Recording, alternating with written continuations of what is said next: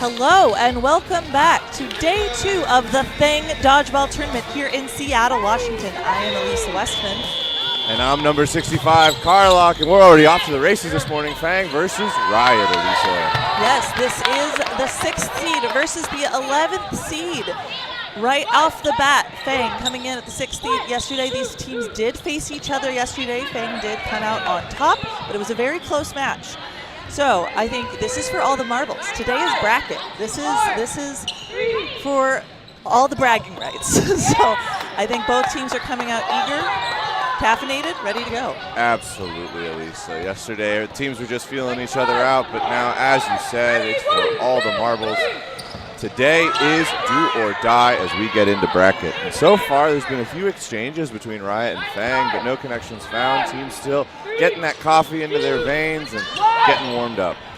Ooh, beautiful dodge from Matheson. Dodging a double from Riot. Something else that's fun about day 2 is people bring out their playoff jerseys. Both teams are looking well dressed and ready to go. Dressed to impress. Absolutely. Riot with a 4-ball attack. No targets found. No, they do connect with Briones stepping off. A nice double from Riot, and I do believe there was an elimination earlier, Schmigelski on the side of Riot being taken out. So with that throw, Riot will even it up 2-2. Lemezcua from the left corner is going to take a free counter, trying to catch Melissa Favone in the center, unable to hit. Ooh, double. Dodge by Pandolfi. 4-ball attack from Fang. See if they can make something happen here. And they find a target. Oh, they find 2 targets, Elisa. Nice little 1-2 punch from the centers at the side of Fang. 4, 3, 2. So yeah, talking about jerseys, at first glance I thought Fang kind of had like a camo theme, but now that I'm getting a little bit of a closer look, that's snakeskin. That is some snakeskin. Feeling the sexy snakeskin. It's very in right now. It's very in. All right, we got some nice aggression from Fang there. Quick little play call. They know they've got their up-in players, and they had 3 balls. They knew they had a bird. So they pressed on Riot before Riot could set up a defensive line.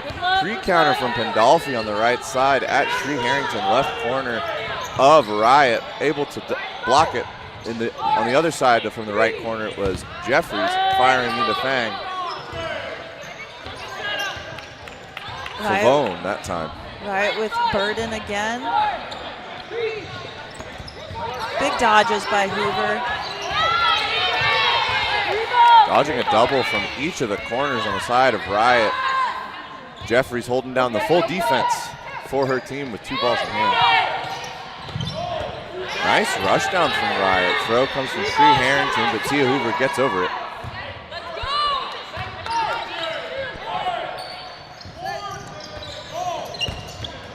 Riot doing a good job of avoiding these pretty aggressive attacks that Fang is making. Both of these teams are doing a very good job defensively right now.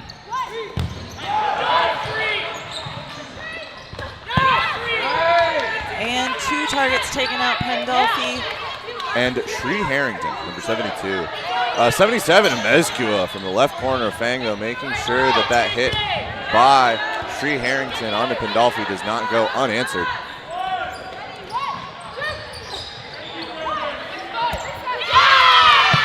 Melissa Favone gets another hit, makes it a 2v2.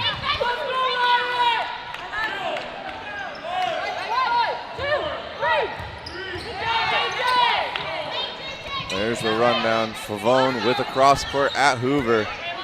I love a good 2v2, Elisa. Absolutely. Sison and Hoover last in for Fang on the attack, taking a swing. Good block by Hoover. And Jeffries threw that with some spice.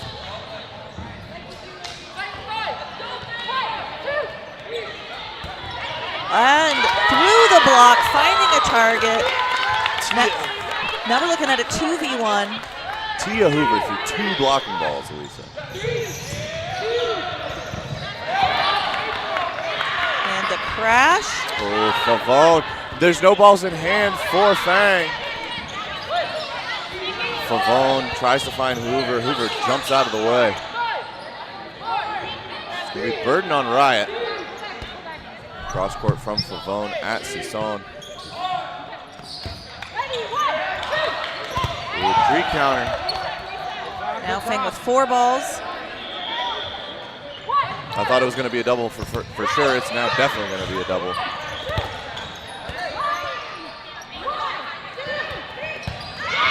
And they find their target. Fang taking first point on the board. That was hard fought. Good start to this match. Also something to call out today, since we are in bracket, these are longer games. Oh, yes, you are right, Elisa. Yesterday for round robin, we were only doing 24-minute matches. Today, Full 40. full 40. 2 20-minute halves, no block at each half. So a lot of dodgeball still to go. Almost twice as much dodgeball as yesterday for every team that gets to compete.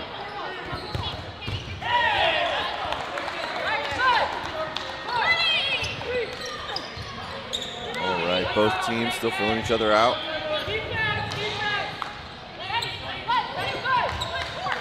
Throw's going to be from the center of Fang, Matheson. Riot now with burden to throw. Oh!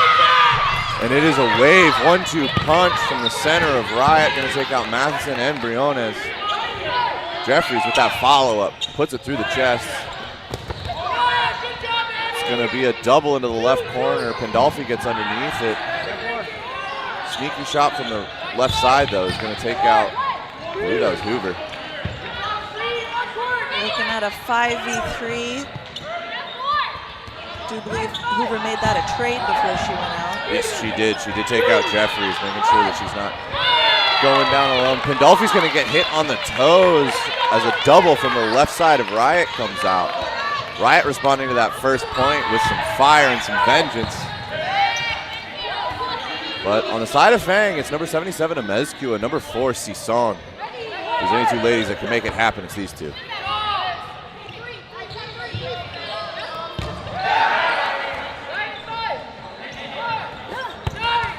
And a big take by Sison, I believe. Yes, taking out one of the centers for Riot. And now it's 5 balls on the side of Fang.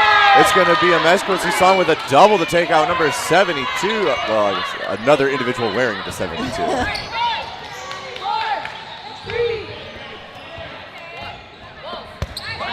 Oh, and that is 2 beautiful blocks on the side of Fang. Riot not making this easy, throwing absolute gas. But it's going to be 5 balls on the side of Fang again. It's a double at the left corner of Riot. Shree Harrington dodging out of the way.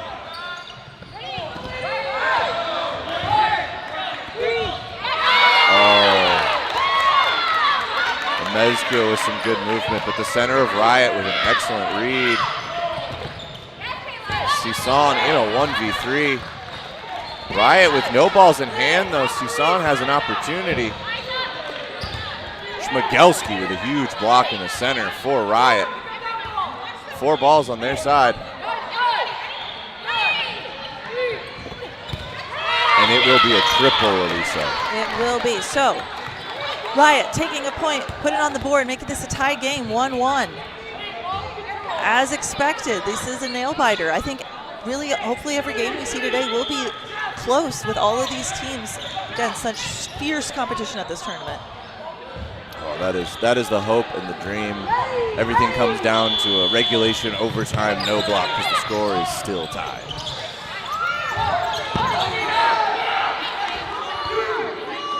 Let's see what Fang's response is. Oh. Big take by Pandolfi. Oh. Could hear that all the way across the court over here. Number 22. And Hoover taking out her opposite corner. Taking out number 16, Jeffries on the side of Riot. Has a big arm to get off the court for the ladies in, what is that, violet? With a nice little color splash on the bottom.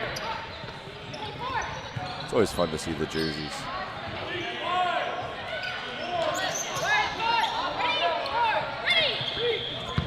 Big dodges. Ooh. It's a double out of Riot. This is going to give Fang a 4-ball play opportunity. 4, 3. Well, burden's still going to be on Fang as they're up 6 players to 4. Be another offensive play here. Tia Hoover straight ahead.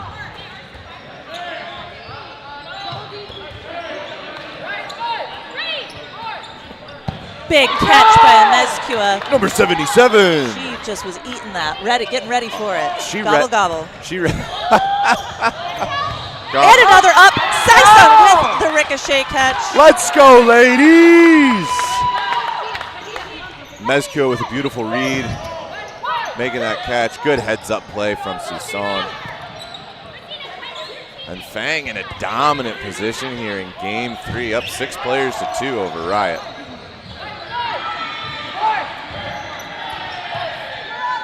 Big pump fakes, and Mezcua is going to send one to the moon.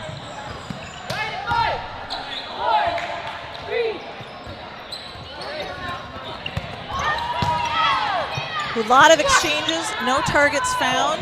Good coverage by Briones, protecting her team as they collect balls. Absolutely. But Favone and her right corner putting in some work here.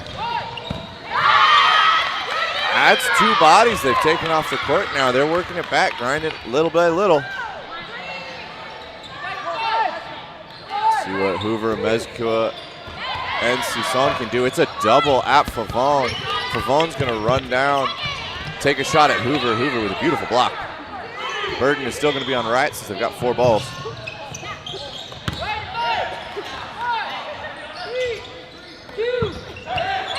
Oh, and the 3rd body found by this right corner for Riot.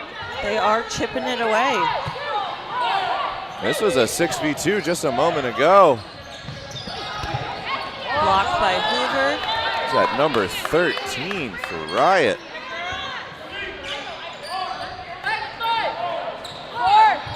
And I know you ladies have got arms, but so do I. Hoover has to go up, make sure to spend the shot clock.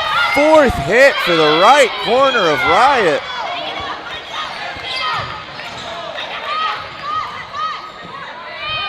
This lady is a menace, Elisa. Absolutely. Sarah Coldplay putting Fang on ice right now. No balls in hands for Fang. They have 1 ball, luckily. But it's going to be a 5-ball play for Riot in what is now a 2v2. And she catches it. See if Mezcua can finish this off. Mezcua dodges the first throw from Coldplay and then turns and snags the follow-up by Favone. Does look like Sison got hit out, but it is now still a 2v1 as Pandolfi comes onto the court. Coldplay with a dodge and block. Mezcua lining up her target. Taking no chances. Point blank through the chest. But what a nail biter, though. Oh. Going from a 2v6. From a 2v6, Sarah Coldplay and Melissa Favone. VC Hype Beast, one of the sponsors for today, as well as, I do believe, the maker of the Riot jersey. But those 2 ladies put in some work and made Fang sweat a little bit. However, Mezcua and Pandolfi there, closing it out.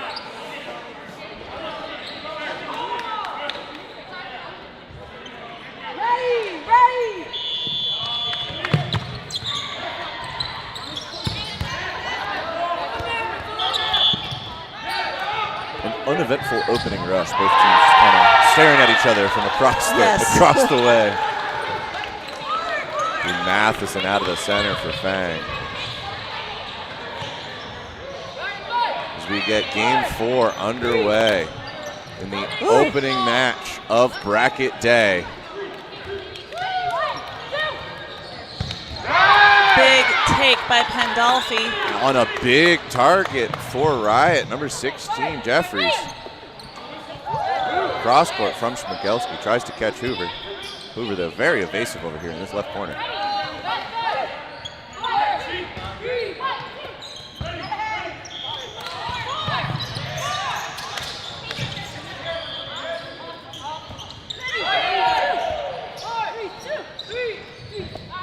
Big catch again by Mezcua. That's the third one today. And we've only been playing 15 minutes of dodgeball, Lisa. Start the catch clock. Catch counter. Catch counter for number 77 in Mezcua. Man, Pandolfi with some excellent pressure out of the right corner. Takes a shot, gets under it. Nobody sent to the outbox in that exchange, but at least making him think, making him work. Riot now with Burden to throw and Burden to make something happen. That is...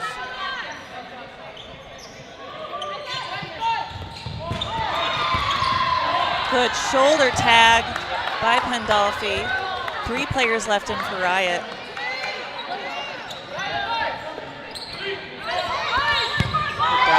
Blocked by Hoover. Pandolfi with an absolute rocket into the feet of Schmigelski.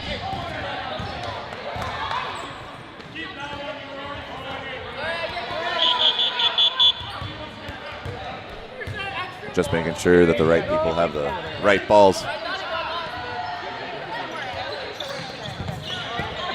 He threw it. He threw it. He threw it. And once again, Riot finds themselves in a 2v6. Well, a 1v6. 1v6 Hoover taking now. a tag on the shoulder through the block. And it will be number 9. And she's running her down. Melissa And Hoover Favone. finds the final target. The corners of Fang putting in a ton of work that game. Number 11 and number 22, Hoover and Pandolfi finding body after body. Mezcua, though, off with an explosive start. Started that game off with a catch. Get those good vibes rolling. And that's going to take Fang up 3-1 over Riot with a little over 3 minutes left in the first half. And Briones looking for an early hit there off the opening rush. Good evasion by Riot to get out of the way. And they did put, it looked like 2, if not 3 on a Mezcua to guarantee that out. I understand That was a the triple. strategy. I would understand That was a triple. that. I was thinking that earlier that they probably want to stop giving a Mezcua solo throws. So I think they recognize that threat and wanted to get her out as early as possible. However, she is now first in on a catch. Absolutely. But sometimes you just need that mental victory that this player is not on the court. We do not have to worry about them. Big hit by Pandolfi. Taking out Coldplay. And another hit by Pandolfi. And got into a little bit of a stare down there with Shree Harrington. Both of them just kind of, Playing a little bit of chicken. yeah, playing a little bit of chicken, and Pandolfi's the one that's going to win it. Hoover with a very acrobatic dodge over that throw from the right corner of Riot. Wait till she does the splits. It's happened on the court. Oh, now you got me excited. I want to see some splits. I want to see what these athletes are truly capable of.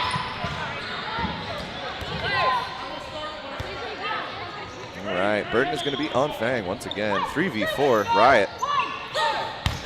Looking to get another point on the board. Fang looking to open up that lead.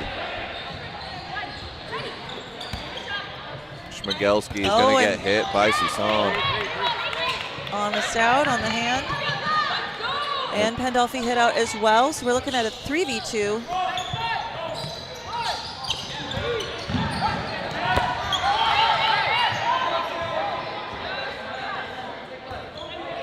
Fang on the offense.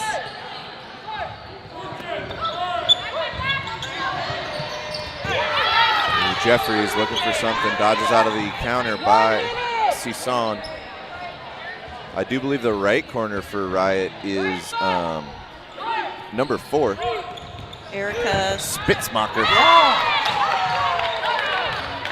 And with that, number 6, Briones is going to get hit out, and Riot has made this a 2v2. It's going to be number 11 and number 4, Sison and Hoover. Big take by Hoover. No. That's going to be a very close dodge by Jeffries. She was setting up either it's going to go wide or I'm going to catch it. And a rush down by Fang, and they finish the job. Wonderful work from number 4 and number 11 of the Snakeskin ladies. Bringing it 4-1 as we go into no block of the first half.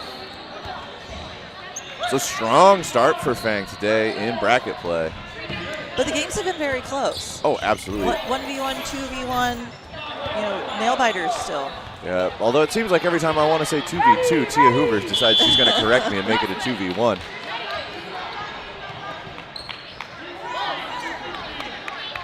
And I love it.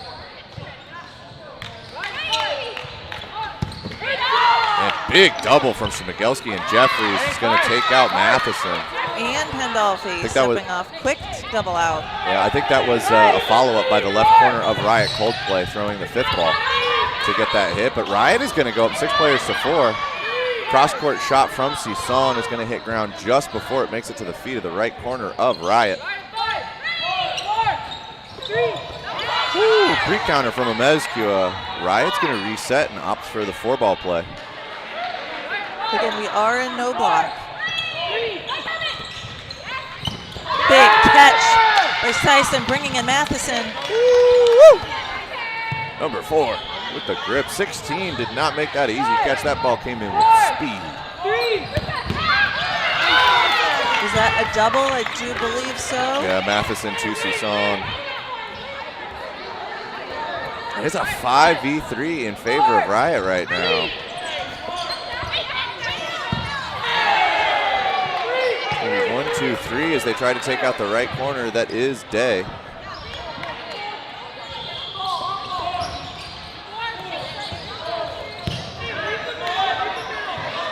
It's going to be Coldplay and Spitzmacher on the corners. Big take by Hoover.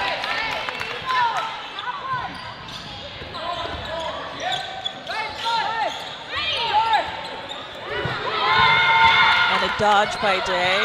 Beautiful dodge, gets out of the way. And I think she hits her target in the process as well. Yeah, was able to connect with the center for Riot, Melissa Favone. And in the same way that Riot has brought back a lot of these big leads that Fang has had, Fang has now brought back the lead that Riot has had and turned what was a 6v3 into a 3v3. Day. It's going to be a teamwork catch. Day and Amezcua juggles it, bobbles it, but eventually pulls it in. I do believe someone needs to come in on that catch. Looks like Pandolfi stepping on the court. That's going to be number 22. And Fang finishes the job, getting that no block point. Even the ball retrievers are feeling a little stressed about that pop-up catch. It bobbled a bit, yeah. Might need to clip that catch. Oh, absolutely clip that catch. And it's on the screen. There it is. Yep. Yes, let's go, Day. Pulling it in. Now, Riot, they've got a bit of a mountain to climb here. Fang, those first 2 games, very close. And I'll say all of the games have been quite close between these 2 teams, coming down to, like you said, 2v2s and 1v2s, 1v1s. But Fang has been the one that's been able to pull it out time after time, really being able to lock it down in those clutch moments. Looking at Riot, Elisa, are there any adjustments that you'd think to make? Or? Yeah, I think they've already started to make a few. I think, like I mentioned earlier, recognizing the targets, not putting solos on the ones they're catching, starting to do doubles, even triples when necessary. I think that, like you said, that helps the mental game as well. If there's somebody that's consistently being a threat and taking out your targets, you got to get them off the court.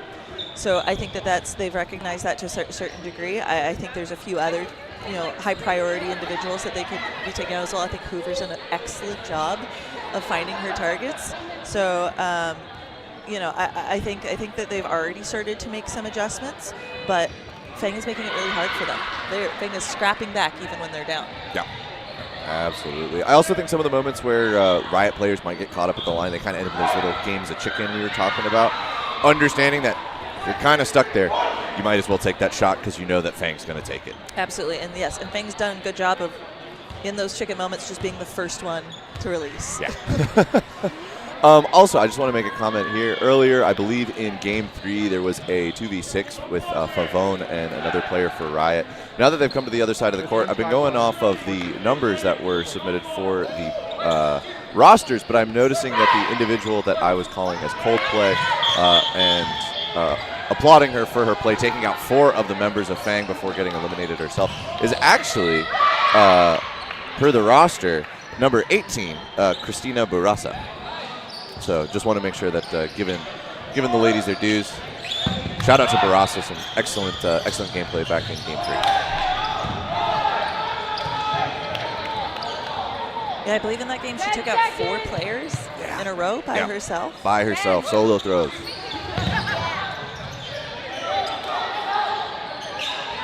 But we'll see what adjustments get made between the half. Both teams had an opportunity to talk it out, make some adjustments. Again, 2 20-minute halves, still a lot of dodgeball left. Briona's finding her target off the pitch. I mean, I will say that's another thing is Fang has really been targeting number 16, Jeffries, and I don't disagree with that decision. Jeffries is a big arm on the side of Riot. She had a lot of big impact yesterday, and her being a priority for Fang, I think, has been a good decision for them. Schmigelski is going to get taken out on that exchange. Fang quickly going up 6-4 here in the second half. It's going to be Burden on the side of Riot.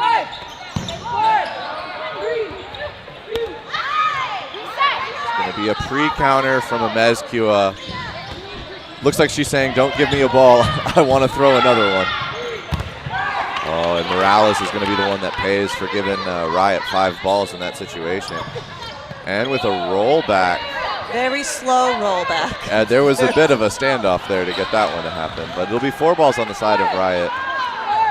Like the shot from the right corner of Fang from Pandolfi, just to apply some pressure, though Barasa making sure to answer that last exchange.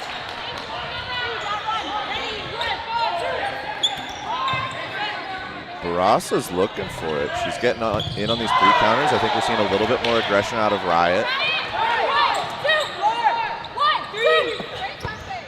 And Barasa taken out. Big target for Fang to focus on there, as mentioned earlier. I think Fang is very good, like any snake out in the wild, of identifying the big threats around them and striking those first. Nice hit by Sison. Absolute rocket from the center of Fang. Riot now in a place they found themselves many times before. It's going to be, as far as the jerseys say, 72 and 72. It's Harrington and Harrington. Let's see if... that is Charlebois. Thank you, Mitch. Much appreciated. So we got Harrington and Charlebois here in a 2v5. Let's see if, as before, they can bring it back. And then this time, close it out.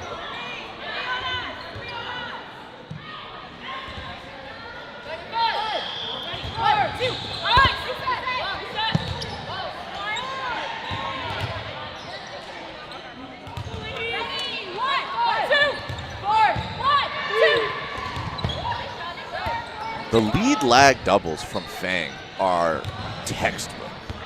Absolutely. So can you explain what that means for the viewers at home? What is a lag throw? Absolutely. So when you play dodgeball, there's burden on who has to throw, and sometimes you end up in opportunities where you have to throw 2 balls to relieve burden, and you might as well take that opportunity to put 2 balls on somebody. You can either do it simultaneously, you both release at the same time, both balls get to the target at the same time. But what Fang has done really well this whole match is that is going to be a catch by Sison before Charlebois can pull in her catch, so her catch will not be valid. Lead lag is when you call a double, but you have one player throw slightly before the other. And the reason you do this is to get a primary dodge out of your opponent and see where that dodge is going to go. And your second ball then is going to lead that dodge. Or if they've put themselves in a dodge where they cannot make a secondary dodge, you've got them dead to rights and you put it through their chest. And Fang has been doing a really good job of doing lead lag doubles, getting members of Riot to move, and then as they're moving, the second ball comes in and finds its target. That's a big pop-up. And the triple. Fang finds their target, bringing the score 6-1. About 15 minutes left in the game. Again, that's a lot of time, but the burden's on Riot here. Fang can kind of slow things down now if they want. Take as long as they need for the rest of these matches. It's on Riot to kind of push the momentum, push the speed, so I'd be interested to see here what Riot does as a response. Same, Elisa. As you said, Fang right now really wants to control the tempo. If they slam on the brakes, not only will the clock do a lot of work for them in terms of winning this match, but they'll also conserve energy for games that they may have later today. Spitzmacher taken out from that solo throw. Schmigelski is going to respond in kind, taking out Matheson. I mean, look at Fang. They're waiting until, oh, and that's going to be Jeffries again. Jeffries was playing center in the first half. They've moved her into the right corner, but Fang has really neutralized her ability to really do anything or contribute in this match. Yeah, and just to note, that was also a full court throw. Fang didn't even come all the way up to the line, didn't even come to the clear line. They are really giving themselves as wide of a berth as possible. And waiting until the refs are getting to the 1 count on the throw clock. They are using all the time and all the space that they can to make sure that this game takes as long as possible. Hoover taking out her opposite corner. That is Schmigelski. Schmigelski. You got to hear some of her wonderful voice yesterday as she was also commentating. All right, that is going to be Burasa over the top of the blocking ball. It's a 3v4, but Riot does need to up the tempo. There's only about 14 minutes left on the clock. That's about 4 games of dodgeball. Melissa Favone, number 9 with a huge catch, is going to bring back in Spitzmacher and make this a 4v3 in favor of Riot. Big catch by Briones in response, bringing Matheson back on the court. And we've got ourselves a 4v3 in favor of Fang. And that is going to be Favone, number 9, once again with a pre-counter diving dodge to take out number 11, Hoover. Hoover's been very elusive on the right corner, so big hit for Riot.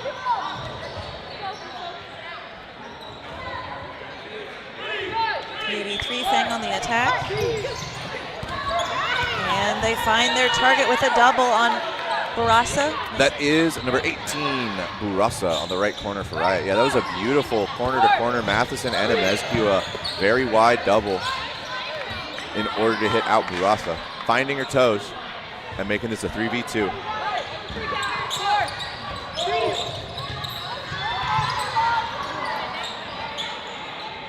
Favone with a lot of pressure out of the right corner, trying to see if she can find an opportunity. Ooh, pre-counter from Amescu at Shree Harrington as Harrington takes a shot at Matheson.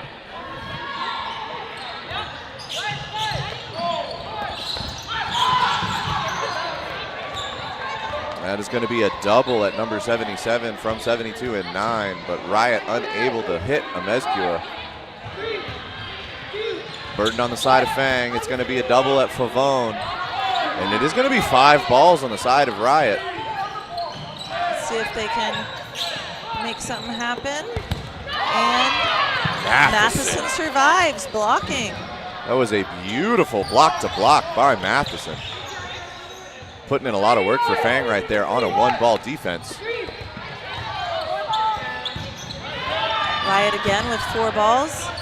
Let's see if they can make something happen. Is it going to be a solo or is it going to be a double? It's going to be a double at Matheson. 11 minutes 30 left on the clock. It's going to be a double at Favone, dodging a block for her here in the left corner.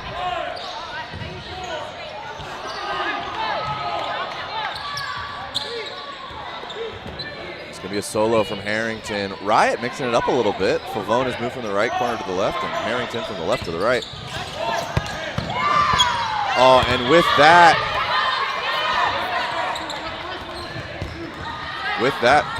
Favone is going to take out Amescu. Goes for the catch, unable to pull it in. Briones with enough power to put it through her. And it is now going to be Shree Harrington, number 72, in a 1v2 against Matheson and Briones. Absolutely. I mean, it was a big trade, big player taken out on the other side, but putting your teammate out in a solo position, but she does deliver, getting a catch, bringing it to a switch 2v1. Number 72! And Riot, with Jeffries coming back in, is going to take that game. Fang did an excellent job, though, of burning minutes off the clock. That was about 5 minutes that they were able to cook through. Riot, though, that's a big momentum swing for them. Absolutely. Huge catch by number 72, Shree Harrington. Absolutely. As last player left in, 2 balls put on her. She gobbles one up, survives the other one. Big momentum swing. Score is 6-2. Still, a pretty big mountain to climb. But if Riot can play very fast here, it's really on them to really push the speed and momentum at this moment. 100%. About 10 minutes left on the clock. They need to get 4 games before the no block. So they're looking at about a game. They need to have an elimination victory about every 2.5 minutes. Oh, that is huge. A solo ball from Barasa to take out a Mezcua. Strong start for Fang. Jeffries out of the center. They've moved Jeffries back to the center. Barasa over on the right corner. Schmigelski in the left.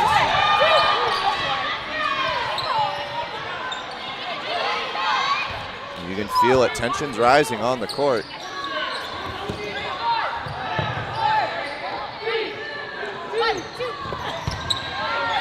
That's going to be Shree Harrington taking out on that double. Schmigelski dodging the other one. Yeah, smart target. She's obviously put in a lot of work in the last game. It's a good play by Fang on that choice. Schmigelski taking out Jenny Kwan. 5v4 in favor of Riot.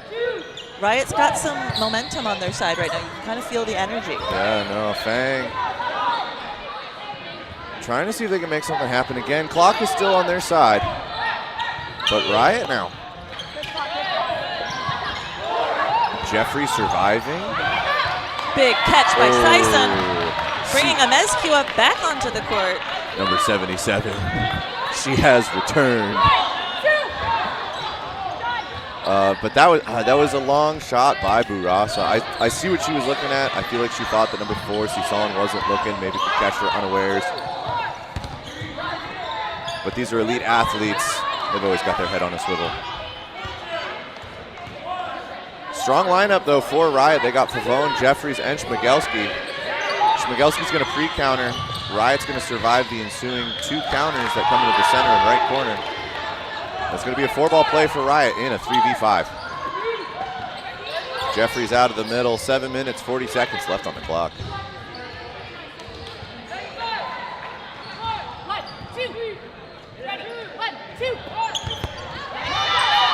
Briones is going to connect with Favone. Favone does not find her target on the other side.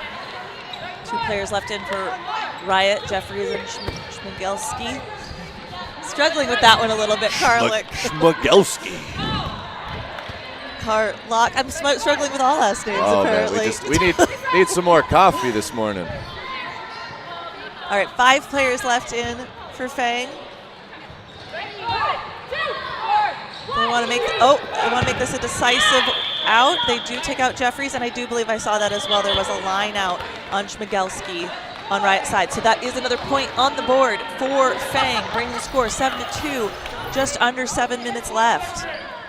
A lot of work ahead of Riot if they want to bring this back. Fang, though, I do feel that big catch by Sison, bringing number 77 and Mezcua back in. I think that was the kind of like inhale on the side of Fang to reset things, get things where they need to be. Another difference with today that you're noticing right now is timeouts are allowed. There are timeouts today. There are timeouts today. So unlike during round robin where it was a set clock for the entire gym, each of these courts is on their own set 40-minute clock, 20-minute halves. So each team is allowed 1 timeout per half. And it looks like Riot has opted to take that opportunity to take a minute, breathe, collect, talk about some strategy here in the last 6 minutes, 40 seconds. I think that was a smart decision because it's a little bit do or die. A little bit do or die, Elisa. I believe this is do or die. They've got to make something happen. Not only, I agree with you, not only is it a good idea to just talk strategy, reset that momentum, make sure that everybody's on the same page and ready to charge forward, but also setting up the balls on the center line and lining up for the opening rush can typically take anywhere from about 20 to 30 seconds. And I think that Riot needs just about every second they can get. And so by calling that timeout, they're able to set up the balls while the game clock is paused. Woo. Ooh, that was a big exchange between Day and Barasa there at the center line. Both of them, though, dodging out of the way. Jeffries has been moved into the right corner. I think that's a smart move. Riot is making adjustments. Riot is making adjustments, and they're figuring out what they need to do to make this work. That's going to be a big hit by number 4, Spitzmacher, onto the feet of number 4, Sison. Little 4-on-4 violence. I did like Fang had a little like snake moments. You guys have a little snake cheer over It's on the new, far side. but It's yes. new. Oh, I love it. Fantastic. That was a triple at Jenny Kwan, and she dodged all 3. And I do believe 2 targets are hit out there. That's going to be a double. That takes out both Barasa and Jeffries. That's 2 huge targets to eliminate for Fang.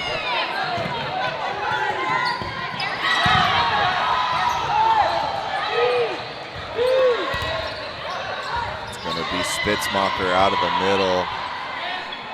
The elusive number 11, Tia Hoover, on the left corner. Strong throw out of the center from Day. And as we come to the 5-minute mark, Elisa, you know what we got to do. Who are our players of the match? Let's start with Riot. Who are we feeling has had some really big impacts and really put a lot of fight into these games for the ladies in violet? I think one that's really put in work in that one game, especially, was Barasa that we noted. Big throws out of her. She's done a great job of eliminating big targets, even with her solo throws. So she'll be my pick. Yeah, taking Barasa. Definitely agree with that pick. I think on the other side, I'm going to give it to Melissa Favone for my other pick. She's had some huge hits, a lot of survivability. She's been one of the people in these 2v2s, making it all the way to the end of these games and really fighting it out for Riot. I think she's shown a good spread of skills across this match. Agree.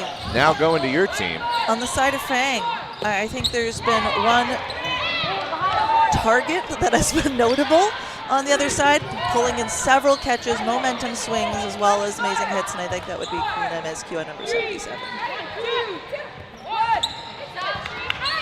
Absolutely. Beautiful catch by Jenny Kwan. Harrington, though. That's another Catch to bring in Jeffries. Replay. Did we just see her? Is this deja vu? Yeah, deja vu for sure. I think I've seen this happen before. Oh, beautiful work by number 6, Brianna's, though, to get into one of those games of chicken. She did also get taken out, but worthwhile trades with Jeffries. Who's your final Fang pick, Carlock? Oh, my final pick here, player of the match for Fang. Looking at this list, I got to give it to Alyssa Pandolfi. She had some huge impact, big hits, big solo throws in a lot of those early games that got this lead for Fang, that put them in a really comfortable position going into the second half.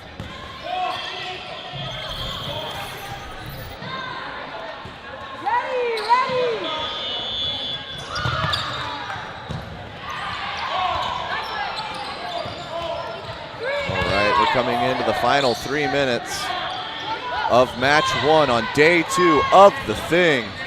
Brought to you by Dodgeball.live. Don't forget the dot. Oh, big take by Harrington. That was a beautiful take and a nice. We were talking about Fang's got those lead lag doubles. That was a nice lead lag double from Riot. Absolutely. Day dodged the first one, but the second one was well timed. Found her in the leg. Jeffrey stepping up. Big target again. Again, and that's going to be Mezcua and Pandolfi working together. 3, 2, 1.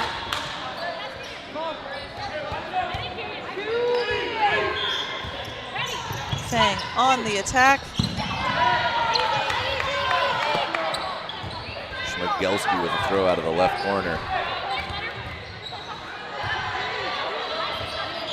Riot on the defensive.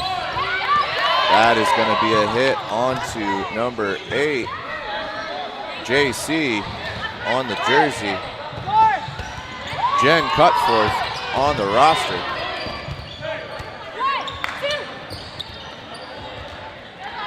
Sison out of the middle.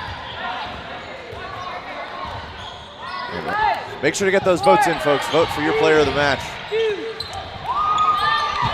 Yeah, number 77, Mesco, right now in the lead with those votes. Big throw from Quan out of the middle.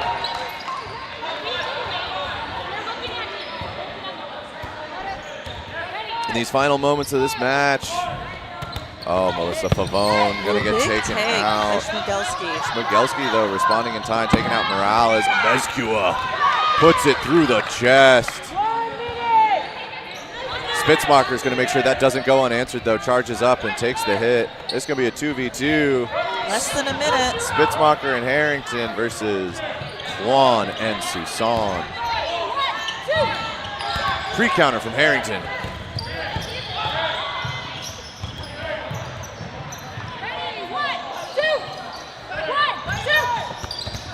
And that's going to be a 1-2 punch. But Harrington's no stranger to this position. 2v1, last 10. And is that Jeffries I see as It's first number in one the outbox? Oh. But they do a well-timed and placed double, finding their target, bringing the score 9-2. And I don't know I believe if there's under 30 seconds and it doesn't change the match, they do not do the no block. Is that correct? I think they're talking about it. I think it is team's discretion. I think the teams, it looks like they're deciding to not take place because, just to call out that even if teams have lost, they are not done for the day. We are doing placement matches. Every team will play until they know what they are placed and seated. So Fang did come out on top here, score 9-2. They will go on to the next round, but Riot is not done. No, Riot still has many matches ahead of them in order to determine where they place today. We don't leave anything to chance or anything to speculation here at the thing. Every team will play all the way through placements so that every single placement is where you belong. Oh, we got some more votes in. That's a pretty big spread between Favone, the VC hype beast herself, number 77 Mesco, and number 22 Pandolfi. I mean, all three of those ladies put in a fantastic game. Absolutely. Stay tuned. More exciting dodgeball coming up. Are you staying on the mic here? I will be staying. Let me check the schedule. But I will be staying right here with all of you good folks at home. Thank you so much for tuning into the thing. We've got, this is going to be a fun Canadian game coming up. We got Mavericks versus the Royals. That should be a good one. And then following that, there will be another ladies' game. Lots of exciting dodgeballs, so please stay tuned. And until next time, I'm Elisa Westman. Thank you so much, Elisa.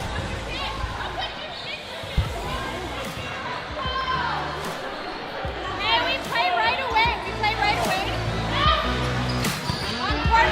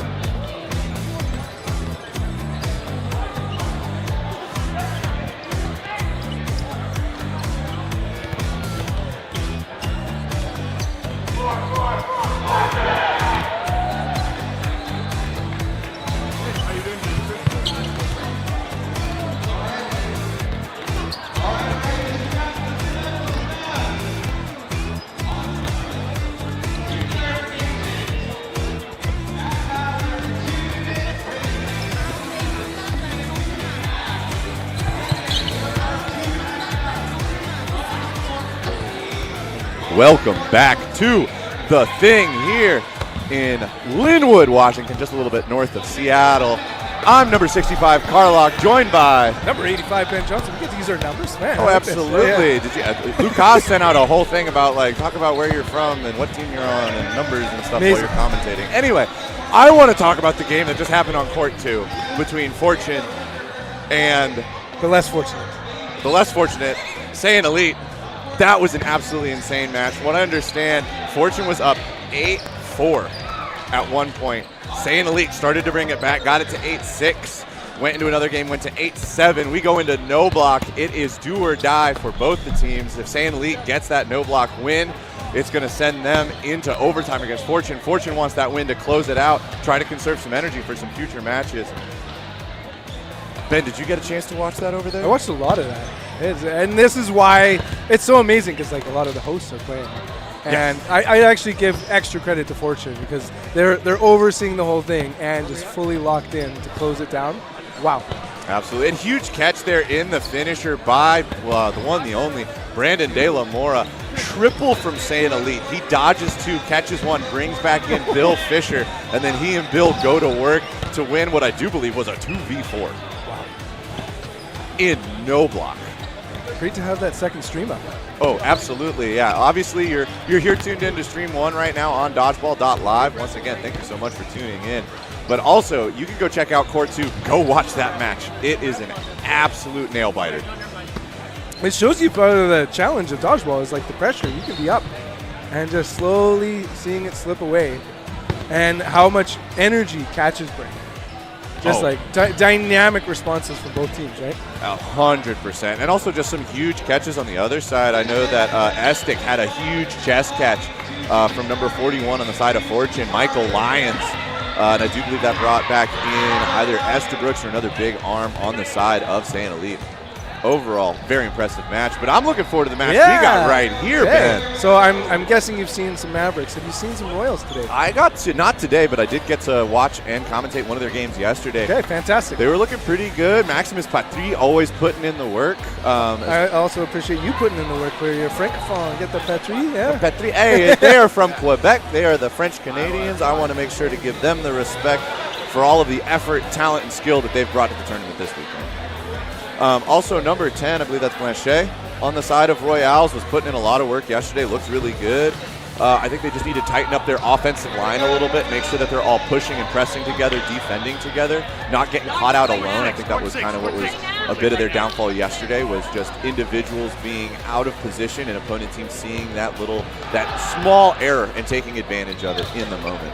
I didn't get to see much of Mavericks yesterday. Did you get to watch them, Ben? Well, and as a Canadian, I get to see a lot of Mavericks. I would say most of the last 10 years, the Toronto Mavericks, and they've gone by different names, have been the top team in Canada. What's been exciting is on the Ontario Provincials, they came in second for the first time ever to Saiyan Elite. Oh. And so the Royals, what they represent is a coming together of a newish community in Quebec. There's been dodgeball for the last few years, but not really the history of that top-level men's. The way we have with young Nick. Are we going with Danchenko still, or are we going to pass Nick? All right, Nick DP.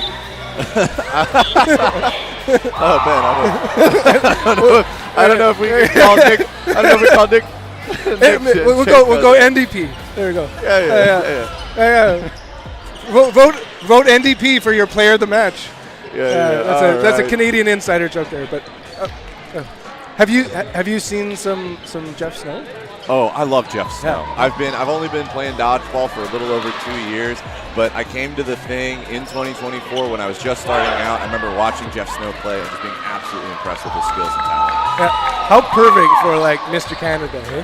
Oh, absolutely. To be Snow, Great White North, yeah. No, Mike Koo, new to the team. He's out of Calgary. Nice. Excellent. So not a guest. He's rostered. So what you might see with a lot of the Canadian teams, very regional, very city-based. Yeah, your clubs are very... Underway. Man, that was an opening rush by Ing there on the side of Royales. And Danchenko showing us why he's the boy wonder early on. Absolute rocket from the left corner for Mavs. Just love it. His flexibility, his frame. Just grip it and rip it. I actually got to talk to him a little bit in Minneapolis, Minnesota. Apparently, he's been working on that speed. I mean, he's not the biggest guy. He's not like Mergler, but he can still get that ball up to about 80 or more, which is impressive for. Well, it's unbelievable. Well, it's like it shows you tendons are like the most important part of the throw, right? And his hip-to-shoulder mobility is just unparalleled because I think he's recently not in a teenager. Yeah, I think he's just entered into the 20s. But, I mean, that also just goes to show he's already making such big waves, right? He was down in Mexico City 2 weeks ago winning the Dodgeball Champions Tour with Boston Anarchy. He's here with Mavs. And after Mexico went up and played in the provincials, and he's so young, he has so much dodgeball ahead of him. Well, what's amazing about the Mavs team is we have a great hit-out winner on winger. Talk about Danchenko. He's like, talk about me some more. Watch me do this. Yeah. Mergler, Snow have played together for the better part of a decade at the world stage. We got Spencer Tate, number 8. He's been a Mavs man for quite some time. And I think that's something that I really love to see, especially across clubs in Canada and in the U.S., is you've got these, these old heads that have been around for a decade. They've got a ton of experience. Oh, that was a catchable opportunity. Oh, and that is going to be Blanchet with a heads-up play to catch Danchenko and bring back in number, I'm so sorry, 60. Where are their jerseys numbers? Top left corner of the shoulder. But excellent play by number 10, Blanchet, to get that catch on Danchenko and really turn this match around. There was a lot of momentum on the side of Mavs, but Royals has kind of brought it back. Snow dodging a double, blocking 1. 4, 3. Big throw. Shout out to Devin Simmons, coming all the way from the very East Coast, PEI. Fellow Islander, I like to say. We're bookended by islands here in Canada. They get their own province, though. All right, Patry is going to throw out of the left corner. Particularly love with both teams. They love to rush and pressure. I love it. It's one of the reasons I love cloth dodgeball is just how aggressive teams will get. And both of these teams I love to watch because they kind of play foam like they're playing cloth. Yeah, you almost realize, it's like, are you going to go into the neutral zone? Oh, wait, there's no. There's no neutral zone. Flight kill. I could see Nick doing that. Oh, man. And an attempted catch. Jeff Snow, number 6. Benjamin Rousseau eliminated.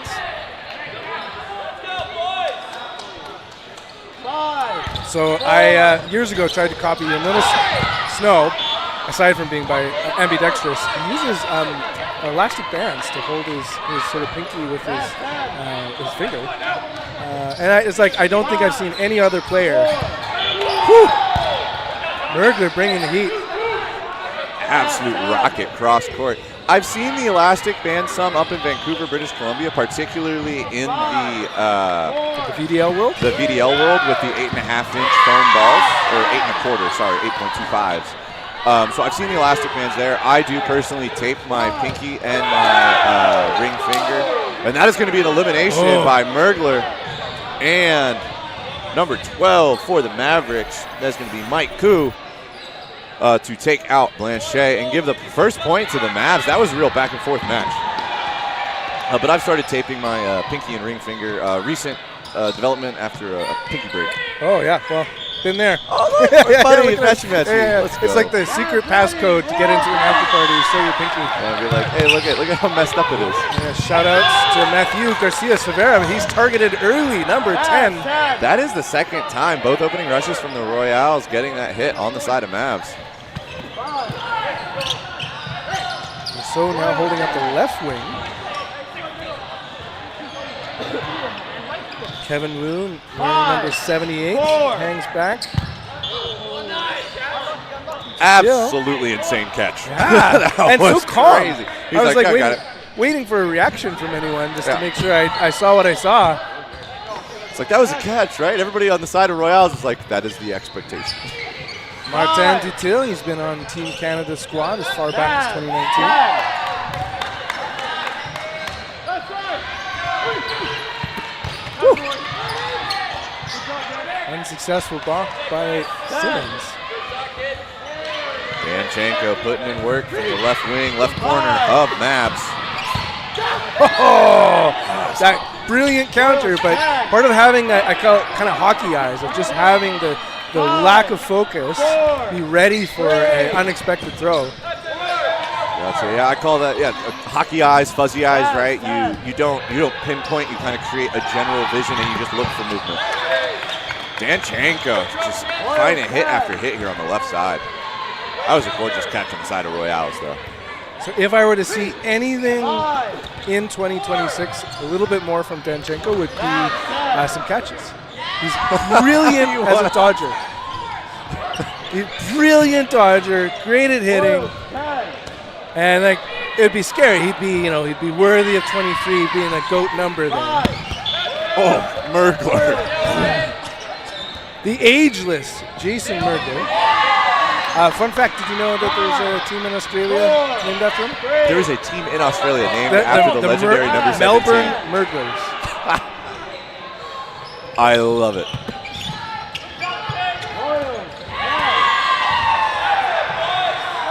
Kevin Liu providing great pressure. He checks in with his teams. Cross. Oh, it's going to be Blanchet that pays. Number 8 from the Mavs, finding that hit, getting them to a 3v3. Watch Joshua Walsh in the middle. He hasn't had a ton of throws. Fresh arm, and he was targeted.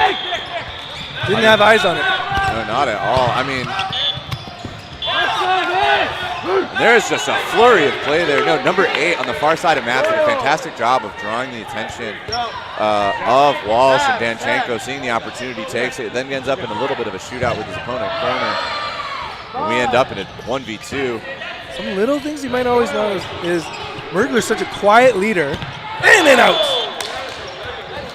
In between action, he's just doing such a great job. You can see the hand movement, coordinating with Nick, maybe slowing down some of the energy and doing a kind of that play call in between movement. No, it's fantastic. And when you see a leader on a team like that, you know that he's really taking a lot of the hype energy that some of these players can get. They make a big catch, they make a big hit. You see the flexes, the team getting hype, and all he's doing, right, like you're saying, is not necessarily calming down, but focusing that energy into the next play. Yeah, so much happening each opening rush. Spencer Tate, Garcia Severa, everyone's alive on the Mavs end. No blood either side. Oh, but I love it. Shot for shot, these teams are looking for bodies. Number 8, Tate, eliminated. It's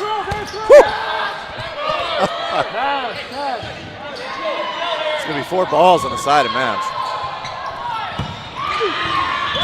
Big rips. Till eliminated.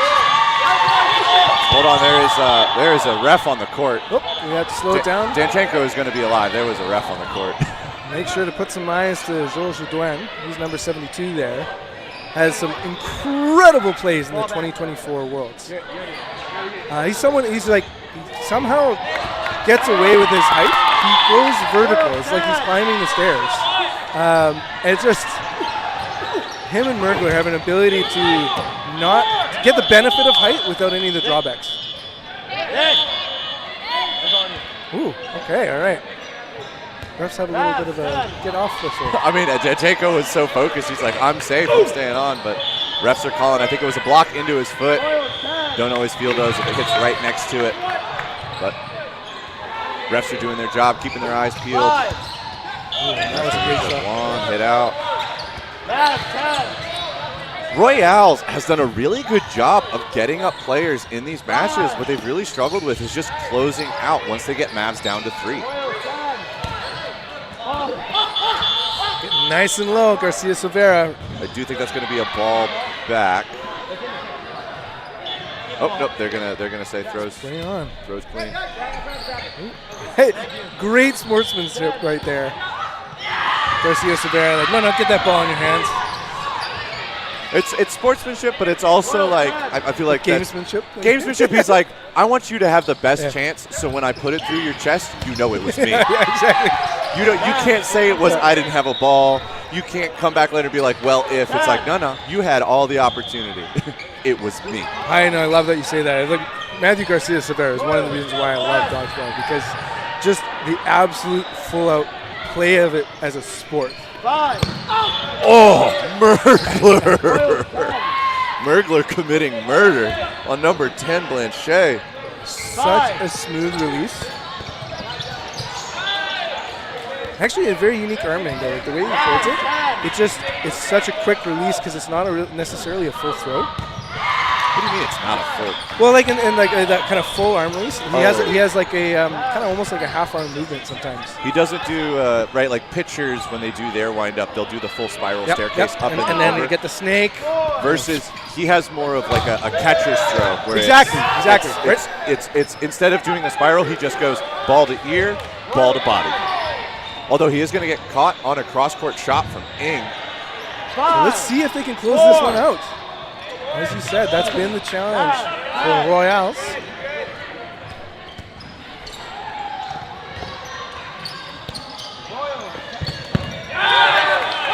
Being a veteran of Ontario dodgeball. And that was some wonderful work by number 12, Koo. Taking the counter on Patry as he takes a cross-court shot at Garcia. Garcia Severa. Garcia Silvera, thank you.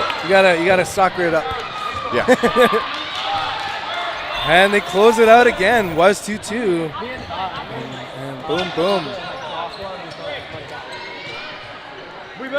Mavs is doing a fantastic job of really getting locked in. It's that, and I kind of talked about this a little bit yesterday, but dodgeball really starts, in my opinion, when you get down to like 3 players on the court. Every single one of you gets a ball either on offense or on defense. It's really coming down to the communication and coordination of you three. Oh, man.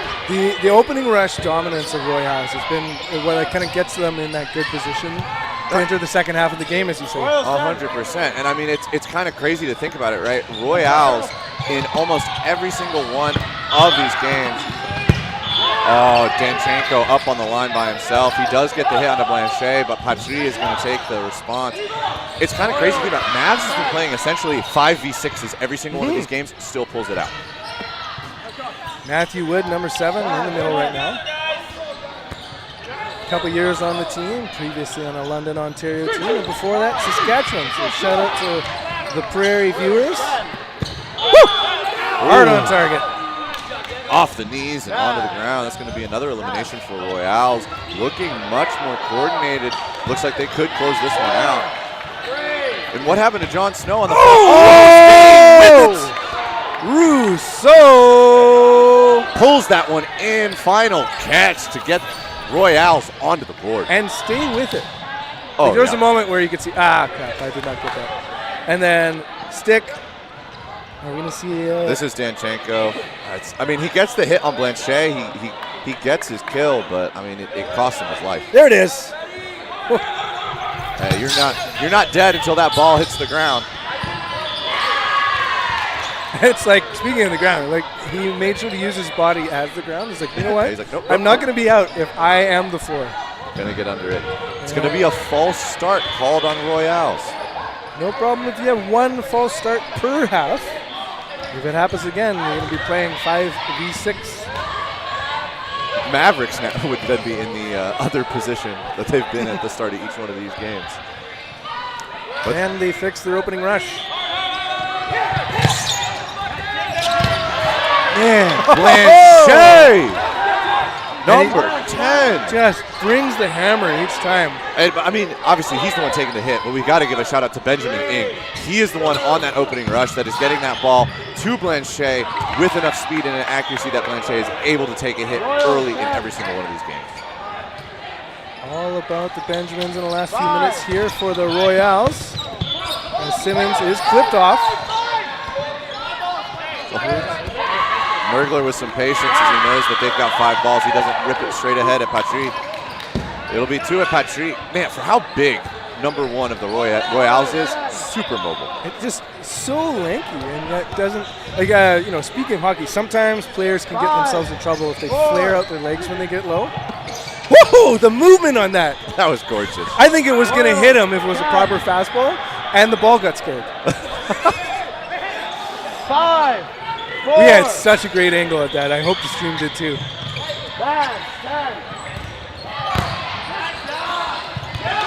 Oh, man. Blanchet draws 3 from the side of Mavericks. Blocks 1, dodges 2. Patry almost finds Snow in that exchange. It's a 4v4. I mean, we want to talk about lanky people who can move well. Mergler.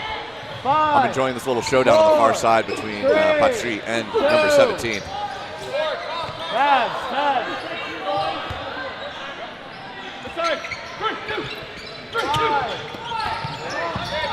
Koo looking for something. Patry, though, staying mobile. It's both sides, just like the amount of calories burned in the pump faking and then the like pre-dodging. It's incredible. I see you've got an Apple Watch on. Do you take any of your own biometrics? I love it and I do it. And Beautiful hit by Ing. Snow's going to be out.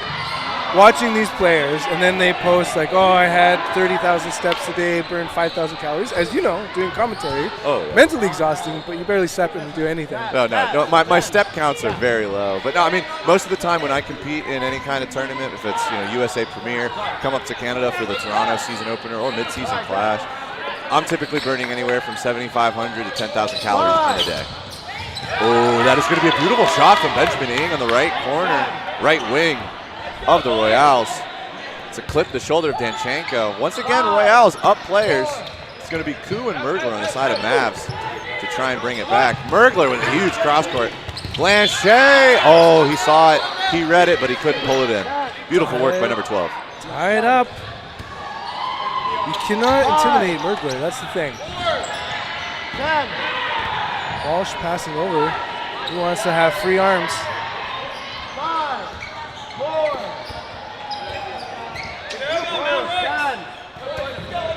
See if you agree with it. Do you think Benjamin's wingspan is much longer than his height? Like his arms just look incredibly long. It might be emphasized by the long sleeve jersey. I think it's the jersey. I think he's kind of got a standard wingspan, but I think it's just the jersey that they're currently rocking.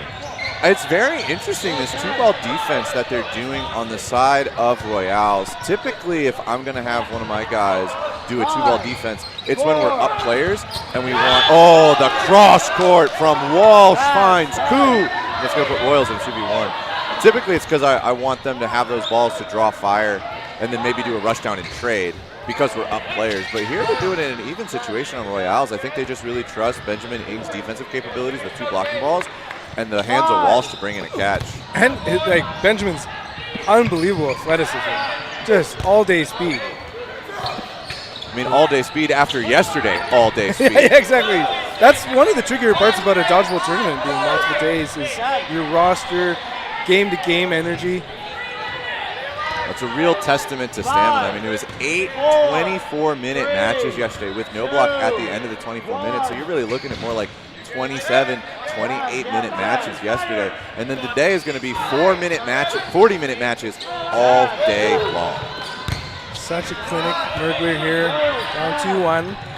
His positioning will matter a great deal, including what to do with the extra ball. Beautiful movement, starts in the center, dances side to side, really giving a lot of change-up options, making it hard for the Royals to read where he's going to go. Burton's on Mergler now. He's got 5 balls. Man, placement of that ball was beautiful. Excellent jump dodge by Benjamin Ing. And that's going to take us to, is that a timeout? Yeah, it's a timeout with 1 minute and 11 seconds left on the clock. Good move by the coach. This is your players down, let them freshen up. Probably not much you can say to Jason Mergler at this point. The guy's been playing for longer than almost anyone in the stadium. But just to have the refresh to breathe.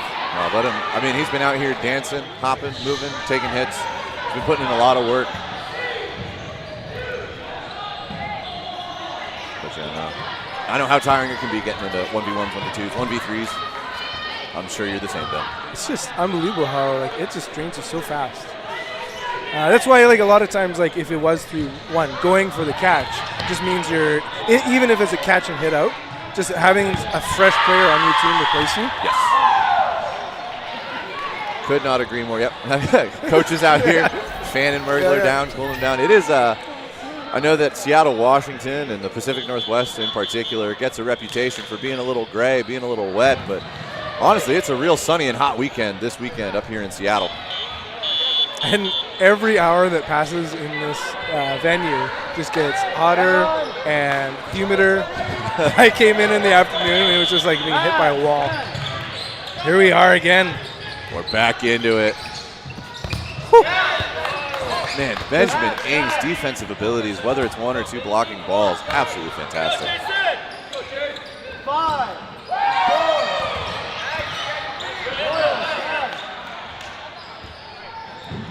Merger just so surgical in how he moves about. 5.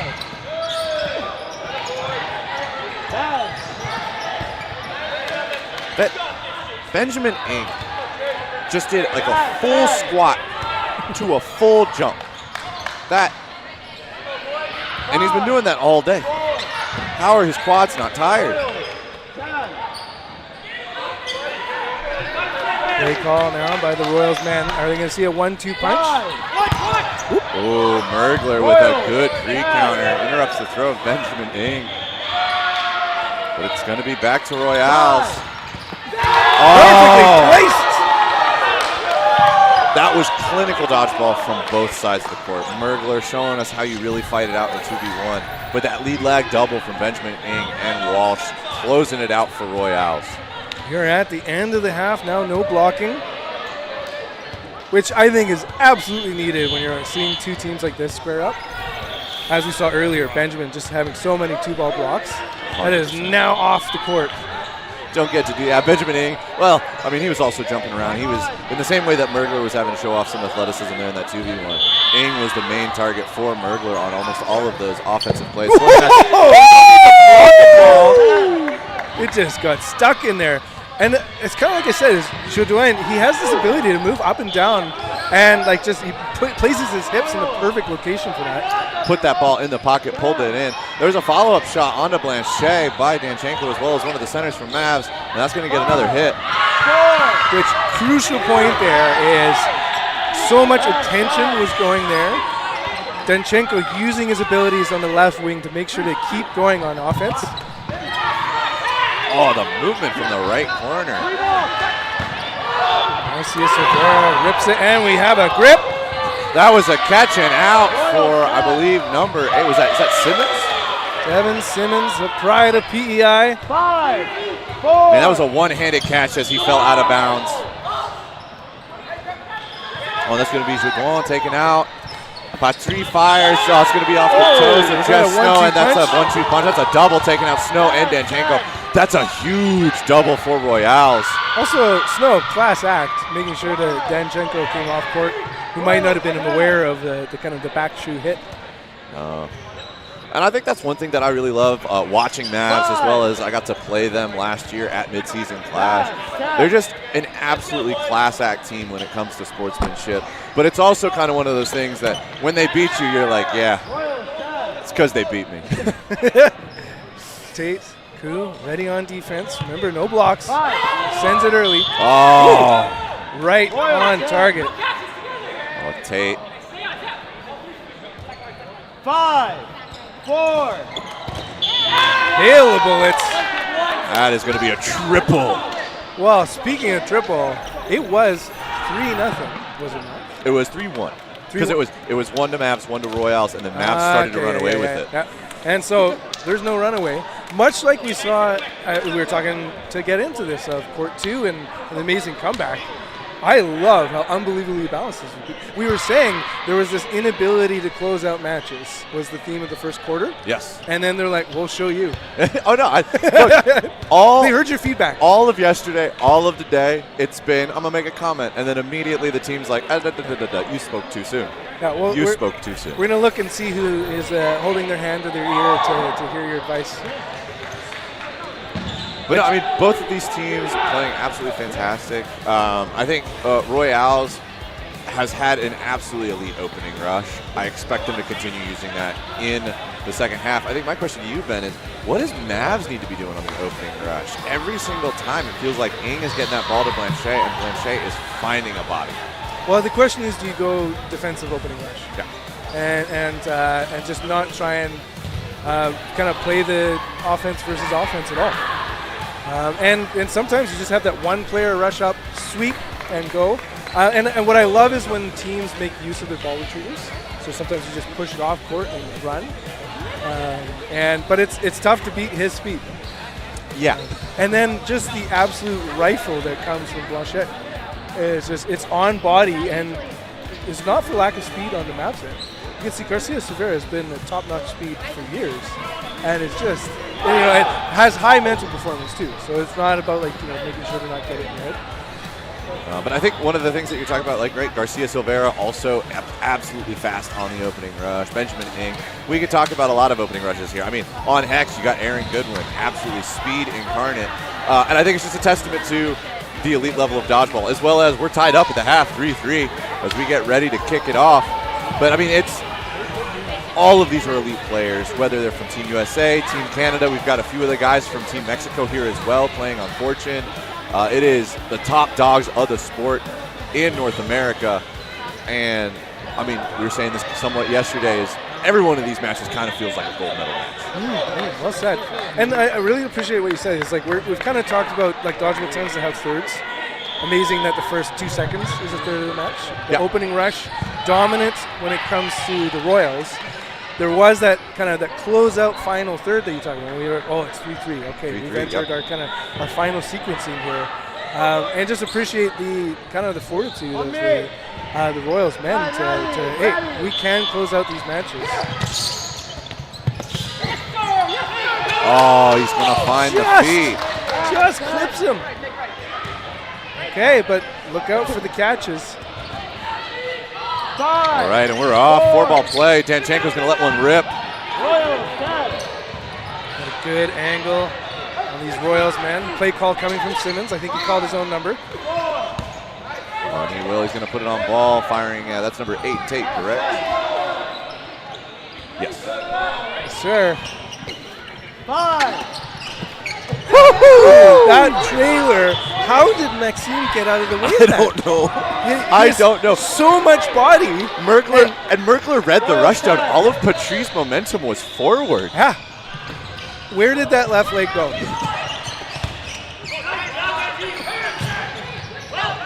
We've kind of entered into a little bit of a shootout, and at the end of it, it is going to be 5 balls on the side of Mavs to make something happen. They've given it to Walsh on the... Pulls his head back. Matrix style catch. Maximus Patry with an all-hands catch. That was absolutely insane. Also the body control to whip your frame back, because that would have been a smoke to the face otherwise. Oh, no, that was fully a headshot, and he turns that into a catch. Maximus Patry showing us why he not only deserves, but he has absolutely earned that number 1 on his jersey. Well, shit in the middle. Watch him. Patry with the throw. And Patry's going to find Mergler. The vibes on this Royals team. Those last 2 games have really put a lot of momentum. That was a wicked drop shot from Danchenko. Passing. Oh, look alive. Patry almost finding a free hit there, Danchenko. Okay, refs have to talk about that one. Maybe it was just... Okay, no, you're good. You're good. Danchenko clean on that one. It was only balls that made contact. If that ball was 6 inches to the left, Patry would have found another body to send to the outbox.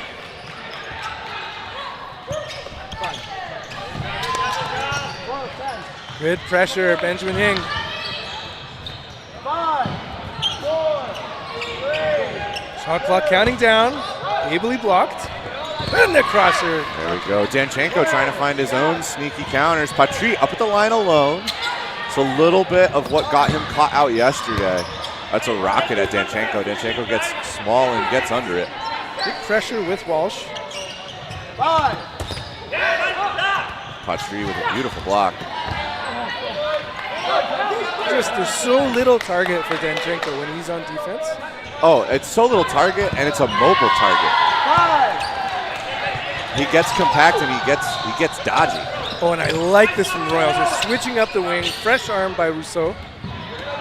It's all Benjamin wings right now. All Benjamin wings. Oh yeah, Benjamin Ing, Benjamin Rousseau. I mean, not just a fresh arm, but it's also a fresh look, right? Like if you're Absolutely. playing against the same wing, you get used to their body language, you get used to their arm slot, you start to understand where that ball's coming from. You put somebody else in with a different arm, it's going to be different ball movement, and it's going to be a different attack coming in. And look at that, it's going to be Rousseau and Ing, the Benjamins from the wings, that are going to get the hit onto Danchenko. All right, Spencer Tate. 4. Once again, they give it to Walsh. Benj is pulling it back. I think I would venture to say that we've never had an on-stream of him being caught unawares. Just always in tune and flowing. All right, they're ready for this. Big part of the play style is timing those throws. Oh no, getting that primary dodge. And I mean, if you saw it right, Tate was fully airborne. He did not have anywhere to go when Rousseau released that ball. And it was just good awareness on the side of the Mavericks player to block not one, but both of those throws that got sent his way. Rousseau getting out of the way as he's pushing forward. Just a little hip shake. Patry tries to take a 60-footer to hit Tate, ends up catching somebody in the outbox. 5. Push and complete. Royales. So of course, in a couple weeks, there's going to be Dodgeball Canada's Club Championships, and if you are the Royals, you're just chomping at the bit right now. Oh no, absolutely. This is a fantastic measurement, right, for those national competitions, for the Canadian players. This is a fantastic way to get a read on your opponents, how they're playing, as well as you can go back and watch all this footage back. Chet readies and say your prayers. That was absolutely menacing. But Shane's just at the line, pump fake, pump fake, pump fake, pump fake. It's like Tate was like, just kill me already. That's a huge catch by the right corner of Royale. Simmons, number 19. This has been an explosive opener for the Royales. Mavs is already down to 3. And talk about momentum and energy. Just we are feeling it. The vibes are high. Simmons riding on that right wing. Quiet. Ideally determination over by the Mavs. But so far, like it's been a rough 10 minutes. It's been a rough 10 minutes. For sure. Crew checking in with teammates. Oh, look at that. Garcia Silveira. He's like, guys, we got to go. Right now, Royales is running the tempo. They're playing their game. We can't let them do that. We need to play our game. We need to play like Mavericks. Oh, Mergler starting to get aggressive out of that wing. Here we go. Great throw. That's going to be a double. Garcia Silveira, double barrel last name and a double barrel hit. And Rousseau, though, is going to respond. He's going to take out Koo from the middle. And it's such a power to quickly transition the game. Not to be like kind of gobsmacked at what's happening, just to go at it, because in transition, there's so much opportunity. I mean, and Garcia Silveira took advantage of that opportunity, right? He got himself a double. Oh. How to block it. Like it's when you kind of decide you need to hide your whole body horizontally behind the ball, and that is incredible. I mean, yeah, it's only 7 inches in diameter. You got to work hard to get all that mass behind that little ball. Blanchette eliminated Garcia Silveira. And this is what we talked about before. Mavericks may get down to 3, but they're not down and out. They lock in and they get in the clutch. They're fighting and grinding, and they're bringing this one back. Especially not these two. Many times world performers on the foam world stage. Up and catchable opportunity, but Simmons is eliminated. Oh, we got it. Refs conferring. And look at that! Garcia Silveira and Mergler are going to go 1, 2, 3 and close that one out for the Mavs. Bringing it now 4-4. Royals have a thing to say right now.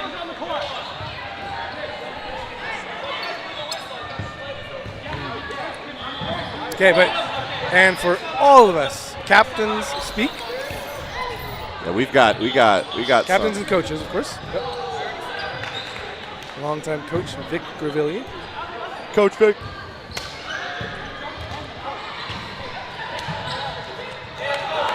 And this is where mental performance matters a great deal too. Like if you're like upset, like something unrelated to your play, and then to quickly be like, well, we're just gonna huck some rocks in a second here. Like these guys, we're gonna huck some rocks. Like I mean, and that's I say that to some of my guys. It's like, look, yeah, like that game didn't go well. Like, we have another game. We've got another round of dodgeball to play. Like, cool. That last game happened. Whatever. Boom, reset. Absolutely, Ben. And I mean, we're talking about that. Obviously, Royales here getting a little chirpy. Okay, and we see Wood doing the defensive opening rush. So they're switching it up. But Dutil is still able to find that hit. It's still going to be an elimination in favor of the Royales. But I mean, on the side of Mavericks, after that little exchange between the captains and coaches there at the center line, immediately Mergler was looking at his team like, hey guys, lock in, focus, we're here, bring it in, we've got a job to do. Play the game. Hicks shot, better block. It's a little quiet in the action right now. Burden on the Royals. Ooh. Up and well out of play. Walsh with a good heads up as there was a follow from the Mavs. Montreal Royals. Walsh! Ooh, sticking with it. Walsh with a catch on Garcia Silvera.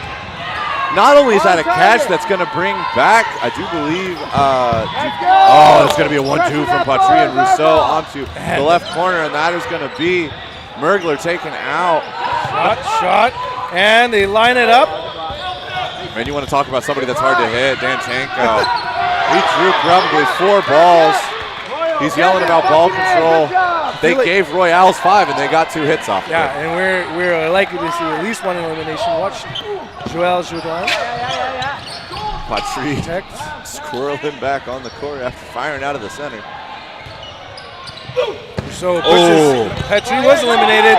Oh, Jourdan unable to pull it in. Was hoping that Koo would grab it, but he had eyes up forward. That's the one thing. It's like when the team catches, you still have other players who are about to rifle a throw at you. It's very hard to turn your eyes away. Walsh has been the go-to man for the Royales when they've been on one-ball defense, and he has been executing it wonderfully. A line out. Oh, no. Koo, no. NDP versus 1, 2, 3, 4. It's going to be Nick Danchenko, number 24 for the Mavericks. 23. My apologies. Oh, he gets the 6th ball. Woo, okay, you've got 10 seconds per ball. Likely to see a 1-2. Ready, set. That's going to be 1 throw, 1 hit. It's 2 throws. 3 Big shots. I mean, Nick is putting in good work here, but it's hard. When you're the only player on the court, it's very clear where that throw is coming from. Timing-wise, he doesn't need to rush anything. Royales is really trusting in their defensive capabilities. This is the 2nd time that they've given Danchenko all 6. Oh, it's 2 out. Ing up and smacked out. Watch Welsh the lefty. Sneaky throw. He gets targeted on ball. On ball. No, I mean, that's the right way to do it, right? Danchenko is eliminating the possibility of Walsh running him down and taking a shot. 1. Big moment for young Nicholas here to show his skill. I like to call that casting, when you use that 3rd ball to protect. So it makes it like, you know when people practice by like kind of throwing through a tire? Yes. I think that tire is a bigger surface area than Nick when he gets low. Oh, MVP of this set Number for 4. sure. Will he be your player of the match? We'll find out. He's definitely been putting work in for the Royals. One-ball defense, drawing fire without being eliminated, making huge catches, whether they're directly on him or pop-up, team awareness, as well as he's been getting some fantastic hits with that lefty throw. Something even just to point out is with these 6 men on the court, it's something at an elite level. It's like baseball. Like eventually, not everyone's the shortstop. Yes. And so he has a role to play that you're describing. He could be the ace on another team, but just having to hang back and then just go all out when it's his moment, I love it. Oh, it's going to be Patry taken out. Danchenko finds Ing. Wood getting nice and low. Dutiel firing back. Mavs has got a fire under him now. They've got 6 minutes 45, and Royales is up a game. Well, Dutiel with an insane block. Blanchet as well. Putting up a clinic here on blocks. And 5 balls on the side of Royales. Let's see if Garcia Silvera can do some work here with the 1 ball. Mergler is going to be the victim. Wood reeling in Danchenko. Gotta save him. Big throws, big outs. Simmons eliminated. Rocket. So here's from the thing. Young wing. We are late enough into the match where if it goes 6-4, oh, the grips! That was insane, Ben. Absolutely insane. Woo, going upstairs, brings it. But Garcia Silvera with his own catch.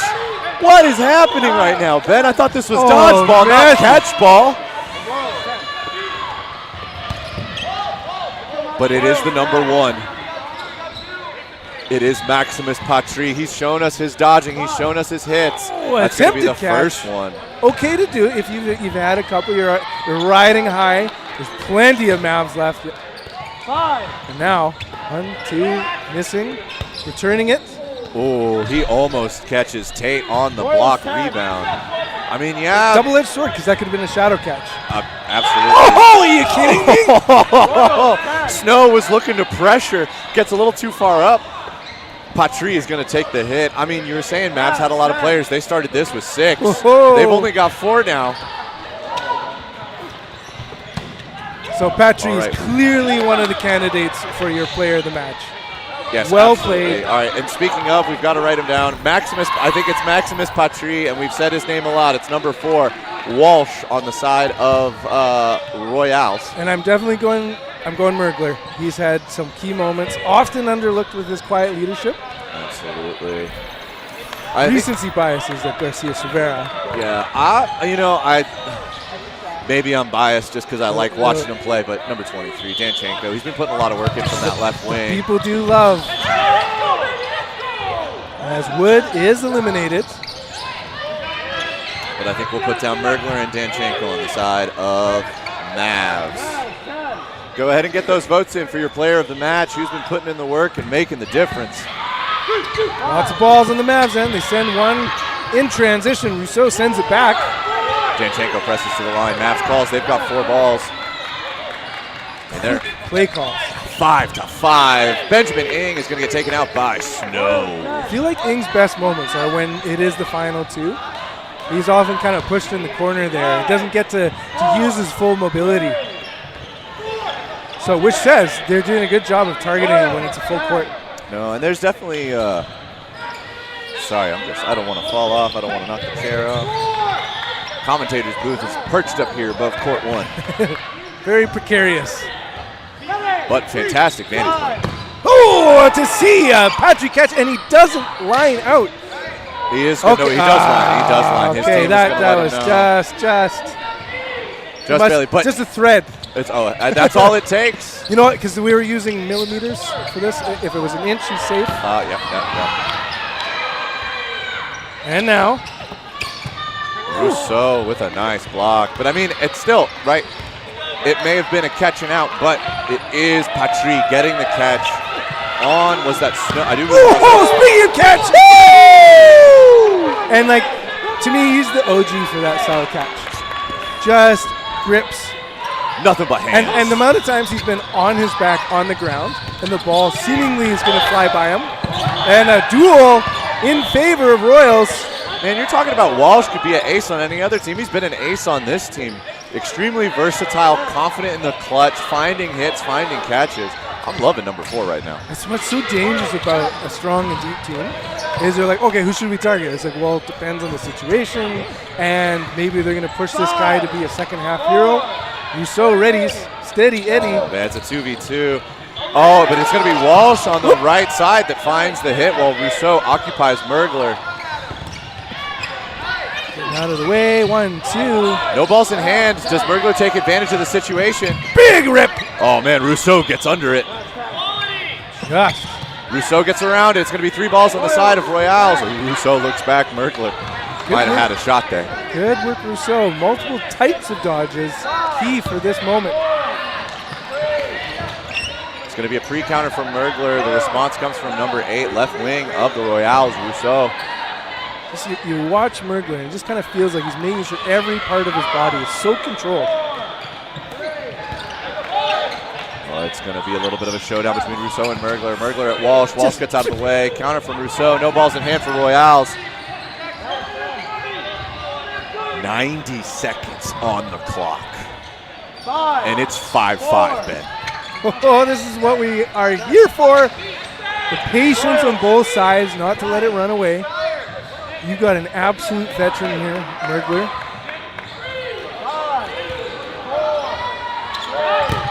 They've got numbers against him, though. 4 balls, 2 balls apiece. Send 1, send 2.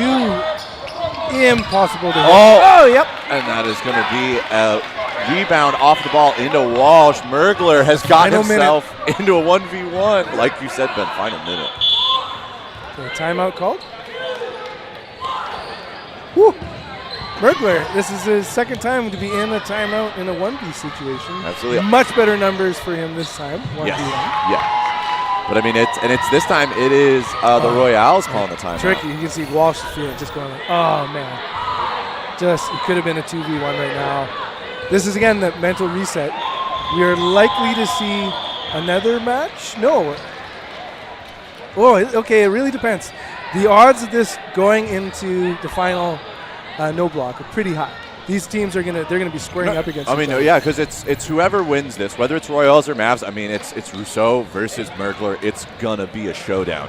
But whoever wins this, right, it's gonna go 6-5 in that team's favor, and then at that point we'll probably play another 30 seconds of, if there is a hit within 30 seconds. But so here's the thing. Do you take it? Do you take it to no block? So in the 1v1, there's a thought of like, at what point would you actually rather step off and have your whole team start anew, even if it was like, because you have 46 they would have to, like, that is an instant death. Like, it has to be very quick, or you're deciding this 1v1.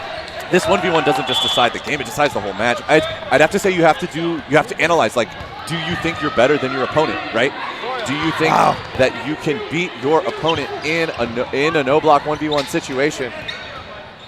I mean, if I'm Mergler, I'm taking this to the 1v1 in no block. No kidding.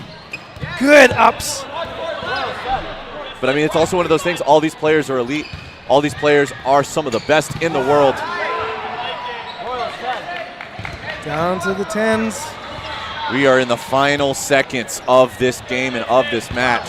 So expect all out throws and... Oh! It's number 8, Rousseau with a catch for the Royals with 5 seconds on the clock. So they're going into no blocking. They're going into no blocking. So they have to. There's time on the clock. No, but we are not using, Mitch, correct me if I'm wrong, if it were indeed the 2024 Worlds, there's not enough time for another match, is there not? This would end it. Unless you can tie, which they can. It's 6-5. Okay, of course. Unless there is the game of the century here. Woo-hoo! Ben. Take it in, Benjamin Rousseau. Yeah, okay. Ben, so we're getting some off-court. I'm getting deja vu. It's a one-game difference in no block. I feel like I watched this earlier today. Yeah, exactly. Once in a lifetime, but also the previous match. Yeah, once in a lifetime, twice in a tournament. Only at the Thing. This is what you get when you pair up North America's best.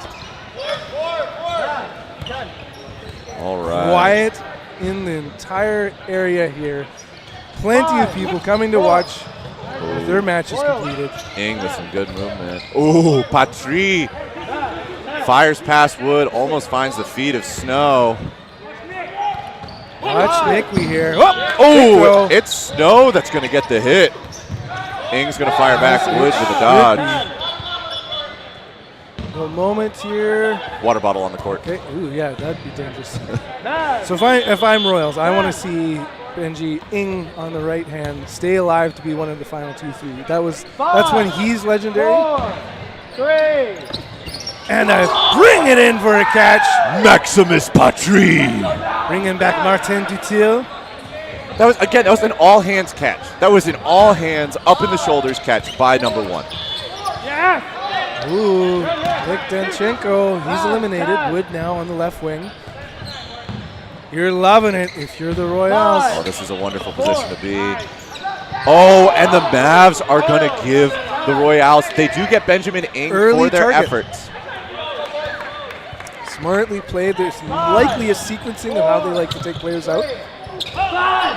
What? Explain to me how much he dodged that. Yeah, he raised his hand. He was like, Yeah. that's just body awareness, right? We've talked about his size and his ability to move. Wood's going to get taken out as there's a flurry of shots from the right side of the Royals court. I think it's Maximus Patry with just fantastic body awareness and understanding where that ball's going to go, moving just what he needs to get out of the way. So player advantage on the Royals' end. Being very conservative. They get it out, not connecting. They don't feel like there's a rush. They're up a game. They're up players. Mavs isn't coming to the center line. They're not willing. They can't take trades at this point, Ben. So I'm looking for a Matthew Garcia Silvera catch. Curious if they leave Mergler for last, if things are going well for Royals, because he's been left for last many a times. I mean, at this point, I think I would leave Mergler for Yeah, last. I'd be he's targeting been Tate, most likely. As he is. Yeah. Well, because Mergler's just been in so many 1v situations, at this point he has to be. One would think. One would think he is ageless.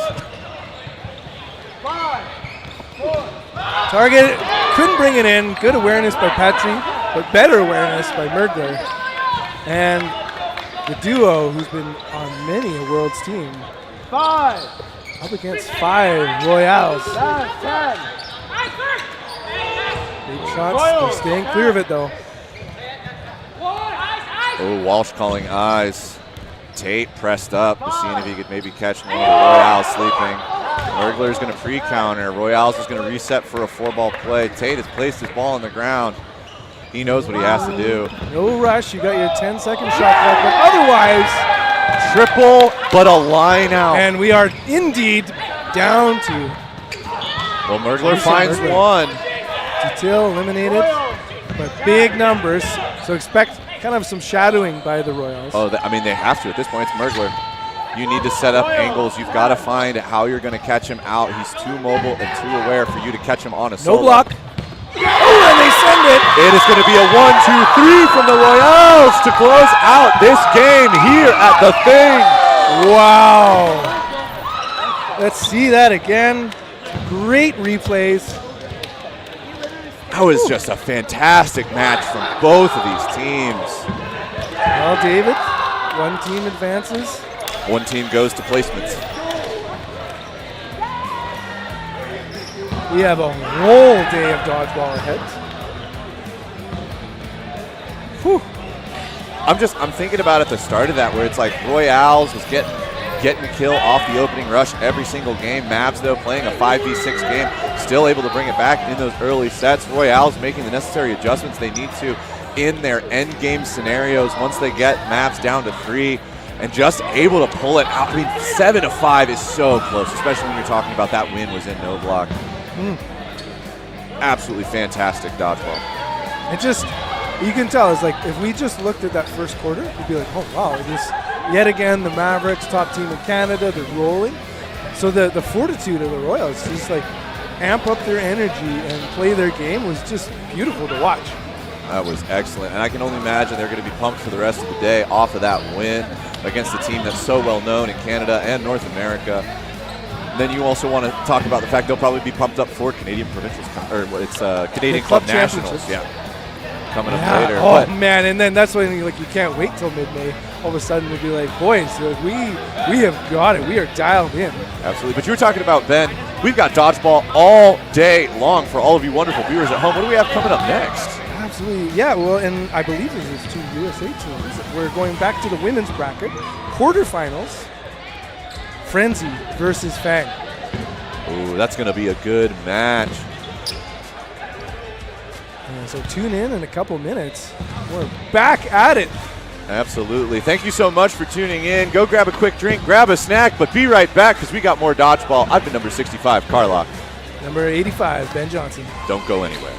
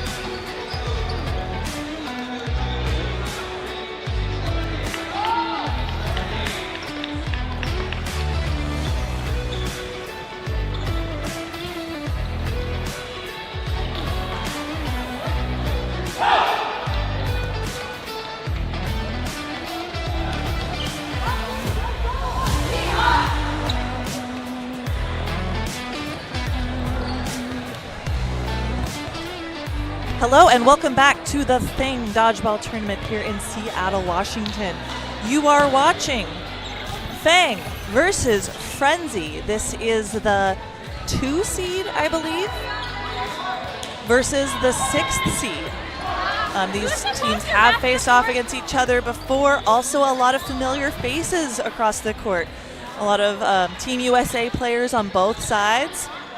Team Canada players on the Frenzy side. So some familiarity and definitely some fun rivalry. I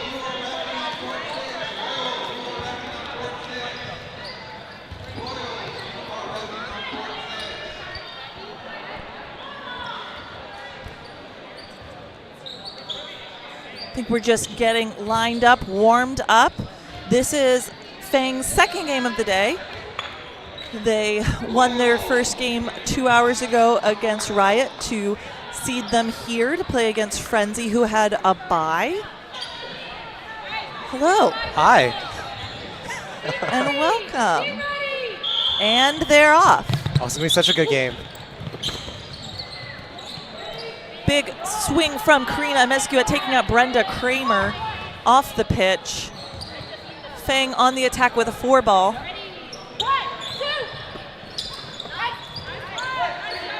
Big throws, better dodges, everyone's staying alive.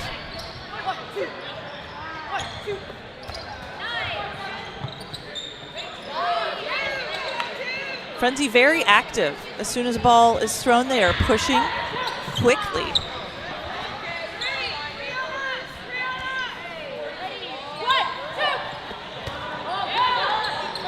Big throw by Pandolfi, and a block by Green.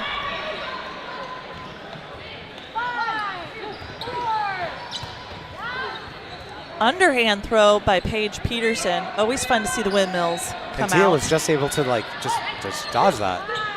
Both teams are doing a great job staying alive. Oh, Big hit by Mezcua, I believe, taking out Peterson. I might have spoke too soon on that one.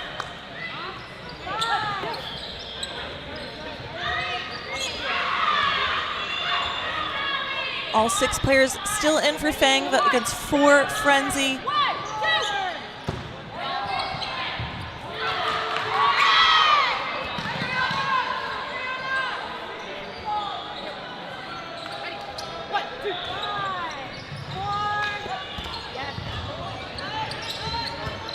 It's been a relatively stable back and forth. Anything that you're seeing or anything you've noticed this match? No, I think both teams are kind of still getting warmed up. Sison getting tagged out there. I think both teams are getting warmed up. Again, this is Fang's second game. So although, it sometimes seems really nice to have the bye, Right. it also means you're kind of coming in cold playing a potentially warmer team. So there's some pros and cons. Some silver lining sometimes to having that earlier game in the day. Right. But it just kind of feels like the teams are feeling each other out at this moment. I do love Fang's New Jerseys. I think it's really cool. A little snake print. Big tag by Kim Matheson taking out Green. They finally were able to connect on Green. Green has been doing a great job just dodging and evading earlier this game.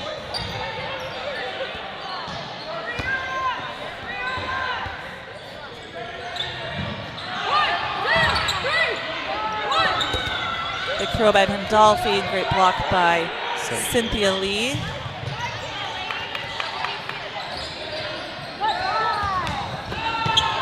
Ooh, big throw by Lee, taking out Matheson. Both of these teams are so stacked. I mean, I guess that comes with just being at the thing. Every team is stacked, but this team is stacked. Yes. Frenzy picked up a few Team Canada players for this tournament. Oh, like her. Cynthia Lee and Sade Berkeley, normally Valkyrie players. Valkyrie couldn't make it to this round of the thing, but they won gold last year. They won gold last year, so they're no strangers to the thing court. Cynthia Lee, last player left in for Frenzy. I want to see if Cynthia could do a cool clutch here.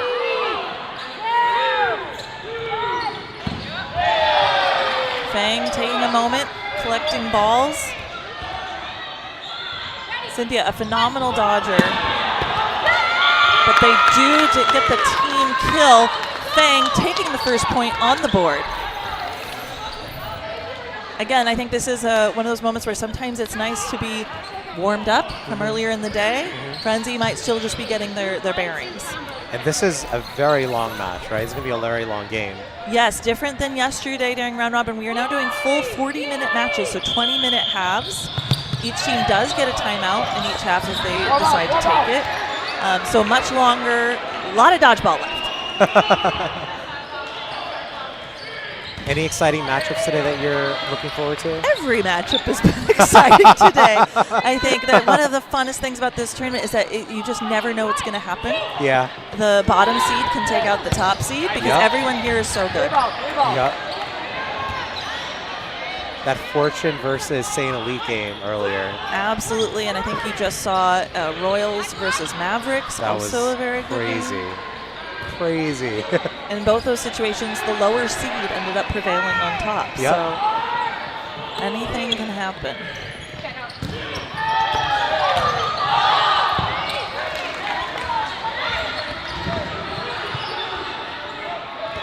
A lot of exchanges, but so far everyone's staying alive. I'm noticing a lot of single ball throws. Is that typically on brand for both teams? I think both, what's common is to try the single ball, especially if you only have 3 balls. Wait for the 4th before you do a team throw. If it doesn't work after a few exchanges, sometimes that's when it can become worth the risk to release that second ball. And in this case, I see Fang has multiple balls. They're going to take the double. They find, Mezcua finds Peterson.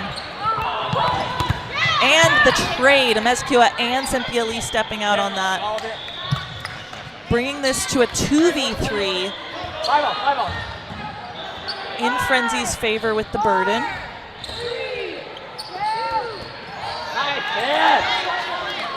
Alyssa Pandolfi, last player left in for Fang.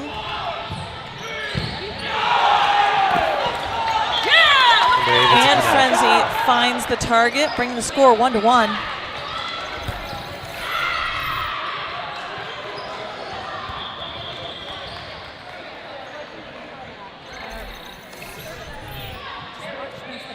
Very close game as expected.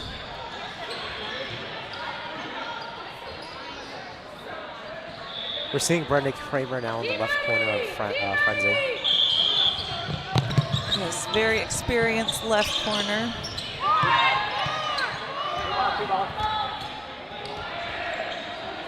One of the things we asked on the survey is, tell us a little bit about yourself. Brenda Kramer says she's an avid fantasy football player. Yes, I did know that. And I know a little bit about it because she was in my league recently, and she won gold. Big take and block by Pandolfi and Vanderdyken. Nice catch. Vanderdyken taking out Hoover. Three ball.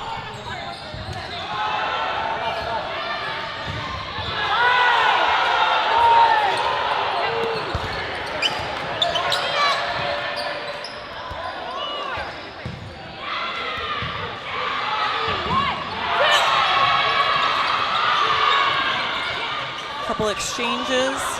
Everyone's staying alive.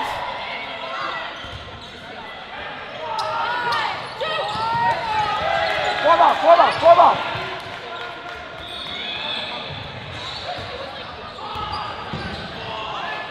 So tell me a little bit about both teams. Where do they usually hail? Where do they hail from?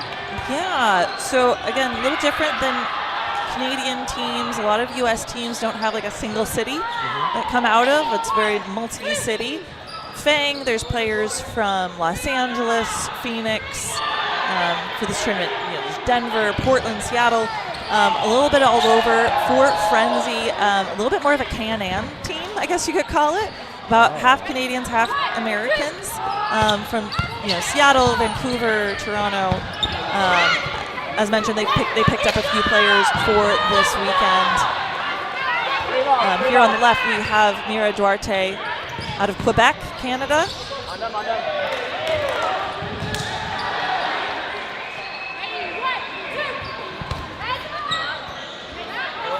3v3.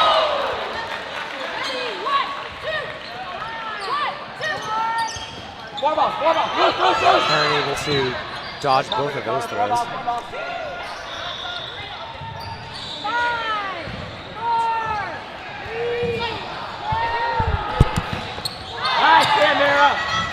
Big hit taking out Sison. 3v2 in Frenzy's favor.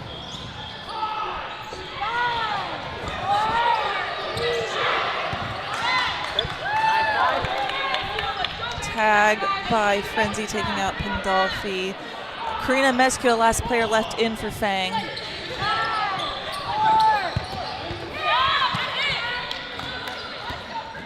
Duarte getting hit out by Mezcua on that exchange. 2v1. Paige Peterson, Karen Vanderdyken left in for Frenzy.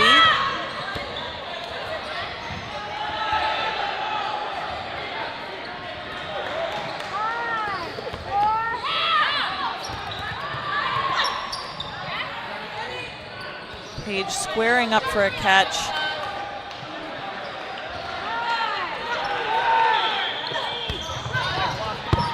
She gets the catch and the hit. Oh my gosh. Hoover. Beautiful play by Karina Mezcua.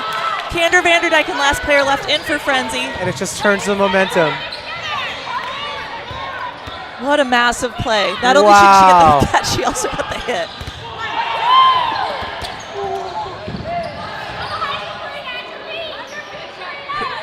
Both Fang players playing right up at the line, not giving Karen an inch, and they find her. Fang taking that point, bringing the score 2-1. What an exciting That was amazing. play. That was awesome.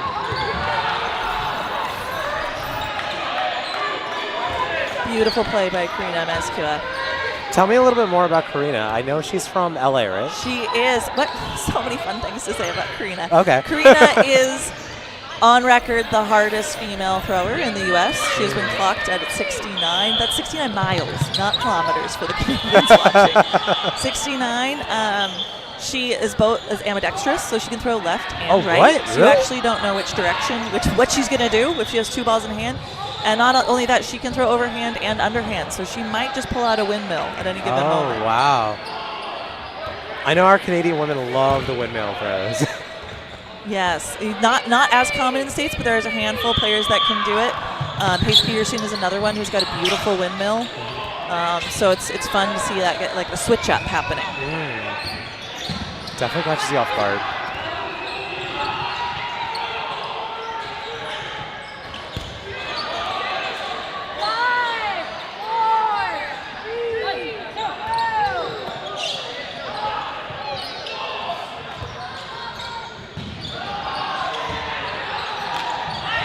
Fang on the attack.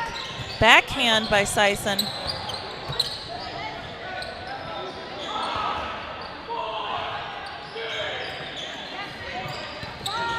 Fang on the attack again. Finding a target. Beautiful hit by Hoover on Ray Lee.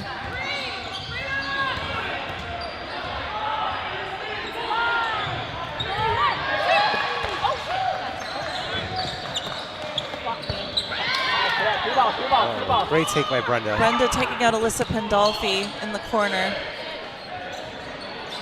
1, 2, 3. Nice. Karina taking out Duarte, also getting hit out in the process. Nice block by Kayla right at the line. Trade by Hoover. Oh!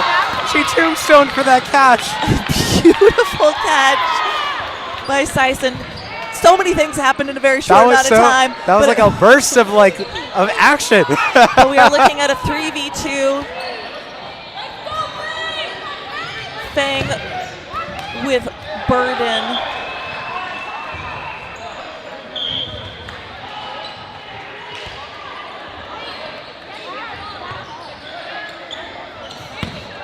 Do you believe that ball she just got misshagged and should go back to Fang's side? That's why they're kicking it over.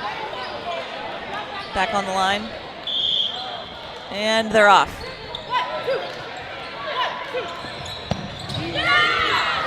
Good take Brenda Kramer stepping off the court. Taylor Green, last player left in for Frenzy.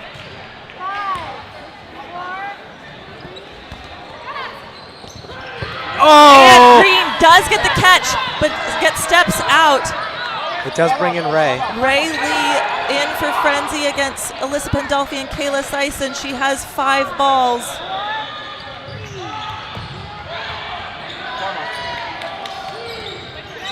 Still burden on Lee.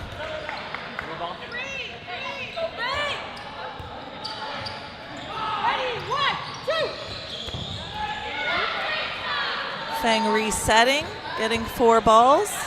So you're looking for most likely a double here, probably like a stagger. And Ray's able to stay alive on that. Good block by Sison.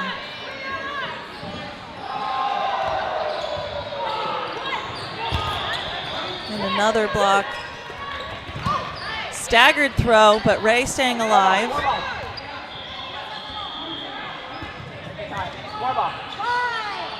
Ray Lee, very evasive player. Hard target to find. Wow. And I believe Mira would be the next person in on a catch for Frenzy.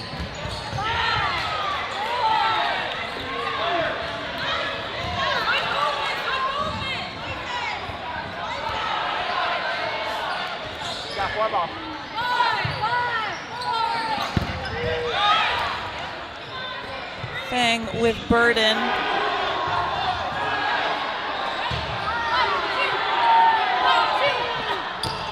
And they do find her. Fang putting another point on the board, bringing the score 3-1. About 4 minutes left in this first half.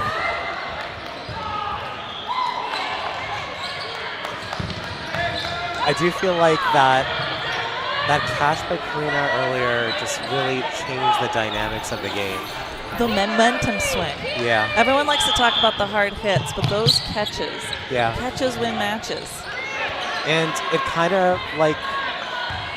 kind of makes Frenzy a little bit more wary of Karina and throwing at her, especially when she's closer up the line. Absolutely. I mean, you should probably always be wary when throwing at Karina. That's fair. MSQF. You know what? That's fair. But I do but think more so. Yes. Once that happens, yes.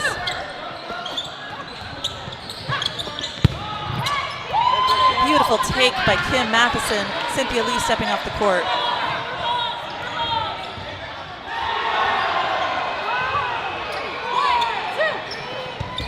And another take by Amescu, I believe. What a great spot by Karen.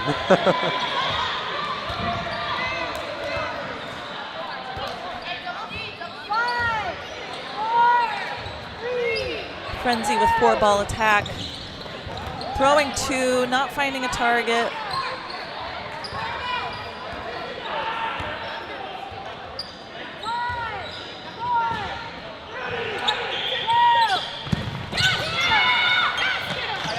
Double on Peterson. They do find the target there.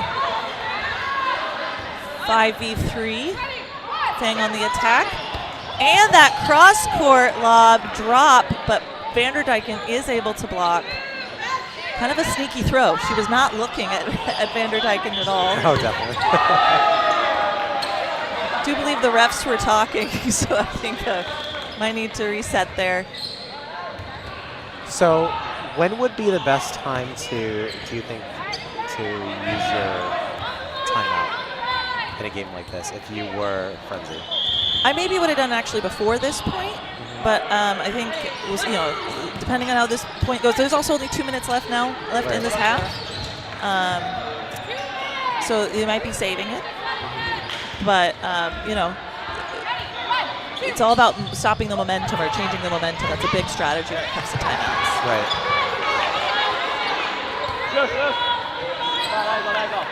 And the slow roll of a ball to the other side of the court. Fang with 4 balls. Sending 2, not finding a target.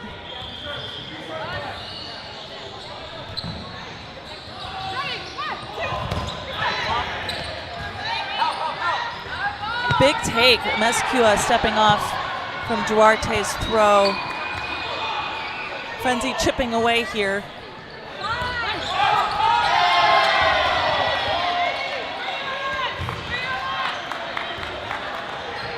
About a minute remaining in this half.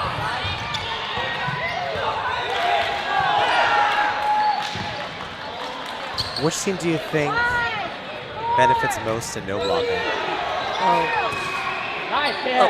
Hoover getting hit up by Duarte. Now it's Duarte's second target in a row. I mean, no blocking is a skill every player at this level needs to have practiced and done well. So, and Briona stepping off. Frenzy making quick work here, bringing it now in their favor, 3v2. Kim Matheson, Alyssa Pandolfi, last players left in for Fang. Now just Kim Matheson. Frenzy really changing momentum here. It was 5v3 in Fang's favor. Yeah, and if Frenzy is able to finish this game with some time on the clock, they might be able to get another game in before they have.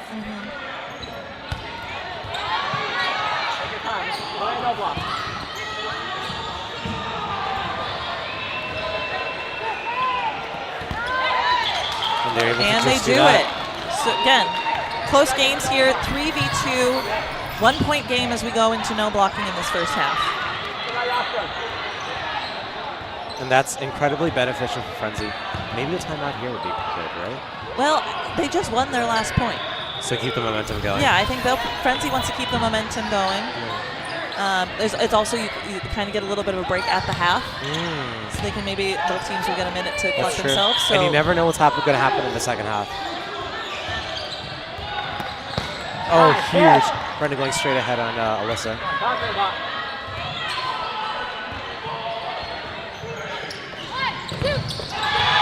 Oh, and reeling Kramer in. pulling a catch. Brenda putting in work.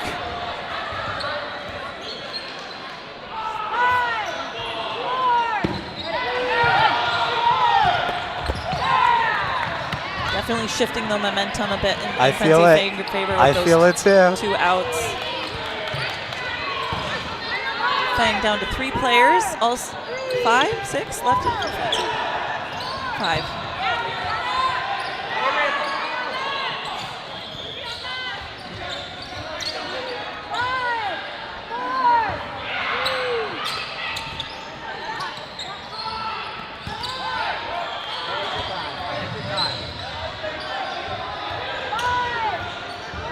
Fang on the attack.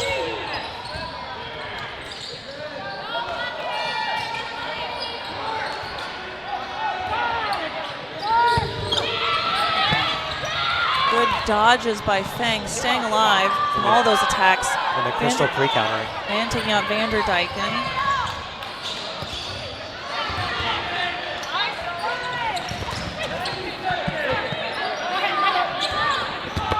And taken. Oh, and there was a bounce. Kramer staying alive.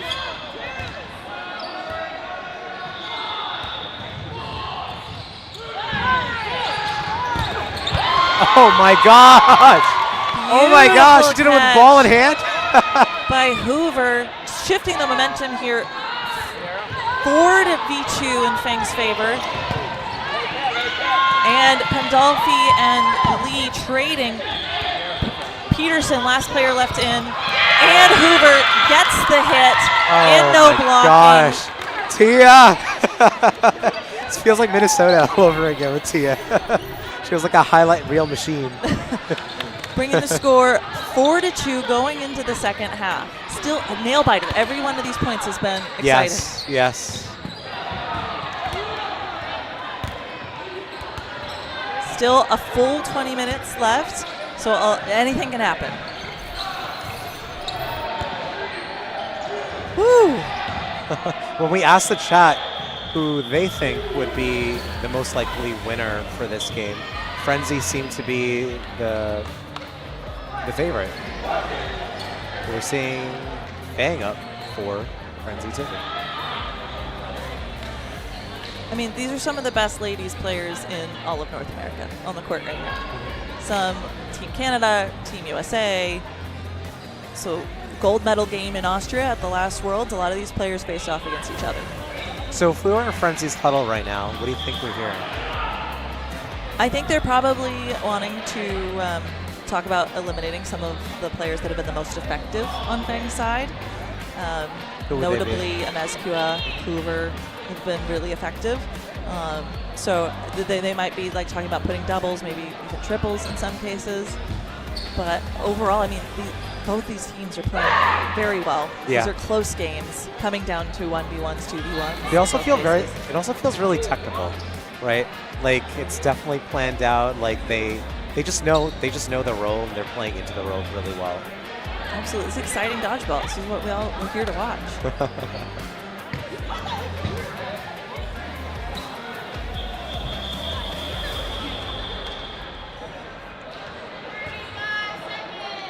About 30 seconds until the second half. I'm obviously not playing. So, see my name on the roster, but I'm not out there. As Ben said yesterday, I've been defanged for about 9 months. So.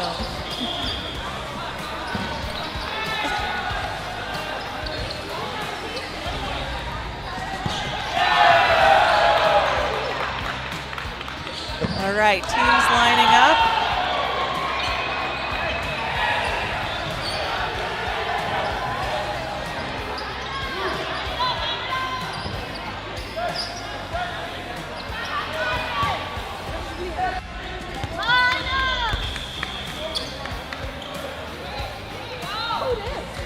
Hey, David.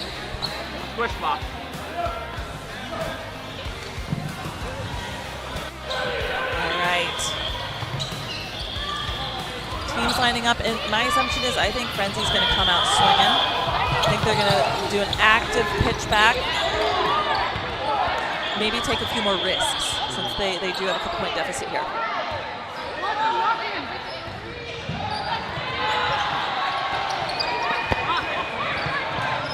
Lots of exchanges.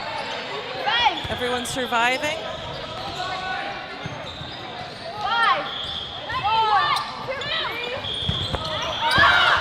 Oh. Big throws, double on Lee, stepping off. But a catch also happened, so she comes back on. Oh, so she stepped out just in time for the catch to bring her back in.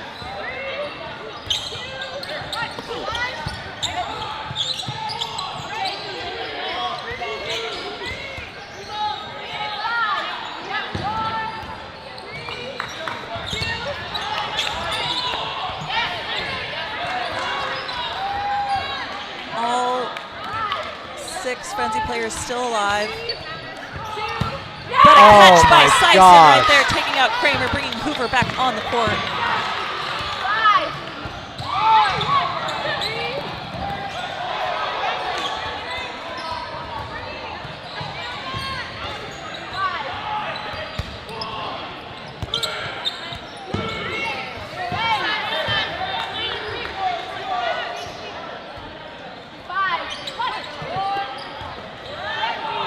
Throw by Matheson, a dodge by Duarte.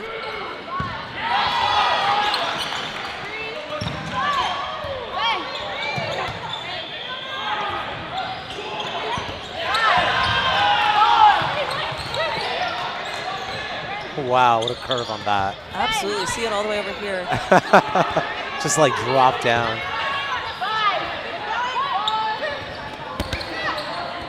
Sneaky throw by Duarte. Amezcua able to get her ball up for a block just in time. Good attacks by Fang, but Frenzy is doing a great job of blocking, staying alive.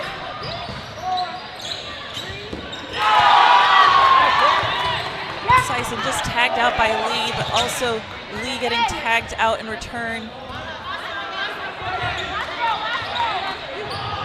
Looking at a 4v4.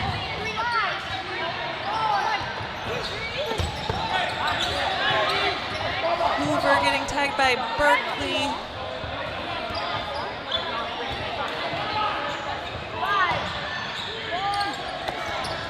So that's the windmill we were talking about earlier. She has a great windmill. Paige's windmill is so good.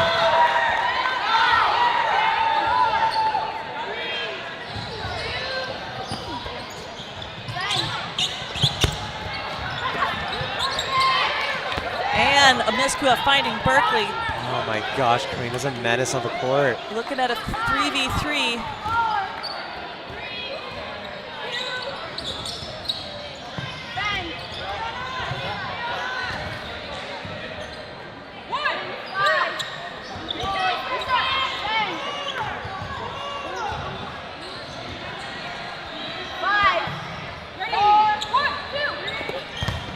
Beautiful throw, better block by Green.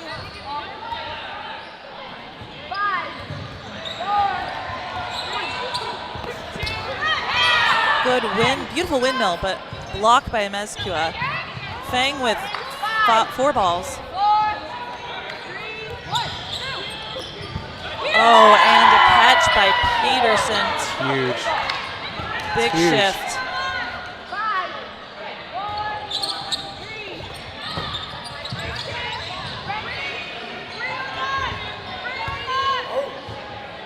Fang on the attack with player advantage. Meskua last player in for Fang against 4 Frenzy players.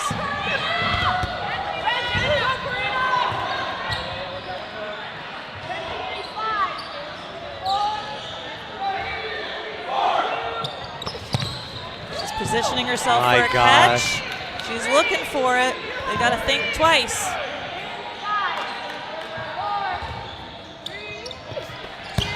Whoa! Powerful throw by Kramer, but Karina gets behind that block. Man.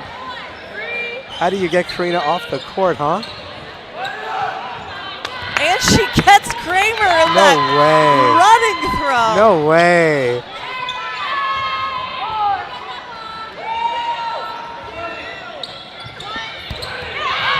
Beautiful block on the double throw. 4 balls for Karina. 5, 4, 3. This is the chess match that dodgeball is, you know? It feels so systematic and gosh, oh my gosh. I want to see if Karina can clutch this. That'd be awesome. Me as well. Oh, Beautiful toe shot by Page Peterson. connects. Great work by Karina, though. Great work by Karina. Bringing the score 4-3. We're back to a 1-point game. Yeah. Lots of time on the clock. Yeah. Just over 14 minutes. This is the nail biter we expected. And since this is such a much longer match, you're also looking at load management, right? To stay healthy throughout the game, right? Because you can have like a burst in the beginning, but if you're tired at the end, Yeah. it can all come crashing down.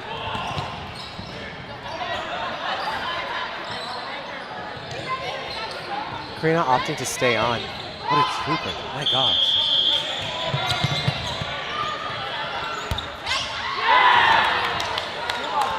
Unfortunate block getting Kim Matheson out. 5, 4, 1, 2. Big take by Pandolfi. Lee stepping off the court. Got to tie a shoe on Frenzy's side. Safety first.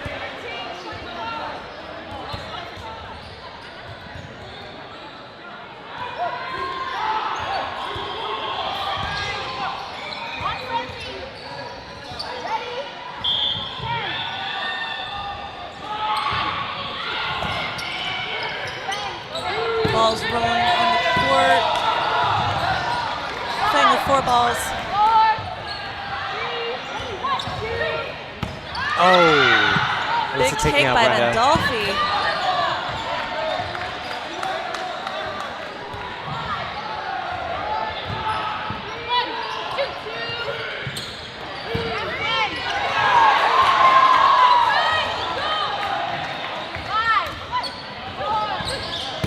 And another take by Pandolfi. Connecting on Karen.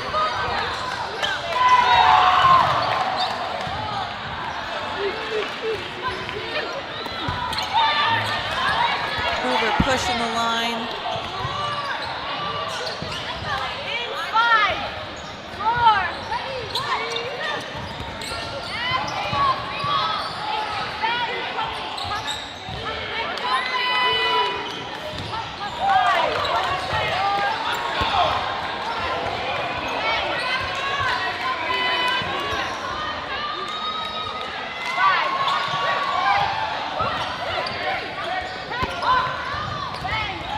exchanges, but everyone's staying alive. About 12 minutes remaining in the half.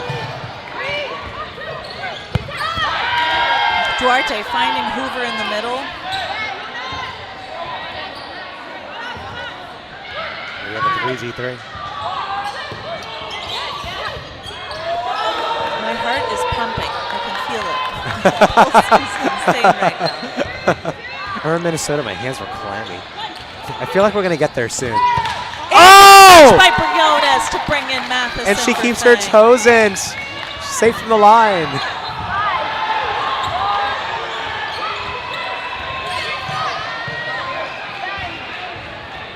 Fang with 4 balls.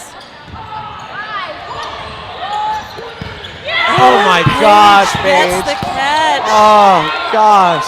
Bringing it to a 3v3. And bringing in Cynthia. I feel like Fang has been doing a great job keeping Cynthia off the court and then like putting her back on. Gosh, she's a menace too.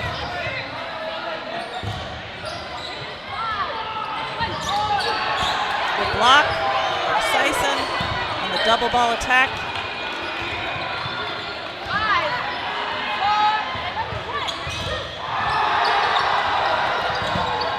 And they find Lee again. Bring it to a 3v2. Frenzy with 4 balls.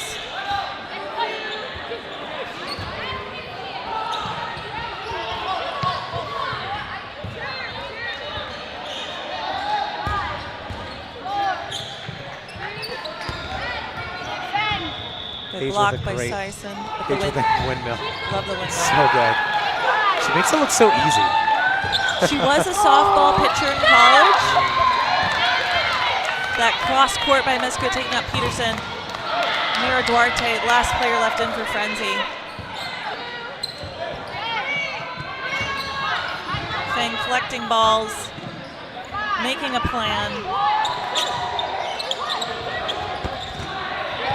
Duarte staying alive. Another very elusive player.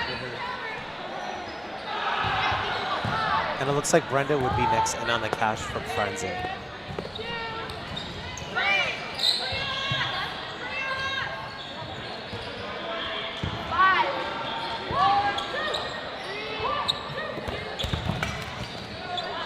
Big take, better block. Duarte staying alive. Duarte's ability to stay alive, to block, to contort in midair, to dodge, it's so incredible. She's so elusive on the court. And they find her. Fang putting another point on the board, making the score 5-3, just under 9 minutes left. Still lots of time.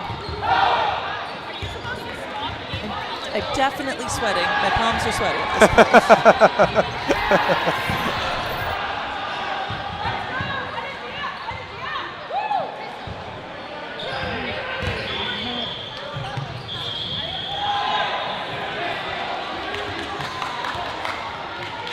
They've paused the clock. I think the refs are discussing something.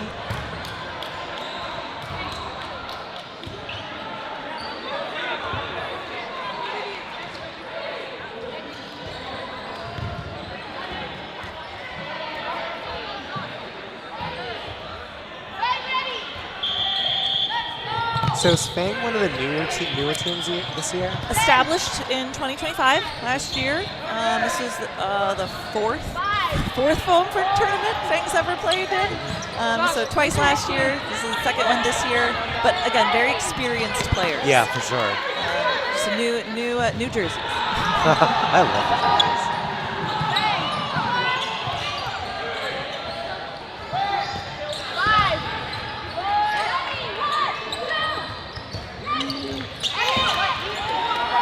Couple of chaser throws there, but no targets found. We're looking at a 5v5. A beautiful catch by Sison, taking out Peterson. Sheesh. Kayla has been so reliable on those catches, those strong catches. And another hit, taking out Lee. Briones stepping out in the process. 3v5. 2 balls put on Mescua, not finding the target. Slow roller ball. Good work by the Shaggers. Gage. Shout out to the Shaggers there, laying it out on the court. Gage with his elite shagging.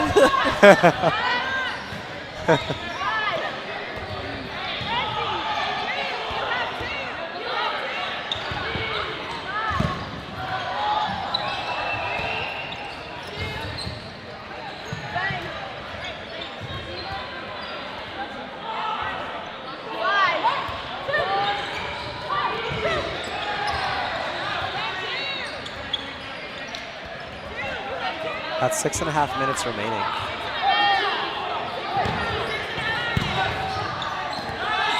Big dodge by Pandolfi, flying through the air. The window of opportunity for Frenzy is definitely still there. They only have to. Absolutely. It's only a 2-point deficit at this moment. Lots of time. Berkeley getting tagged on there on that. Brenda taking out Pandolfi. We're looking at a 4v2.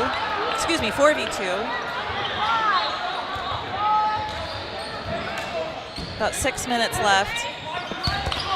Good blocks by Fang. Strong throws on Frenzy's behalf. And we're going to be doing our players of the match. 2 from each team. All right, so who are we thinking? Why don't you go first? Okay. Who's your Fang pick? Who have I been talking a lot about? I'm going to guess. I wonder who. I'm going to guess you're going to go with number 77. That's right. That's right. The menace herself. I'm going to go with Karina. All right. For my Fang pick, I'm going to go with Kayla Sison. Some of these catches have been momentum changing, taking out pretty crucial players on the other side. Absolutely. She's been so reliable on these catches, and that's just so important for your team's longevity. All right, for Frenzy, who's your pick? For Frenzy, ooh, that's tough. There's so many players doing so well. Brenda, there you go. You're going to go with Thank you, Brenda. Made it easy. You going with Brenda? Yeah, Brenda's killing it. Absolutely. All right, my pick, I'm going to go with Peterson. Ah, Paige. Paige also with those beautiful windmill throws, but those strong catches that just enable your team to just live that much longer. Absolutely.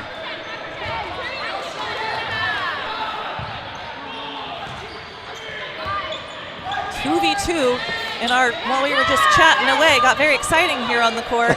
We got a Mescua and Hoover left in for Fang, Kramer and Vanderdyken in for Frenzy. Pretty crucial point, I would say. Yes, yes.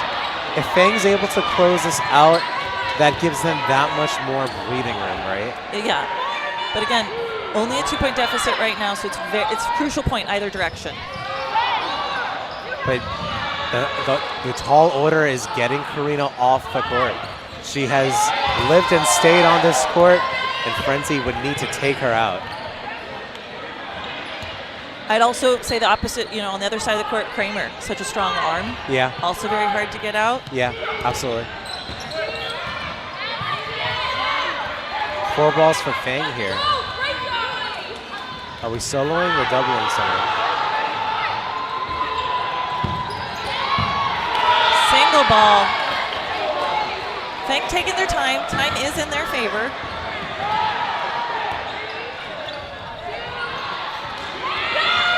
Great dodge by Hoover. 5, 4, 10.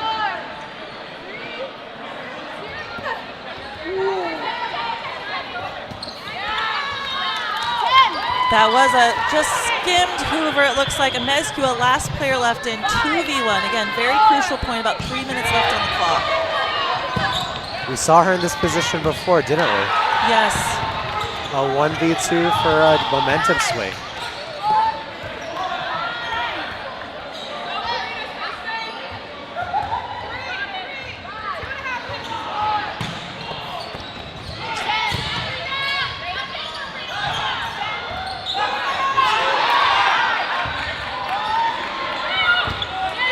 And they find her. Woo! Bringing the score 4-5. All right, my hands are getting clammy. Just over 2 minutes left. My hands are getting clammy again. Yes, 1 point game. So this is it. This is a crucial game. Frenzy has to win this to take it to no blocking. Unless they finish with some time on the clock. But the timeout has been called. I don't even know which side called it. Either justifiable from either side. I think so. I think so too. My guess is Frenzy, but like either side, I think this was a smart timeout. This is a crucial point. And just as a clarification about timeouts can only be called after a set, right? Like you can't call it in the middle of a game. You can. I believe we're getting told that you can call it whenever you want. Okay.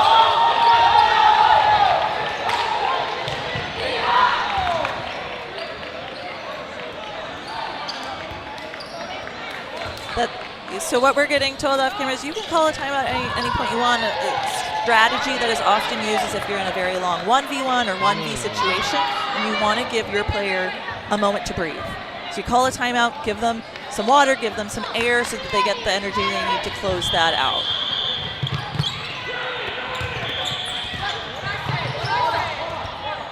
Taking the pitch, neither side finds a target. 2 minutes on the clock.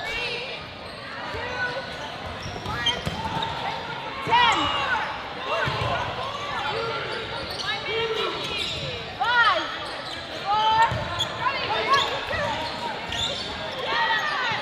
Creamer getting tagged out by Pandolfi.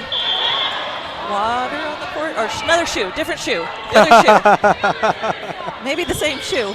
I don't know. Duct tape it. Maybe the same shoe's wild.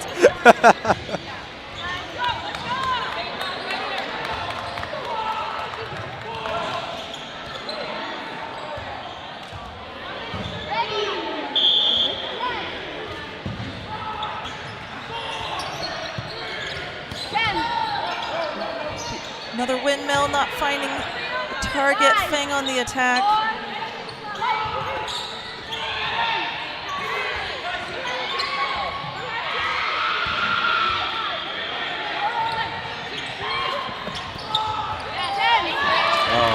Lee finding Hoover. Barely grazed her. 4, 3, 2, 10. Less than a minute on the clock before we go into no block. Again, crucial point.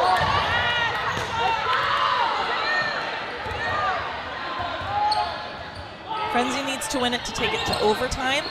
If Fang wins it, it's over with their win. 5, Karen with a great block. 30 seconds on the clock. 2, Oh, big man. out. That's a Another big big out. Oh my gosh. Big momentum swing. Getting Karina and getting Crystal off the court. That's huge. That's huge. But I do believe they did also find a target on the other side. Vanderdyken stepping up the court. We're looking at a 3v3. 5 seconds left in regulation. Oh my gosh. Beautiful Caleb. blocks by Sison. Oh! But Oh! she takes out Peterson, and we're looking at no blocking. I'm not even sure who's left on the court at this point. I do believe Paige reels in a catch there too. She got a catch right before Oh the my hit. gosh, let's see that.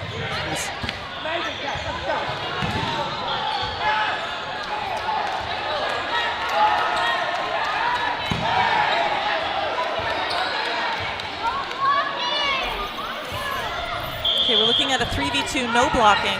Frenzy with player advantage. 10. 5, 4, 2, 10, 3.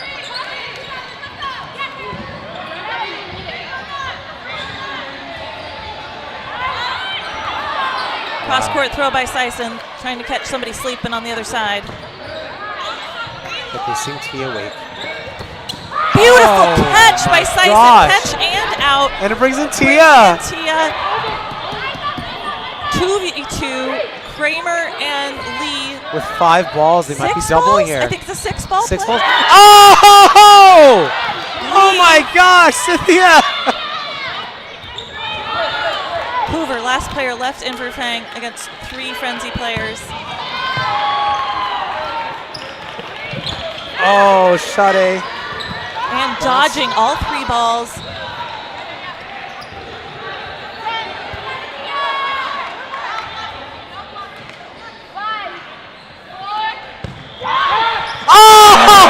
And the ricochet catch. Brenda! She swoops in for the save. All right, guys, we're looking at tie game. That means we are going into overtime. Oh, look at that swoop at the slide. She's safe. Oh, I love that.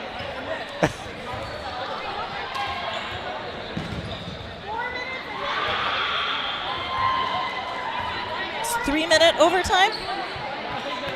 4-minute overtime? Okay, so looking at a 4-minute overtime before going into no blocking. Oh my gosh. Wow. Both teams taking a minute to collect themselves.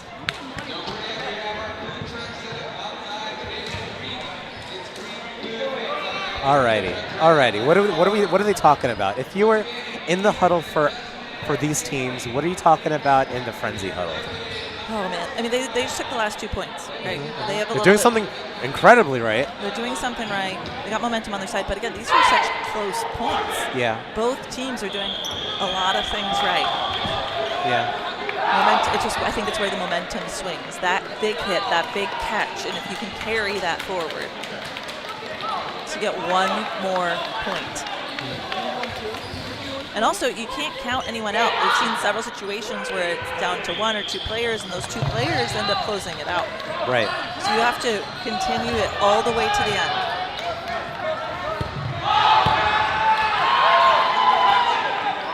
So we're looking at a regular game here, and if there's no conclusion, you go into no block.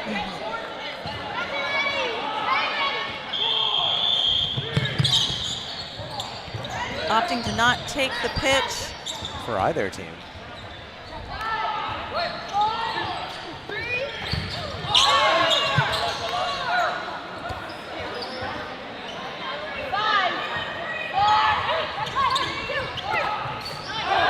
Couple balls thrown, sailing a bit high.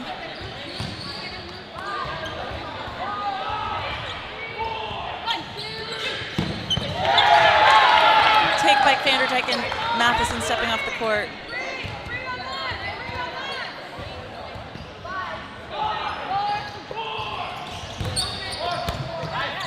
Wow. They survived that. It looks like they did. Yep. Mira blocked one and was able to elude the other. Evade the other.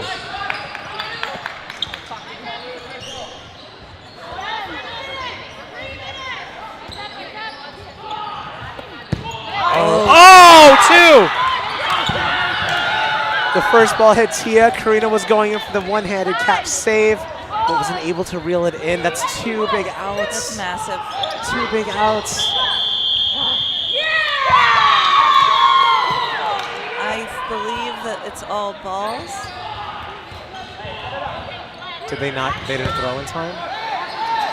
All 6 balls going to Frenzy's side. They still have all their players left on the court against 3 Fang players. Can you explain to our viewers what just happened? Yeah, so you have 10 seconds to throw a ball, release burden. And if you don't do it within those 10 seconds, then all balls go to the other side. Not a very common mistake we see at this level, but it sounds like sometimes miscommunications just happen. Yeah.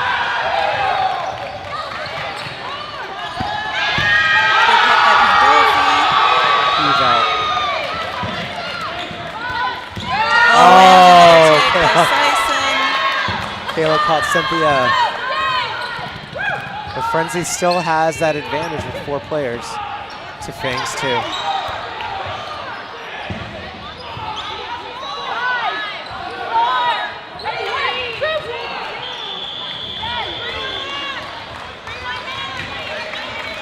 About a minute and a half remaining until no blocking.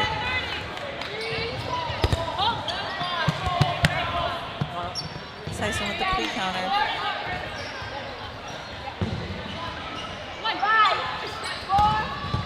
Oh, Sison last pair left him to Fang. the second ball in that stagger was able to just catch Alyssa. 4, 3. Oh, Sade with the close. Sade with the close. And that is the game. What a game. What a game. Frenzy crawling it back from being behind, taking 3 points in a row to win this game. You're never safe at the thing. You're just never safe. Wow. Oh, two wonderful teams. Oh my gosh. We wanted exciting dodgeball. We got exciting dodgeball.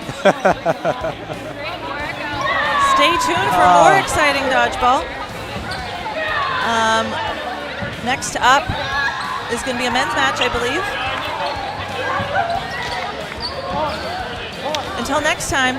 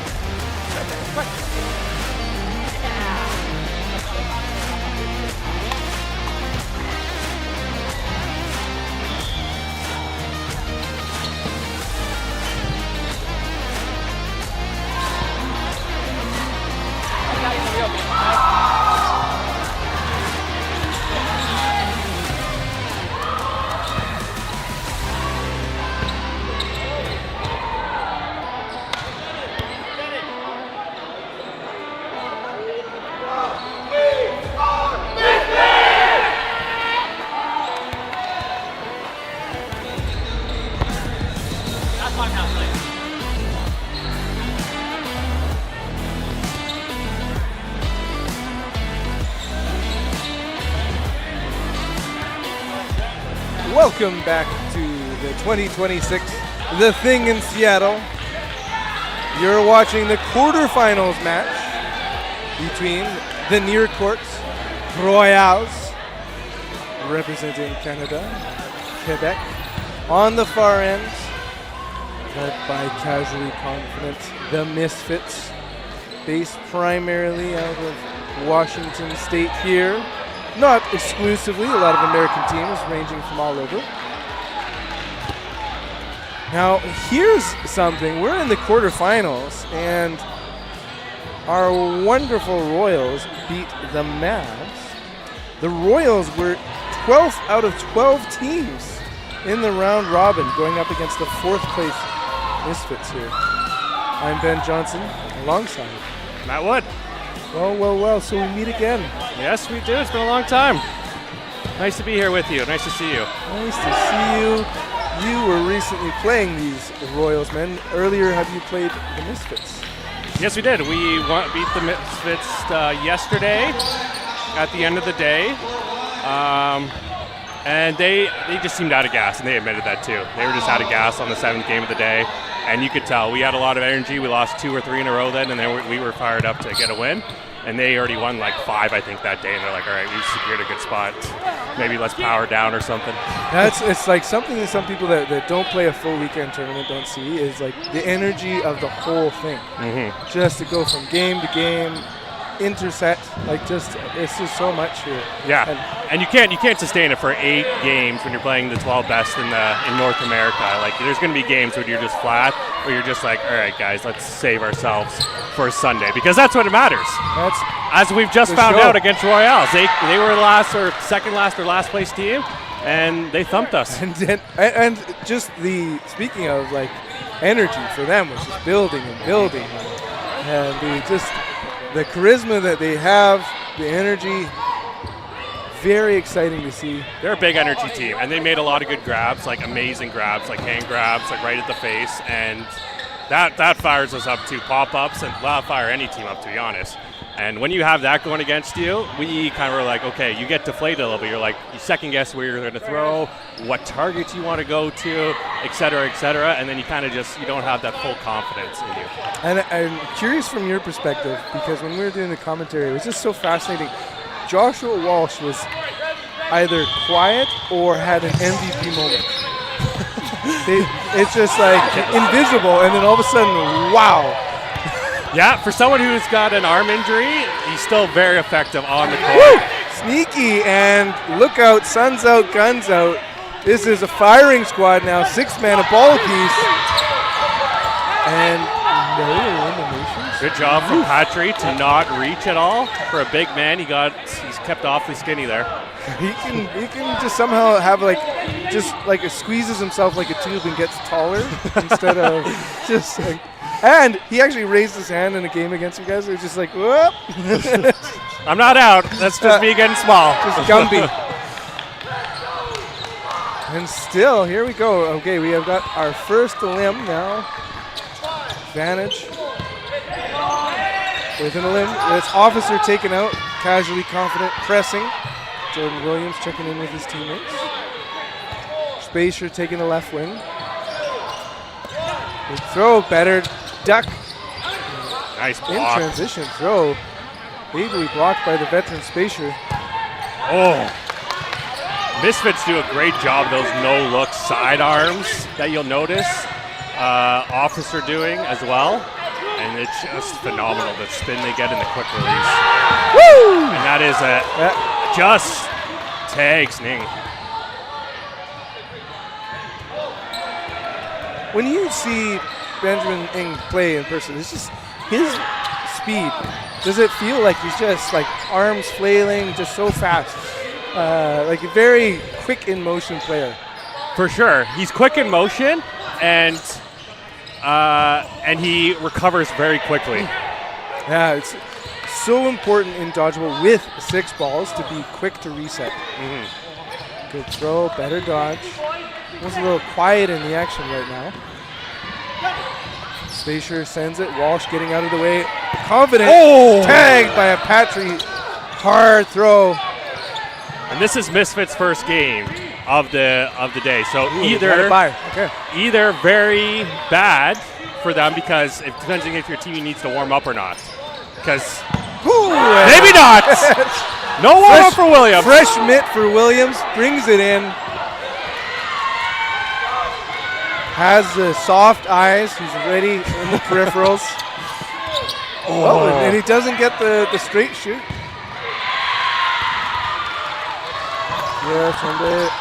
Blanchette sends one in between targets. Good ups. Not good enough as Walsh is alone now. The lefty sends it wide of targets. Jensen not with the ball. And that's just hit the ground before. Walsh confirming it's all clear.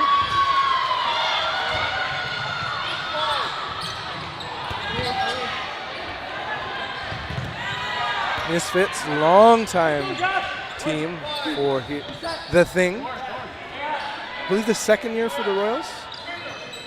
This is my second year too, so I don't know. It's your second year?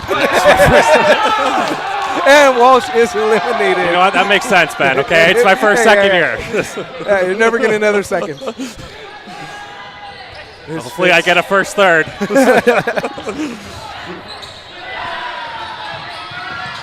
With a sort of back and forth start to this match. Nothing dominant either way. Opening rush. Now, speaking of opening rush, how incredible was the Royals? Just extremely incredible. And yeah, and they did a great job hitting out Garcia Silvera. Yep. I think then you became the sacrificial lamb at one point. Yeah, and I survived once because they didn't throw at me, so easy to survive. But yeah, they did a phenomenal job, and it got in our heads because that's usually what we do. We hit off the rush. Absolutely. Yeah, and we were talking about that. We're just elite on elite. And just somehow Benji was just had a ball in Blanchette's head instantly. Yep. And he just rocketed it. Like you said, mental performance so important. That was a great setup by Spencer there. Burden to throw on the Royals. Oh, fakes. One tagged out. Resets the shot clock now for Misfits.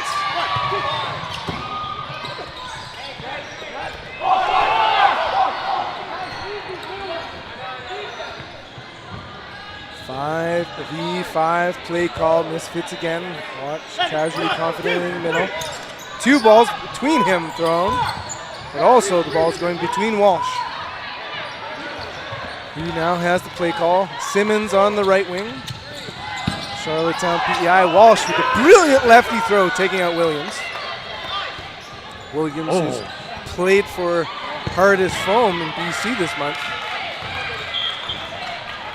Long-time member of the Misfit squad. Ready, set, deliver. Getting nice and low, Blanchette. Oh, wow. Rip it and huge rip red it. From Simmons. Simmons back at it again, ready to go. Speaking of all-day energy. Nope. And a team catch. No, it hit the ground, okay, hit the ground, hit the ground. Great effort. Yep. My goodness. Stay with it. Ground first, so no matter what. Well, Royals, of course, wants that to be the ground first. Ball apiece. Big pump fakes, pressure. Woo. Huge pressure from Woo. Martin Dutil in the middle. It's Wu with the throw. And he's targeted but stays alive. Maybe at the last minute realized that was coming for him.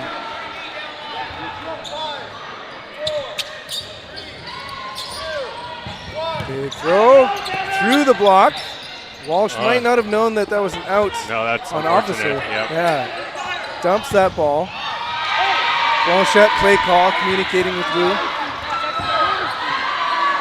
Pump fakes for days. Simmons with the throw, sends it low on the return. Good cross, counter, not connecting. 5-3. Important point right now for the Royals to get going. Nice hit from Simmons. Was not expecting that. Good pump fakes. Royals with a lot of energy getting those multiple pump fakes. It's so exhausting to pump fake after pump fake after pump fake.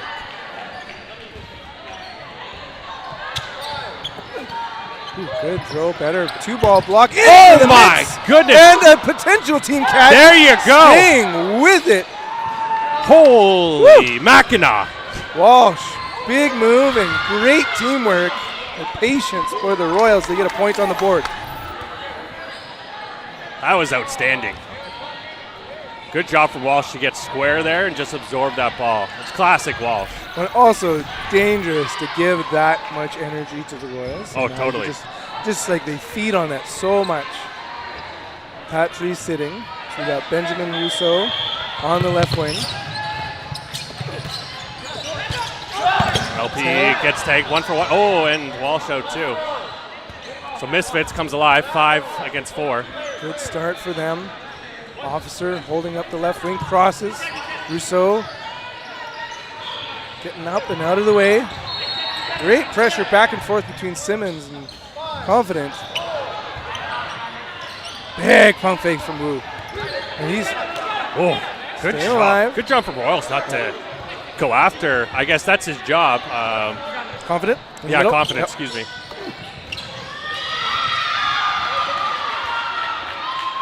Ball from the middle court. Let's reset. Play call now by Misfits. 3 at the attack zone. They send one. Looks like Rousseau getting nice and low. Wu. Oh, Ball block counter. casual block. from Wu. There's a way he holds his ball. Both makes it for a unique pump fake. You're right. And how he blocks. I gotta ask him about that. You're right. It's like he grips the ball inside it kind of clutches it in a unique way. It claws at it. Yeah.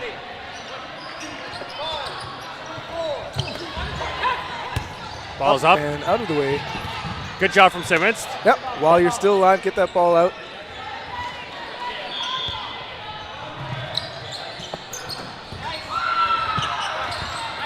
And stays clear of players. My guess, Wu would have a lot of wrist action on his throw. Oh, that's a 2-4 there. There we go. Now 1v3, no, 2v3. The Misfits take the corners, Reading on defense. Wu to Till. Wu with the throw.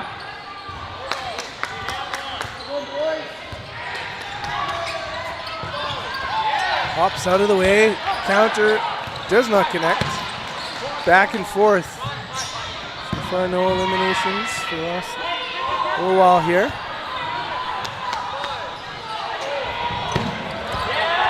Huge hit. Oh!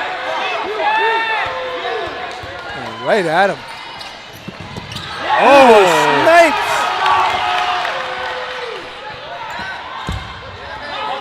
Still great body control, elbows in, flaring that ball to push it away. Turfs it, unfortunately. Resets the shot clock. Still on him. that was much better fastball. First one was a curveball, Duff. Changed it up.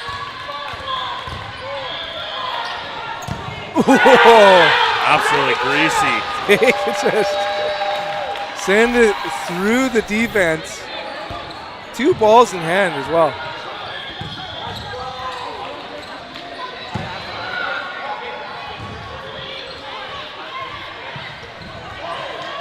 See instant replay. Yeah, excellent. Boom. Blasted right through the block. 2-1 game now, Misfits. Showing why they are in the upper part of the bracket in round robin play.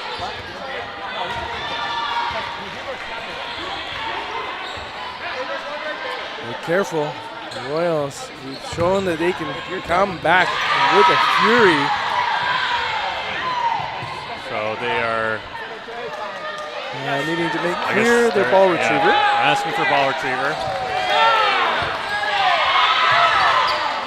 I only care what ball retriever has it on the back, on the behind. Yeah, otherwise if you're throwing, it just seems like Yeah. an extra player, and hard to tell with the depth until drawing attention and the fire. Yeah, Williams wasn't happy about that. He was the only one up there. No one else was committed. Watch out for a fresh arm. Maximus Patry readies. He's not the thrower. Officer is eliminated. Spacer Took taking 2 balls though. 4 man a ball apiece now in the attack zone. Williams sends one. Simmons protecting, checking in with his teammates.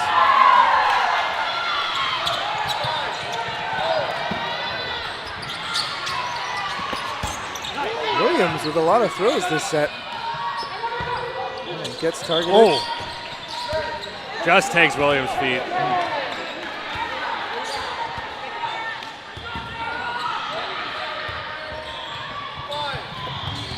Good crosser connects. Excellent. Do they throw? Yes, they do. Another out. Now down to 2 for Misfits.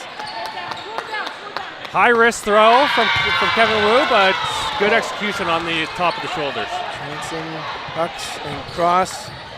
Simmons is tagged out. Quiet in the action. We've got to get it. Ball back.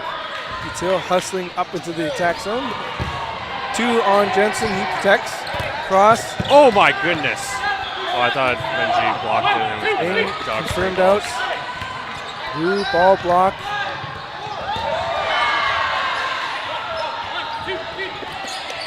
One, two, thrown, counter. Oh, Pressure, Patry. Patry doesn't take it. Jensen just wondering. Okay, there it is. Young in the left, wearing number 3. I don't know how I feel about that. Patry's throw. I feel like he should have green light all day for that. It's a long day if they play it well. Woo, tagged in the shoes. 3v2. Great discipline by the Misfits. Chipping away at their disadvantage. 2 sent to them and the connection. 3v1, Jensen by himself. Walsh readies. Patry shadows. Throw blocked down and connected.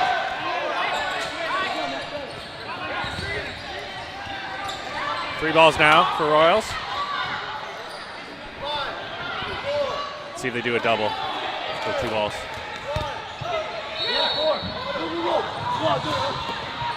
Two, wide of target, readies, in between targets. Ooh, good patience. Yeah. Thinking about it. Hold. Make it count. Pump. Oh, brilliant. Oh. Had to let go of those balls to give himself a Good chance. point. Yeah. It's tough to do, to give yourself a chance. And with this rule set, if he leaped and just put those hands on it, Absolutely. it's a refresh for his team. Yep. We're all squared up again, 2-2.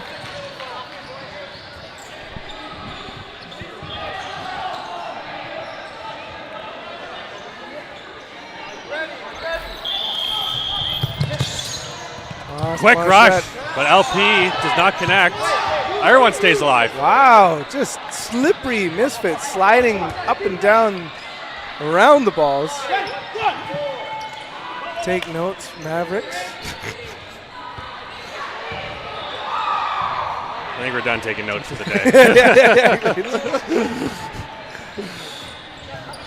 Whew.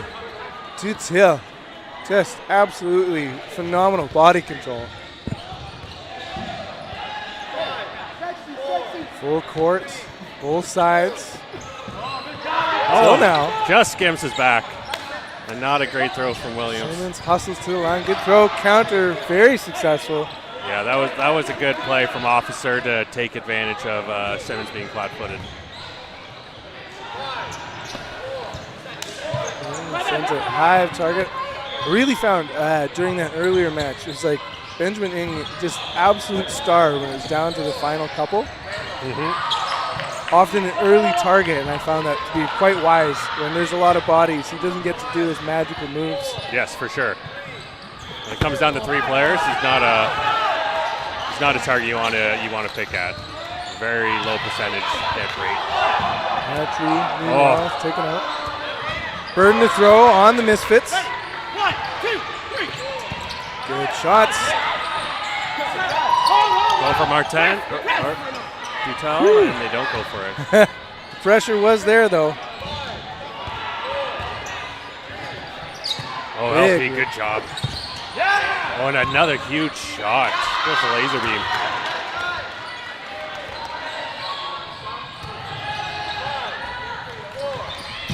Woo, gets nice and low again.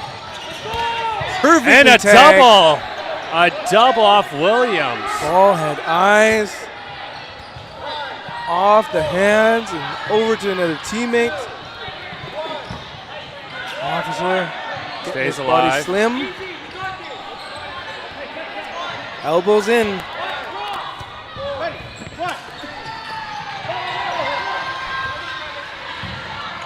One player advantage here for the Montreal Royals. Wide of target.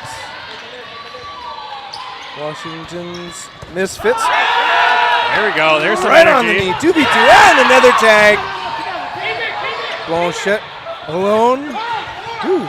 Goes coast to coast. Hometown crowd's getting into it. Officer is tall, but not that tall. 1-2. Great blocking. There you go. That's one. 1v1. 1v1 now, exactly. An officer and a gentleman. Here we go.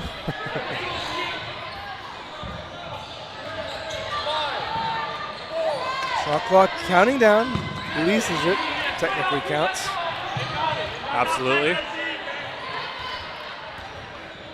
Powerful, strong Blanchette ready. Oh, Whew, it gets up. good moves from Officer. Blanchette just overthrew that one. Tried to put too much mustard on it. Ooh, speaking of mustard, that had a nasty curve. So sizzling. Sweeps. Oh, good placement. Very dodging on either side. Mixing it up is so important. We do not want to be too predictable.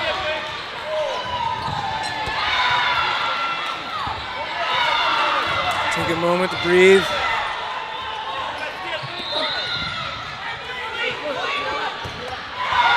Nice block. Hits the ball. Okay.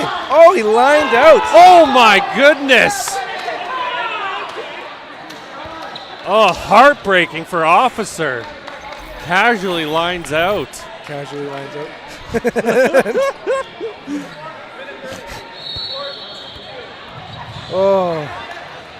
Oh, that rough feeling. Oh my goodness, yeah. Blatant foot. Oh, and Wu misses it. Oh, Chaos now. 2. A limb. So down a couple for Royals and another. Just checking, says But that hit the Zed player first, I think. I Yep, hit Martin yep. first and then Ning. Detail represents part of the floor. If he's out, now 4v3 very quickly. Quickly erasing the energy from the last set. Misfits Excellent throw. doubled up on players right now. Patry You got makes his left side. 25 seconds left until a no block. Wow. But the masterful in by himself, which I actually want to check in on his wingspan. It feels like a few inches longer than his height. Probably be a good rock climber with that wingspan. And Here we goes for are. the hits. Hey, Tied up into no block.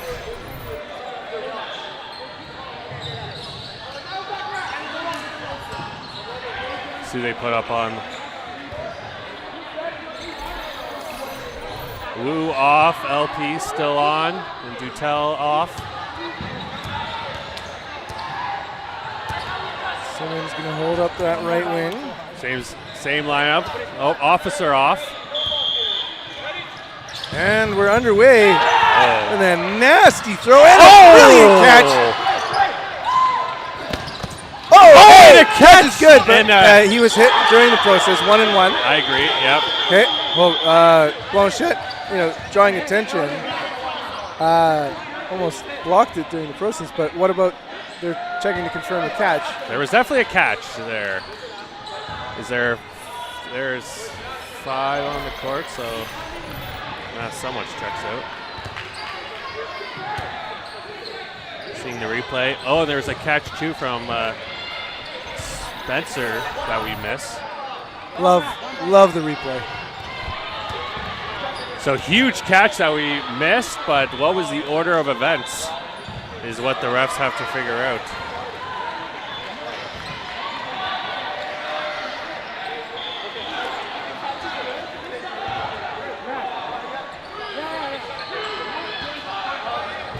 Saying catch is good. Reminder, we are at the end of the first half, no block. All right, so there's 5 on the Misfits side. There's still no blocking. Their burden to throw. They also have 4 balls.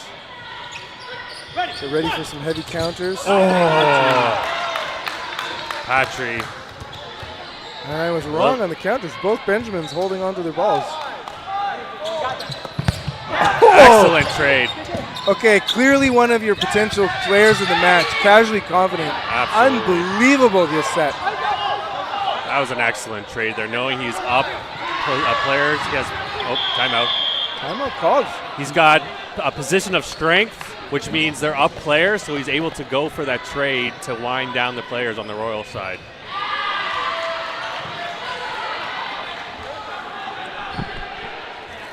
Tie your shoes.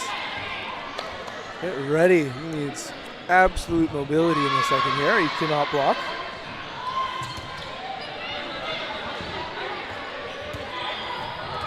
These are the moments that turn the match. We will be shifting sides going into the second half. One team with the lead.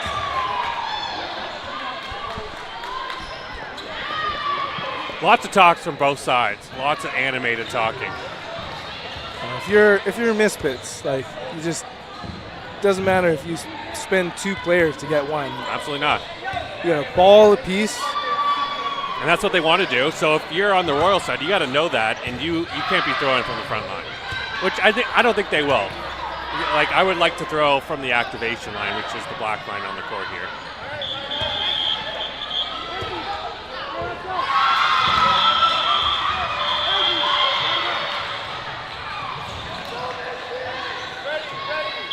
And we're ready to go. Quick action. Firing back and forth. Fang stays alive. They want to target Walsh. Hey, now we're down Hits to the 2-2. Best case scenario so far. If you're the Royals, Jensen stays alive. Great moves from Jansen. Shot clock coming down. Resets. 1, 2, 3 balls spent. No eliminations. 4. Ning wanted that throw back. And he gets a hit. Oh, 1v1 now. Walsh with 1 ball left. Great shot! With the stare down as well on Walsh. Young gets it. The players were 4v3, and now the score is 4v3. Favor of Misfits.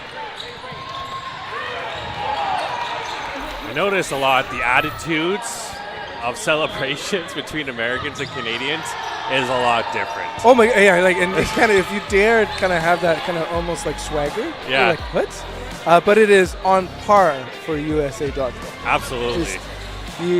There is a little bit of kind of happy aggression, expected attitude, and it's like there's this like civility in Canadian dodgeball where you're not meant to celebrate or.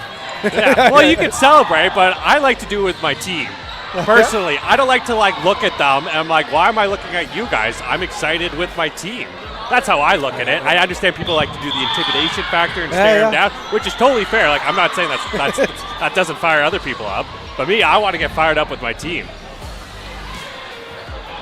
But maybe that's what a lot of Canadians do. They like, not saying Americans don't get fired up with the team, but a lot of Canadians will either praise a good play, if it's a good shot, which we can all appreciate, or they just give like a big hug with all their team. And we love hugging.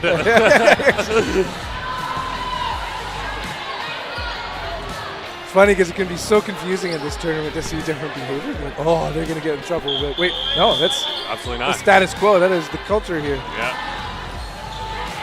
And they shouldn't get in trouble. They're not saying anything. There's nothing wrong happening. Well, and common in like football celebrations, basketball. Oh my goodness, yeah, football. Everyone's up with their grill. We could do more like football, I think. A little bit more coordinated celebrations. Yeah, we got to know where the camera is. Yeah. Drop the grenade and everyone will fall over. And we are underway again. Near court, Misfits leading. Brilliant shots on Kevin Wu. And Ottawa, Ontario, Devin Simmons. Tripping himself up to get out of the way. 2 balls in hand. Likely thrower. Whoo! High curve from Benji. I imagine he was trying to put a little drop on it, and that did not turn. Release point was high.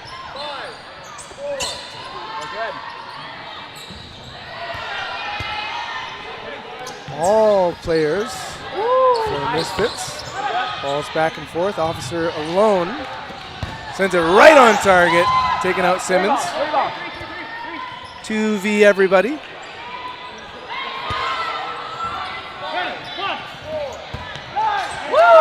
Wow, Martin Dutil out now. 6v Benjamin Ng, who has the ball advantage.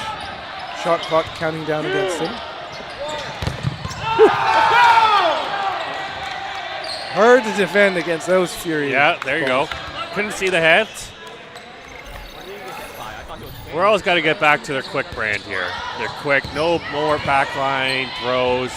I don't like seeing that from them. The way they won their last game is from rushing and working together after coming up on the counter. And I want to see them do that again here. Energy, vibes, hand catches.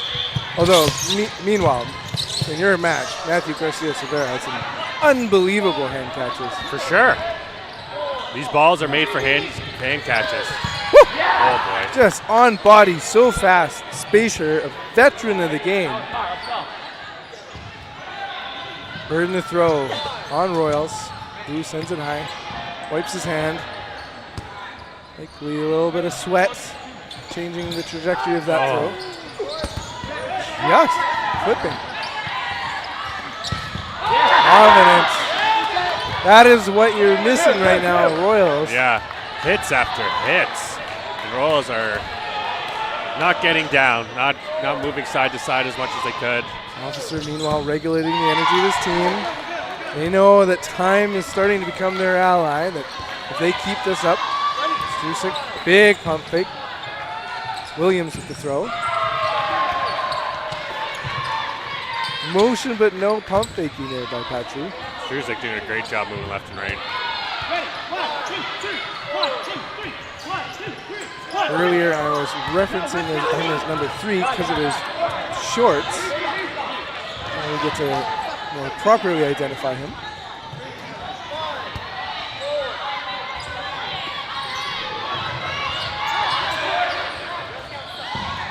Royals, extra ball with the burden. Dutil, 2 in hand.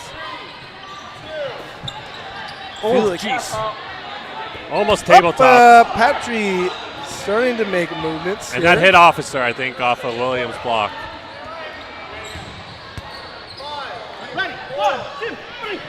So far, great block, but we've yet to see the nice job. Absolute unlock Maximus Patry. Eyes on him. If you're the Royals, he might be a key to their turnaround. Confident, meanwhile, ended the half just absolutely brilliantly.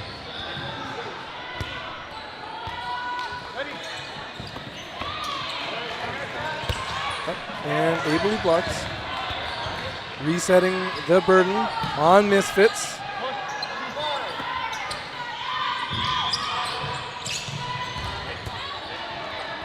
Full body pump fake by Benjamin in. 3 men at the line. There we go. Pow! And a big turnaround catch. Huge catch from Williams. Point blank off Patry. Officer with the play call.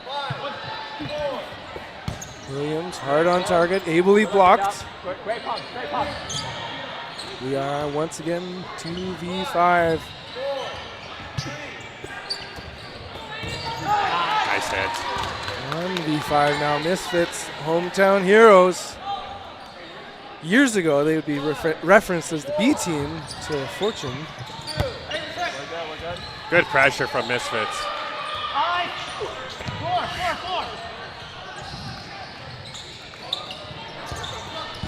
Right on target. Confident with a huge throw on his own.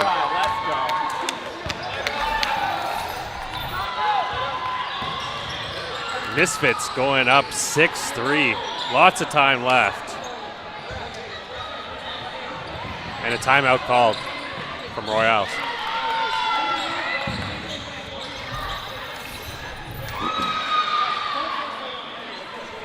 So as we get this far into the match, are we getting close enough to pick our finalists for the player of the match?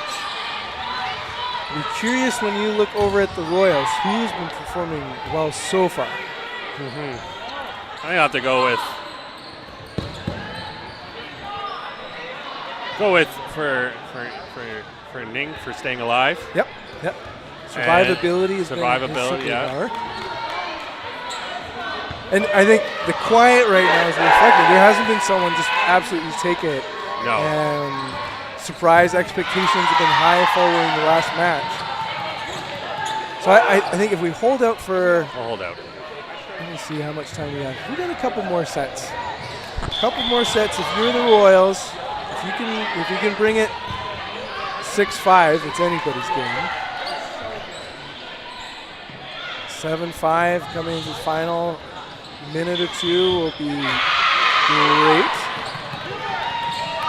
If you're Misfits though, they are just dialed in, catches, throws.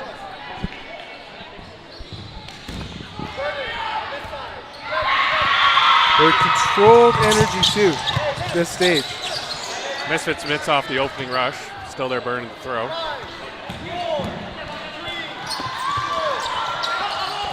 Oh, rip.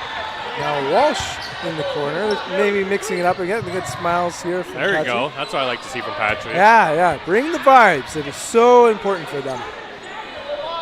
Oh, I feel like he made his hair even bigger. Like, you can't even be a bigger target, and somehow he did. Big shot. Who gets hit? And a team catch. Shadowed. Stusik. Just quiet, controlled, and just bleeding the clock away.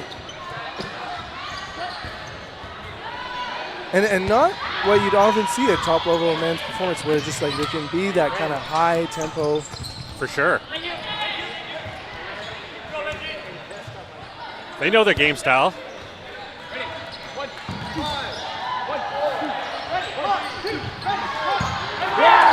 shot. Jutel gets hit. 4v2 and a very crucial point for the Royals. Simmons targeted and taken out. The pride of Atlantic Canada has not been able to see his best moments yet. But will Benji Ng. Oh, and a straight shot. Yeah, they could just absolutely take it to them, even balls in hand.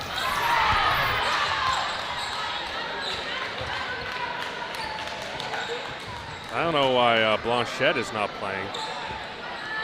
And I hope it's not for injury. Oh, there he's in. He's back in now.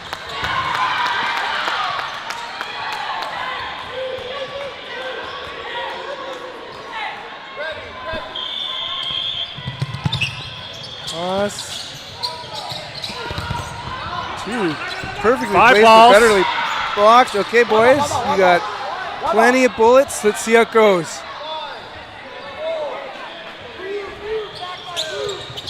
There we go. Two, With the Fang. hit. The right side unable to block, but the left side brilliantly getting out of the way, both spacer and confident. Now 5 balls for Misfits. It's their turn to huck it back. Walsh being targeted. Oh, that was unfortunate that they only got 1 ball off there. 4-man in the attack zone. Third and a throw, Misfits. Simmons getting nice and low. Dutil protecting. Now the play call. Wu in the middle. Watch him. Pump fakes. Simmons grips it, rips it, misses.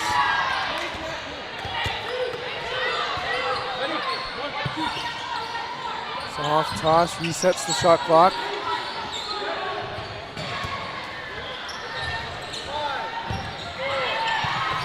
Big Oh, throw. my Better catch. goodness. Amazing catch from Confident.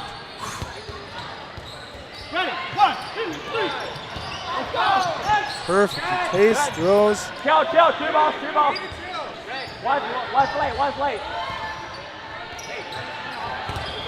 Orioles still with 4 players, a lot of ammo.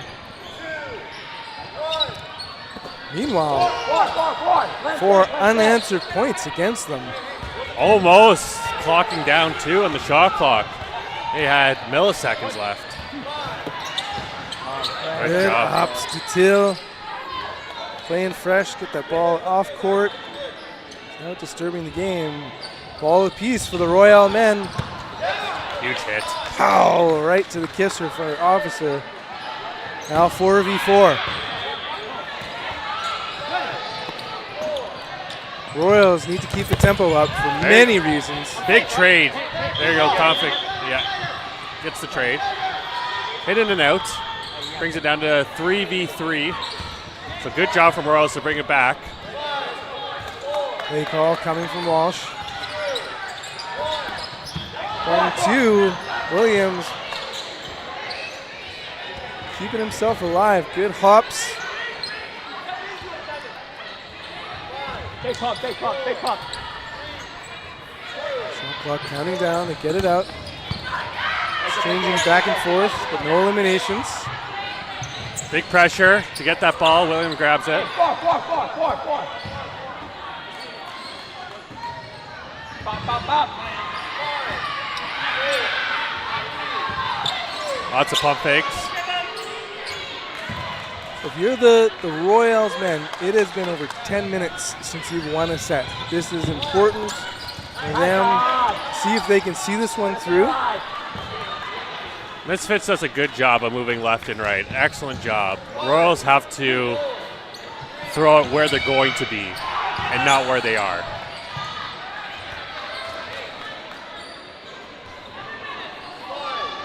Readies, sets, send one. Four. That was a nice throw on target, but a block from Williams.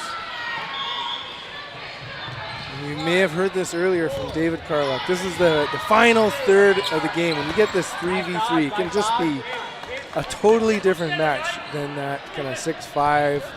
A lot of, especially men's bodies, just filling up the whole backcourt. Turns into a bit of a chess match.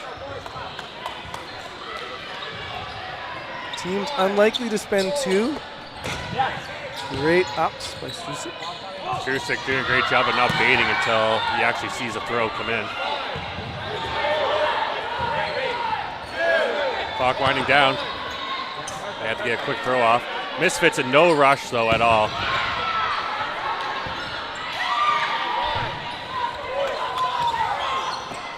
And they send a couple and make it happen. That's a good play from Royals to send 2. They got to make some things happen. Meanwhile, shot clock countdown. Wu getting up and out of the way.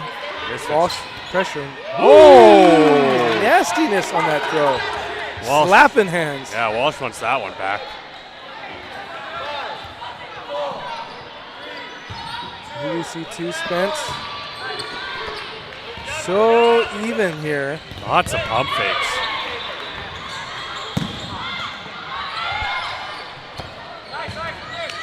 All low of target.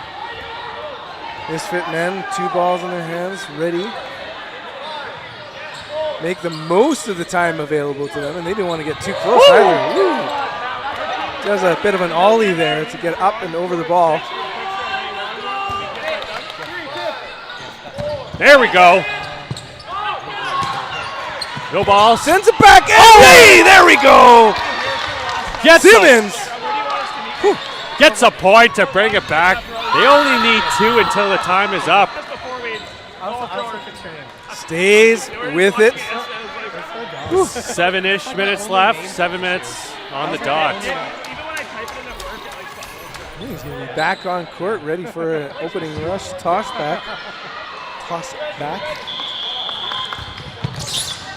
Oh. This was a very... Ball's up. Oh. Is Benjamin Ing doing all right? Well, he had a tough rush there. Yeah. There we go. Perfectly placed. Hello, Devin. He's bringing it this last minute. That's what I'm talking about. Perfectly placed on the outside hip. Officer sends it between. There we go. Oh, hands.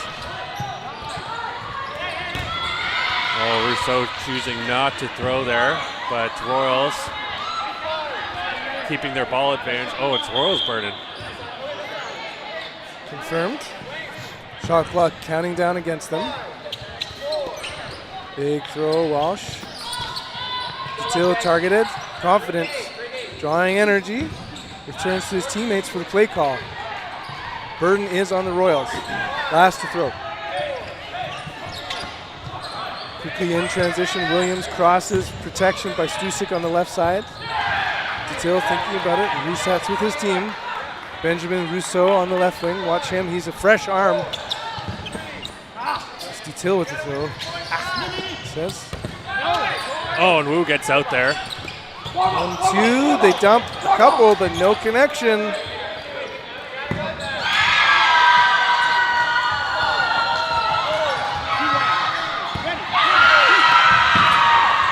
Ready for catch. Rousseau hard on target and harder. And a catch from Dutel. Surprised himself a little bit there. Feeling it in his jellies. We got 4 players to 3. This is the energy you need if you're the Royals. 5 minutes left. Must win point for sure, but lots of time. Nice block. Burden, Royals. Benjing with the play call. Hard throw, better block. Ball's way off court as Benjamin Rousseau is eliminated. Rousseau just staying a little too high there.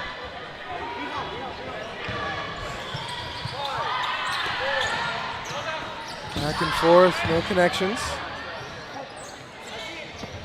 Protects. Not a great throw from me.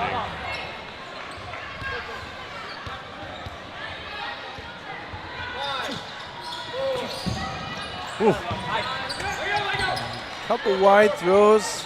See these backline throws from Royals, they got to learn quick that it's not working. Back and forth. Great pressure by Confident. Holding his own there, scaring back the Royals men.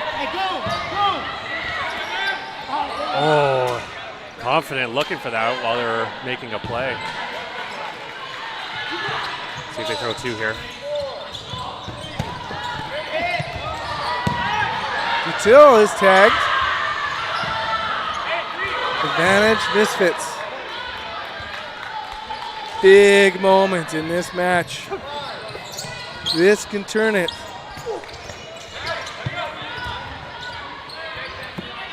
Survivability of Benjamin Ing.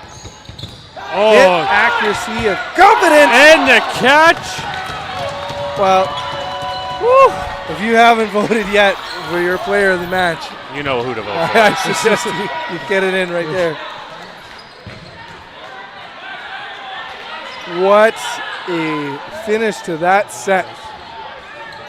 A limb, catch, done, point, time is not your friend if you're the Royals now. You guys are swinging out after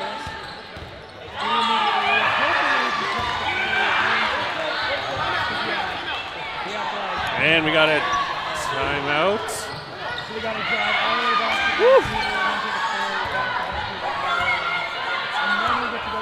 Well, ladies and gentlemen, this game was absolutely close. 4-3 coming into half.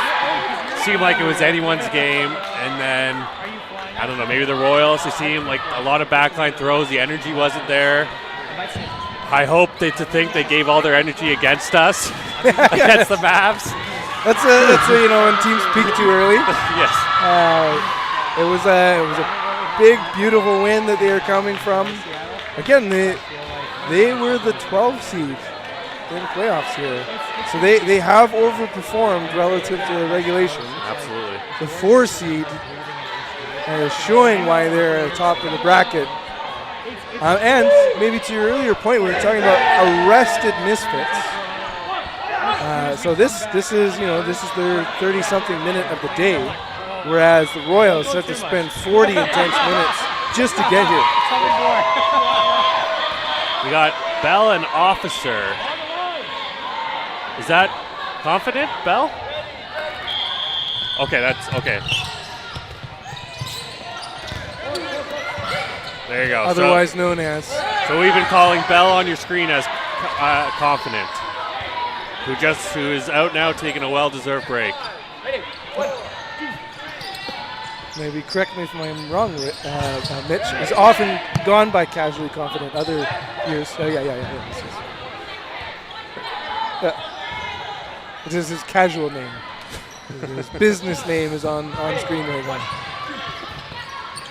Good dodge.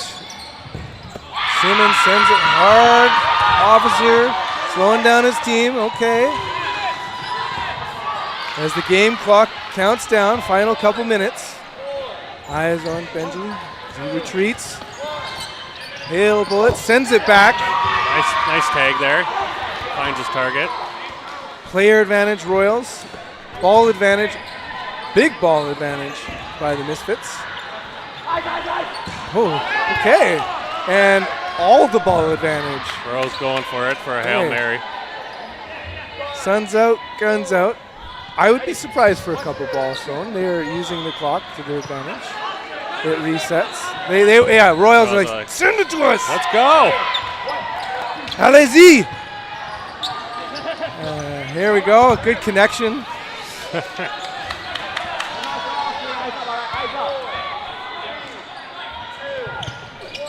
Good jumping. Save that energy for your next match. Save those hops. Woo. Shot clock counting down. Snaps the ball away. Rousseau eliminated. Simmons out. Incredible. Now 3v3.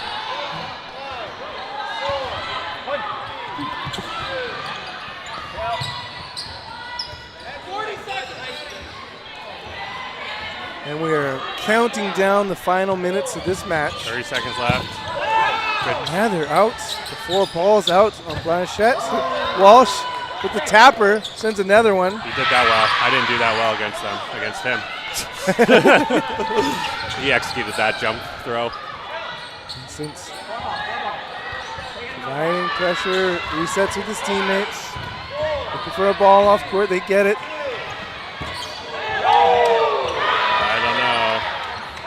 And out. Especially the score being what it is. Yeah. You see Martin Dutil has a good moment. He does. Now 1v1. Big shot. No catch. Point on the board. And that is our final point. 8-5. There's going to be no blocking as is. No blocking. There's going to be. There we go. I got to get to play, but I'm so glad, Mr. Ben Johnson, I got to be on the mic with you. Thank you, Matt Woods. The day continues. What a match. Congratulations, Misfits.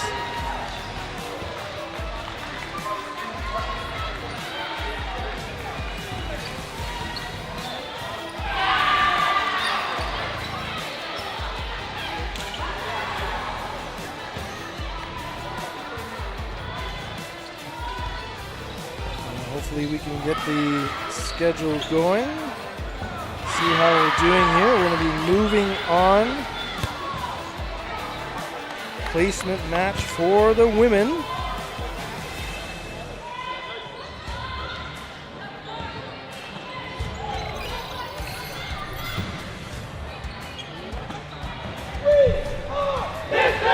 We do know we're going to get Fang.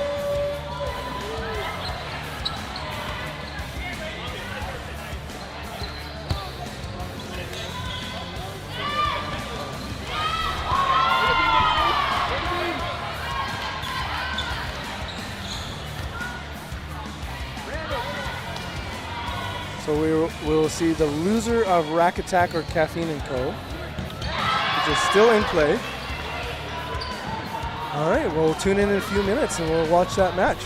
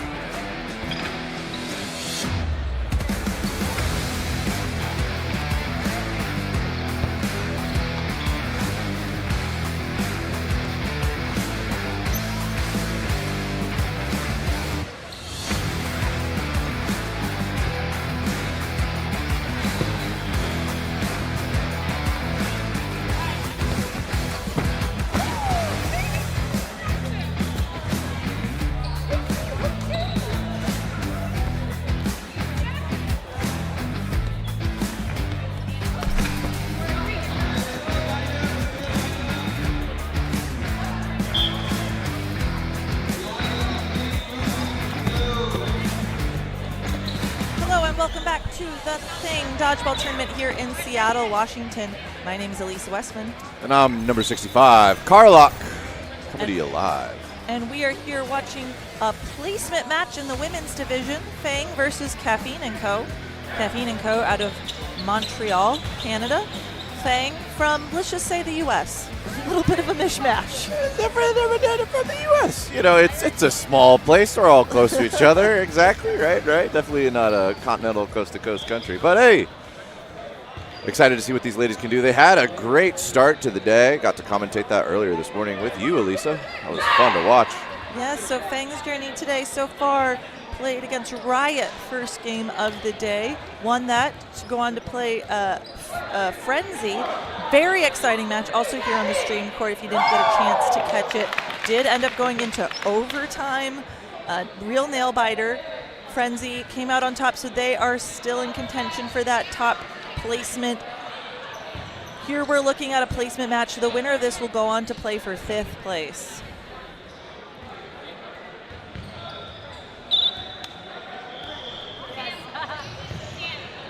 Teams getting lined up. We are just a smidge behind schedule if you're looking at the schedules at home.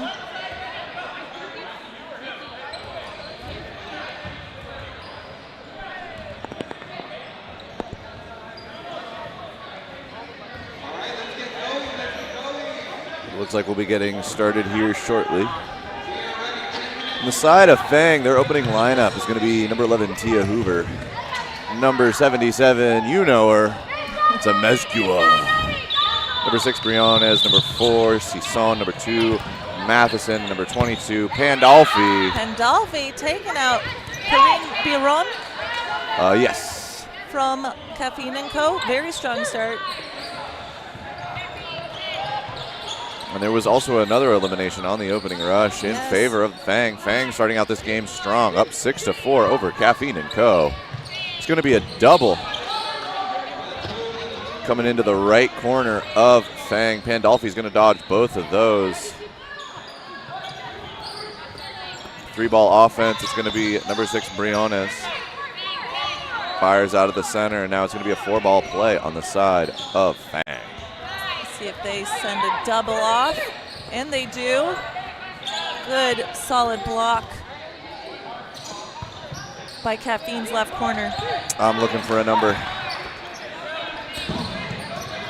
But wonderful work to that lady, dodging that double block in one and surviving. Caffeine & Co. now with 4 players, 4 balls, Burden to throw. Big pop up and a catch by Sison, saving her teammate, but also getting tagged out in the process. Love to see it catching out. Tia Hoover is going to survive for a little bit longer thanks to the efforts of her teammate. Oh, another pop-up. I thought Morales might still be in, going for that catch. Brings Sison back, but nope, it'll be 5 balls on the side of Fang. It'll be a double towards the left corner of Caffeine & Co. Burden is still going to be on Fang, up players with 3 balls. They're coming to the line. And it is number 77, Amezcua, out of the center. It's going to be a double into Pandolfi. Pandolfi is going to get hit out. 3 players of Caffeine & Co. fighting it out, grinding down, trying to get through the remaining members of Fang. Here in game 1 of this placement match. Fang on the attack. Single ball, double ball throw. Caffeine making those dodges look easy.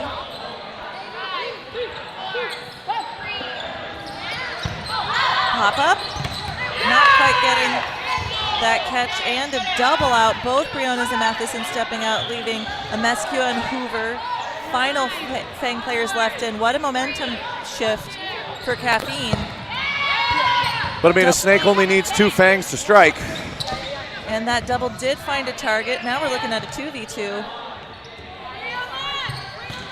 See if Caffeine & Co. can close this out.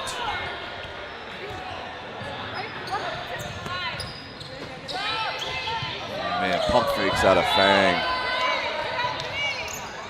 Beautiful. Hoover takes a shot. Right corner of Caffeine & Co. will survive. It's a cross court.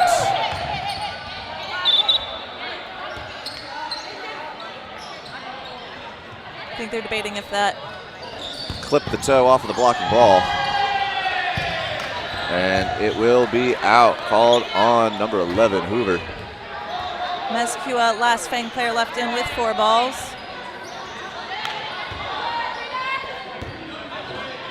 Caffeine & Co. presses from the corners.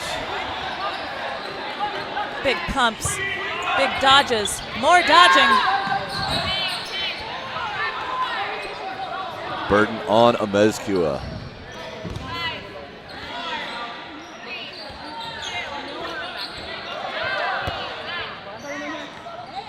Mezcua given a lot of space. She's got quite a powerful throw. She does not need to go all the way up to the line to make her throw effective, as you just see right there, tagging out one of the players, making this a 1v1. Absolutely beautiful. No, Mezcua understands where her threat range is, and she understands that she doesn't need to put herself in a compromised position near the center line where she could get rushed down by the 2 corners of Caffeine & Co. But Elisa, you know I love a 1v1. Big block. She gets 4 balls, or she gives it back. A little bit of a ball retrieving error there. Oh, Mezcua wants to keep the pressure up. And look at her switching to her left side. Mezcua is ambidextrous, so she can go back and forth, give herself some relief on either And line. she's going to find the shoulder of the remaining player of Caffeine & Co., giving the first point to Fang. Beautiful work. But did you notice that she's squared up on her left side and her right side? Yes, she is ambidextrous. Well, I mean, it also gives her a different look, right? Defensively, how does she need to operate? If in the position she was in up against another righty, right, when she primes up from her right, her throwing motion puts her body into a position where she can also block. Beautiful shot from number 6, Briones, which means that she can simultaneously be a threat, but also know that she's got defensive capability in that 1v1. Obviously, throwing with the left means that your opponent has to rethink how they're going to dodge and how they're going to block. Which angle is that ball coming from, and what kind of spin can you put on it with your left hand versus your right hand? Mezcua really showing her elite level of athleticism here at the Thing.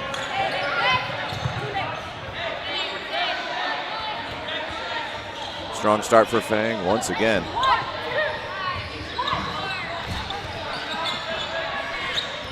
Fang on the defense. Caffeine with 4 balls. And they do find a target, and a big one at that, and a second target. Both Mezcua and Pandolfi stepping off.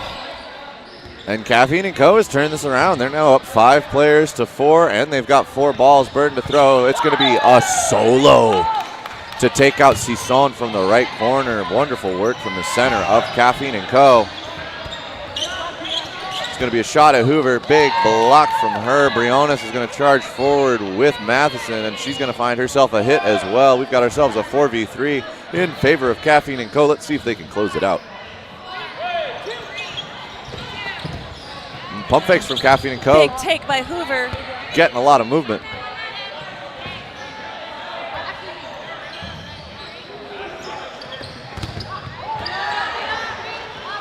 Another fun call out here is Jonna playing right corner for Caffeine, is actually on the Fang roster for USA Dodgeball Premier Tour. So teammates playing teammates here. Oh, love to see it. Some of these players play both in the Canadian circuit and the US circuit. So when it comes to tournaments like this, kind of got to pick your favorite child. Which one do I love more? Tia Hoover, though, with a fantastic throw, is going to even this up 3-3. The left corner of Fang putting in some work here. Oh my goodness, talk about left corners. Left corner Caffeine & Co. is going to hit out Matheson and dodge the double. It's going to be a 3-ball defense for the side of Fang as Caffeine & Co. moves into an aggressive position. Briones with a pre-counter is going to take out number 13. Brousseau. Lawrence Brousseau, number 13.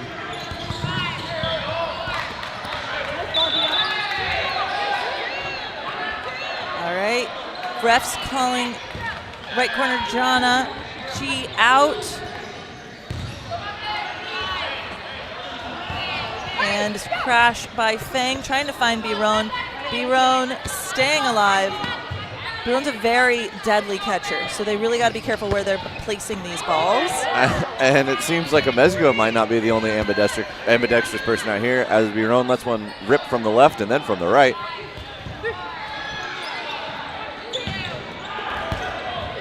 I mean, you can see Elisa, that Fang is absolutely respecting the catching capabilities of B-Ron. Those balls are off body, trying to clip knees, ankles, something that is not right in the breadbasket.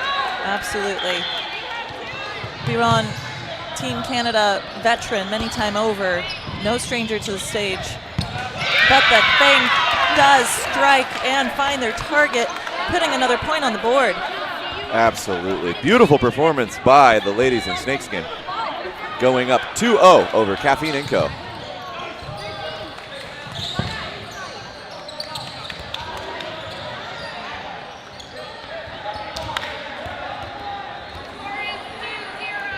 And lining up again for the third point of this first half. We are doing 2 20-minute halves. Ladies and gentlemen, you wanted dodgeball. We've got dodgeball. 40 minutes a match all day long.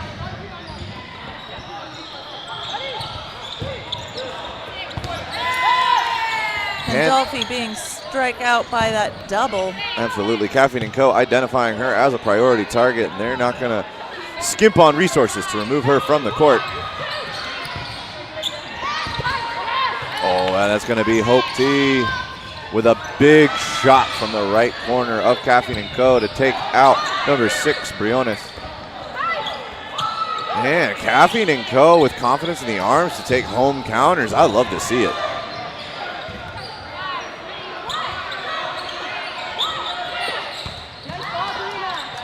First out for Caffeine side, taken by Amezcua.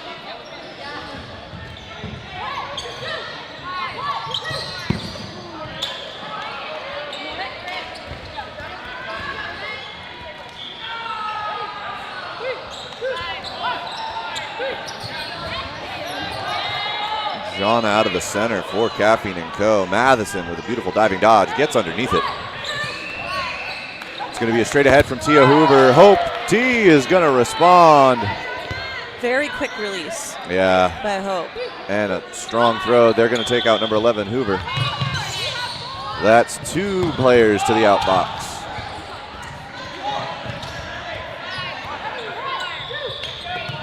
Oh. Big strike by Matheson, taking up Jana in the middle. And then a beautiful dodge afterwards as the right corner of Caffeine & Co. takes a home counter.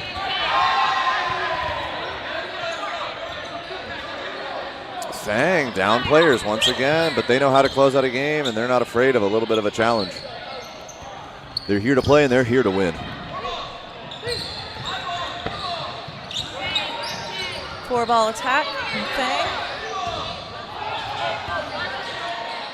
Interested to see if we'll see some more home counters from the corners of Caffeine & Co. That we will. Fang even taking the shot at the right corner to hopefully dissuade them from taking counters, but Hope says, no, I'll still fire back at you. And priority target.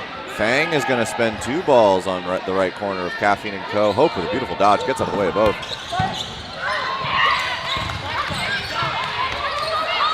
Mezcua charging. Pushing up, seeing no balls on that side. Target is found on the right.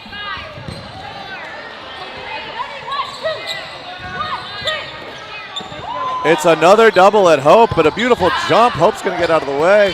Hope is going to send Seesaw into the outbox. That is 3 players. But Hope also tagged out by Pandolfi, bringing it to a 3v2. 3v1. You want to talk about? Pandolfi said, nuh-uh. Pandolfi said, wait, Hope got 3 hits. I want 3 hits. Give me one more. And Matheson closes it out with a catch. She says, I'm playing 2. Woo! Number 2. Let's go. Beautiful catch. Matheson's been doing that all day long, reeling those in, closing out matches. This has been a beautiful play from Fang, up 3-0 over Caffeine & Co. Caffeine & Co. with a few double ups on the numbers for their jerseys. We've got 2 number 3s, we've got 3 number 13s, and 2 number 17s. Need to take some guesses Oh. at a certain point. Oh, big hit by Hope, taking out Pandolfi. the right corner to right corner. Hope's like, yeah, I don't want you on the court. You hit me last time.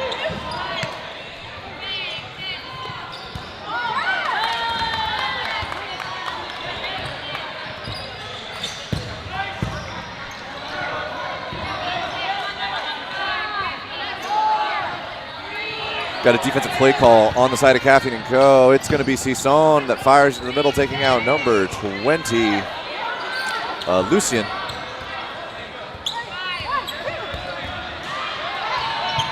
Matheson. Oh, and Hope taking out Hoover. That right corner for Caffeine & Co. An absolute menace here on the court.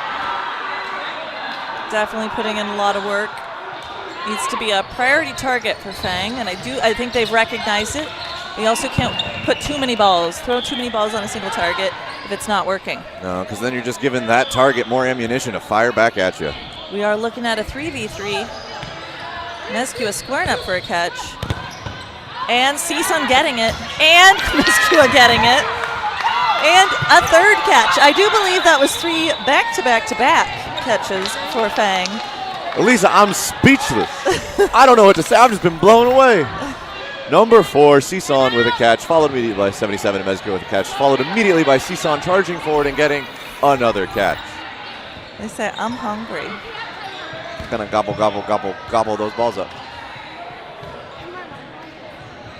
I think Caffeine has called a timeout. I do think that's a well-timed timeout. We are looking at a 0-4 spread, 6 minutes left in the first half. Again, still a lot of time, a lot of dodgeball still to play. Absolutely. But it's in Caffeine's court right now to stop Fang's momentum, figure something out. These have still been very close games, largely coming down to 2v2s, 3v3s. So Caffeine's definitely still in it, but it's up to them to put a point on the board. I'd agree.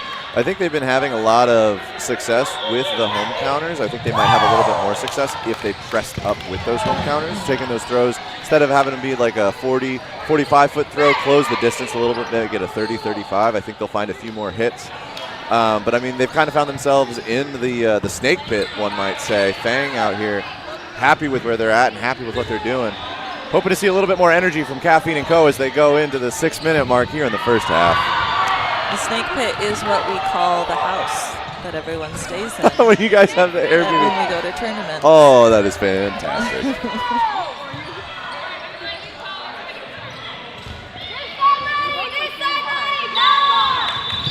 Right, and we're off once again. Oh, and Briones is going to get hit. Caffeine & Co. firing on all cylinders. They're going to throw not 1 but 2 balls on the opening rush. It means that Fang is going to have a 5-ball offensive play available to them. 1-ball defense on the side of Caffeine & Co. They do find a target, but Mescua is taken out in the process. So a couple big outs. I think for Caffeine & Co. giving up 5 balls to Fang, to have that 5-ball play on the side of Fang turn into a 1-for-1 trade is a very good outcome for Caffeine & Co. Nice little exchange here on the left side between Hoover and Hope, as well as one of the players from the middle of Caffeine & Co. Fang's going to even it up 4-4. It's going to be a solo on a 5-ball play. Hoover straight ahead at Hope. May have been a little bit of a miscomm there, but now they still are on the attack. Another single ball throw. This time straight ahead at Jana. And then another one from Sison. Sison getting into a defensive catching position. Matheson is going to punish, what is it, Galliani for taking a shot into, I think it was Pandolfi over on the right side. For the 3rd time in a row, Fang with 5-ball possession. So definitely I think this is a change of strategy that Caffeine is trying, just still throwing 2, even if they only have 3? Yeah, I mean, they're giving Fang 5 balls, and Fang is definitely taking advantage and getting a hit, but the aggression from Caffeine & Co. means they're at least making it a trade and keeping the player count. I mean, pre-counter from Hope is going to shut down Hoover, makes the read easier for the left corner of Caffeine & Co. to dodge the double from Matheson and Sison. Still not an easy task, but they're making it work. 5-ball possession again for Fang. I like the adjustment. Caffeine & Co. said what we were doing before wasn't working. Let's try something new. I mean, again, a trade. And that is when you're giving the opponent team 5 balls and you're coming out of it with a 1-for-1 trade, that is wonderful. Just because of the options that the team with 5 balls does have available to them. But it also means that Caffeine & Co. is getting a lot of defensive pre-counters that they're being able to use to have additional shots to try and make hits happen. Oh, I thought Hoover was going to pull that in, but a beautiful shot from the left side of Caffeine & Co. is going to be just a little bit too much. Kim Matheson, last player left in for Fang, gets two Caffeine players, Hope and Karine Biron. She survives that attack.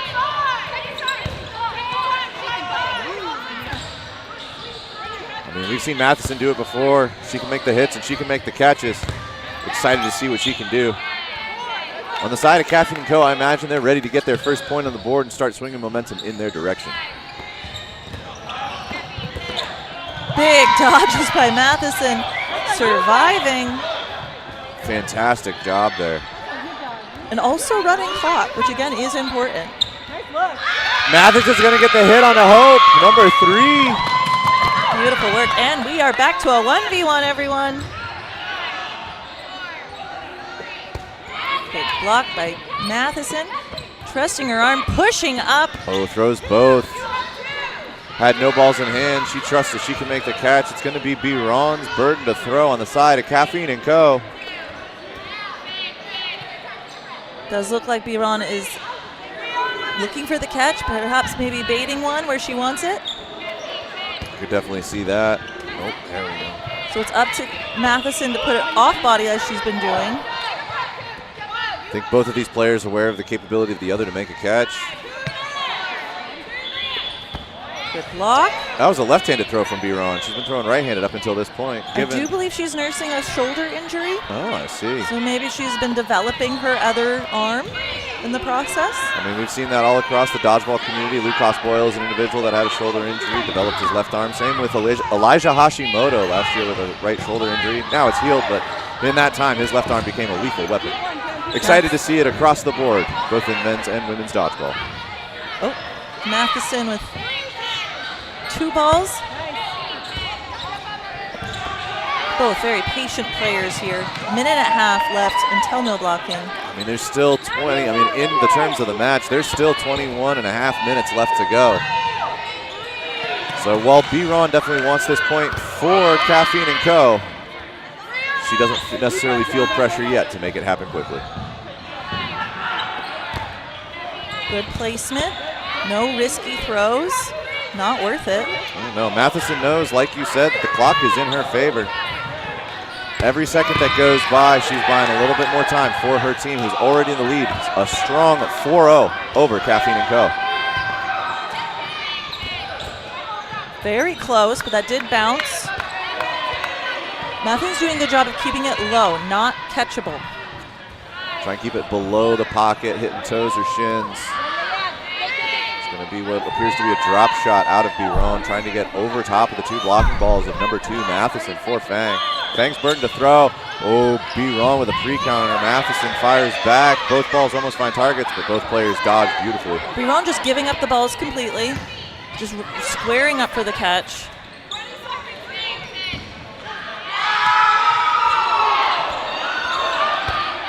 And a block. Matheson taking her time. Oh man, Biron's ready for it.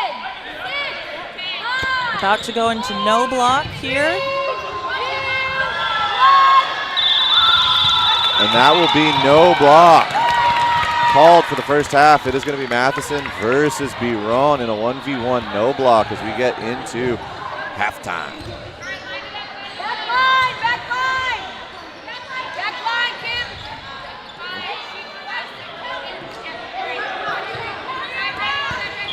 Again, no block means all the blocking that both of these ladies have been doing so far in the 1v1 not going to happen. So it's catch, dodge, all the marbles. Number 2, Matheson goes for a drop block. She tosses both of those balls in the air in front of her to create a screen. Neither one of these players, though, still wants to put it on center of mass. They know the catching capabilities of their opponents.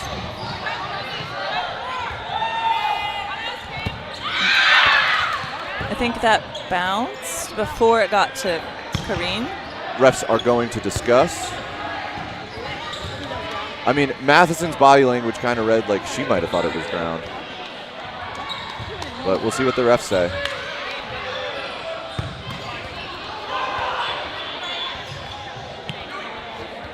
And they're calling her out, saying that it was fingers before ground. Oh, that is a absolutely all-star performance by the number 2 of Fang. Matheson drew out a 1v1 for about 5 minutes and then goes into no block to win it.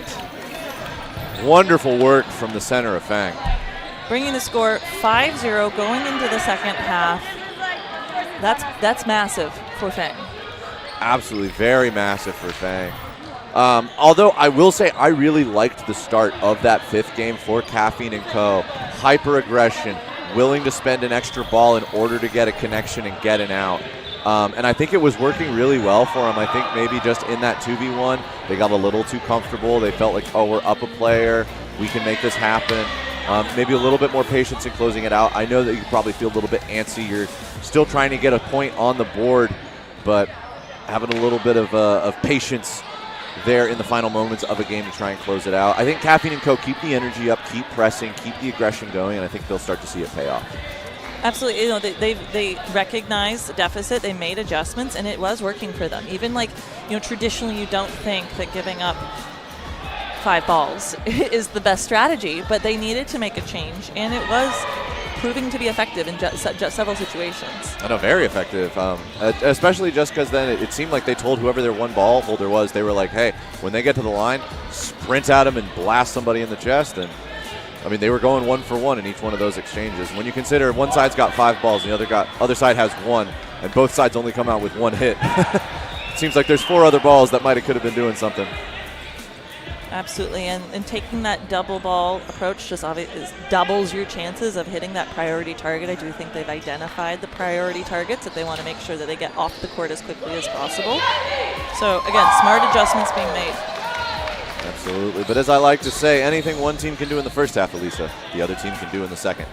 It's a whole another 20 minutes to go before we figure out who will ultimately move on in placements here at The Thing. Brought to you by Dodgeball.live. Don't forget the dot.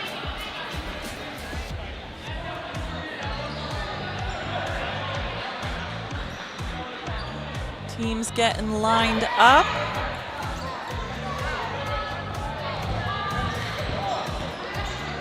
About a minute before the second half. Still a lot of exciting dodgeball to go here today.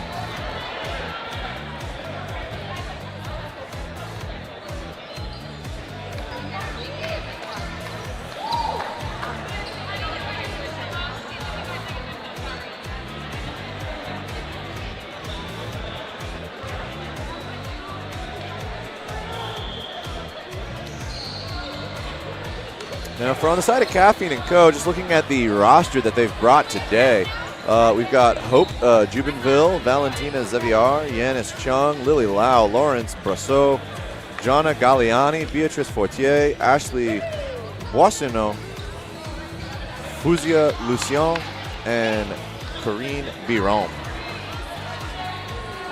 Good job with the French. Thank you. We don't have a lot of that here in the States. Sometimes we're just guessing. Yeah, it's a guess, you know. I will say I did get some practice, did get roasted a little bit about 2 weeks ago when I was in Mexico. It was really fun getting to watch the Licon dodgeball team play, but they're out of like Paris, France, and I had a lot of Licon fans hopping in the chat to inform me I need to work on my pronunciation. So put in the practice. Want to make sure that all of these fantastic athletes are getting recognition for the effort and the athleticism that they possess. It's going to be a bit of a calm start here from both sides. Caffeine and Co. opting for a 1-2 double throw into the center of mass of Fang to try and find a hit. Fang going to fire back with their own double, and they're going to get a connection onto Brasseau.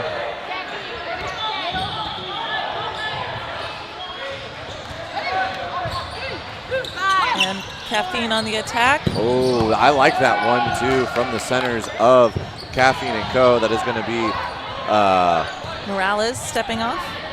Morales got nicked on one of those throws from Galliani and Boissonneau.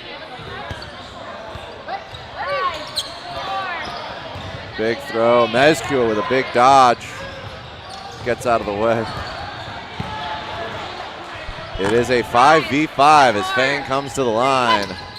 It's going to be Briones. The fire back is going to come from the center of Caffeine and Co., which is Boissonneau.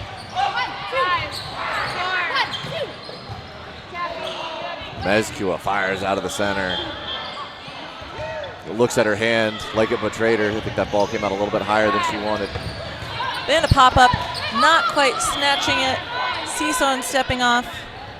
Caffeine and Co. really leaning into these doubles in order to get players off the court. Once again, going down to one ball defense.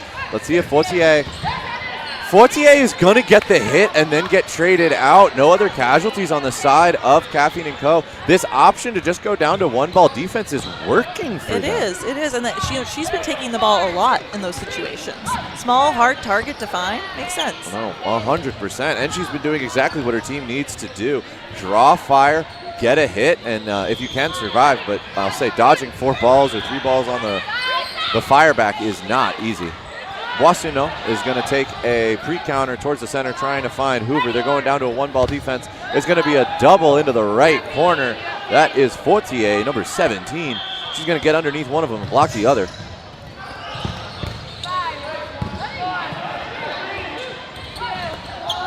Oh, Boissonneau with a wicked sidearm tries to find the hip of Amezcua, but Amezcua gets around it.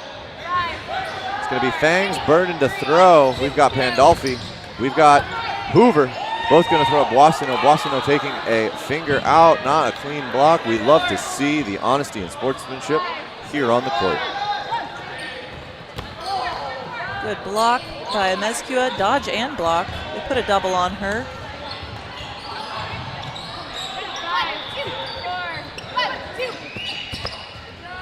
It's going to be 2 onto Galliani.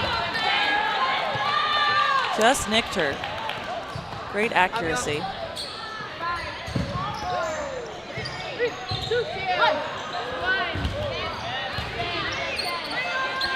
I do apologize. That is Galeini, not Galliani. Galeini. I should know. I play with Yeah, her. that is. She's on your team. She's on your team. We have a joke. Neither of us know how to say each other's name, so it's even. Good, good. All right, Caffeine and Co. in a 2v3. Fortier with not 1 but 2 blocks to survive as she and Brousseau are going to charge down against Fang. Fang with some aggression, striking on the fallback to the back line. Caffeine and Co. surviving on that rush down. This is some fantastic dodgeball. Big pump fakes. It's going to be Pandolfi towards Brousseau. It's going to be Fortier at Hoover.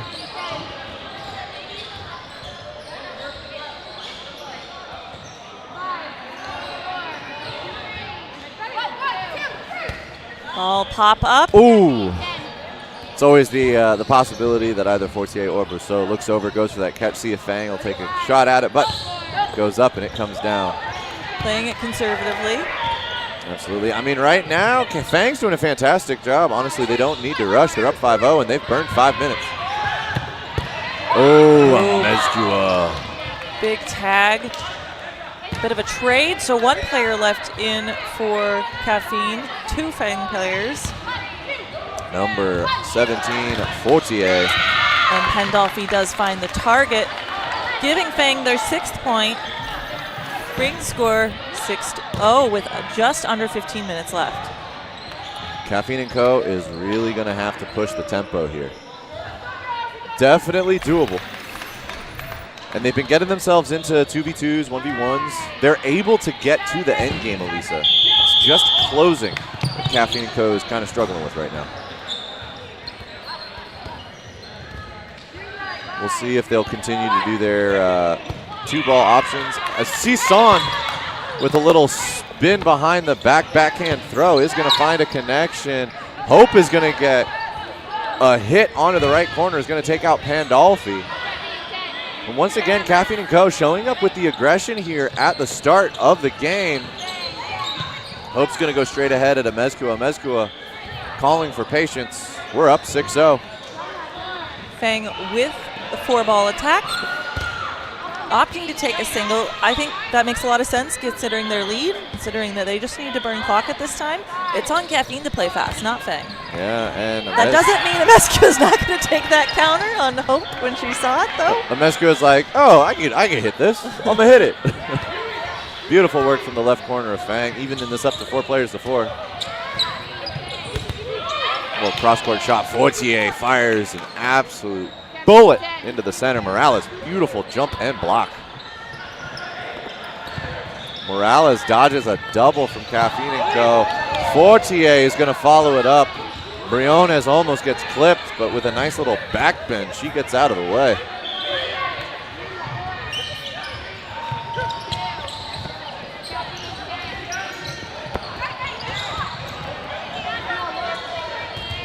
Galeini taking a shot from the left corner. Curves out of the way, just goes wide of Briones. Been a few trades here. 3-ball defense for Caffeine & Co. Biron is going to get tagged on the hand. Just the fingertips.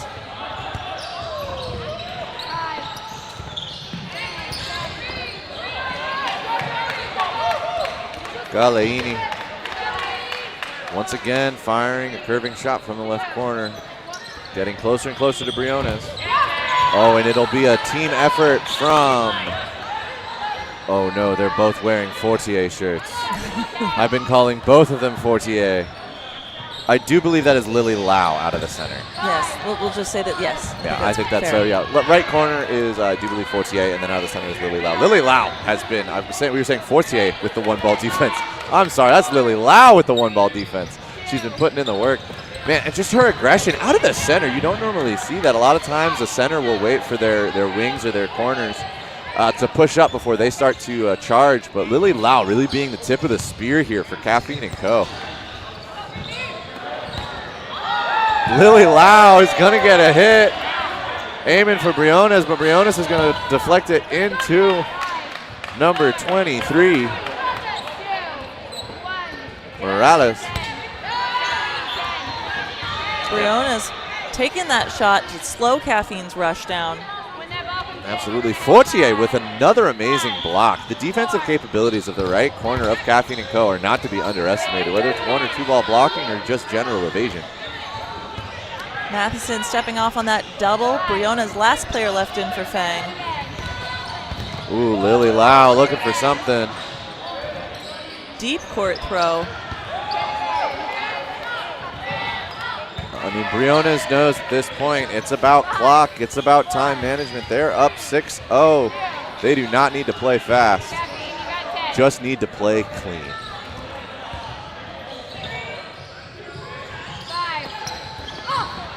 Briones looking for a catch. Not surprising if you know anything about her game. Not at all. Fortier looked a little nervous there as that ball started to get closer. Galeini! And a little bit of a smirk at teammates at each other across the court, giving Caffeine & Co. their first point on the board, making the score 6-1, just over 10 minutes left in the game. Excited to see Caffeine & Co. getting a point on the board. They're going to have to play quick here if they want to make up 4 games before no block.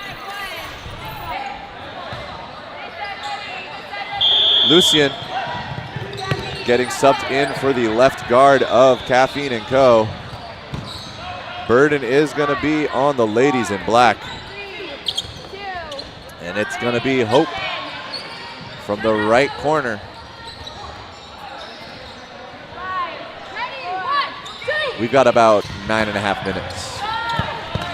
Oh, it is going to be a trade for trade. Briones for Hope. Center for corner between Fang and Caffeine & Co. Here in the second half of this placement match at the Fang. Oh, Lucien looking for that pop-up off of Lily Lau is going to get hit by a double from corner to corner. Galeini calling for calm from her teammates. It's going to be 4 balls on the side of Caffeine & Co. in a 3v5.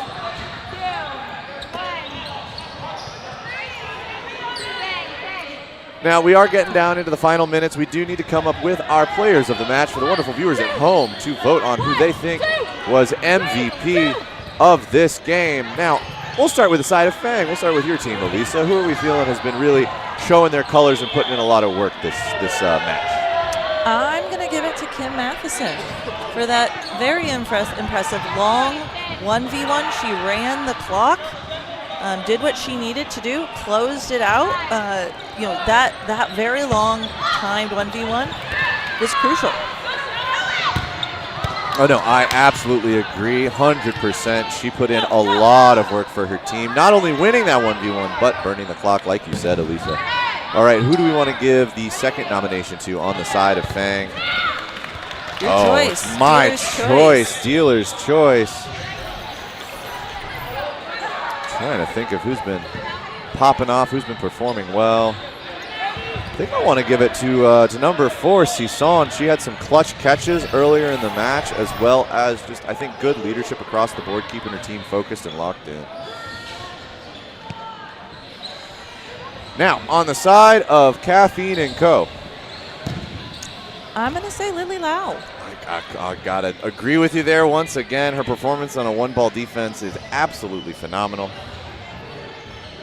Second to none. And taking bodies every time. I think the second one I got to give it to is that right corner for Caffeine and Co.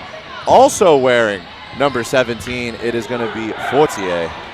She has been a force to be reckoned with. Obviously, I've been commenting a lot about her defensive capabilities in terms of blocking and dodging, but that is not to discount the strength of her arm, stacking up at least 2 to 3 hits most of these games to put Caffeine and Co. in a good position. Now we go into the next game, 8 minutes left on the clock. Fang is up 7-1 over Caffeine and Co. It is a mountain to climb. Let's see if they've got enough of that bean juice to make it through. I guess it's Caffeine and Co. It's not necessarily just coffee. Could be Celsius. Could But be Red Bull. that's a very common drink you see at these tournaments. Oh, absolutely. If you really want to start getting crazy with it, you know, you got your Bang energy drinkers. If you're really looking for that hard kick. Slow ball rolling. Tia Hoover not giving Caffeine and Co. a chance to get that ball that's on their side. Some wonderful pressure from the left corner of Fang.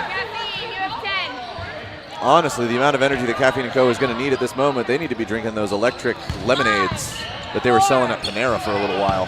Big catch by Jenny Kwan. Absolutely beautiful hands by the right guard of Fang. Lily Lau! Sneaky shot. Honestly, didn't expect that. See that coming. Very unexpected timing, which, you know, pays off for her. All right, Caffeine and Co.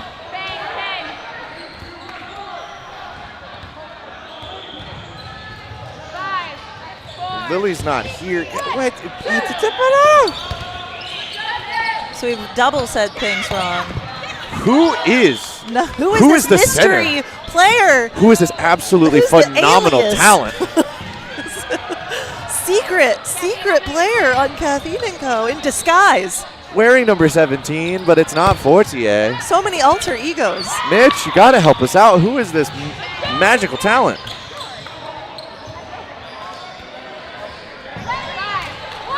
Who is this? This player, yes. Who is this?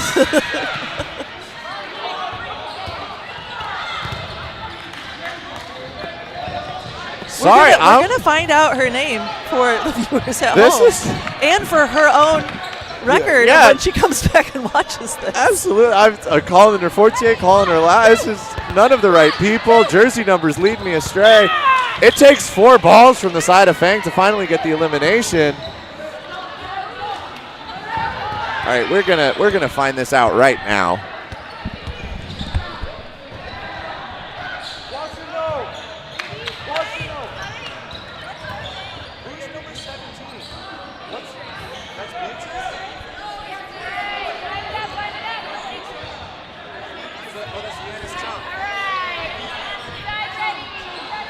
Yanis Chung normally plays with Reckless.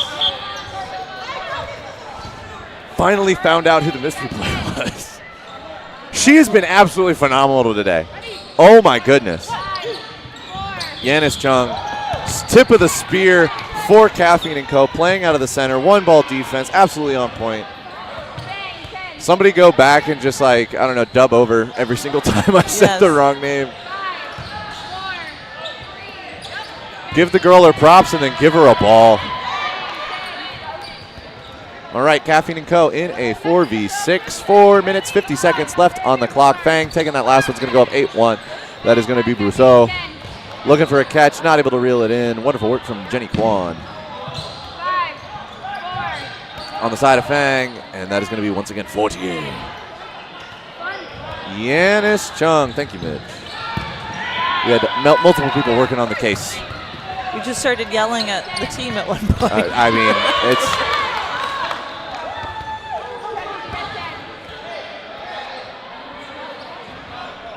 Oh, fantastic. I think a fantastic pickup for Caffeine & Co. Lucian, number 20. She finds a hit on today. Beautiful curving cross shot. But it is going to be Fang with 4 players, 4 balls to the line, and it is going to be a solo throw into Biron that's going to hit her. Biron is going to get Morales in the process. Lucian now in a 1v3. Burden is going to be on the side of Fang. 3 players, 3 balls. They come to the line, and it is going to be 2 balls. Lucian staying alive. Just over 3.5 minutes left. Briona's looking for the catch.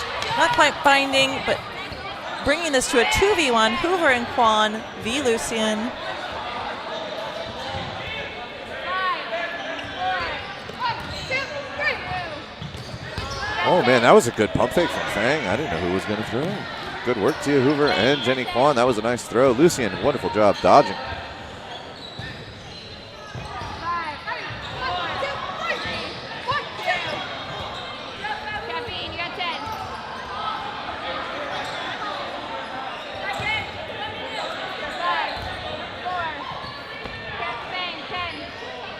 Burning some clock here, and again, that is in Fang's favor. Just about 3 minutes left in the game. Fang doing a wonderful job. But also, yeah, these jersey numbers get to me because it was Caffeine & Co. did have the multiple jersey numbers, 2 players with 17, but the 2 players with 17 were supposed to be Fortier and Lily Lau. Yanis Chung is registered as wearing number 13 for this tournament. Happy we finally got her the chops and props that she deserves. Currently, it's a duel between Matheson and Chung. Get those votes in, folks. We got 2.5 minutes to determine the player of the game. Jenny Kwan takes a vicious shot at Lucian. Lucian is going to block it into herself. And that is going to put Fang up 9-1, Elisa. 2 minutes left in the game for both teams, because again, we're not done. Neither team is actually done after this. We are playing full placement matches. So the winner of this goes on to play for 5th place. The loser will go on to play for 7th, I believe. And so we still got all these players still got a full 40 minutes left. So I think the goal is just not to get hurt.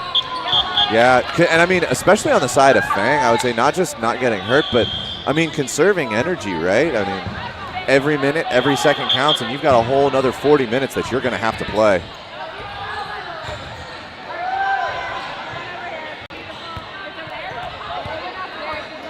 On the side of Caffeine & Co., it's just it's for pride. Get another point on the board.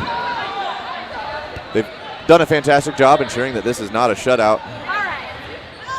But Fang has absolutely shown their aggression and their tenacity, as well as teamwork. General ability of Fang members to cover each other from corner to corner. Beautiful. It's going to be a double between, yes, Fortier and Brousseau are going to get taken out in that double. Unfortunate. Less than a minute on the clock. Tell him no block. Ooh, Hope is going to find number 11, Hoover.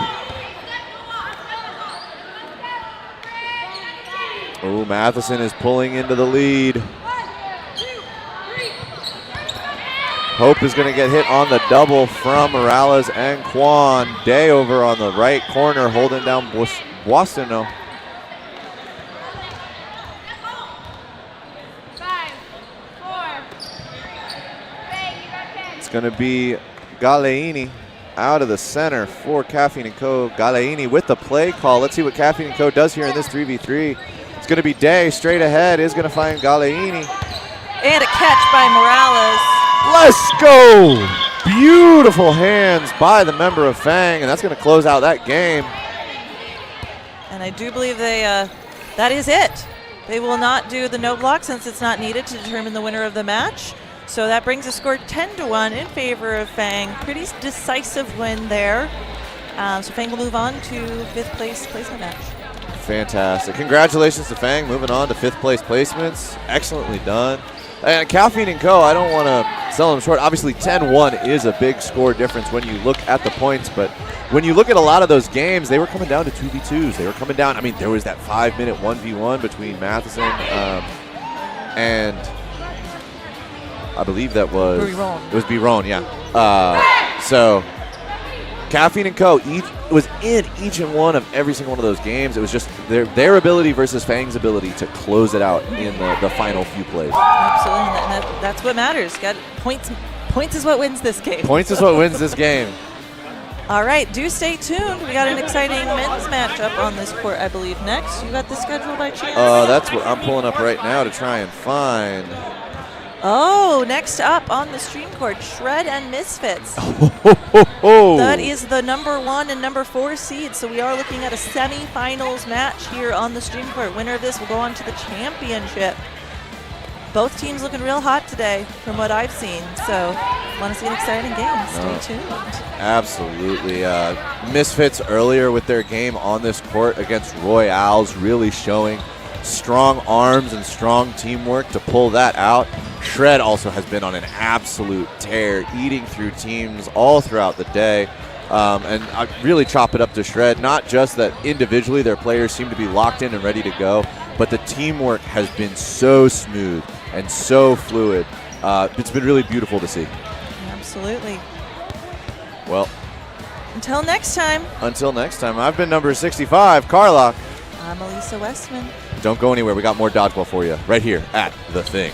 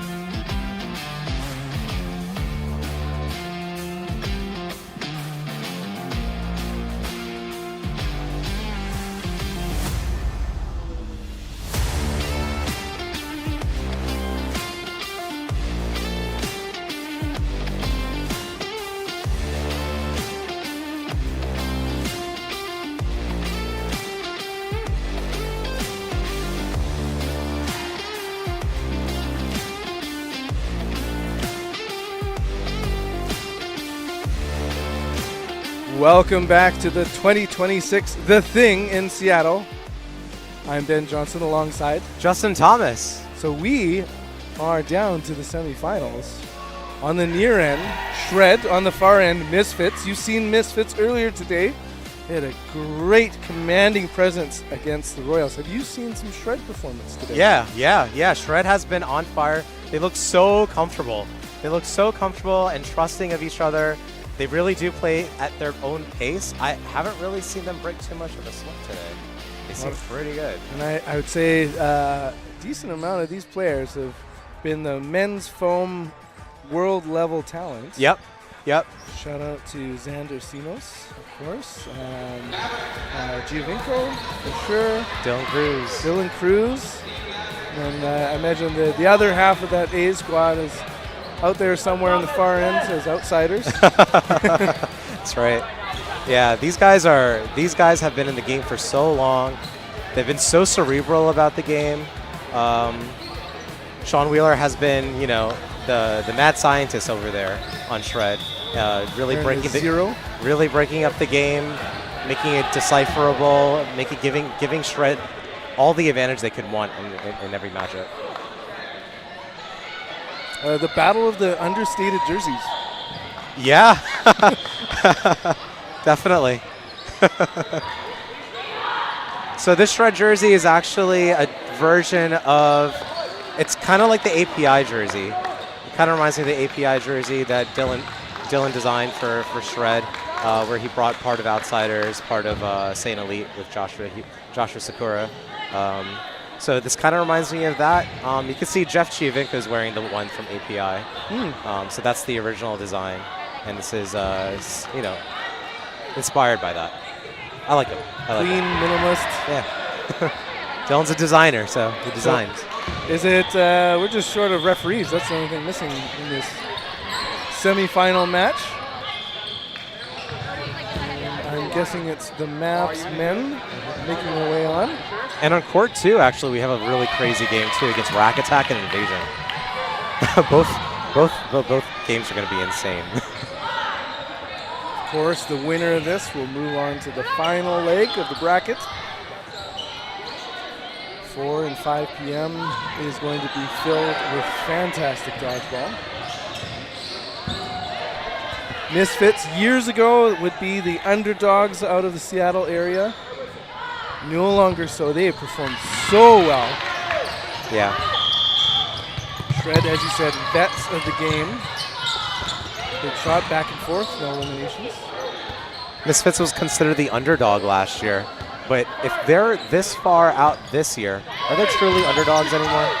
So when you lift a reputation, might take a while. Big shot in between targets for Sinos, who's probably got the lowest pulse. But like even mid-game, that's 67 is his pulse. Big shot, good elimination. His number's not even 6'7", it's supposed to be 45. This is trolling. Good old Gen Z vibes here. Into the attack zone, sends one. Pump fake, no counter. Giovinco communicating with teammates. Watch out for Cruz, number 13 on the right end. He's targeted, gets those feet back. Keeps control. Cleveland waiting for a ball. Demonte passes to a teammate. Trujillo in the middle. Oh, great shot on Jacob Strusek. Couldn't hold it. Good ups, but not good enough. Williams is eliminated. When you're faced with so much pressure on the Shred side, it's really hard to anticipate who's throwing, where it's coming from,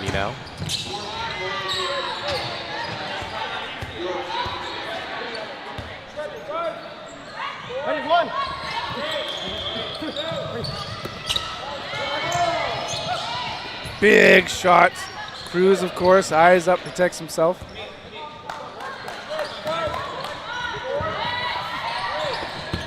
Oh, Spacer not able to bring it in. Confident protecting. 2v everybody.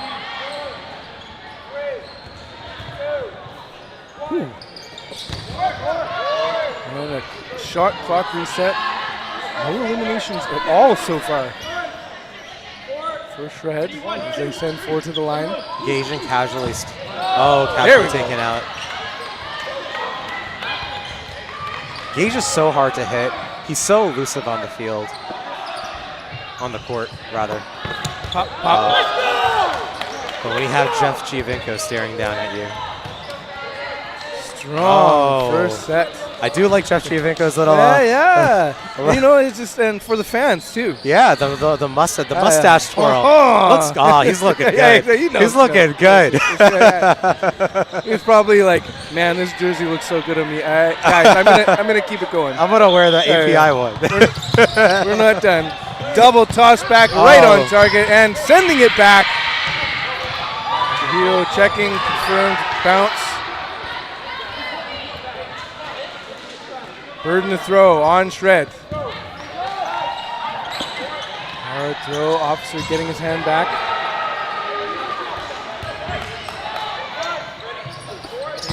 Whew, he's kind of got a sidearm delivery. Eh? Just that's his arm slot. Brandon does come from a baseball background, so he's got all the arm slots. And you have unique delivery. Oh my gosh! And it gets it back. You only see that in cloth, but when you throw as hard as Jeff Giovinco, you have opportunities to, I guess, retrieve the ball back in your hand. That's crazy. Gets the refunds. It looked like when people do the mirror in Instagram, just have it boomerang back. He boomeranged. Spacer pushing the ball away. Didn't need to. Pressure from Misfits. Referees checking in. Okay. We're set for balls. Burden to throw on the Misfits. And Shred with their full 6, right?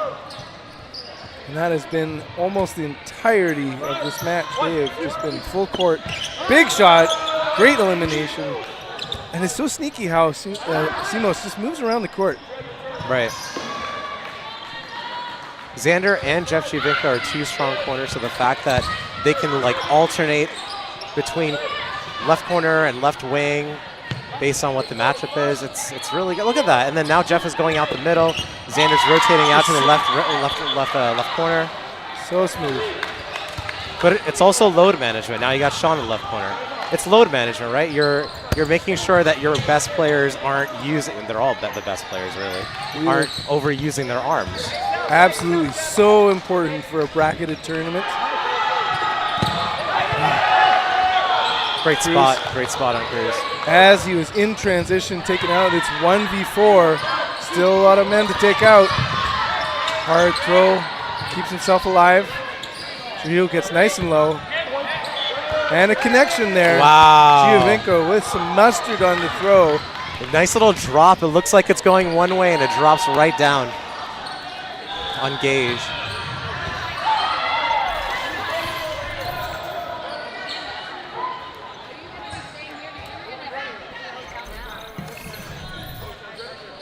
Vincent Pham in now to take the opening rush. Ready, and they send it back. Hard on target and exchanging limbs. Great exchanges. Check it. Oh, and so Wheeler is alive. It was not an activated ball. I'll text you guys later. I'm going to save and check, but I'll text you guys. Yep. Okay.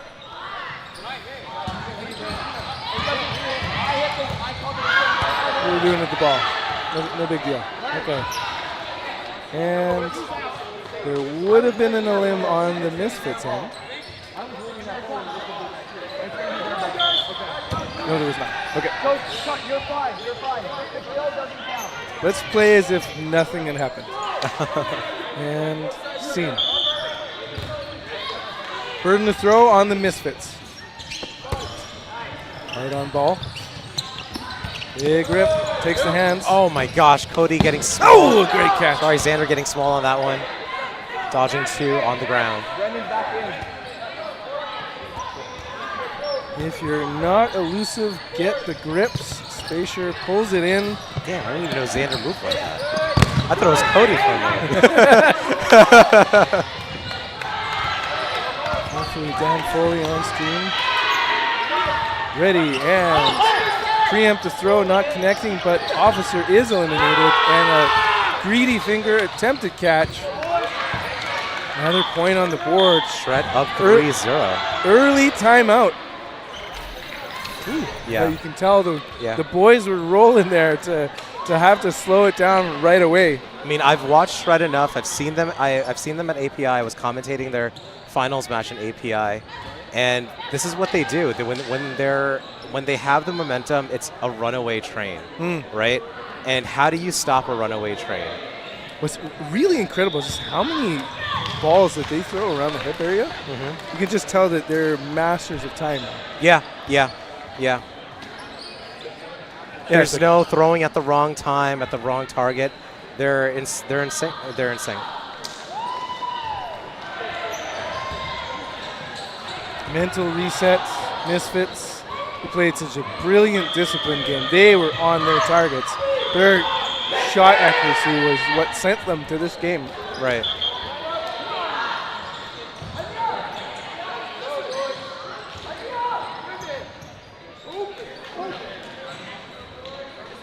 And both sides ready.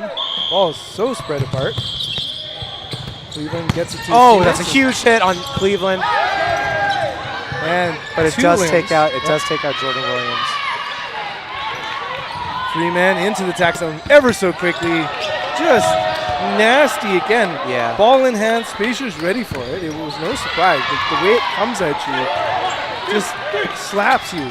Jeff Shievinko seems to just be eating his side. Oh my goodness. Okay, this gets in your head. Just feed him balls.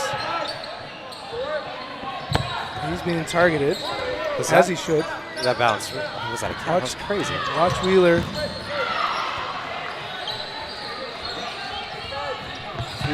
Full send. Let's see. Readies for catch. Oh my gosh. One right on the shoulders. But what do you do? Because Shred's up at the line. They're comfortable at the line. A good litmus test on how good a team is when they make their real estate at the center line. And Shred just feels at home there, you know? Pump faking and throwing at whim.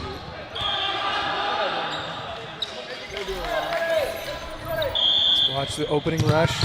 Can either team get an advantage? Or Williams right on target again, hitting out Cleveland. I don't think Cleveland got back on court previous set. They didn't need to catch. Shots fired back and forth. We were checking in with the teammates. But you can tell by like the body language of Shred how comfortable they feel, right? Moving with swag on the court. Big rip. Gage trying to release before the ball died on the floor. But it ends up feeding another ball to Giovinco.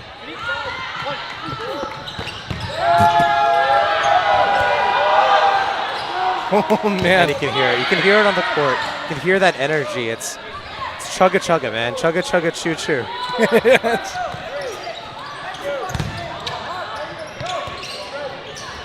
Okay, play call time. 3 men quickly into the attack zone. Wheeler sends it. Such great spots, man. I think we should be counting the misses. Just it's so infrequent that they don't get it on body. Oh, come on! That's not even fair. That's just like that. Come on! Don't count that one. Come on! Oh my goodness. Spacer out. And if you're Misfits, you have to air this half. Like you cannot stop. No, you now. can't. You've had your timeout. 10 minutes to go in a half, and you're down 5-0. We're seeing Quan Moore now on the court, and the thing about the Shred team. Sorry. And the thing about the Shred team is there's no weak link. These are all powerful players. Well, and we talked about earlier the way they flow can also be disorienting for you if you're used to a certain player lining up against you, and then they just they can rotate around. Usually your change in rotations are like after a set point, right? But they rotate in the middle of the game, right? Using positioning in such a beautiful way. Moore passing off to teammates. Hard throw. That one missed. And a line out. Trying to use as much space as they can. Spacer. Oh, no, it was number 33. Okay, here we go. It's unlucky. The burden is on Misfits, but look at the pressure. But Misfits also thrives on this. How many times have been they counted as the underdogs, right? They were counted as the underdogs last year. I trust that they're going to come back fighting. If the freight train stops rolling, right, it's like when you mentioned like being a momentum team, just killing their momentum would be so key. Yeah. Where they're feeding off themselves, and you have the surprise catches, and you have the brilliant throws. Oh man. Oh! And that freight train keeps going. I did say keep an eye out for Quan Moore. And here we go. Always hooping. Up, down, staying alive. And not a line out. He was pre-line out flag. Oh, you got your eye on everything, huh? Casually is so squirrely on the court.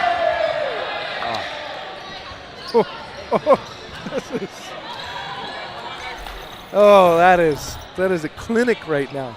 And the momentum is so important for Shred right now, because if they do win this game, because Misfits is definitely not out of this fight, Shred can use that momentum for the finals, where they would be just on a different level. Oh, great shot by Vincent taking Sean out. Sean has been causing enough havoc. Meanwhile, Trujillo out too, so this is best set so far. Can the Misfits reset momentum with this? You do have about 7.5 minutes left in the half. Misfits does need to get some points onto the board. One, the wildest thing about the momentum that we just saw from Shred is the pace per point. If you're Misfits, you can't win slowly. They gave up 6 in 10. Oh man. And some balls dumped without an elimination. Cleveland drawing fire. That's DeMonte's like niche. His hands for catches at the line. He's so deadly at the line that anyone has to think twice about throwing at him. Probably think 3 times. Also appreciate that your Queens, New Yorker accent also says niche versus niche. Oh. That's fair. Quiet in the action. The burden is on the Misfits. 2 balls in hand. Easily blocked. Dylan Cruz. Fellow New Yorker, I believe? Yeah. He's from New York as well. He's actually from LI Kick, Long Island. Dylan Cruz was actually the first person I played dodgeball with for a recreational dodgeball league at LI Kick. Wow, man. Yeah. Talk about misrepresenting how difficult dodgeball is. You're like, wow, if this is rec level. Yeah. Yeah, when I joined in 2024, he was like the captain. It was like a draft league. And he was always traveling for like practices for Team USA. And that was my first insight into what dodgeball was. Yeah, that is kind of crazy, actually.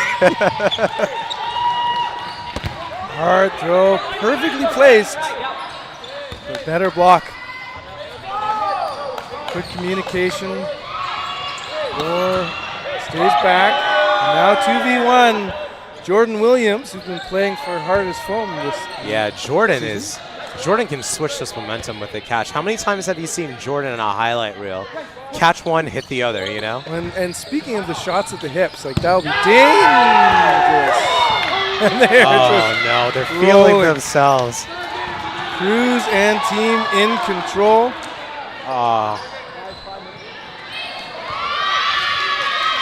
When you play against Shred and you hear Dylan talk that talk, it's got to make you feel some kind of way, you know?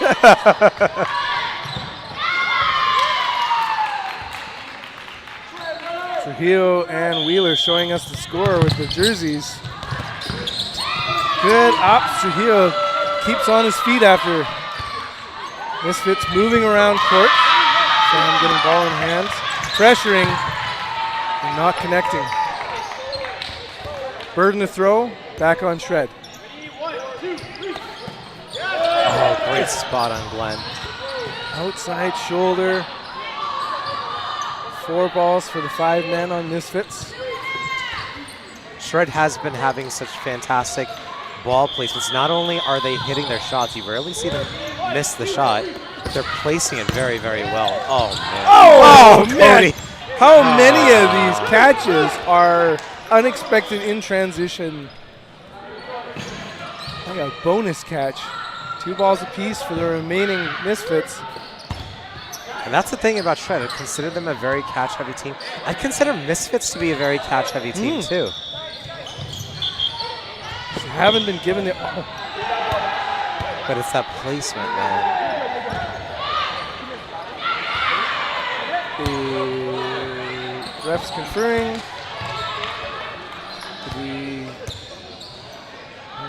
Let's see, line. Or I mean, ground.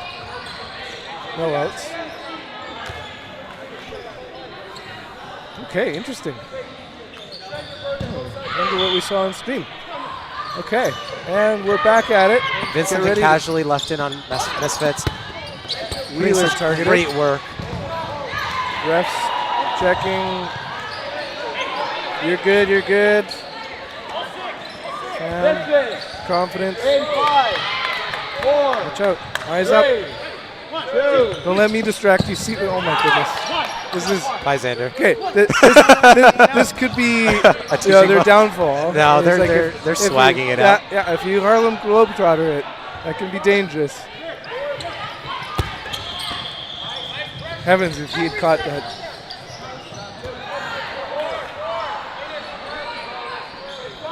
Vincent casually definitely putting in work. Good pressure. Cody is incredibly squirrely, very agile on the court. DeMonte and Quan, they have, although they're known for their catching, they have fantastic arms as well. Interesting. I'm curious at the purpose of a timeout if you're Shred. Like, do you just boys, we want to run the table here. If I had to take a guess, you're no longer in bracket play. So running at the score means nothing. It's just getting you tired. It's ruining your load of management. If you do make it to finals, make it to finals. And I could imagine that's what Sean's saying. They're playing their game, they're doing it right, but there's no reason to rush as much as they probably were doing. Use your head? Was that the Yeah. He needs to be more of a hand talker. Yeah, it's it's so important, and it can be so subconscious to start to mirror. Mimicry is a big part of humanity in general, but when you're playing a game and all of a sudden you pick up your pace, I often see the opposite happen is if they slow down their pace, you might not realize if you're the losing team that you slow down your pace as well. Additionally, it's only the first half, and to be so confident, right, that you're going to win and the first half's not even over, how many times have you seen the end be a completely different, how many times have you seen it like a complete different conclusion, right? I don't think they should be when the other confident. team all of a sudden goes on a heater. It could be a completely different story in the second half. Cleveland, Moore, Trujillo.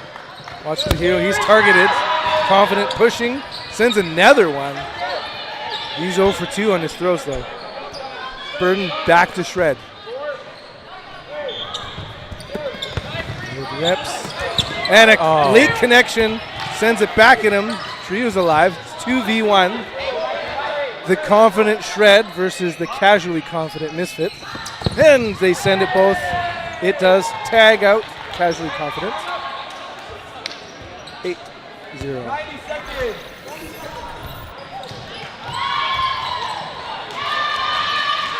Or 8-1. You'd be ecstatic if you're the Misfits. If you could stem the bleeding to end the half. Right. Do you think go back on though? It's wait, he hasn't been playing for a while? That's crazy, right? That's crazy. Oh man. Oh man, the movement on Wheeler's throws. Spacer slowing down his team. Veteran presence. Watch officer on that opposing wing. Williams with the throw. They're making a count. They got Wheeler out. And now for some Shred magic. Turf. Glacier 30 seconds. connecting on Simos. Great shot, Xander. Shot clock counting down against Shred. Send a couple and they both connect. And very soon we'll be in the final 10 seconds of this half. 10, 9, Expect the hail of bullets. 7, 6, 5, Or I spoke too soon. 3, 2, 1. Just getting it out. Those are live balls.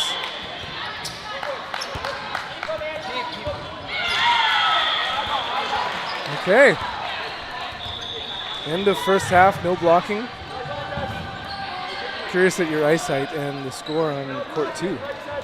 I have astigmatism. That's going to be a hard one. Samesies. Score on court 2.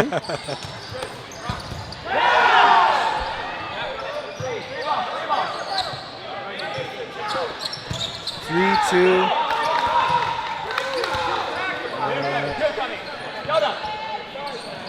Oh, 3-2 for Invasion. Wow. Okay. All right. So we're back. Misfits with the burden. Giovinco locked and loaded. No blocks. Oh, that's the momentum. Never mind.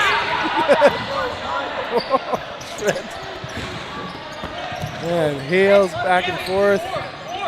No connection. And with the being no blocking right now, Shred has done its job by taking its no blocking. There we go. Gosh. Misfits make it happen. Well, maybe they could petition that the rest of this game could be no blocking. It has served them well. That is actually one of the best qualities. You know what? Shred is just an all-around team. Like, you can't even talk about them having weaknesses and strength. They're just that stacked. I mean, the thing is just that stacked, but Shred is just that's a good point. Shred is just that stacked, you know?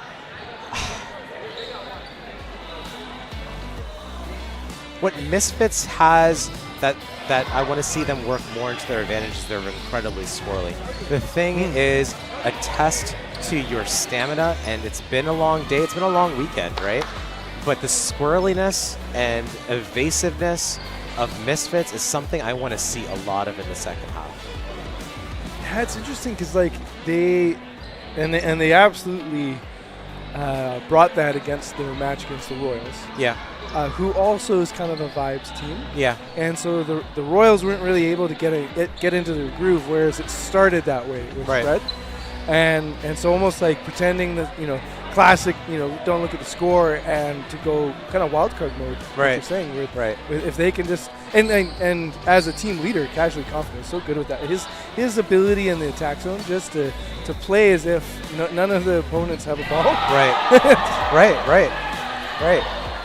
I mean, Casually Confident is so hard to get off the court, but Shred plays as a team, and the brain behind it, Sean Wheeler, is a lot of the reason why they're able to play so well and so in sync. Something that you often don't notice if you're first watching dodgeball is how strategic it is. Yeah. There can be the chaos, especially the men can do this where they're just all of a sudden, it's like a food fight. I feel like it seemes like it's chaos at a certain level. But in so many times, it is like a triangle offense, say in basketball, or just the ability to and teams like Shred, who are so used to playing the sideline, like you say, they're like in motion together, changing position, and just so smooth. The amount of nonverbal communication that they have is fantastic. And if you draw the analogy to chess, I feel like dodgeball really is like chess with your bodies. I don't know if you've ever seen like those chess mini puzzles where it's only like a small 6x6 square and you have to solve the puzzle. That's essentially like the little microcosms of what one match of dodgeball is. They're just little microcosms. They're just little puzzles, right? If my opponent throws here, I'm countering here, right? It's and just so real time. It's real time puzzles with your body. Yeah, it's and that's why you don't realize a player like Xander is such a great example. It's just the calculus is going constantly. Yeah.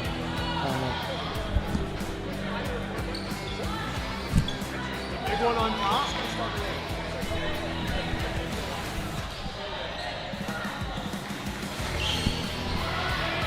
We are ready to go.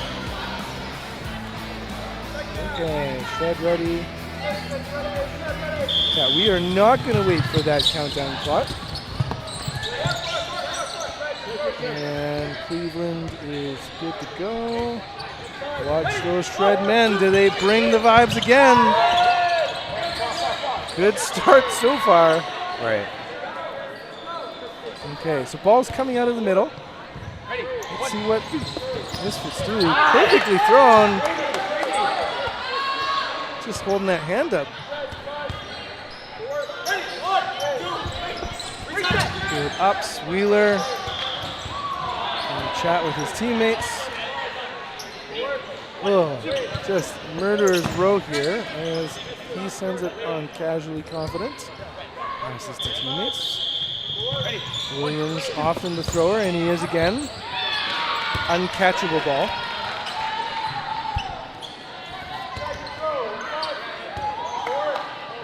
Burden to throw on Shred. Good rip, better dodge. Trade. Well, speaking of the chess match, 4v4. Yep. In transition, hard throw, wow! Where did he get the heat for that? It's so rare to, like, when you're jogging to just whip it like that. Oh, wow, great catch. And I think Shred, not getting into the head. Sometimes you wonder, okay, I saw one ball get caught, but right. Did the other one tag? And DeMonte was very quick to, like, let's move on, keep playing. Right. Keep the train on the rails, right? And especially if you're in amateur play. Oh, attempted almost catch. reel that in. I love that you join a rec league and Dylan Cruz is. So there's a lot of dodgeball memes dedicated to your experience. But one of the sort of the rookier moves is when people lock in their eyes or their attitude versus Cleveland there, just being like, moving on, reset routine, confident, getting back. 3v3. This is like, if you can go back-to-back games as Misfits, it's like you said, no one's out. This feels like a different Misfits. I feel it. Hard on target, it does connect.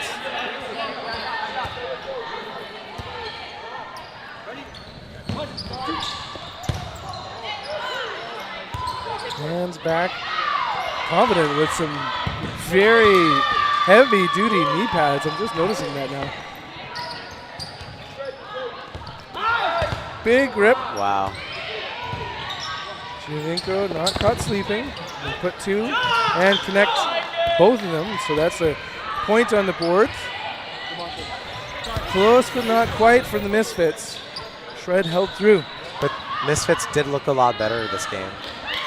I feel like they have their own train chugging along. But will it catch up to speed? Will it overtake Shred's? We'll see. And I liked your earlier point that it could be big incentive for Shred to just slow down the second half. Yeah. And if they lose 4 in a row, you're like, okay. 6 in a row. Go at it. Yeah. But if you don't play fast, which, as we see, Strusik taking out, and we're down to 4 on the Misfits end. The W formation here for Shred. Officer sweeps it in between players. So be curious how many times they put 2 on target if you're Shred.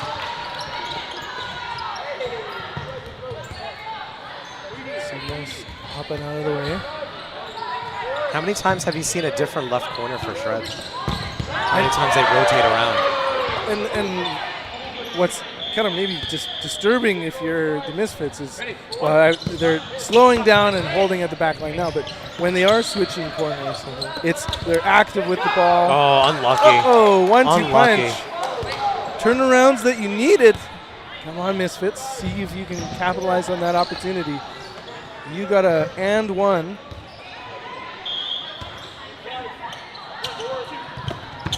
Oh, great placement by Cody.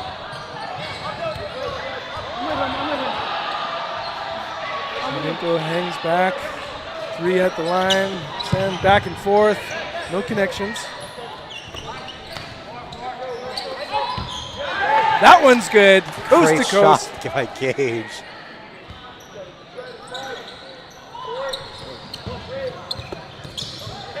Tap. The shoes.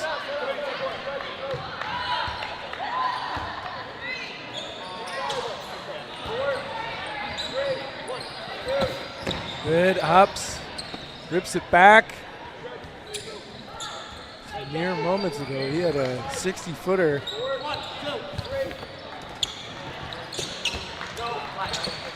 Just incredibly fit play. You wouldn't know this is near the end of the 2-day tournament.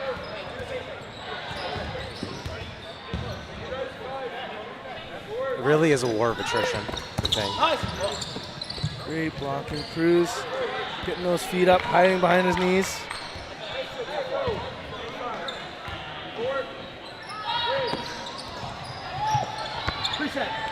Seems like Gage is focusing on Dylan.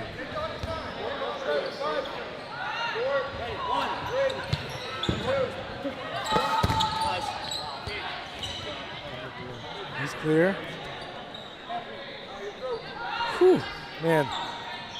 What Catch a here workout. by Gage would probably even it out. 2-2. 2 players to 2 players.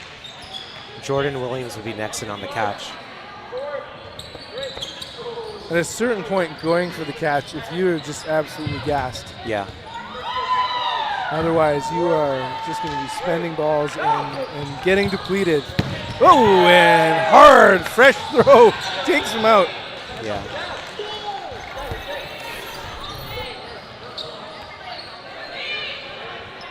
And I think Shred's rotation is really working well for them. One, and load management, like you said, is you don't start preparing for finals too soon, but don't get too locked into the moment, I think is the other point that you're saying. Oh, now we have Giancarlo of Shred on the court. Giancarlo's also from Long Island. I like that he's the coordinator for the dodgeball league I was telling you about. Catches on both sides. Williams catches, but then also gets caught out. The Long Island Express here. That's right, Quan and Gio. Officer is he's got a sweeper that it just heat seeks at the final minute. Oh my gosh. Then sometimes sends the fastball, but we got a line out to end it. And that's another point for Misfits. And you know what? Fam doing a good part, being like, yeah, let's go. Yeah. We can celebrate any part of this that we want. Yeah. Timeout called. Yep. Capturing the momentum. It's so crucial here. All right, so you're Misfits. You're in their huddle. What are they saying? What do you think? And the kind of unorthodox play style that they can sometimes have, it's like needs to be amped up. Because a disciplined game, there really isn't the time to play it. Oh, because they have to play fast. They have to play fast. Yeah, They have a like 12 minutes left to get a serious amount of points. yeah. And I think the thing to be reminded of is if there's a single ball throw and they don't want to be countering on the Shred end, to not go, oh, good, they're not pressuring us the way they used to. It's like, wait. That's them kind of lulling us to sleep, right? Yeah. So I would expect players like Confident to be in that attack zone. Yeah. And Casually does that so well, staying up for free. He has his own force field. Big throw. And a connection. Moore is eliminated. Oh, we have Andrew Kim now in Hey-o. Shred too. He's from Philly. Philly dodgeball. East Coast versus West Coast. Shred's got a big team. Actually, you know what? Kind of. I mean, Sean and Xander are both from LA. So a little bit of a mix. Oh, so's Cody. Cody's also from LA. Shred's actually pretty much Pan-American. two zones. Yeah. It's so, and I think you've seen this watching the Canadian teams, as Confident is eliminated, is because of a provincial qualifier systems, you tend to see a city-based team, if not just like regional. Right. Whereas it's fascinating for us Canadians to watch how multi-city or many-city these teams are. Yeah. And it's kind of rare to be a team like Fortune, who would be based here in Seattle. You're right. You're right. You do see it with aggression. The women's foam team, they're all from Philly. Okay. So Yeah. So like really, if you think about it, of the USA teams, it's like the outliers are the ones that are kind of local to them. That's true. That's true.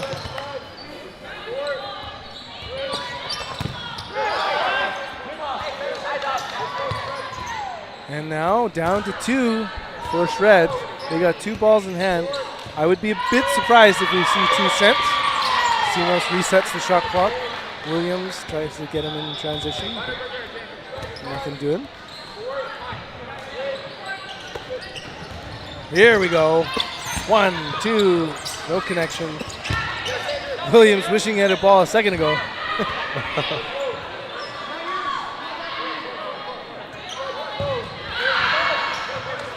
About 10 minutes. Misfits needs to put up about 7 points.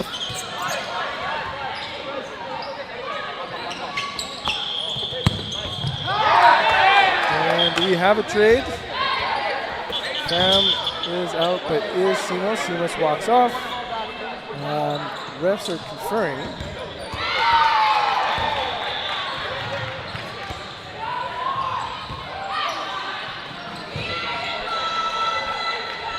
Take a playback on that.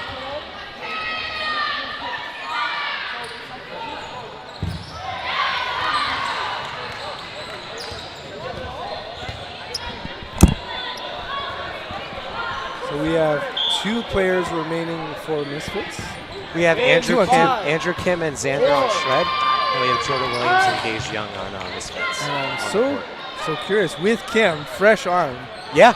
Just and this is very top level dodgeball. Tends to have like the second half hero. You might play a player hard in the first half. Oh, and then there's a great throw. Great eyes by Andrew Kim, capitalizing on that trade. And that's that mini puzzle I was telling you about, right? That mini chess puzzle. If you do that and you look that way, then this is my corresponding response. Yeah. A workflow. A workflow for sure.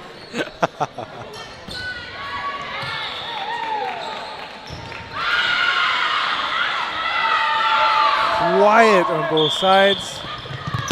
Quiet and determined, hopefully, if you're Misfits. And he brings it in. Williams yet again with it. And it's funny because you notice he has a lot of hip area catches. It's just that he moves where his hips are. Yeah. Wheeler is a limbed. 4 remaining for Shred. 4 on 5. Burden to throw is on the Misfits. Shot clock counting down against them. Oh, but it was reset with the free throw. 1, 2, 3. Into the mitts of the Vets.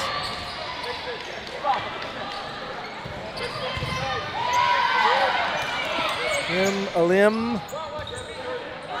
Now for Shred. So do you have much of an opinion on the single leg protection? So the person who started the single leg sleeve was actually Quan. Yeah, Quan is He's moved on. He's moved on. He's like, everyone's doing it. I'm gonna do something else. This is awkward. So Quan actually started that whole trend, and now I feel like everyone does it. But that's the originator right there. And Quan's, I think Quan injured his leg, and that's why he was like wearing the leg sleeve. And then he's such a dominant player, and then everyone sees it, and it's just so cool. Flashing some leg. Hey, 99% of dodgeball is drip. I'm just saying. Vincent playing like it's the first match of the tournament. Moving. Whoa, man! Matrix That was pullback. awesome, Vincent. That was awesome. Gosh, and that's like the squirreliness of Misfits are so hard to hit, and that's what I feel like really. Oh, nice. And that's what I feel like really works for them. Bye, Xander. Big rip by Mr. Drip. Shot clock reset. Burden to throw. Still on Shred. Quick attack. Oh! Double catch. Oh, come on, Quad!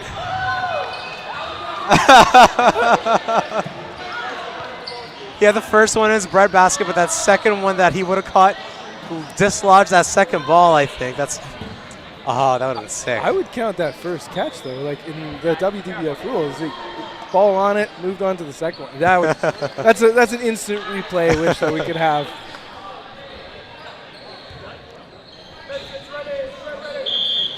Pretty soon we'll be giving you an opportunity to look for your player of the match. Yeah, let's actually start talking about it right now. So for me, number one is the beard man himself with the beautiful mustache, Chef Chivinka. And if we could have a twirl emoji, little mustache emoji instead of his name. And the second one for Shred, ooh, that's a hard one. I was about to say, like, so what's been brilliant is their kind of the motion. I go to Simos, but like it's just he tends to have these big moments. Yeah. Williams for sure would be my lead on the Misfits end. Misfits side for sure. Jordan Williams, and then Glenn Spacer has been very. Ooh, and he just showed why. Glenn Spacer, but then also Gage Young has been doing a great job of staying on the court. Oh, and his 1v was just a clinic, and having cardiovascular strength and endurance, just like he wasn't gassed at all, and he was going up against two elites. For Shred, my argument is for Xander. I agree with you. I'll go with Xander. When you have Jeff and Xander on either side or facing you, how scary is that? Robinson taken out. And speaking of big,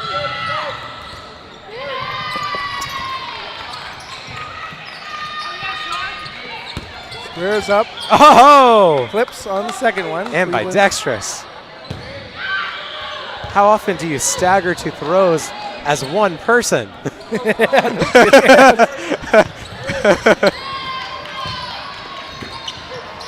Oh, good spot. Gio. Well, if we had picked another name right now, we'd be kind of eating our words. So good save there, making sure he's on the list. But Gage has been doing a fantastic job of staying on, and his endurance is wild, right? Because he'll play that long 1v2, 1v3, and he'll still hop back on the court. It's partly like, if anything, that optically holds him back. It's just not overly flashy. It's very kind of calm, disciplined. Okay, we saw a 1-2 stagger throw ambidextrous, but I guess you're right. Well, he's not doing that as like showboaty or jump too high and drop too low. It's very conservative in his movements. And I guess you could do that if you've got two fresh arms. Wheeler, the vet, as you say, the brain. Yeah. Sean's plan here is probably to eat clock. Let his team rest. Let his team chill.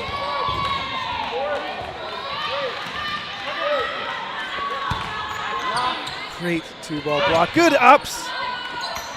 Oh! Pow. Great closeout by Gage. Speaking of closeout, we are in the final 3 minutes.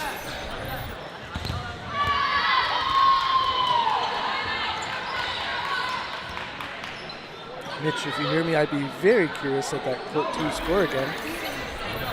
Earlier Invasion with a slight lead. Also a semifinal match. Now 5-3. Okay, so fewer points, as you can tell. Right.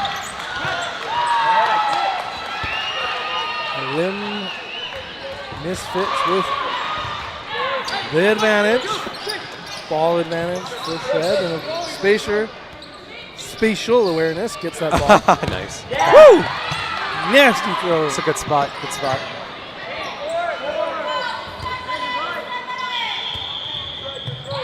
As we wind down to the final 2 minutes.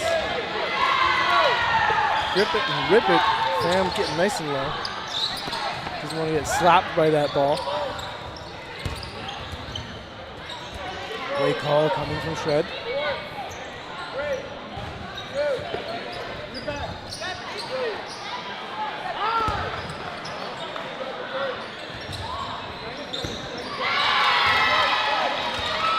I'd say you wouldn't expect multiple balls, but like there isn't any clear rules necessarily for your Shred, other than do not injure yourself. Yeah, that would be detrimental, especially going into finals. Looking at the votes for Impact Player of the Match. So far, the most votes is going to Jeff Giovinco.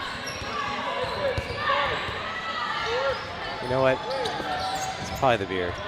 It's probably the beard of the beautiful It was the mustache. early twirl. Like that. We had a twinkle in our eyes looking at him. He was emoting on court with the twirl.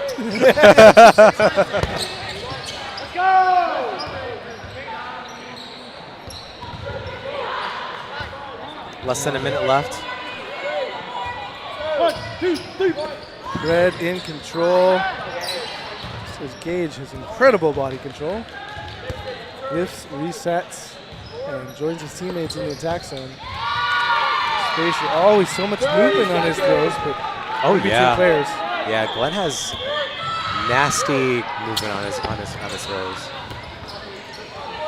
That's the thing is, as players age, to get better often means realizing that even if there isn't seems like a baseball, being able to maneuver the ball. 10, 9, 8, 7, 6, 5, 4, 3, 2, 1. And pull on.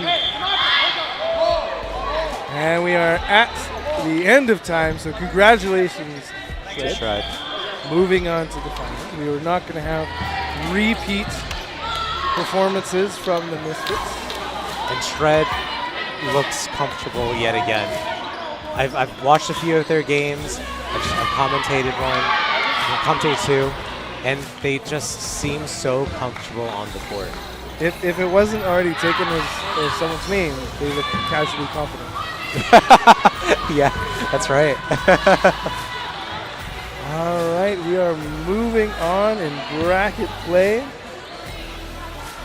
Next up will be the third place women's match. I've Exciting. been listening to Ben Johnson alongside. Justin Thomas. We'll tune in again in a few minutes.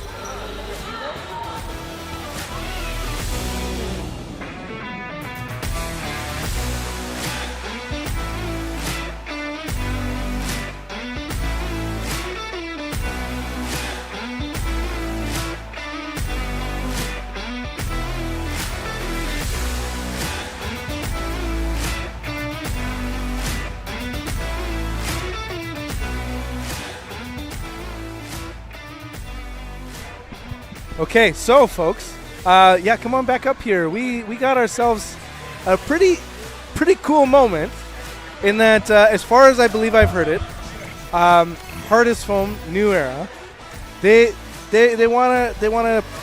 Okay, I could have misheard. This is playing for 5th place. Okay. Which, if you know the power rankings, like this is a top level tournament. Yeah. And this matters. So they're rock paper scissoring. Okay. And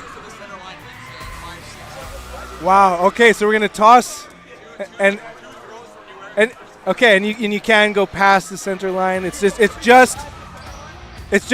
whatever side of the center line, the closest. Okay, so this is going to be deciding it. It was such a close match. Okay. So these are different rules. I think I saw something similar in Minneapolis, where we had Lucas versus Brandon Officer, and they're doing. And what is Solberg, the Soul Man. this? What? Overrolls. Okay. What let's is see. going on?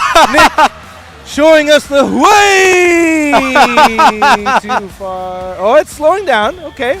All right. Well, my fellow Canadians, if you're a fan of curling, who has the hammer? Mop. Is it Mop? CV? Oh, The touch. The is touch. he going to stay in the attack zone? Okay, all right, okay. Nick Grenier, a rifle of an arm and just absolutely Gentle. Beautiful touch. maybe a little too soft. Okay, too soft. hurry hard. Mop. Oh, And- hey. You're not allowed blowing on court, buddy. Stop blowing on the ball. And I like that. Whoa. Okay. So which line are they trying to go for? Well, closest to center line. Center line. Colin Chartier. Oh, they're using a timeout. They're Okay, using a timeout so- here.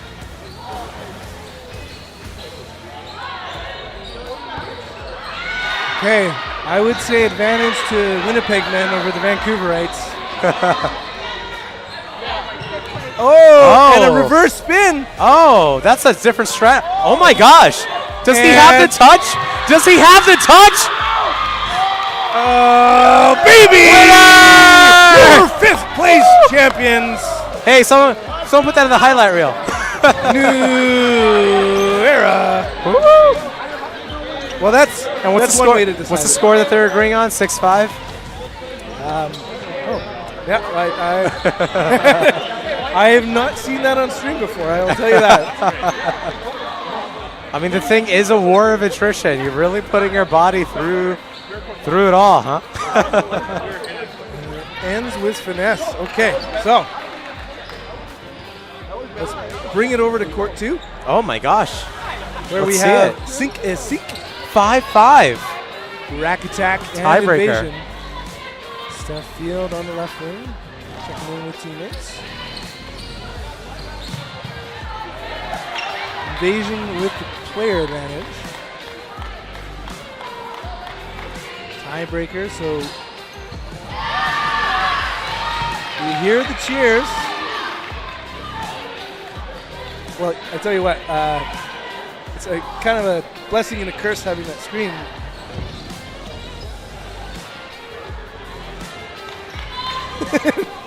Okay. Lots of people gathered around them. Big throw, Betty Mack. So on the invasion side, we have Kate Gong, Sam, Greco. I see Angelique, and I see Katie Sanchez.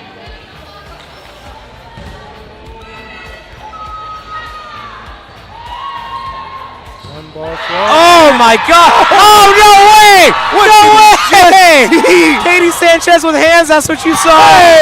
Field can do it. Catch and a limb. Sugden is on. But how many invasion women will there be? All of them. Oh, and I got Sam Greco. Also, this is such a strong catch team. You are going to see a lot Such of pressure tall from winner. them. Baiting balls. Now they have, I believe, all of them. Sun's out, guns out. Go for the catch. Do whatever you can and unable to bring it And in. they seal the deal. That's our invasion, ladies. They won gold in Tempe for USA Dodgeball in cloth. They won gold in Minneapolis in foam. Are they going to win the thing also? Oh, stay tuned.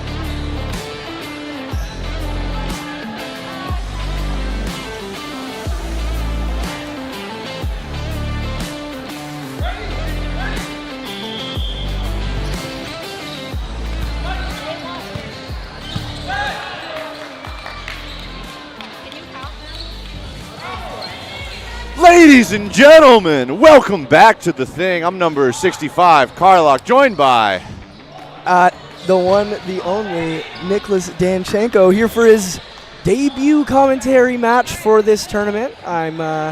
debut. You didn't get any mic time yesterday, big dog? No mic time. First match, we got Rack Attack taking on Flex, a big matchup. And what placement match is this? Because this is one of the placement matches. Oh, this is not just a placement match, Nick Danchenko. This is for third place. This is a medal match right here. Oh! These ladies are fighting for a spot on the podium. Oh, well, I am sorry. We got an amazing bronze medal match ahead of us. Two teams that recently have also been on podiums. Flex currently second in our Dodgeball Live Power Rankings, came second at the Minneapolis Tour Stop in women's, and Rack Attack, the champions of Alberta, fighting for a bronze medal match. Oh, and it's bound to be a good one. Right now, Rack Attack up 5 players over 4 players on Flex. Burden on them to throw. Big pump fakes. It is going to be number 9. Betty Mack out of the right corner that takes the shot. Now it's Flex's turn to see what they can do. It's going to be a 1-2 punch, a delayed double from Wigan and London on the left side of Flex. Very interesting. You don't usually see a team down players spending 2 balls, but Flex definitely confident enough in the backline defense that if they connect on those, that steamroller is going to start. Big momentum teams, as we know a lot of Americans can be. Absolutely. And again, Danchenko, Flex opting to throw 2, even though they're down a player, and it will be Wigan on the follow-up that's going to find Sugden and even it up 4-4. Both Nakano and Wigan in the middle looking for a catch. It's going to be Elder into McCaffrey, and then it is going to be Cher with a follow-up to take out Nakano. And it's going to be a 3v3, 4 balls on the side of Rack Attack. Looking at a 3-on-3. The advantage is going to be with Rack Attack if they do want to execute some ball control. They will have 4 on the attack. It's just going to be 1 out of the middle. Rack Attack with 4 balls. I know that Flex has been throwing 2 even when they're down or even. Oh, and it's going to be on the far side wearing a number 9. But that is not Betty Mack. Who is that? I think that is Trina Tran. Oh, and Wigan and London, they're going to find Cher, even it up, make it a 2v2. I believe that is who is that? Wearing the Cher jersey, but that is not Cher. That's not Cher. Oh, my goodness. I've been led astray so many times today. I believe that is Pelletier. Gotcha. Pelletier then being taken out by Wigan on the previous play. Mack, one of the 2 players wearing the Mack jersey, but this time the real Betty Mack making a 2-ball block. Yes. We're going to go back to the line with 4 balls. It's just going to be 1. Wow, that was gas. Okay. I mean, gas and that arm slot. That was a wicked sidearm out of Betty Mack. Sidearm with a lot of movement. Let's see, and it's just going to be Wigan. Ooh, and I believe that is Tran, who does take the counter straight. I'm really surprised that they haven't elected to use their legs on that. Rack Attack, known as one of these very, very hot off-the-line teams, and especially when that single ball is going to take them. Surprised they didn't decide to pinch on the double and take 2. I think Mack was reading it, Tran maybe pausing for a moment there. But no, I agree. Definitely a lot of the Canadian teams here this weekend have been showing a lot of aggression. They love to do rushdowns from the back line, so love to see if Rack Attack can use a little bit of that here to find another hit here in game 1. Oh, and they're going to spend 2. And ball from the other court is going to come over here. It is going to be 5 balls on the side of Rack Attack. A little bit of confusion. It's going to be 4 balls on the side of Rack Attack. There was a ball of the wrong color on the court, so play was stopped momentarily. And it's going to be a cross, and it's going to be Wigan who's going to find the catch on Tran. Oh, and it brings back Allie Pole. Betty Mack in a 1v3, going to dodge 2, and it's straight at London. She's going to kill London. Allie Pole taking 2 steps with a little bit of a charge. Now Betty Mack, though, makes it to the back line. And there was a little bit of that aggression. Betty Mack really pressuring up with pump fakes to close the distance. It's going to be Wigan who's just going to find the hit off of Betty Mack's ball into her shins. And Flex flexing away with that first point of the match. Yeah, they're going to take the lead here. 1-0, 15 minutes left in the half. That was a beautiful shot from Wigan, getting through 2 blocking balls of Betty Mack. There's some calls being made here as far as the lineup. Betty Mack looks like she's sitting herself in favor, putting on Riel Leaf. Let's see if she can make a difference here in game 2. Big opening rush. Wigan's going to let one rip, and Leaf is going to get underneath it. 4 balls on the side of Rack Attack. They're going to spend 2. It's going to be a 1-3 on that right corner. Elder with some beautiful ups, gets up and floats over both of those balls. Gets over Sugden and McCaffrey's throws. And Flex are going to use that advantage. They're only going to take a single ball throw in return. I think they want to get another 4-ball play, maybe go for another double the way they were at the start of the game. Nope, it's going to be Elder with kind of a little bit of a rush down counter, though. She takes a few steps. I'd almost call that home with how close she was to the back line. I would agree with that. Sugden and Elder. They go back and forth. 2 big arms. That's a matchup I'm really excited to see in this game. Both of those players definitely able to be difference makers. We saw at Alberta Provincials how good Sugden can be. It's going to be Yvonne who's going to take a grab in the middle. Beautiful hands from the right center of Rack Attack, number 25. Yvonne Scher. Ooh. Oh, beautiful dodge. Sugden is going to take a trade for Elder. I believe that was Wygand who is going to take out Sugden. Scher getting very low under one of those throws as well. She manages to stay alive, so Rack Attack are going to keep the player advantage. Up 5/4 here as they go to the center line against Flex. Oh, Allie Paul was looking for the catch, pops up, floats behind her, but she's not able to reel it in. It's a big exchange. It's going to be Scher for Pole. And the Rack Attack are going to maintain that player lead. Ali Viz and number 1, Lisa Fox. Oh, I should know that name. Shout out to my mixed cloth teammate for the U.S. Premier Tour, or wherever I guess Anarchy Mixed decides to go. Shout out Anarchy. Some fantastic work 2 weekends ago down in Mexico City.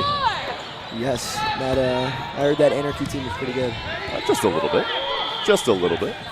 Except for that number 23 kid, he's trash. What's he doing out there? No idea. I heard he lives in Ontario.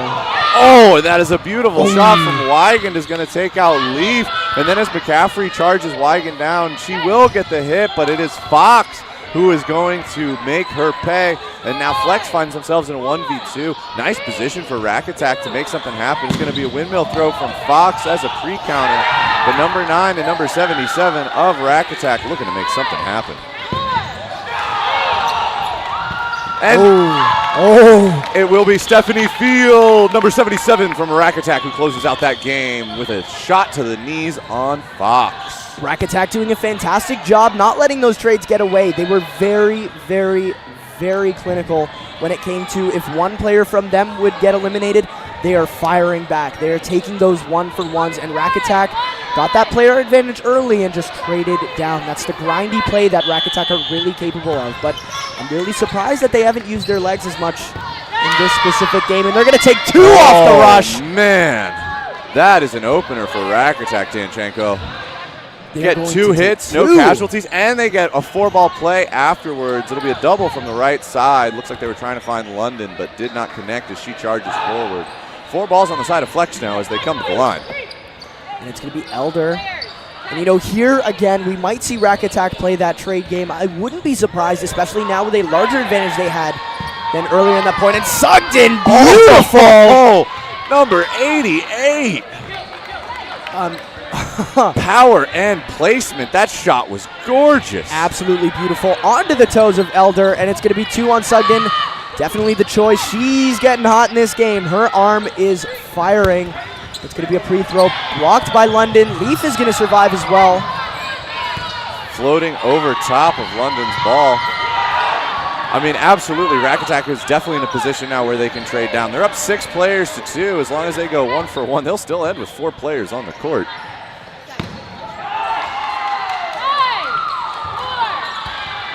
It's going to be Tran at Nakano.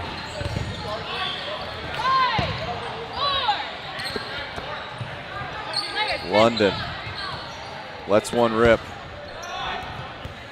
Share to respond. So far, strong defensive posturing from the remaining two players of Flex. Oh, no!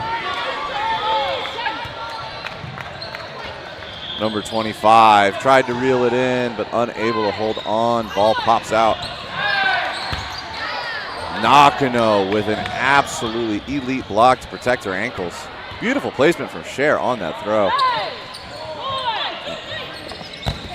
Ooh, good one-handed block from London. She's going to survive, and Leaf is taken out in that exchange. Man, ball over top of the blocking ball. London and Nakano are putting in some work. It started as a 2v6. It's now only a 2v3. And once again, Flex is going to be coming to the line for an offensive play. Let's see if they can find another connection. It's going to be London. Cher. Oh. Thought we were going to see a rundown, but Rack Attack are really playing this slow. I mean, the few times that Rack Attack has attempted a rundown, Flex has been able to capitalize on it and take a pre-counter to get a hit. I mean, right here, Nakano with a pre-counter is going to take out the center. Number 25, Cher, on Rack Attack. And it's once again going to be Tran and number 77, Field, as the final players on the court for Rack Attack. Beautiful work from the ladies of Flex to really bring this game back from a 2v6. Now the question is, can London and Nakano close it out? No, number 77 Field says, I want this one, and she is going to get through the blocking ball of Nakano. It is going to be Brianna London, the final remaining lady for Flex, to try and close this out. Oh, that ball goes a little bit wide, hitting Ali Viz on the bench. London, ooh. This high press from Rack Attack, really hard to break, and they're both going to release. I like that. That's a new play. The pressure, both of them. That was, you want to talk about going for a trade. Both of them had the green light to throw as soon as London fully went for the attack. You know, honestly, that's a play that I haven't really seen a lot of teams execute that well. That suffocating amount of pressure, even when the other player has two balls and can maybe survive. As soon as London took on one of the players, they both released. They both stuck it out. Absolutely beautiful execution to close. And rolling backwards. Number 9. Let's go. Those are some beautiful hands. Catch to take out Wigan on the opening rush. Ooh, and Fox is also taken out. Elders also eliminated on the left corner. Rack Attack right now absolutely putting on a clinic for offensive prowess, suffocating pressure and unending aggression. Ali Pohl is going to shift into the right corner for Flex, takes a shot at Leaf. Leaf is going to jump and block. And once again, Rack Attack find themselves in a really dominant position early on in game 4. Oh, and good trade from McCaffrey. Whoa. Hold up. That's a trade. Let's see what the refs have to say. Ali Pohl staying on the court, but 100% that ball was live. Should be out and out. Refs are going to make the call. It is a trade. It's going to be McCaffrey for Pohl. Good call. We like that. Once again, Rack Attack taking that slow approach to this match. Probably trying to avoid getting into those chaotic scenarios that Flex really do well in. Like that you're calling I like that you're calling a point-blank trade at the line between McCaffrey and Pohl a calm approach, Danchenko. Terrified to see what a chaotic approach would be. Honestly, I'm liking the trade game right now. Yeah, that was more my point. Oh yes, absolutely. Very aggressive play from McCaffrey for sure, though. Yeah. No, I think Rack Attack is right there looking for opportunities and not overextending, but taking the opportunities presented in front of them. It's going to be a beautiful throw to take out Cher. Danchenko, I'm getting deja vu. We've got Nakano and London on the court. I think I've seen this before. And it did go in the way of Rack Attack last time. This time they have 4 bodies on the court. Oh my God! Look at this 3-ball pressure at the line. Oh, I mean, Burden to reset. I mean, Burden wasn't on London to throw. Burden was on Rack Attack, but just so much pressure, she felt like she had to make something happen. Oh, weave! Oh! Bye. London gets under 3, and Riel. Number 22. 200 pump. Good night. That was just some beautiful court awareness from number 22. I mean, Brianna London with an absolute elite level of evasion there, dodging a triple from the side of Rack Attack, but Leaf waiting for London attempting to reset, is willing to throw that fourth ball from the side of Rack Attack to ensure that they get the elimination. And that's going to take them up, I do believe, 3-1? I do believe you are over correct. Flex. I do believe you are correct, and something I do want to credit to Rack Attack in that play, that suffocating amount of pressure put the idea in London's mind that maybe a pre-throw was a good choice, or maybe she thought that she had burden, and really drawing in that fourth ball was the reason they were able to execute that final play, taking the triple on London, and then Riel seeing that opportunity that London is coming up, maybe in a vulnerable position, maybe could get caught there, but it's in favor for the person throwing, in my opinion, and really credit to Rack Attack for baiting that fourth ball out. And, you know, I think we do got to understand when you are in alone, especially against 4 people, the most important thing, got to prioritize the bodies. And I think a little bit more patience from Brianna London would have benefited her a lot there.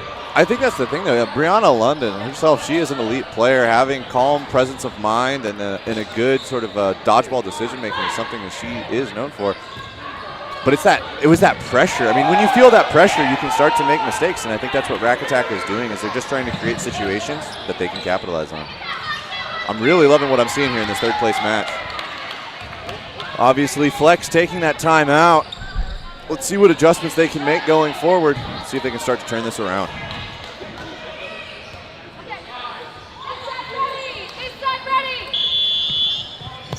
All right, and we're off here in game 5. Betty Mack, number 9, with a solo throw at the center line, is going to find the feet of Ali Vizcarrondo. Betty's going to get under that first ball, but it looks like maybe it was the second one that did tag out. Yep, it was the follow through from Flex that's going to clip Leaf. Ooh, and Pole taken out by Sugden. Elder is going to take out McCaffrey, and Mack gets low but isn't able to get away from that ball. Fox with some beautiful placement is going to find the hit. I think whatever Flex talked about, I think they were just talking about better coverage, better counters. If the person in front of you throws, go ahead and try and eat them. Ooh. They connect on the double on Sugden. And now Flex maintaining the player advantage for the first time since the first point, or maybe second point of the match. First point, or second point to Flex. But, I mean, I think the adjustments that Flex is making, trying to capitalize on counter opportunities. I also think that they are, Flex, knowing that they're strong catchers, knowing that they're strong dodgers, it looks like they're opting for doubles. Kind of what they did in that second game when they took their first point. Oh, and you see there, Weigand, instead of deciding, all right, I'm going to put pressure with this last ball, as soon as they got past that clearance line, she dropped it. She's looking for that grab. Wouldn't be surprised. They're going to spend 2 again on the single ball. Fox taken out, and then Elder is going to punish the cross. Beautiful play from Flex, loving the coverage. Exactly what you talked about maybe was going on in their huddle. And Elder, ooh, snags that ball out of the air. Number 20 for Flex. Friends at home, we have a game. It is 3-2 with 4 minutes left in the first half.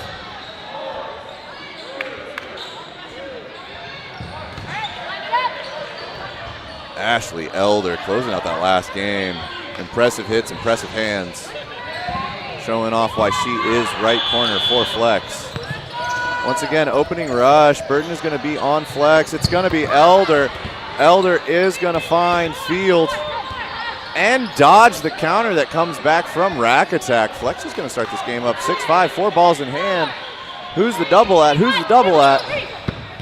It's a solo at McCaffrey. And Leaf getting high out of the way of those throws.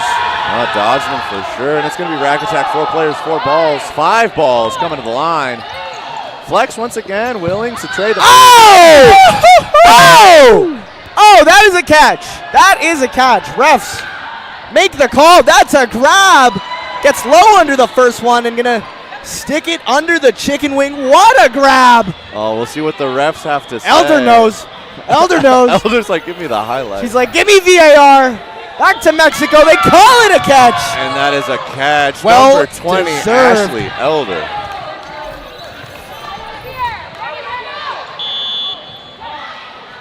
We are back. 6 against 3. What a change Flex has made. Leaf gets out of the way of 2. Leaf draws in another one. Fox is taken out. Weigand! It's a catch by Weigand. The ladies of Flex absolutely flexing those catching muscles here in game 6. Oh, I thought that was a pop-up. Oh, Leaf is going to get taken out. It's going to be number 88, Sugden. She's shown some skills. She's shown a lot of strength. She's here, in a 1v5. But it is going to be Fox.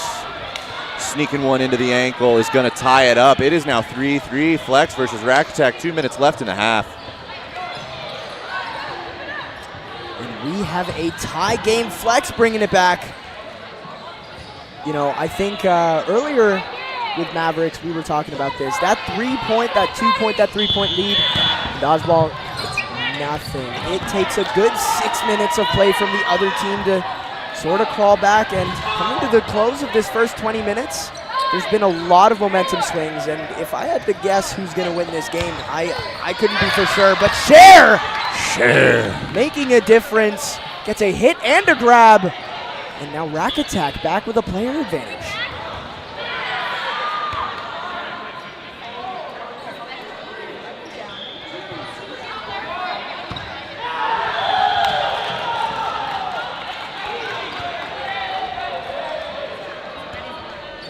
I wonder what they're debating. What are they debating? Where's chat? Who's in the chat right now? Okay. I think the discussion here, I think there was a discussion on the side.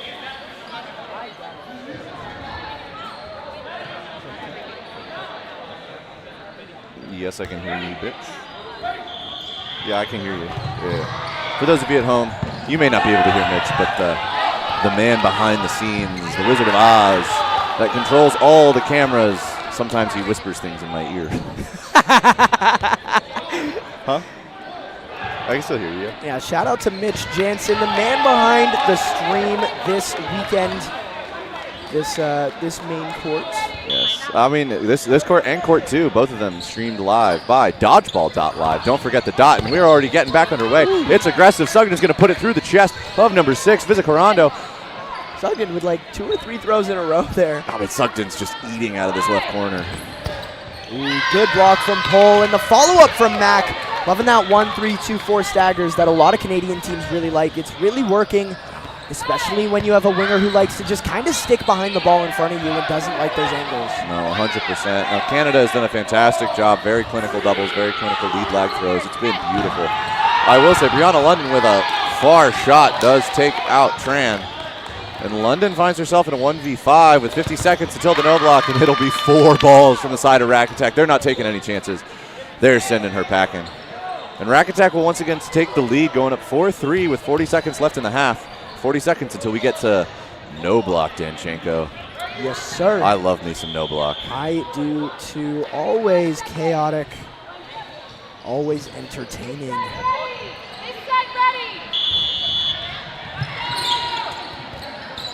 It's going to be a double pitch. Leaf is going to take, not going to find anything, and it's going to give Flex 4 balls. Let's see if they're going to spend 2 again. And it's just going to be 1, and it's a 2! Oh, a man. Textbook wave. Shout out Team USA players.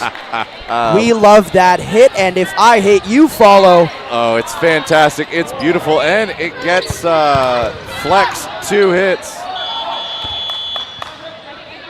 Going to be a nice series of exchanges there as well. Elder is going to get taken out, but for that price, it's going to be Sugden, number 88, getting sent to the outbox as well. As we go into no block here at the end of the first half, it's going to be Rack Attack with 3 players to the 4 players of Flex.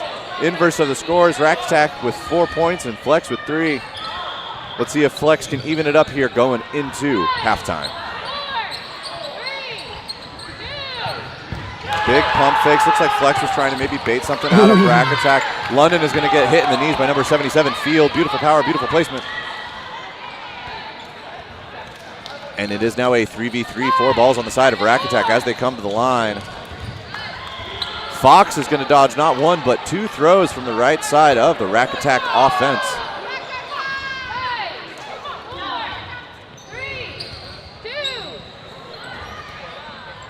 And Cher's going to get out of the way of that. 3 balls for Rack Attack.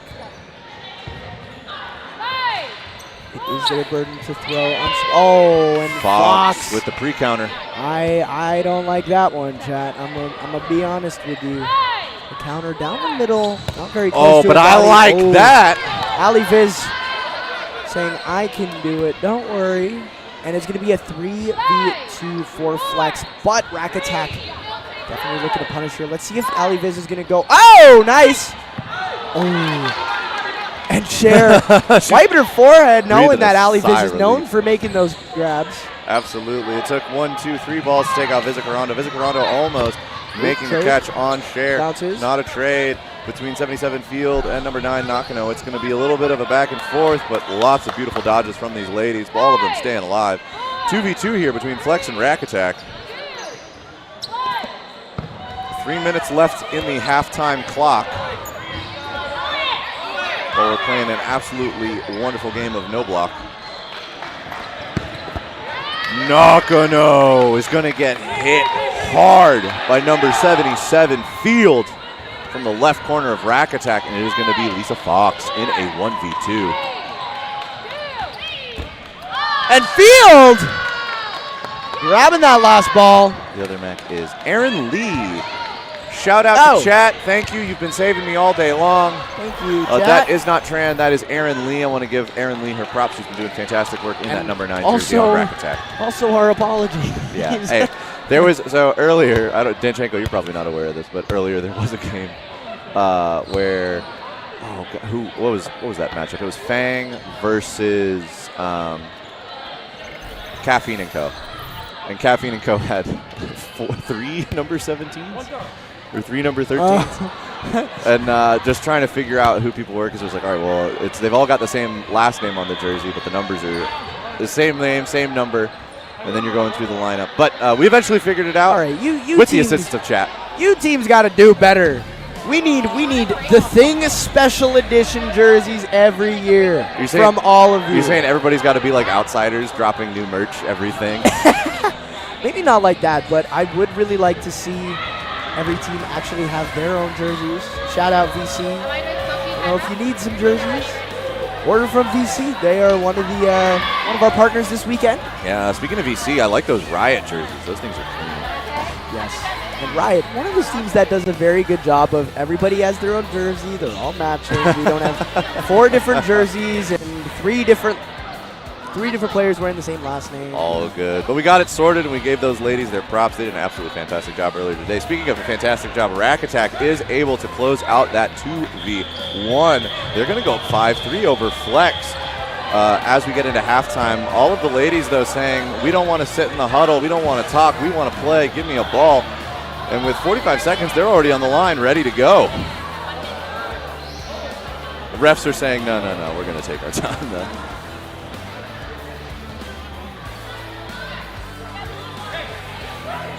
I like the adjustments both of these teams have made back and forth in order to accommodate, not necessarily lineup changes, but just changing the pace, changing the tempo. I think Flex really leaning into those counters helped pay off in game, I believe, 4 and game 5 to get them some more points on the board. Liking to see them lean into that a little bit more. Obviously, a lot of the members of Flex going for catches and pulling in a few, but clearly the others, it's clipping fingers kind of outside the body. I think Flex can go ahead and trust their arms, tighten up their dodges a little bit, and I think they'll bring home some points.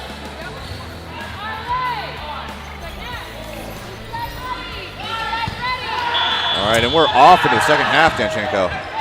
Yes, we are again the double toss back. Lots of throws, and it's going to be 2 eliminations. Oh wow, it's going to be 3 eliminations. Ali Viz, Wygant, and Mac. That is a big 2-for-1 for Rack Attack. Absolutely. It'll be a solo from Ali Pole. Just reset the clock as they retrieve that ball kind of near the center line in no man's land. I'm very surprised with 5 balls they didn't elect to spend at least 2 consider. And there. Oh, that's an interesting one for me. I'm not gonna lie to you. I don't dislike the look. Flex has shown a really strong defensive capability. I mean, Elder right there. Doesn't need the glasses. I can still see you. Bang. Dodges one, blocks another, charges forward, and hits McCaffrey. And I think that's why I'm fine. Vision with is Flex. overrated. But I mean, Flex throwing two, even when they're down players, in their defensive play, 2-ball defense from the corners. Oh! Ashley Elder! Number 20. I will say it again. Vision is overrated. Tossing her sports goggles off to the side. She's got that sixth sense. Yes, she does. Oh, she's looking for that. And She's she hungry. She wants another one. wants But I mean, another one. we want to talk about it. Flex is on a 2-ball defense against a 4-ball play with rack attack up players. Ashley Elder, number 20. Vision is overrated. Let's go. There we go. Oh, yeah. Getting that hype. Ashley Elder absolutely flexing right now on rack attack. I mean, it's dodging multiple shots, getting hits, making catches. I think 3 eliminations just to Elder's name in that game.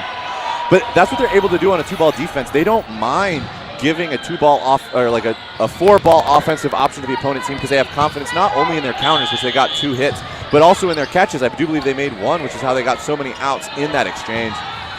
And it's going to be Flex's burn to throw on the opening rush. Wigan's going to look for something, but not able to find a connection as Rack Attack dodges out of the way.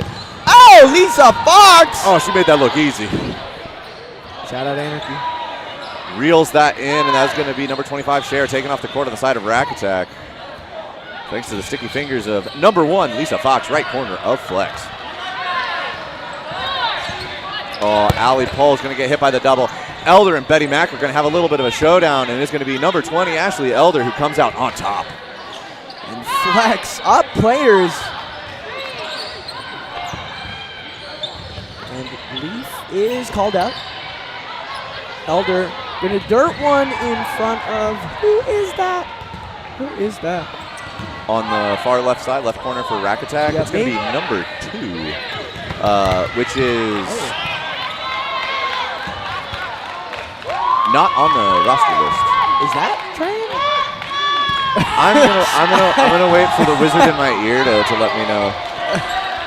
Oh wait, we've got photos as well. That is Tran. Okay, that is Train. That is okay. Tran. Tran is now on the court. Wonderful. Okay. Got Tran, we got Lee, we got McCaffrey. Maybe Vision isn't overrated. I need to be able to see. Beautiful work from Wigan to take out her opponent corner. Flex making this a 2v2. Love the energy that Rack Attack has been bringing to this whole match. Really helping them push through and claim some of these points. Let's see if they can hold that energy up in this 2v2. Wigan and Fox, though, no easy opponents. It's going to be a 1-2 punch at Lee. McCaffrey's going to make the dodge. Wigan is just going to clip the finger. Lee, beautiful placement, is going to find the hit. Rack Attack coming out with speed and aggression. Oh, and Fox almost had the grab, and Rack Attack really swinging that point back in their favor. Going to bring this game back to a 2-point lead, just under 16 minutes left in the bronze medal match. Oh, this is a good one, Danchenko.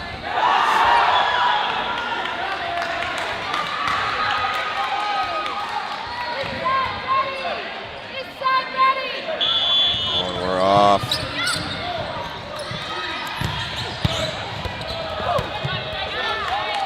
We got it. It's an exchange. Wigan's going to get a hit, but also Nakano is going to get taken off the court. It's going to be at the cost of McCaffrey. It's a 5v5. Beautiful work from the ladies of Flex with a 5-ball offensive. They come to the line with confidence and power, and they take their shot, eliminating Lee. That's going to be a pop-up.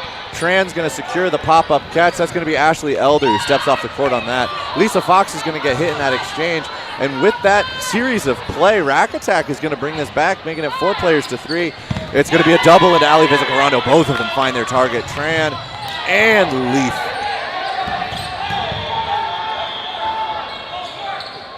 Ooh, pre-counter from Wigan. Rack Attack is going to reset for a 5-ball offensive. London's going to pass the ball off. Let's see if the ladies of Flex can pull this one out. Wigan is going to get blasted by, I think that was 4 balls. And it is going to be London in a 1v4 once again. And a curveball, not quite cutting enough to come into Sharon. She's going to try to catch Leaf sleeping, and she doesn't. She only has one ball in hand, the other ball in the other corner.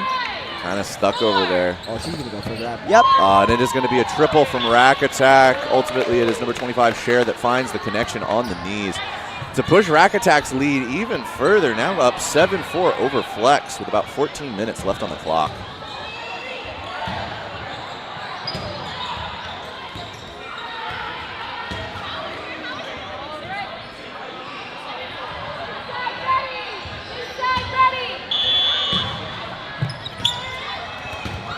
And a pretty passive rush, and Ali Viz! Woo! Number 6. Beautiful catch there on the retreat from the opening rush.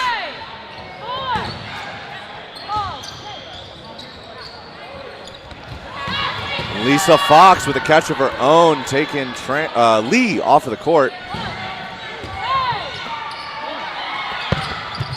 Oh, and Vizcarrondo finds a connection onto McCaffrey as she dodges to the side, hitting the floor to get under any returning fire. Field holds, though, and it'll be 3 balls on the side of Flex. Ashley Elder straight ahead at Tran. Tran is going to block it. 4 balls on the side of Rack Attack. Oh, and Ali Viz again! 2 catches, 1 hit. Number 6 is putting in work here in game number 12. Oh, Vizcarrondo hits the ground. She's looking for a tombstone catch on Leaf. You know what? With all 6 on court right now, 2 back-to-back grabs. I don't know if Ali Viz is the target at the moment. Absolutely not. I mean, but Elder says she wants one of her own. I don't know about that one either. I mean, you know, typically corners, we're like, all right, we're going to put a lot of pressure on. We're going to make sure that we're covering our team. Elder's like, nah, throw it. Give me that grab. Elder wants it. Lisa Fox, though, is going to get taken out of the far side. Nice little off-tempo counter from number 22, Leaf of Rack Attack. There's going to be 5 balls for Rack Attack. I mean, right now, you're talking about, I don't know if I'd throw it Ali Vizcarrondo, but all of these ladies of Flex have absolute hands. I don't know if I'd want to put any balls on body against these ladies. Leaf with some absolutely acrobatic movement to dodge that double. It is going to be 4 balls on the side of Rack Attack. They are 2 players to the 5 players of Flex. Pre-counter from London on the far right side. It's going to land just in front of the toes of Leaf, giving Rack Attack a 5-ball offensive. Weigand is going to pre-counter, charge a little bit at Tran, take the shot, doesn't connect. There's going to be a response from both Leaf and Tran, doesn't connect with Weigand though. This time it's Nakano's turn, number 9, see if she can get a hit. Maybe take a trade here. Leaf lets one rip, but the pressure from number 9 not giving her a clean release.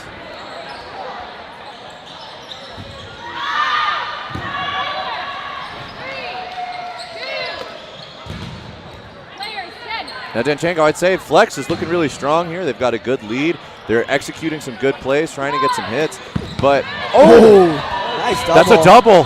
Weigand, Tran all the way across. Oh, is that 2? It was 2 for Weigand. 2!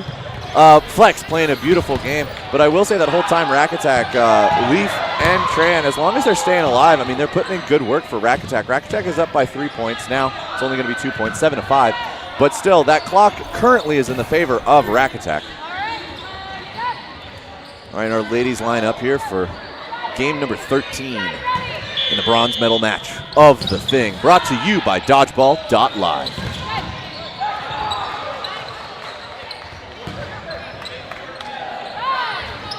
There's going to be a... Oh! Nice shot by Weigand. Absolutely. Just the way that Betty Mack was moving in the middle, I thought that it was a 5-ball play on the side of Flex. However, it looks like they are going to debate that one throw on. That's safe. It's going to be ground just in front of the feet. They are going to call ground from here. Could look like a hit, at least in my opinion. All good. Refs have a better view. I'm looking through a net trying to get past some players. It is going to be last. Now it is a question of whose burden it is. Flex is saying we threw last, so it is going to be burden on Rack Attack. 6 players to 6, 9 minutes 45 on the clock. Betty Mack is going to hit London. London is barely not going to be able to catch it, just tap the ground. So she will make her way to the outbox. It's going to be Elder. Going to find Cher. Oh, a little bit of feet finder there for number 20. Cher making a face kind of looking like the album cover for Creep. Oh, Radiohead. yeah. Ah. Oh, my God. Leaf with an absolute rocket is going to send Ali Vizcarrondo to the outbox. Looks like there's a little bit of confusion. Field got taken out, but looks like she was confused, thought maybe the play had stopped. And there's going to be 2 balls thrown at Nakano. She was looking for the catch, dropped her ball, and we've got ourselves a 4v4, ladies and gentlemen.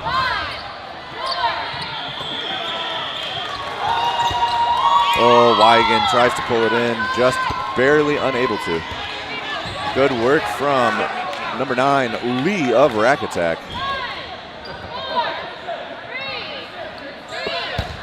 Betty Mack rockets one into Nakano. It is no. Ashley Elder with a back line violation is going to send Flex to a 2v4. You hate to see it. It is going to be a 1 shot at Fox and 1 shot at Nakano, 1 from Tran and 1 from Leaf. Wonder if that was the play call or if there's maybe a little bit of miscommunication. It's going to be 5 balls on the side of Flex. Lee is pressing up hard. She's going to draw 2 shots from Flex. And then Rack Attack is going to reset on the line. Again, Rack Attack not under too much pressure to make something happen. They do want this win to extend the point, but they don't need to do it quickly. Time is on their side. Nakano with a beautiful dodge and throw is going to hit Betty Mack out of the middle. Lee unable to connect with number 9 of Flex. 4 balls on the side of the Americans. This is a Can-Am game, as you might say, Danchenko.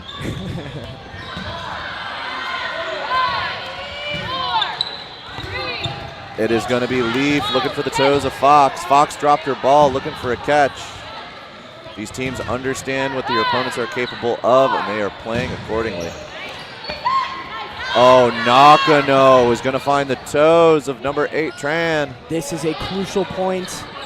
Nakano and Fox really grinding this one out. I believe it started out as a 5v2. And I mean, this has kind of been the story for Flex these last few games. They get down in players, but whoever's left on the court puts up one hell of a fight.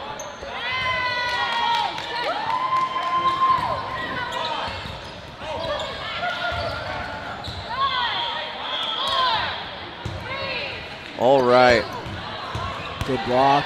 Danchenko, we need to pick our players of the match. On the side of Flex, who are we feeling has really been showing their colors, showing their skills? Oh, I think you know who the first shot has to go to. It's going to be none other than, I believe, a Hall of Fame athlete, Ashley Elder. Absolutely. And for the second one, I do think it could be a toss-up, maybe between Weigand, maybe now Fox and Nakano making a case for themselves if they can close this next point. Maybe Viz, maybe Brianna Lendem. I'm curious to hear your take on this. You named the whole team. I'm going to give it to Ali Vizcarrondo. You know what? She's been making some crazy catches off of the opening rush, crazy catches on the back line that have been beautiful, as well as taking hits up at the center line and surviving, not getting taken out by the ensuing counter. Rack Attack, once again, able to close out. They're going to extend their lead to 8-5 over Flex. So we're going to give it to Ali Viz. On the side of Rack Attack, I feel like we got to give it to Betty Mack. Betty Mack, definitely one of mine, and maybe the other one is probably going to be Sugden, who had a really big impact in that first half, and maybe Leaf. You know, both of these teams, I think, have had a pretty equal contribution from the entire team, except for maybe one standout player on both ends. Absolutely. I am going to give it to number 88, Sugden. She's been put on the bench for right now, but her contributions in that first half is really what opened up this lead for Rack Attack that they have then been able to hold on to.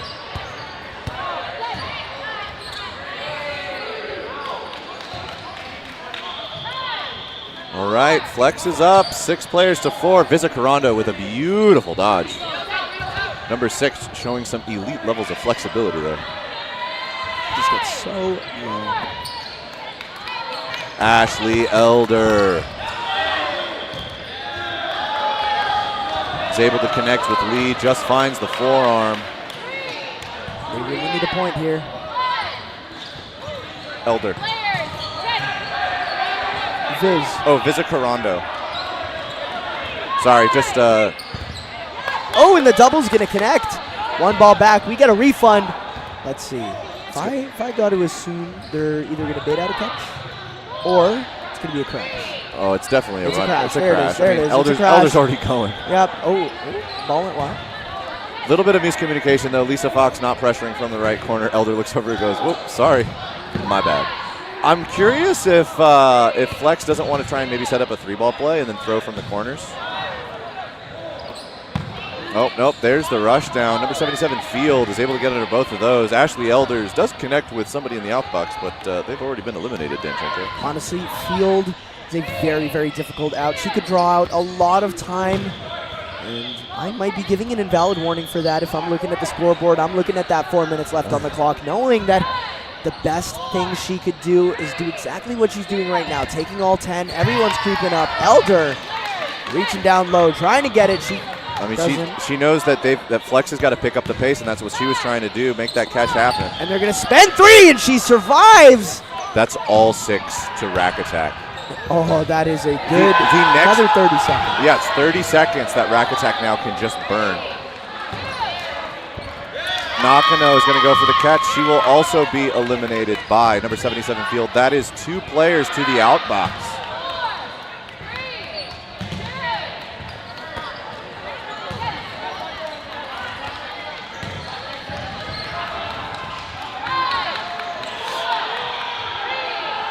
Taking all that time. She's going to throw one wide, block one. Man, 77 is just burning clock, and it is beautiful to watch. If I'm on the side of Flex, I would only just be frustrated at this point. Spend 2.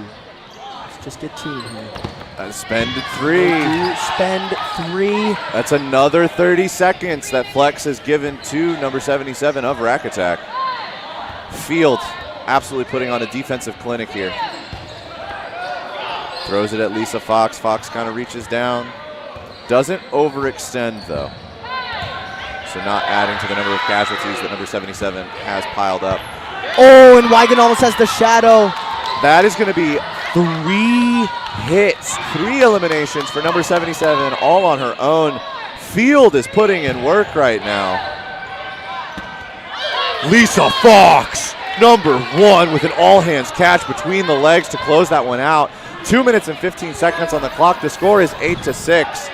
Flex has got to win this in the next 120 seconds. Yeah, that replay with that angle, beautiful grab.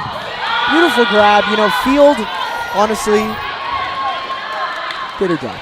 You got less than 2 minutes on the clock. Flex have to close 1 point. You have 6 players who just need to survive, 20 seconds each? Yes, yeah, as long as each player takes more than 20 seconds to eliminate, then Rack Attack will take this. If they could take this game to no block, then they've got it. We talked about her earlier, number 88, Sugden. She's back in, and what does she do right off the bat? Sends an absolute rocket through the chest of number 9, Nakano. Oh, Ashley Elder is going to connect with Cher over on the far corner. It is 90 seconds for Flex to make something happen. Rack Attack's just got to survive. No, number 77 Field, she absolutely did her job. Burn time. She got 3 eliminations all on her own. She did more than she needed to do.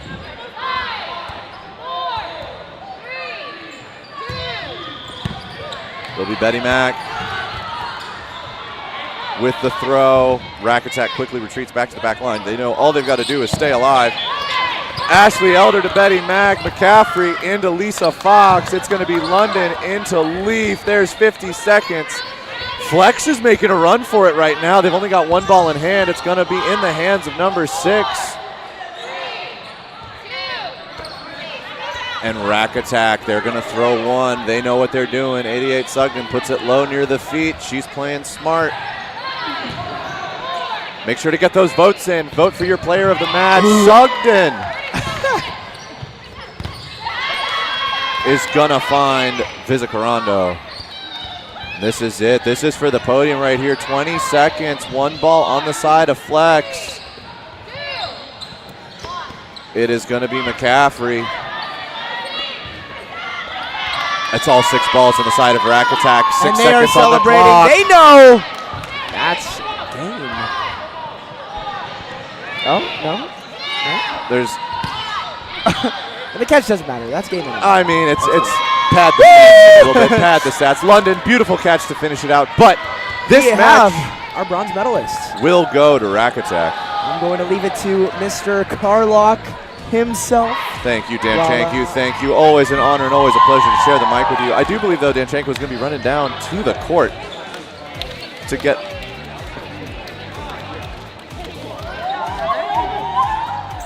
But Danchenko heading down to the court now to get a little bit of a live commentary, live interview with some of the players from that third place match. An absolute show of elite dodgeball talent from across North America. Flex, an American team.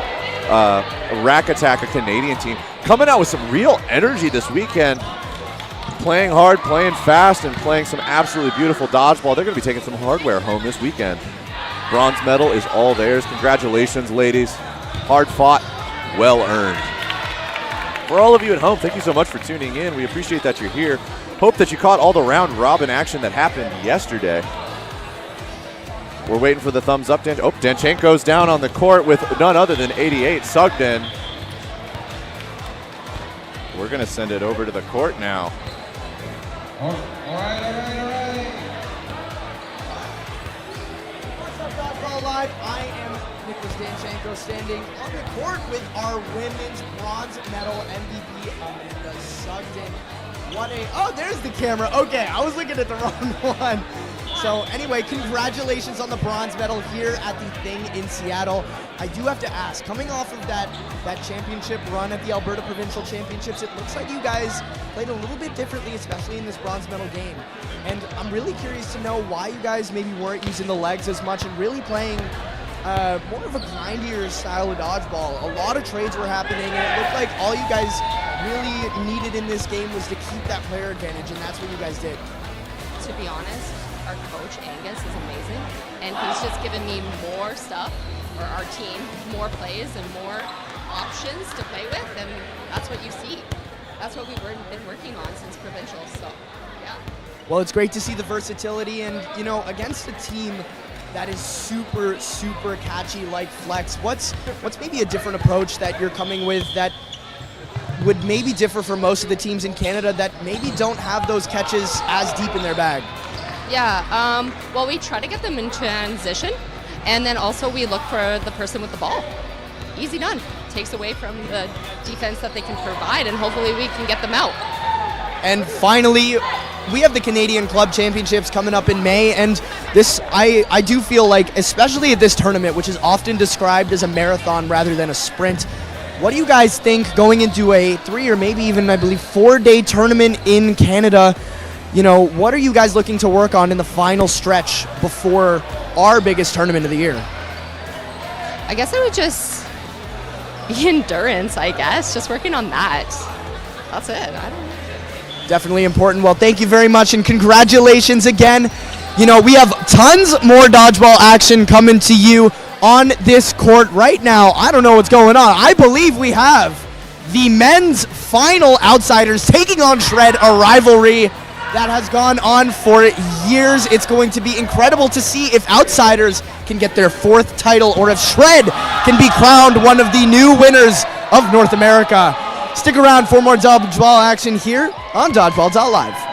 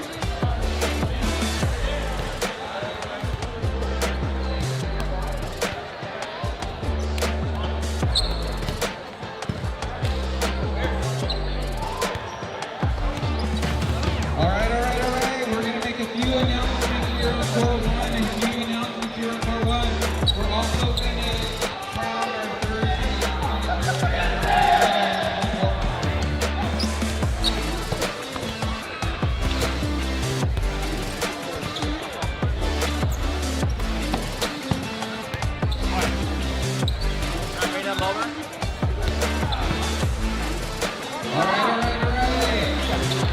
got a few things to clear up before we kick off the men's final. We have a few things to clear up before we kick off the men's final.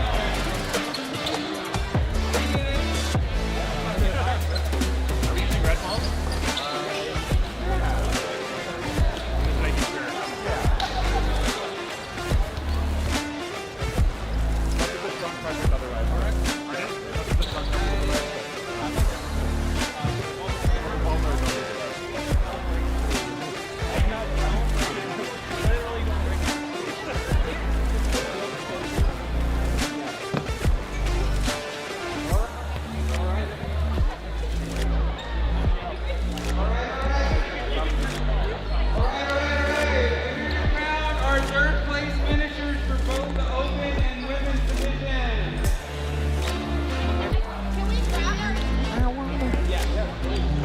I want to eat the microphone.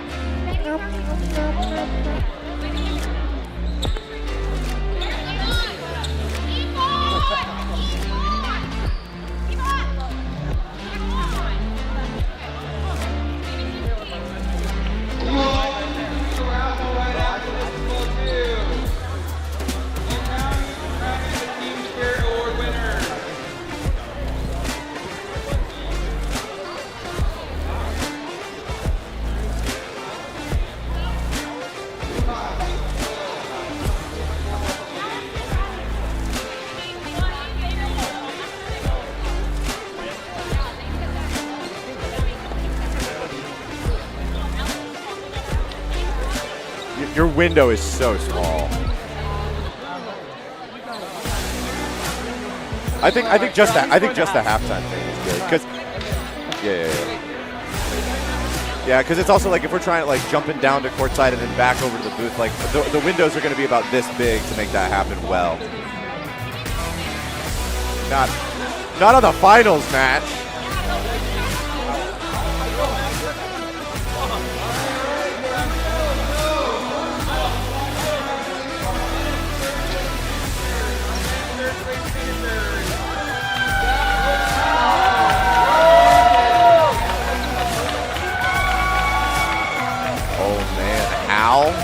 Howell took third place.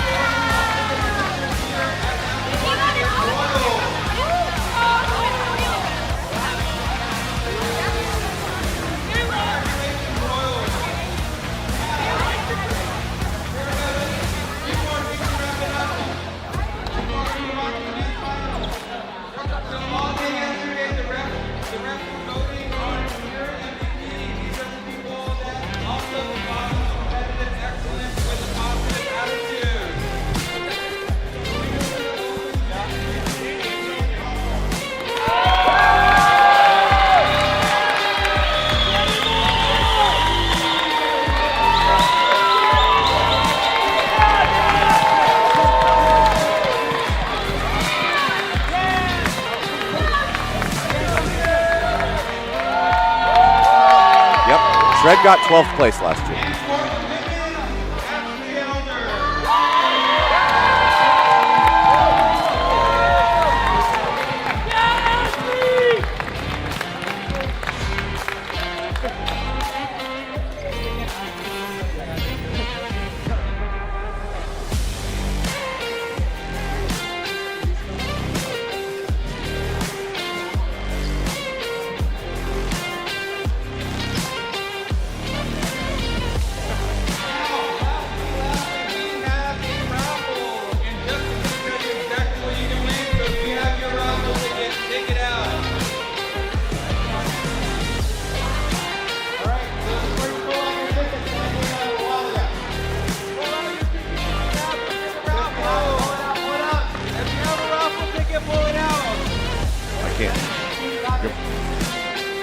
Oh, yes. Yeah. Or the jersey, a lot of cool gear.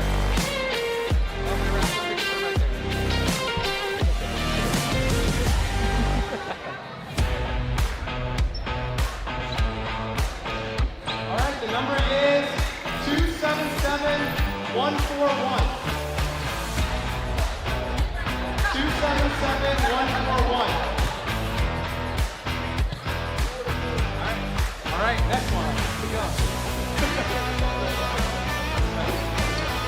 277202. 277202. All right, next one.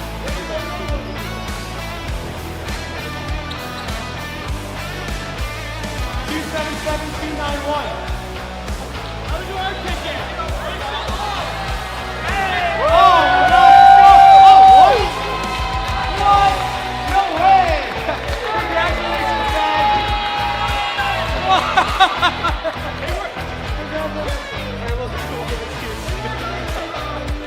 I'll take a picture of all this stuff. Yeah. Oh yeah, don't throw it out. Just say we're gonna throw the hats. All right, lastly, he's gonna throw some hats out into the stands, so tap one if you want one.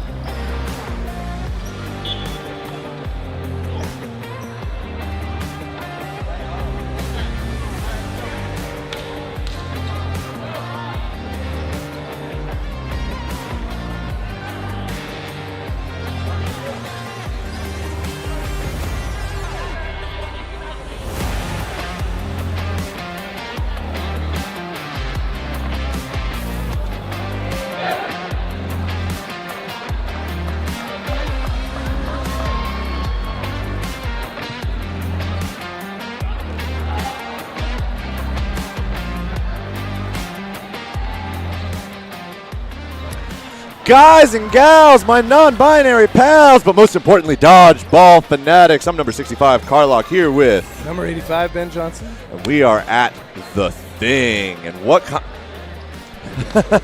and Ben, what match is this?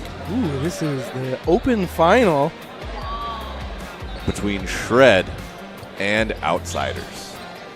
You were talking a little bit earlier about Outsiders, I think off the mic, just you and I chatting here in the box, but Outsiders, no stranger to the finals at the thing. This is the 5th annual The Thing.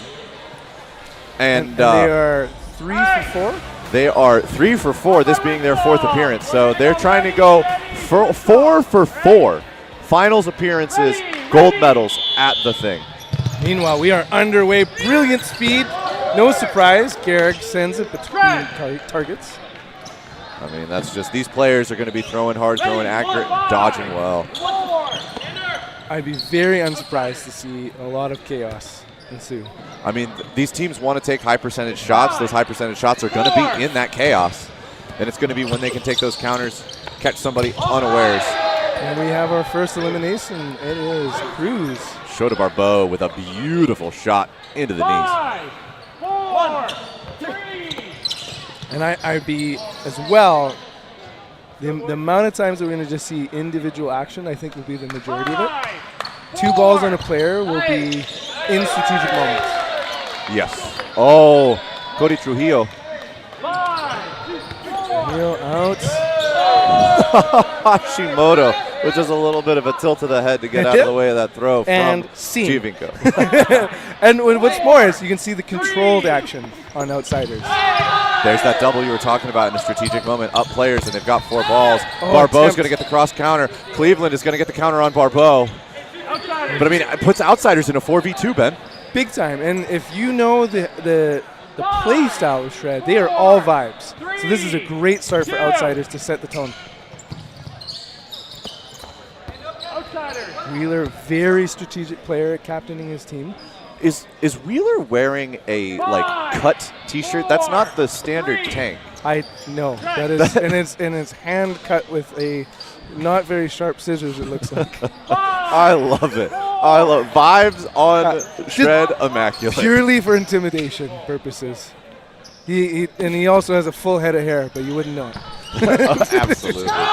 Oh, it's going to be Joe Martinez throwing the 5th ball on the side of outsiders. Strategic extra ball is going to be what takes out Chris Wheeler. And it's going to be Hashimoto and Cleveland, a little bit of a showdown at the center line. Hashimoto knowing how to draw attention. 5, Quick with his hips. 4. Outsider. Notice Martinez squaring up. 5, You see a full send. 4. Oh, Cleveland. He's going to get 1 with a pre-counter. He makes it a 1v3. 5. But Ben, you're thinking full send all 3 of the balls? And they send a couple, and it does it. Yep, you called it. It was a lead from the center and then a lag from both of the corners on the side of outsiders. And you cast that net, right? Like otherwise, even if they do miss, they wouldn't be they'd probably still be, that swagger. You come at me. It's 1v3. Like you can even risk the pop up.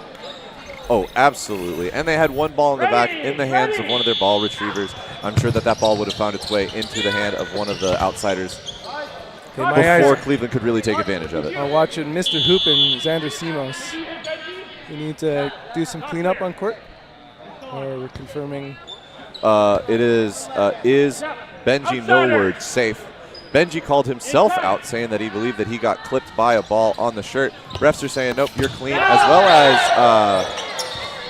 well as Shred saying, no, we didn't hit you, Benji. Please step back on. We want to play you some more.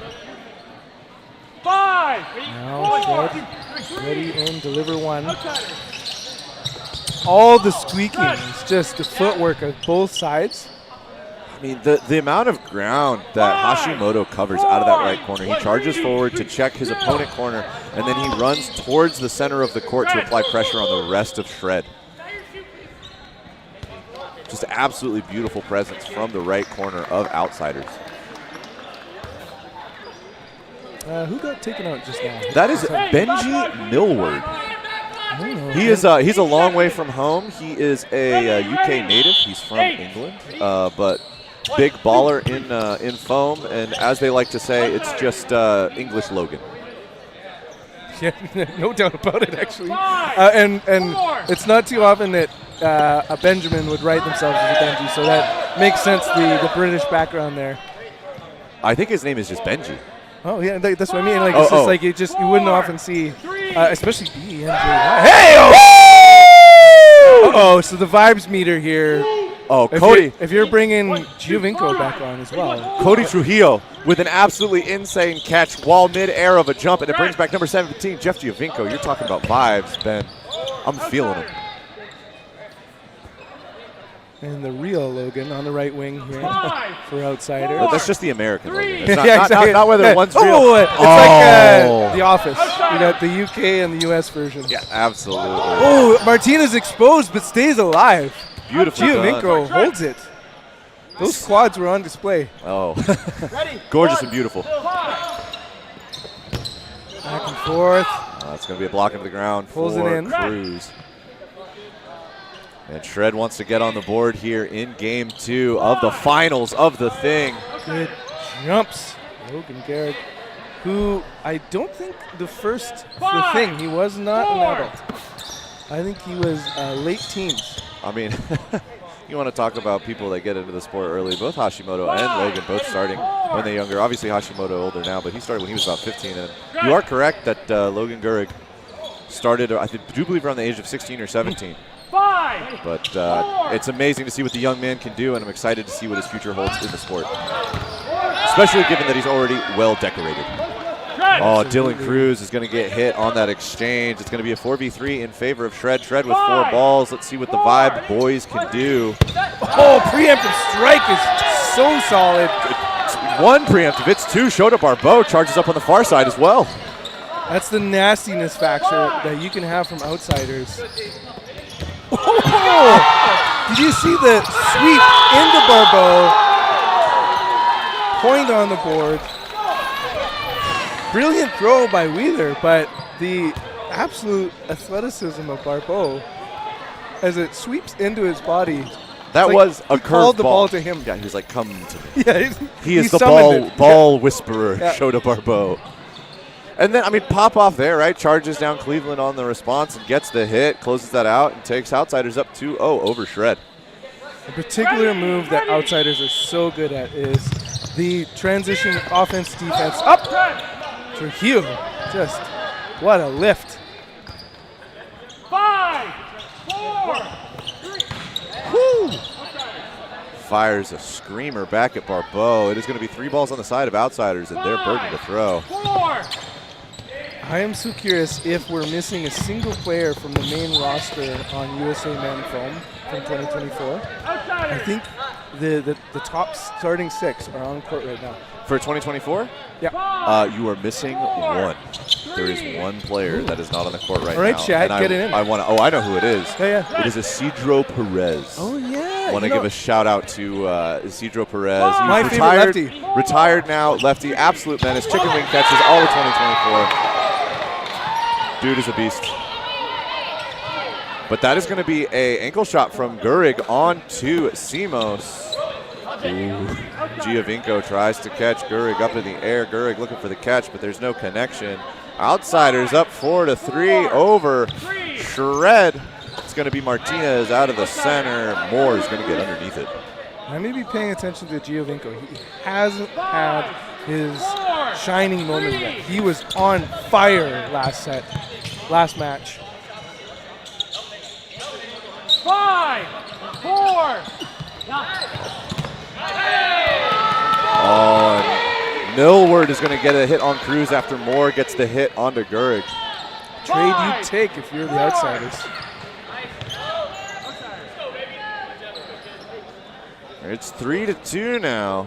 5. Curious to see if number 17. Oh my goodness! Millward. Absolutely destroying the shins of Moore with that throw. Good throw. It was Lynn's first throw that got it. Man, number 4. Through the 5-hole. And that is going to be 3. Timeout? Oh, yeah, Shred's taking a timeout. Like you said, they ride the vibes. They ride the energy of the game. So in a situation like this where Outsiders has gotten up 3-0 over the boys in black, you know, they got to take an opportunity to sit, to talk, to collect themselves, refocus for the next point in the match. The next one's going to be critical. Typically, if a team can get up about 4-0, you're fine going 1 for 1 for 1 for 1 because you're going to hold that 4-point lead. Shred right here needs to start bringing the momentum back in their favor, and I think that's what Sean Wheeler's doing right now. He's getting the boys focused. He's getting them locked in. And both of these men are happy to win quick. That's what's so scary. If they're going, it's point. And you can look over and it just feel absolutely deflated. So this timeout is just to kind of hold your energy, mental performance, so important at high level.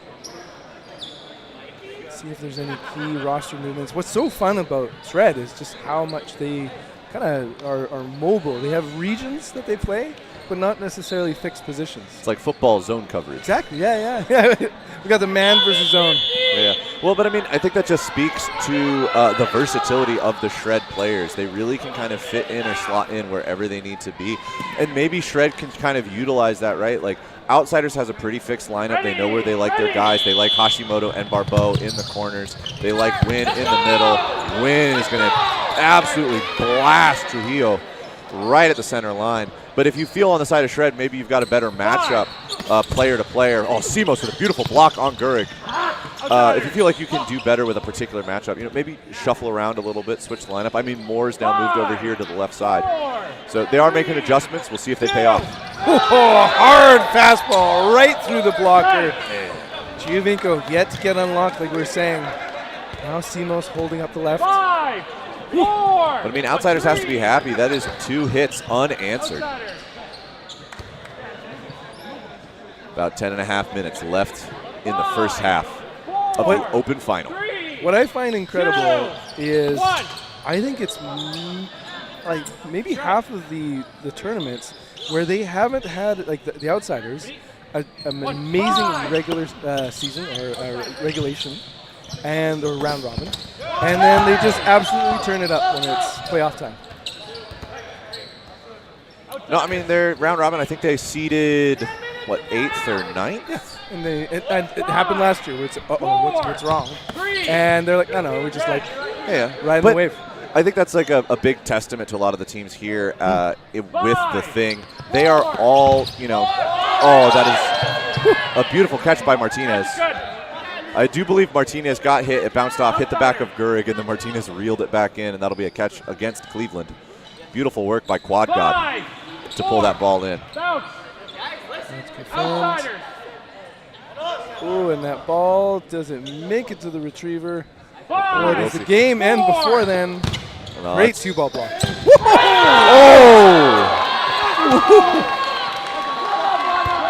I don't know if I'm more impressed with the dodge or more impressed with that hit from the right corner. Gurig on to Cruz. Cruz fully horizontal, fully airborne, fully behind those balls, but Gurig with a left-handed throw and a little bit of movement is able to get around him. Man, Outsiders going up 4-0 over Shred. But no, I mean, right, you can have round robin, you can have a rough round robin. But as long as you make the necessary adjustments coming into bracket, it's all good. And these teams, every single one of these teams is either a Final Four finisher or a team that gave these teams a run for their money at their respective nationals. Oh, that's going to be a hit on Simos. Outsiders now just finding hits on a set offensive line with solos. The floor of competition here is so high. That part of the game is showdown Barbeau. Wow. Spinorama, he's just vibing. I mean, you want to talk about vibes. Oh, my goodness. I think it's showtime. Eyes on him. Whew, the whip. Funny that you should say, I thought that was Garrett. Yeah, it's like Gurig out of the middle. It's like, no, Gurig's in the health box right now. That's Millward. Thank goodness he shaves the side of his head there. That's just like the slightest difference. Barbeau blocking it. Cleveland will get Hashimoto, but Barbeau will find just the few hairs on the back of Cody Trujillo on the fabric threads of his jersey. Cleveland got a nasty one of his own. That shot was gross. Curved low and fast, caught the toes of Barbeau. Good preemptive throw. Millward with a gorgeous block. Play call. Martinez team hand. The footwork of Cleveland. I think we're about to see a little bit more of it. We see a hail. I think both targeted the exact same spot, but at different movements. Yeah, both. That was shoulder. 3, Ben. That was incredible. They know when to unleash and just be like, we're ending this now. Oh, no, absolutely. Especially somebody like Cleveland who's made a name for himself on footwork, on evasion, and on his catching ability. Often known as the man with the hands in the USA circles. I mean, there was a play earlier, 5-foot point-blank catch. Oh, Kim Wynn Going to get the hit on a Chris Wheeler. Oh, sorry. Oh, not activated ball. Oh, ball was not activated. Big rip. Still alive. Oh, hard throw. And okay, if he'd gotten that would have just been a soul crusher. But I think this is what Shred needs right now. They don't have any points on the board. It's 5-0 in favor of Outsiders. We've got 6 minutes left in the half. This is what Shred needs, just sending rockets through the chests of the Outsider players. I mean, Kim Wynn, known as one of the best catchers in the world. And Simos just put it through. What a run. Cruise. In a row. But we still got Barbeau and Hashimoto. Maybe the top 2 in the world. Yeah, 2 best dodgeball players in existence right now. Name your 1, name your 2. 1A, 1B. 5. And they get the point. It's just Shred with absolutely suffocating pressure from the corners. And Ben, they've got their first point. So important, and you could tell, like you said, the type of throw was just like, beat me with a catch. I am going to just slam this on you. And I mean, that's it's kind of what you got to do at these high levels. I mean, a lot of these players absolutely elite catchers, but also elite throwers. And this is that moment where you're just going to prove that you are the man. Number. I mean, it's just that it's a crisp opening rush. Kim Wynn, and Wynn knows who his target is. Oh, Trujillo, though, is going to find quad god number 7, Martinez himself. You said it earlier, but Hashimoto was up in the attack zone within milliseconds of an attack throw. Barbeau himself, quick to provide pressure. Oh, Cody Trujillo, who's going to take a finger out. Love to see the honesty. Trujillo wearing the number 45. Says Simos, but that is not the real Barbeau! And an attempt. Good hands by Hashimoto. Not greedy. Disciplined, patient. And communicating on defense. Preempt the throw does not connect. How did those legs get out of the way? What? Absolutely amazing. Right now, I'm really vibing with Millward's shoe choice. I'm loving the like fresh mint green and the cotton candy pink, almost in the kind of like Peeps Easter candy pastels. Absolutely loving the footwear. Oh, firing hard, and again, Shred. Their hit meter just, It's just like, climbing. okay, you're awakening the beast. Good hard throws, better blocking. Cruz with a beautiful block and a beautiful dodge. It's going to get 4 balls on the side of Shred. Outsiders knowing that Cruz is an elite defensive player, and you're going to have to put 2 on him if you want to get him out. Speaking of 2 on, pop. Simos with a 1-2 punch to take out Barbeau and win. And he's exposed. Gets nice and low. Oh, Millward is hungry. Ready to prove himself here at the Thing. But let's see what Cruz and Cleveland can do. The number 13 and 14. Man, his in transition throw, how he cultivates power and movement is just brilliant. 5, 4. Flips it a bit low. Up, Cleveland. Master of footwork, except in that moment. Sometimes the feet get into arguments, you know? Just like we can trip up our tongues. So do you think Cruz makes the team have the jersey match his chain, or is it the other way around? Oh, I think it's the other way around. I think Cruz picks out what he wants the jersey to be, and then finds a fit to match. Yeah. Well, I mean, last year at the Oh, good throw! Oh wow! It'll be Cruz.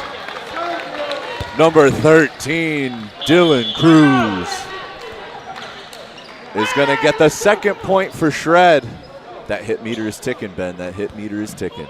But no, I mean, last year, Toronto midseason clash, Shred dropped, I think, one of the best dodgeball jerseys. I will say, one of the most controversial dodgeball jerseys, because there are some people that absolutely loved it, and there were some people that did not enjoy it. Personally, I was one of the polarizing. lovers. It was polarizing. Yes. Polarizing, yeah. But it had like full collar, kind of had like traditional rugby vibes, kind of jersey. But they looked so clean, in my opinion.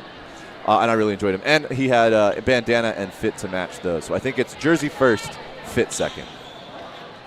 Respect. I mean, speaking of outfits and jerseys, the most recent Outsiders selection, beautiful.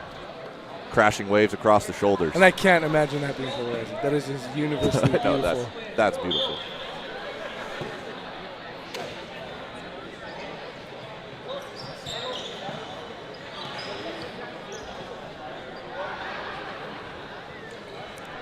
What I am curious about is most of the guys on Shred have a Saga Sportswear jersey, but Jeff Giovinco's number 17 is an API jersey that has on the front, along with the Shred logo, has an Outsiders logo and a Saiyan Elite logo. Yeah, they're a combo team at API.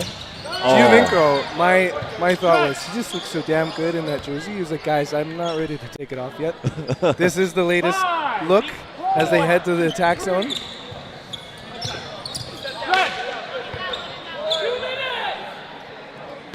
All right, 4 balls on the side of Shred.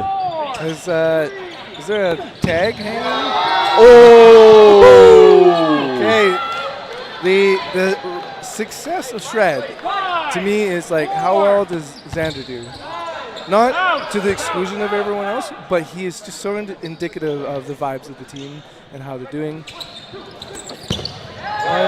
In and out, Hashimoto sliding like a figure skater. He's just so smooth. Well, it was like not only was the slide smooth, but his getup, he was just kind of my goodness. He like levitated back to stand. Like a superhero. Quiet in the action. Eyes on Outsiders. Grips and rips. Send it back. Oh, and there's the hits. He's out. That is going to be Trujillo. Taken out on the side of Shred, but Shred now with 3 and 4 balls. Targeted is Cruz. They take him out. Is it a trade? It is not. No, it's not. That's just a beautiful double from the corners of Outsiders. It'll be Hashimoto almost all the way at the center line. Just targeted and taken out. Cleveland will get the hit, but I mean, he still put in the work. All of the focus had to be on him. The rest of his team was safe and secure with him with that 1 ball up at the line, which means that they can have this 3-ball play afterwards. Cleveland alone again. 1v many. Cleveland, though, he's had some really, really good placement in this match so far. He's just got to be able to make the connections over and over. He's going to walk out. Oh, okay. You don't see that too often until the very end of a match. I think he's wanting to. Oh, it's no block. Okay. No blocking is starting. No. Okay, but he still did a walk off. He walked off before no block. He didn't want to get one more set in. He didn't want to go into the no block in a 1v4, I think, against Outsiders. Instead, he's like, let's have a full 6v6 no block. Outsiders is going to get that point there. They're going to go up 6-2 over Shred. But I think Cleveland's thinking, like, I mean, they're going to take the point off of me. There's no way that I'm not going to be able to dodge 3 or 4. And because otherwise it's like, well, you're giving away a point, and who knows about the next one. But if you come back, you need a timeless point right now. That was almost a pop-up from Trujillo to Simos. Like we said, not able to pull it in. That is very, very lucky for Outsiders. Giovinco or Simos can get unlocked here.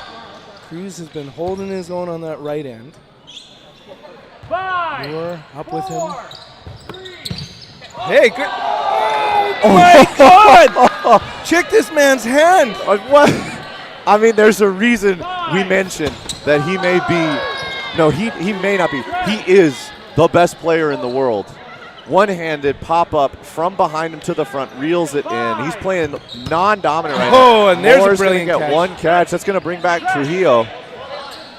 I mean, but you're right, a timeless point. There's 5 minutes here at the halftime that the no block gets played in. That doesn't count against the total 40 minutes. That's going to be a double into win, which will get him out. That's going to be another 2. Millward hits a little bit of a wiggle in the air. Barbeau as well. No Absolute evasion from the side of Outsiders. That'd be a good team name, Evasion. Evasion, not invasion, but No, evasion. Invasion. Oh, Trujillo with a pre-counter is going to take out Gehrig, but it'll be Martinez back to Trujillo. to take another body. Moore once again finds himself in a 1v situation. Luckily, it's not 1v6, it's just 1v3. No block. Ooh, and a hail of bullets. So the gamble didn't pay off. Another point on the board for the Outsiders. Commanding lead.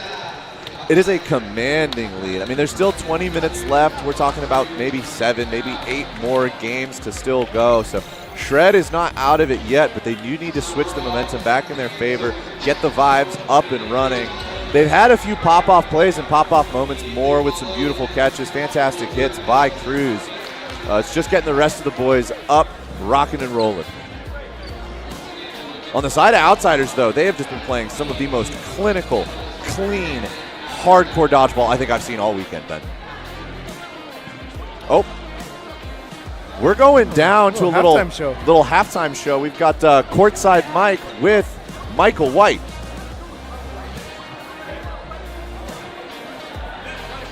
William.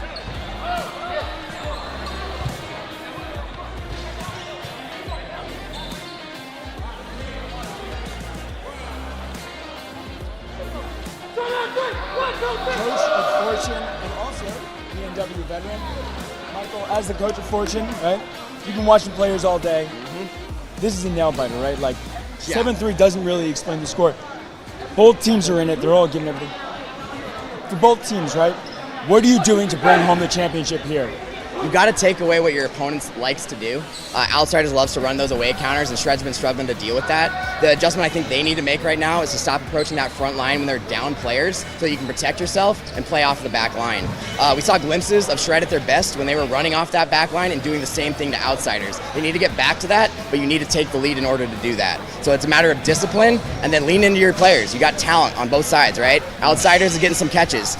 Shred is capable of that. Put yourself in a position, play a little defense, push off the back line, create opportunities for your team to find success. If you can lean into that, I think you can come out ahead. Yeah. But they got to climb now. So right now, Outsiders, right? You want to put the nail in the coffin. You want to take home number 5 of the thing, right? Everyone here is a gold medalist at some point, right? What are you doing to put the nail in the coffin? You got to be disciplined. You can't take those extra stray throws. We've seen a couple players take those bold moves, and it's a risk, right? You might come out ahead, but you can't gamble at this level of play. You got to lock in. Okay. Any last words? I'm a pleasure to be here. Proud to put Coach Fortune through this run. Yeah. This is the 5th thing. Back to the booth with Carlock and Ben. All right, ladies and gentlemen, we're about to kick off the second half of the Open Finals here at The Thing Invitational Dodgeball Tournament. I'm number 65, Carlock, joined by number 85, Ben Johnson. Are we going to see Tillman on court? Little second half here. Oh, he's ball retriever full time. Ball retriever. Well, no. Trick me. Tillman has seen a fair amount of play time this weekend. Lots this of weekend. I mean in this finals. I think they're going to be riding with these boys. They're going to ride the opening 6 for Outsiders until I think they have a healthy lead, and then they'll probably switch in. They'll switch in Von Kelly. They'll switch in Bo Tillman, and they'll rotate in Jake Hebert as well. But I think they want to use their starting 6. Millward, absolutely agile as a cat. Oh, Hashimoto! And that's not even the only impressive catch in the second here. So we're down to 3, Shred. If they were hoping to have a different vibe for round 2, that's a no. Giovinco goes for a catch, but it's going to be a 1-2 from number 7 and number 17, Martinez, and Gurik takes him off the court. It's a 2v5. Hashimoto and Barbeau looking for something. Barbeau presses hard. Oh, Dylan Cruz, number 13. It's not over yet. Barbeau, big smile. Reels that one in. Cross quarter, not connecting. Quick play call. All right, it's going to be American Logan and UK Logan. Or is it UK? Oh, we have a line out. Line out on Moore. All right, it's a 2v4. Outsiders in a nice position here early in the second half. Holy, are you kidding me? Millward has ballerina shoes. Somehow he stopped on the tips. I want to see his toes. They've got some strength in them for him to dance on the line like that. You thought you were impressed with his shoes before. I was just impressed with the style. Now I'm impressed with the skill. Yeah. And the Twins at the line with Hashimoto. Holy! Hashimoto does not get the hit on Cleveland, though. But himself does not get point blank. That was at a cruise cross. Like, he just somehow just matrixed out of that. They connect on Cruz. Yep, Cruz is going to call. He is out. It's going to be, once again, Cleveland in a 1v situation. I mean, it feels like Outsiders, not only do they know what they want to do as a team, they know who they're taking out and the order they're taking them out in. Yeah, sometimes, if someone's watching, it just feels quite random versus sometimes there's this kind of like the bully ball trying to get one player again and again, and then the leave for last.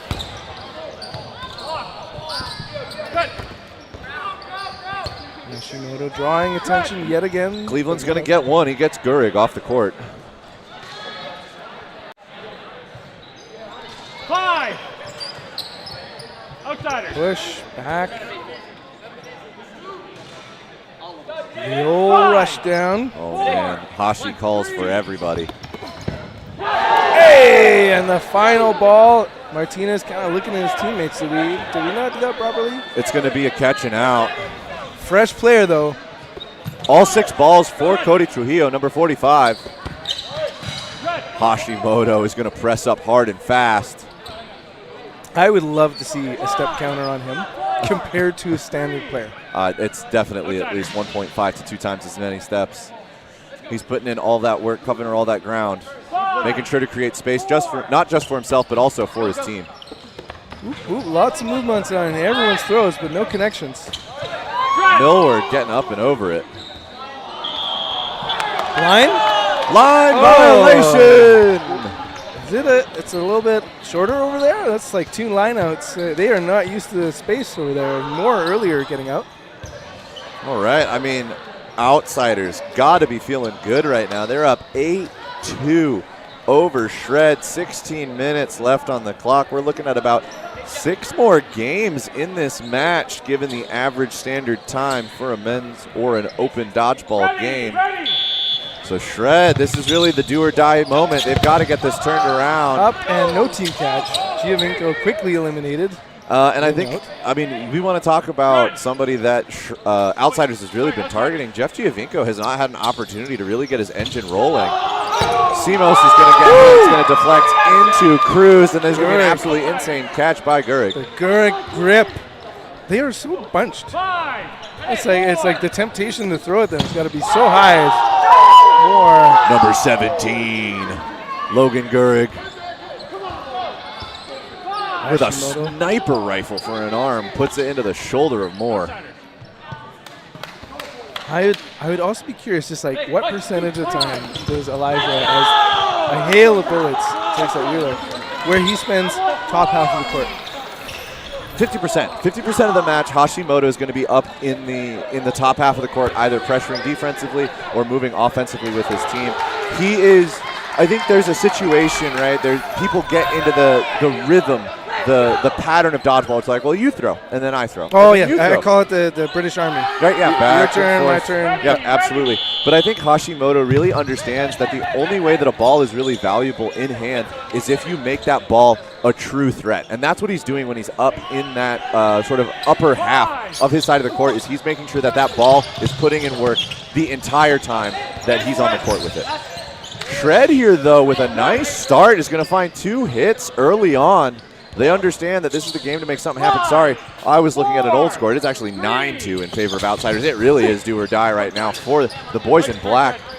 Shota Barbeau just pulling to the side, getting away from those 2 throws. Brilliantly thrown, though. Chaos ensuing. And Outsiders benefiting. The Shred wings just have not been able to take off. Millward finds another one. Barbeau finds more. It's a bonus little ballerina. Oh, Simos is going to take out Win with a 60-footer. Okay, Xander, time to put on a clinic. Outsiders. If you want your Shred men to be competitive. 13 minutes, 15 seconds. Time is not their friend.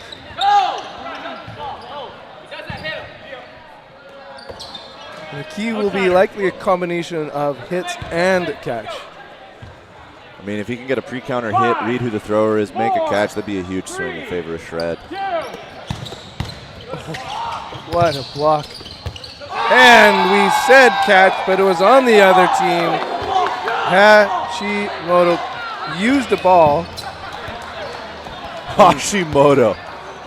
Doing his own commentary. Absolutely. Had to take a pause there. Hopefully you heard that through the court mic.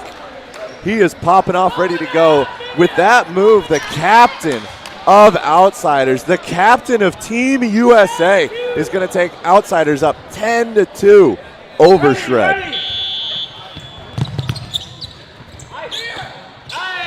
So what I'll be curious about is last year Outsiders had like a championship jersey that they wore.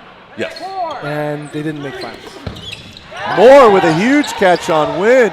So let's see if in 2027, if they just go with the humble, beautiful.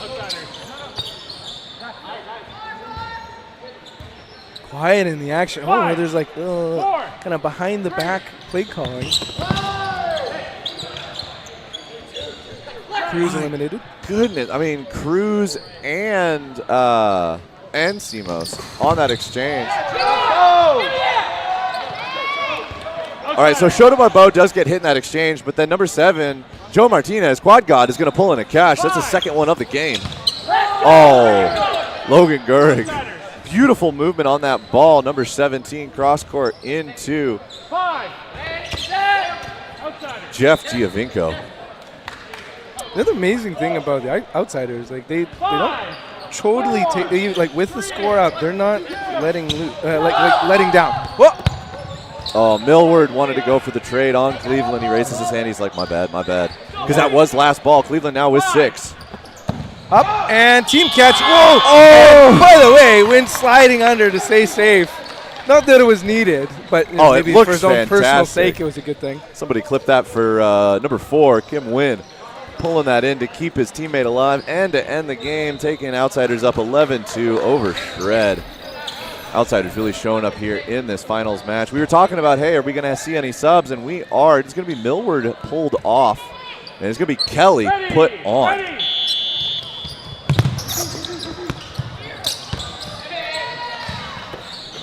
Pretty soon you're going to get a chance to vote for your player of the match, impact player of the match. Impact player of the match. Well, I'll take first pick at Elijah Hashimoto. I mean, I can't.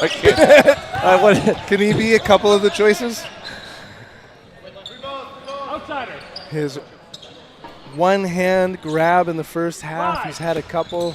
I mean, one-hand grabs, catches. Oh, Barbeau trying to put up a testament for himself, a one-handed catch, not on a rebound, but on a throw. Flying off court. Oh, it's going to be a hit by Cruz. Who has himself been carrying his team on that right end. Absolutely. He's often been targeted. Mistake-free dodgeball. I think I'm going to give the other player of the match for Outsiders. I'm going to toss it over to Benji Millward. He's had some absolutely amazing dodges, wonderful pressure out of the middle, and he's made some big hits and big plays for Outsiders. And maybe he can be appealing to our international audience. Right? Absolutely. Let's get more of those European boys playing foam dodgeball. Big rip, better dodge, getting nice and low. Absolutely. Now on the side of Shred, who do we want to say impact player of the match? So for one, I'll go Cruz. This was heated. He's been steady Eddie on his side. Meanwhile,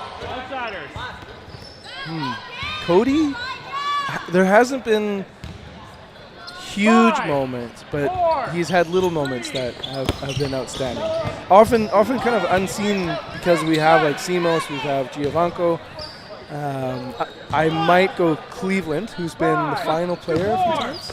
He has been left last in. He's definitely put in work to try and make things happen.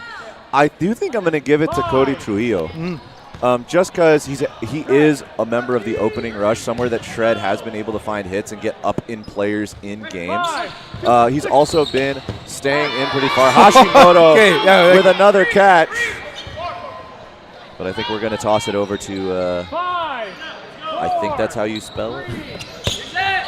His name spelling is not the usual name spelling. Yeah, it's Cody with a K.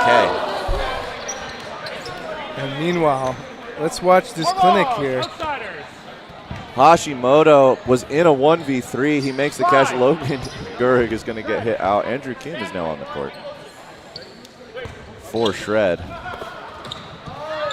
Master Hashimoto did not have the use of his dominant arm, and yet still played brilliantly. This year, he also does not have the use of his dominant arm. I got it.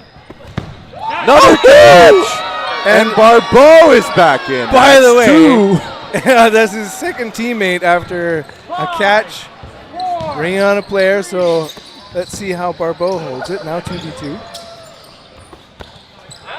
Andrew Kim going to fire at Barbeau. I mean, Eli Hashimoto was playing with his dominant arm just a few months ago in Minneapolis, Minnesota. However, from what I've collected, it's been bothering him since that tournament. I don't think it's injured. I just think he's trying to rest it. But, I mean, if you've developed your left arm as much as he has, might as well take advantage of it and rest one arm between tournaments. It's like this arm gets my right turn. This tournament gets my right arm. This tournament gets my left arm. I mean, his efficacy, his efficiency, his skill as a player is not diminished, even though he is throwing with his non-dominant. Not catching that one. It's the Barbeau show now. Oh, no it isn't. Time for more. And Shred is going to get their third point. It's going to be 11-3 in favor of Outsiders. 6.5 minutes on the clock.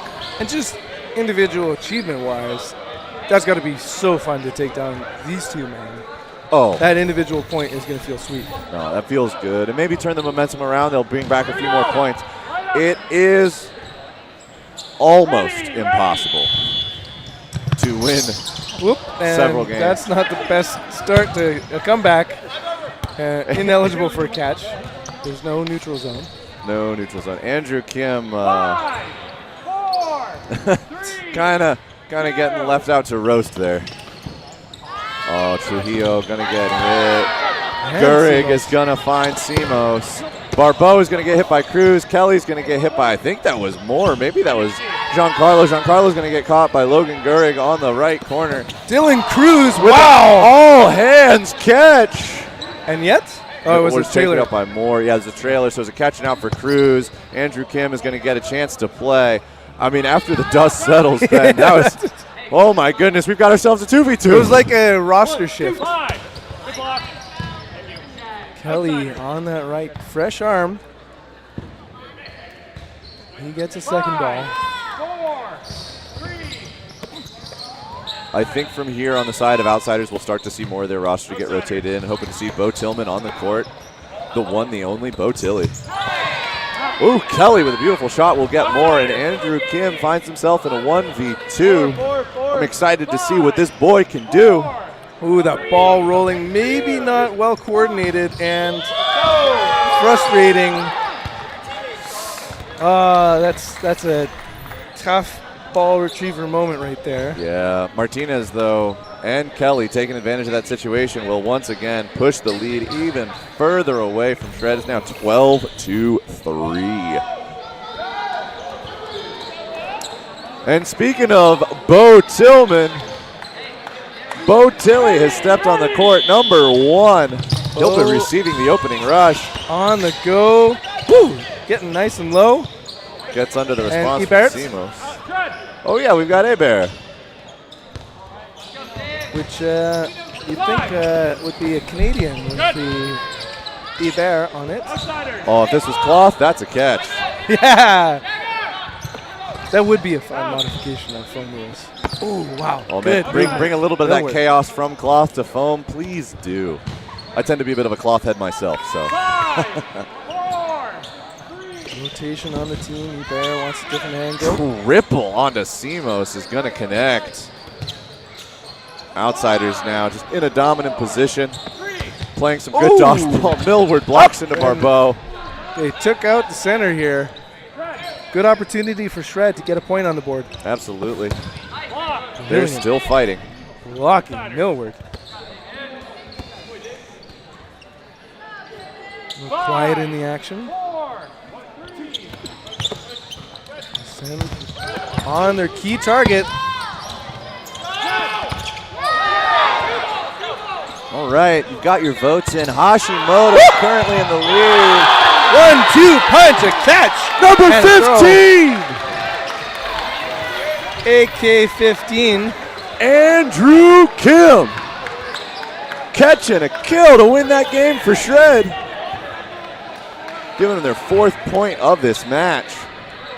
But it is Hashimoto, I think, right now in the lead for that player impact of the match. I mean, the boy does it all. He dodges, he pressures, he gets hits, he finds catches. I mean, he was in a 1v5, makes 2 catches, brings it all the way back. Beautiful work from the captain of Outsiders.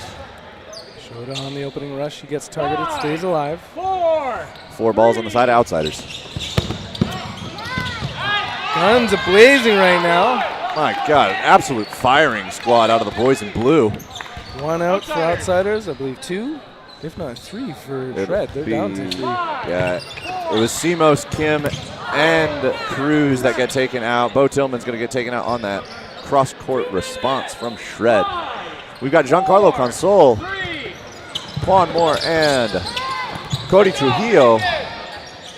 My goodness, that was a beautiful dodge from number 45. However, Kim Nguyen with a little bit better placement will get the hit. 5, 4. It's going to be 3 towards Moore. We had great footwork and balance. I mean, you're lucky he had an invisible chair to hold him there. Just sat down. I don't mind a trade situation, but it didn't work out for Hebert. Oh, it did. Okay. Yeah. Hebert is going to take out Consol. Consol getting a hit. It's going to be Moore in a 3v1. Millward playing like he's just fresh first match energy. I mean, he's been going full tilt all weekend, and he hasn't stopped. His stamina is unmatched. Barb. It's like he was holding it like, did you see that ball? Just the nastiness factor from Shota. Barbeau taking a play out of Derek Johnson's book with that throw. That would be a dodgeball OG. Derek Johnson? Absolutely. Have you seen his drop shot with a foam ball? Obviously, he's not here this weekend, but have you seen his drop shot with a foam ball? It was probably like when you earlier mentioned lefty, USA Dodgeball. Isidro Perez. Those two like define dodgeball at the highest level in the early days for me. Is like the best right arm, the best left arm. And then it was like, wait, I didn't know a dodgeball could do those things. Yeah. They're showing us new things, new types of physics. Like there's like for those watching like and they've never held a foam ball, there's like no seams the way there is on a baseball. And Outsiders is just hitting, absolutely not missing a shot, and I think that's kind of just been the story. And time is expiring, and there will not be a catch to end this match. No, it'll just be 2 hits, one onto Barbeau, one onto Kelly. But, ladies and gentlemen, we're going to crown our Fang champions for the Open Division. It is Outsiders taking the gold here at the 5th annual of the Fang. This is their 4th appearance and their 4th gold medal in the finals match. If you want to talk about a team that has legacy, you want to talk about a team that is a dynasty, Outsiders is that team. Incredible. They are back. Oh, it's beautiful to see them playing so well. But I do want to talk about Shred. Obviously, big point differential when we got to the end of that match. But Shred was in each and every one of those games. A lot of them came down to 2v2s, came down to 1v2s. And I really just feel like a lot of the scenarios was they'd go for trades with some of the players from Outsiders, and Outsiders is getting the hit and then being able to dodge the ensuing throw or the pre-counter from Shred. And it's really those few player differences that make the change. We're going down live to the court with Nick Danchenko. What's up, guys? I'm Nicholas Danchenko. I was going to say courtside. On the court with our men's final MVP, Elijah Hashimoto. Insane game. You're facing off against the biggest rival to your team, and in the biggest match in the United States there is. You know, what's your mentality going into this game? You know this team. You know they built a super team, and you know that they're looking to take a title off of you. honestly, they did build a super team, and a lot of their guys are really good, but I have all the faith in my team, and when we execute, there's not a team on the planet that can beat us. I'm so proud of the boys. We had a really rough yesterday, and we managed to clean it up and get it together today, so I'm just so proud of everybody. It was a team effort. I don't even feel like I got MVP. I literally feel like everyone on our team destroyed it, so I'm just super happy right now. You know, I would say the same thing. Insanely one-sided final, and it's not one person. It was the entire team just firing on all cylinders. And, you know, what do you think is the key going from a day one that was definitely not what we're used to seeing from outsiders to a day two where you guys just slap everybody? We saw it at the last thing where you guys maybe gassed out after beating Mavericks in the quarterfinal and going up and losing to the eventual champions, Hex. And, you know, obviously there were some changes made between that tournament and today. What do you think teams need to look at to be able to bounce back like that? Yeah, great point. Last year we had 2 great matches, and I think that we went into the third match thinking about the success that we had, when in reality, when you get into bracket, just because you win a game, now guess what? That doesn't mean anything. You have to go into the next match thinking that there's going to be another fight, and I think that was a big problem last year, and we really talked about it as a group. We knew that after last year, after winning 2 games, we had to come out strong again in the third, and then in the fourth. Nothing you do matters until you actually win the tournament, and that was the big mindset change that we made this year. Well, thank you very much for your time. Congratulations on gold. And we have the women's final coming up on this court in just a couple minutes. So you guys at home, stick around. We got one more game left here at the Thing 2026.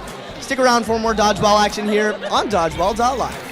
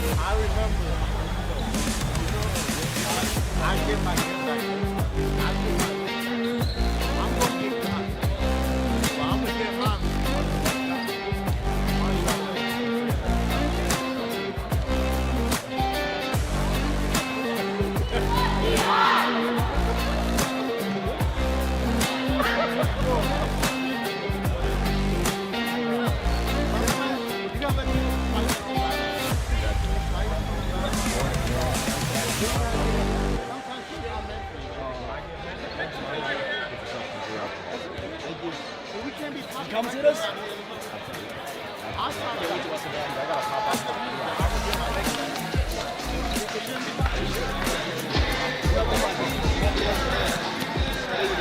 That's the foul.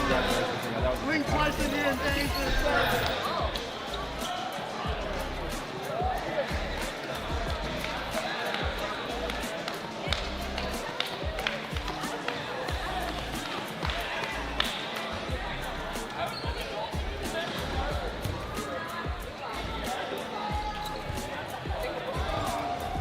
And now, the final match today, Lisa. The women's gold medal match.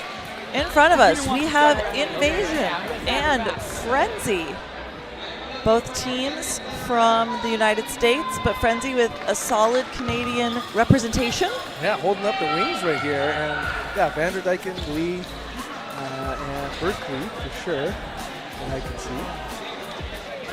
What actually is like, by the way, fun of USA Dodgeball is like the amount of U.S. tournaments that are kind of international. And not, whereas Canada, you gotta be Canadian. Yeah, exactly. Yeah. You gotta be Canadian. Closed borders here. Yes. Yes. No, yeah. For the U.S., there's several Canadians that come down to the USA rounds and compete. And then for this tournament in particular, you know, you get to pick up some solid players if your team wasn't able to make it. Which I think is what happened here. But for the Invasion side, everyone on this starting lineup is Invasion core roster. You know, they're wearing these sweatshirts walking around today. Invasion established in 2012. Wow. They're a team that's been around a very long We're time. sure that's not a typo? No, it's real. It's real. And we got a couple of the originals on the court as well. Oh, geez.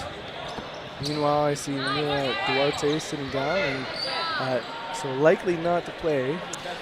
Yes, I think she sustained an injury in the semifinals Hey, match. and you know it, a full weekend tournament is brutal on the body, so good rosters make for great teams. Brilliant throw, taking out Berkeley.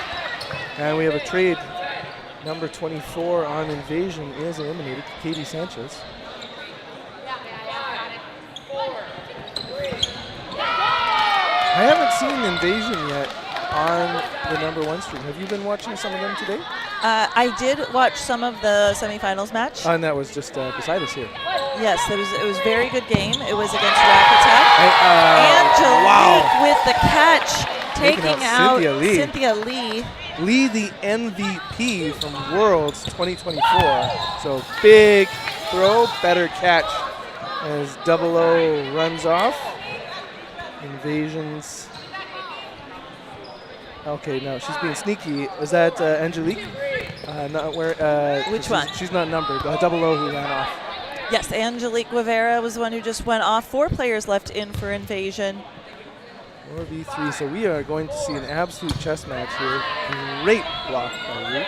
And again, in our USA rounds, these teams are no strangers to playing against each other. They faced off several times.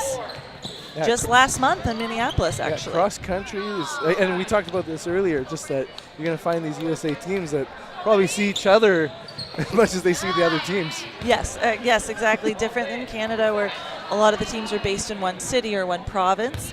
USA does not have any kind of location restrictions, so players can be from all over the country to compose of one team. Peterson in the middle, also a veteran in the game, maybe targeted. It's Vanderdyken.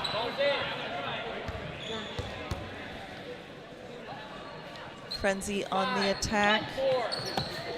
And Vanderdyken taking out Becca Silka. And just a brilliant open shoulder throw where it widens and hits the target. Sends one on defense. But Ray Lee stepping off. Peterson and Vanderdyken, last 2 left in for Frenzy. big block. Slow and steady. Just it's very much a vibe shift from going to open to women's here, where we're just all of a sudden just the stare downs. One, and here we are squared up. Greco taking the side.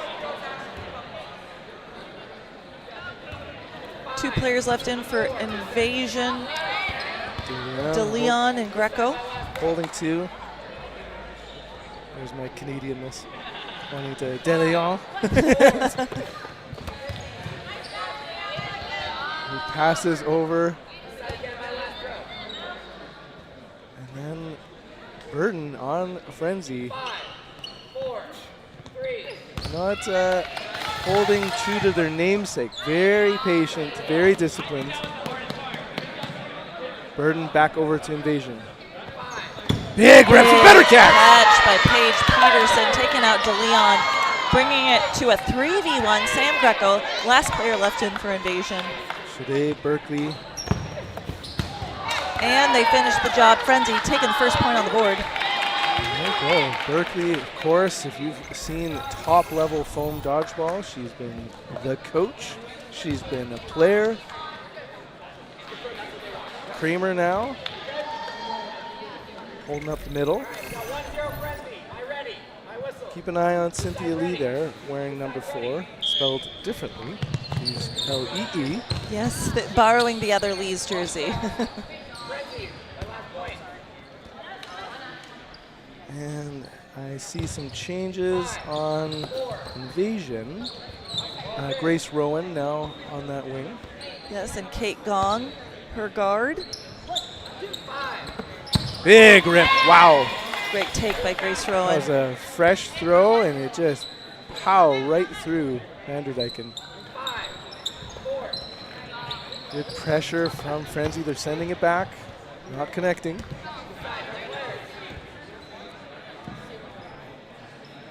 Invasion on the attack. And DeLeon takes 1-2. the swing. Peterson checking, she's clear. Burden to throw on Invasion. Ready, set, throw one, Lee protects in quick transition. They send one back cross court. Rowan Nutt getting clipped out. Hare also dodging. Windmill. An American windmill. Oh. Yeah, there's not too many here in the States, but there's a few that can consistently. Maybe it's been outlawed in certain states. Ready, set, and we're going to see 1 or 2, and you know it. If you're Canadian, Cynthia Lee has an absolute hammer of a fastball. Taking out Grace Rowan. Ably blocked by. Whoa. Back and forth, and no eliminations of the trade throws. All right, what are we hoping to see out of Invasion here? I'm interested if they're going to do a double and who they're going to prio. Looks like they were going after Peterson in the middle. Got small, stayed alive. Now a ball apiece.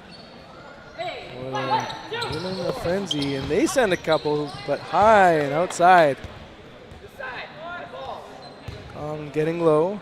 Greco with a play call in the middle. Big rip. Lee stays alive.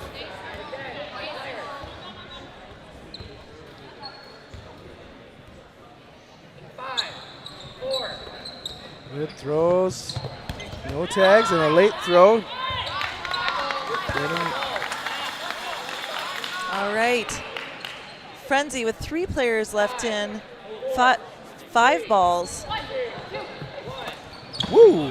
DeLeon staying alive on that double attack. And Cynthia Lee throw went a little up and away.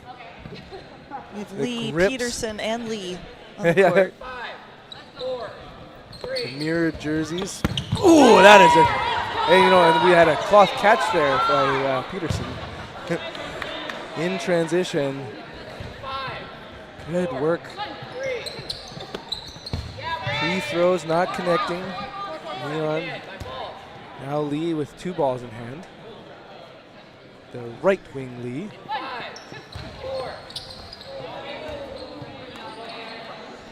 Cross not connecting.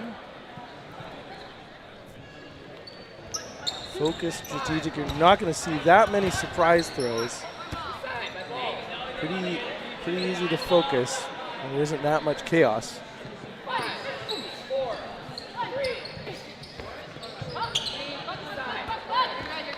Single ball throw from Peterson. Invasion on the offense. Rips, up and over. Staying alive, Sanchez.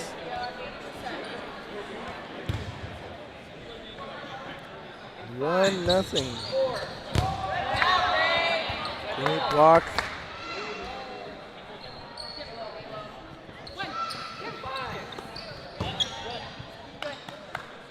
Okay, we're just stalemate right now. I know. Both teams really respecting the other side, giving a lot of distance.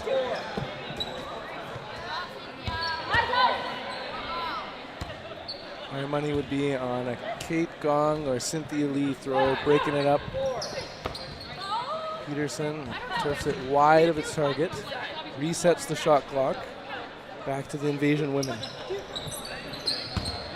Great blocking.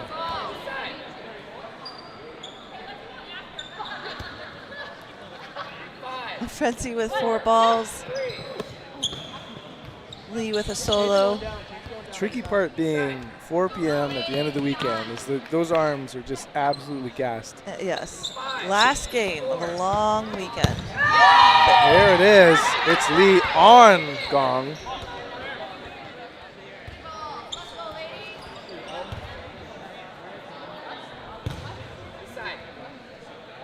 Burden to throw, Frenzy. Right throw, Sanchez protects.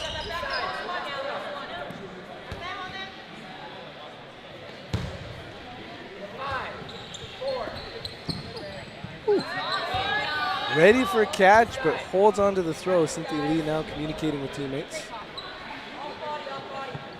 Lee has two in hands and sets a just higher target.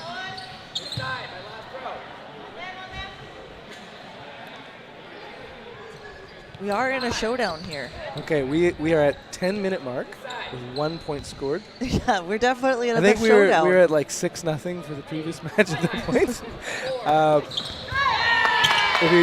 Peterson does find a target. Sanchez stepping off the court, making this a 3v2. So, what's your prediction? When does this set end? Before 7 minutes? Yes. I'm going to say, yeah, no over-unders, yes. Guevara and DeLeon, last players left in for Invasion. Now that Frenzy has the player advantage, they might try to push a little harder. And now... And it does happen, but they had a player advantage for a microsecond, and we're back again. Now it's a 2v1. Frenzy still has player advantage, just DeLeon left. Confirmed. That was ground, Turf. looked like ground. Yep. Plenty of eyes on it, no worries there. Leon rips. Lee getting free. DeLeon, a very active player, strong arm. So I do wonder if she's going to trust her arm or go for a catch here. I like that she's switched up her location on court. And sure enough, quick end by Frenzy. Well north of the 7-minute mark.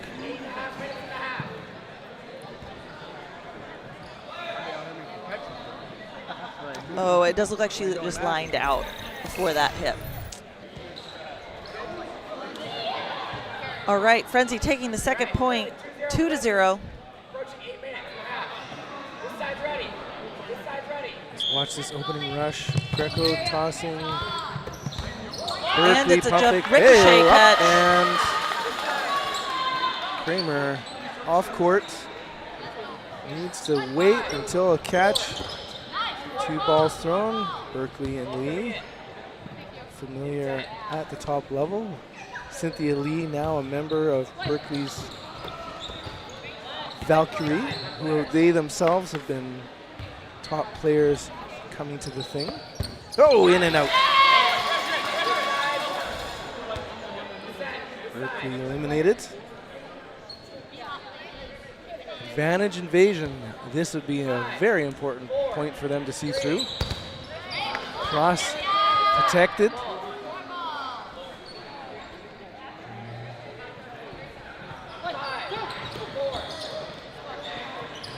Yeah. Getting through. Ooh, hard though. Throw by Grace Rowan, taking out Peterson through the block. She has such a strong fastball. It just like on body so fast.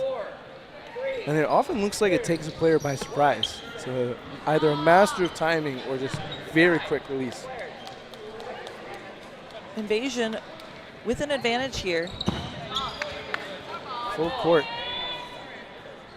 Vander Dyken now holding up the right side. So the Lees beside each other for the first time.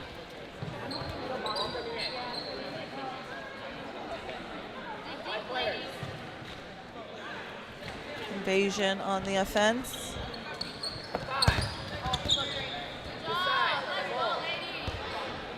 Lee E handing the ball to Lee I. Hard throws, countered, not connecting. Lots of balls in the Frenzy end. Yes, they do seem to be giving Frenzy ball advantage regularly. And Lee finding target, taking out Rowan, big out. Through the blocker. Sanchez now holding up the wing. Lee turfs it.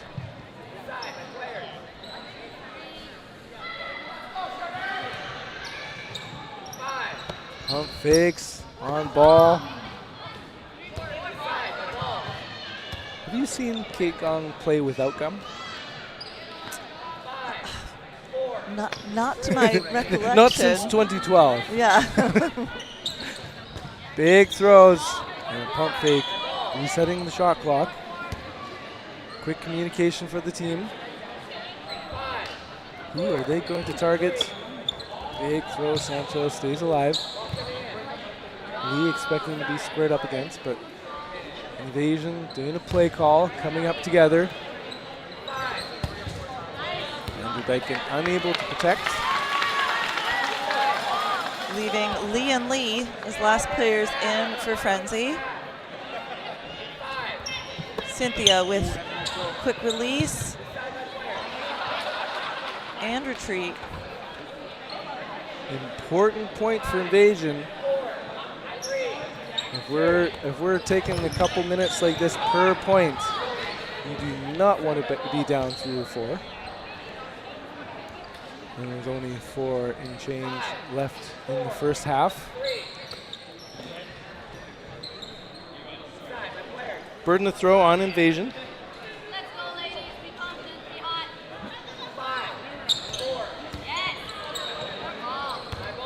The Lees coming together, 2 balls in hand. Play call. We're going to see a couple go. I would expect so. Oh, man. Cynthia, hard throw, wide of target, and exposed Sanchez. Yes, Sanchez trying to get that looking down. Rolling ball. Cynthia taking advantage of that. Those little moments make such a huge difference at the top level. Ray Lee getting tagged out. Cynthia Lee, last man in for Frenzy.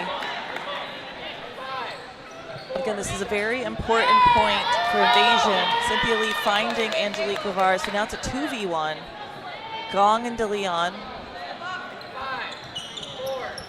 1-2, ably blocked, pressured. Well-timed throws. But Cynthia was secure behind that double block. And switched up in usual placements as DeLeon is now on that right side. 1-2 punch does it. Find it, put an Invasion on the board. Score 1-2. 3 minutes left in this first half. So now, do you think this is the last set of the half, inclusive of no block? Yeah, I'm gonna say yes. Are we doing some side bets here in the commentators booth?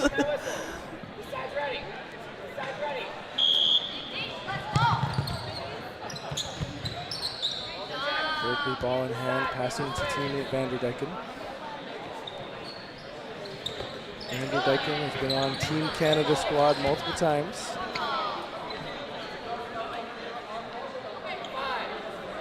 Shot clock counting down against Frenzy. Oh, and a pop-up, and there's one caught, the other one not caught. And Cynthia Lee unable to catch. I think that there's just a little confusion of which one was caught. There was 2 pop-ups. But foot back, ineligible as a catch. Oh. So sturdy catch, but push that foot back too far. Leaving only 3 players left in for Invasion, but they have all 6 balls, it looks like. Sun's out, guns out. Bring out your mitts, Frenzy. Vanderdyken with an air pump fake. Sometimes it works. Sometimes it works. I would think when they have all 6. Yes, I would hope. I would hope. Rowan with the rifle does not connect. Peterson for Frenzy with the play call. Berkeley, a fresh arm, sends it. Gets another ball. Readies. Note that she's a lefty. Always so tricky when you have a lefty play. It just can surprise you. And with it's the up. elbow. And out. Ray Lee off court now, 3v3. We were 3v3 for quite some time. Let's see how long this one takes. We have about a minute remaining in the first half. Dyken hustling to get that ball. Play call again from Peterson. But the burden to throw is on Invasion.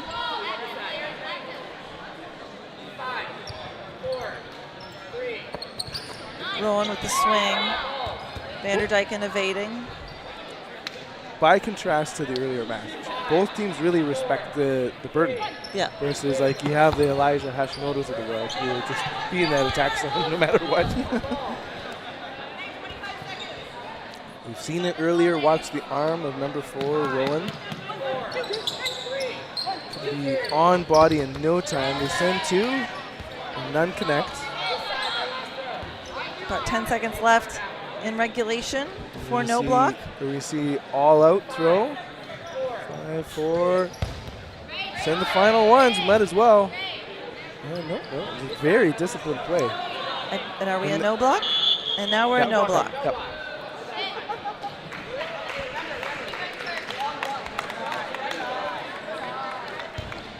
We got 2 New Jerseys. So who will get the burden to start? It looks like Invasion. Just, or at least, unless that hand's just to say.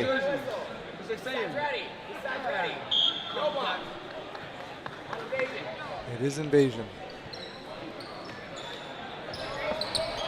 Ooh, Vanderdyken tossing that ball. Looked like the first second that she was going to hold it up. She's now got 2 in hand. And the pop up and Peterson. Ooh. Not quite getting it. Wonder how strong those mics are from the camera. And we have a big moment here. Grace Rowan, last player left in for Invasion. Remember, no blocking. Vanderdyken and Berkby pressuring. They send a couple. Rowan stays alive into the line. And is that a shoe shot? It is. Vanderdyken gets small. Woo! And a line out again. Oh! What a way to determine the end of the first half. Now 3-1. Still 20 minutes. Still got 20 minutes. 20 minutes. A lot of dodgeball to go. Definitely within reach. And at the half, we're going to get another opportunity and an interview.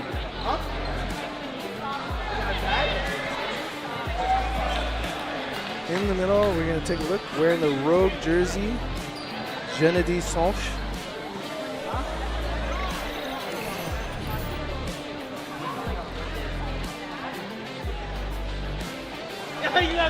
Can you work on your Sonch?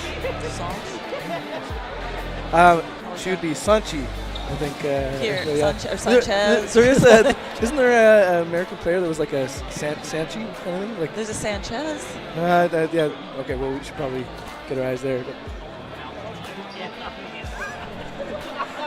All right, we are ready to go. Eyes on mid-court. We're gonna have a mid-court camera. Any minute. Yeah, exactly. Bill Fisher to be interviewing. Hi, I'm Bill Fisher, and I'm here with Jenny Sanj out of Winnipeg. Winnipeg, Canada. All right. So, what do you see in this first half from both teams? What do you think needs to happen on both sides? Both teams playing really great. Frenzy's just coming out really powerful. I think Invasion needs to just kind of get off the back line a little and maybe not rely on their catches so much and just try to get those hits. And what are you seeing from Invasion? What are you liking? Invasion, like, they are taking really good counters. They're pressing up too. Like, it's just a really good game, back and forth, back and forth. They just need to stay in it and stay locked in. Yeah. They can't let Frenzy just take it away. Yeah, and everything seemed like so close, right? Like, very close. No one's getting away from this. No. What are your thoughts? Second half, who do you think comes out of this? Invasion is really good at slowing the game down, or not slowing the game down, but making their own pace. So if they can change the pace on Frenzy and take over, I think Invasion could come out. But if Frenzy keeps their pace up, I think they can come out with the win too. Yeah. Awesome. Well, it was great talking to you. You too. Yeah. Thank you. Back to the finals. Thanks. The second half. Invasion and Frenzy lining up 3-1, but still very close. You know, every game's come down to just a 1v1 or a 2v1 situation, but both teams definitely playing it slow and steady. I think that it's a combination of things like you were saying, end of day 2, probably some tired arms and bodies out there, but also I think there's just a lot of mutual respect happening on the court and not wanting to play anything too risky. You see Kate Gong giving her team a bit of a pep talk. I'd expect similar at the half from Berkeley, the coach of several championship teams. Winners of the Dodgeball Ontario was the Valkyrie women.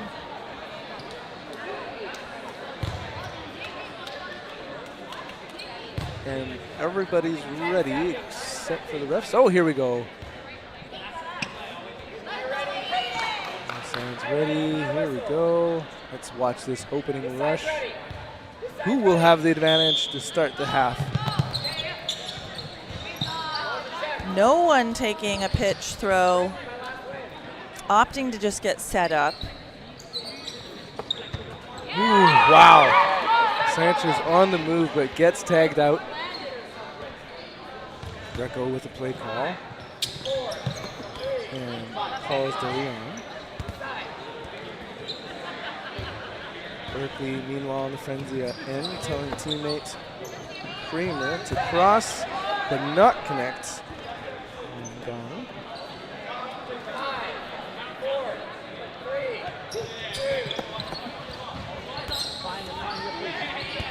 So we know Invasion unfazed, given their history that they've been playing for many years. Yes. They A lot of the years of experience on this court right now. Of course. In the decades. If they run up 2 in a row, we're back.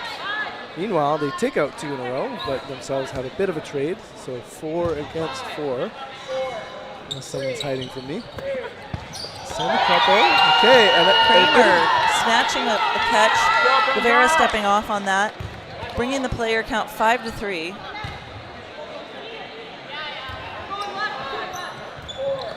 Big rips. One tagged.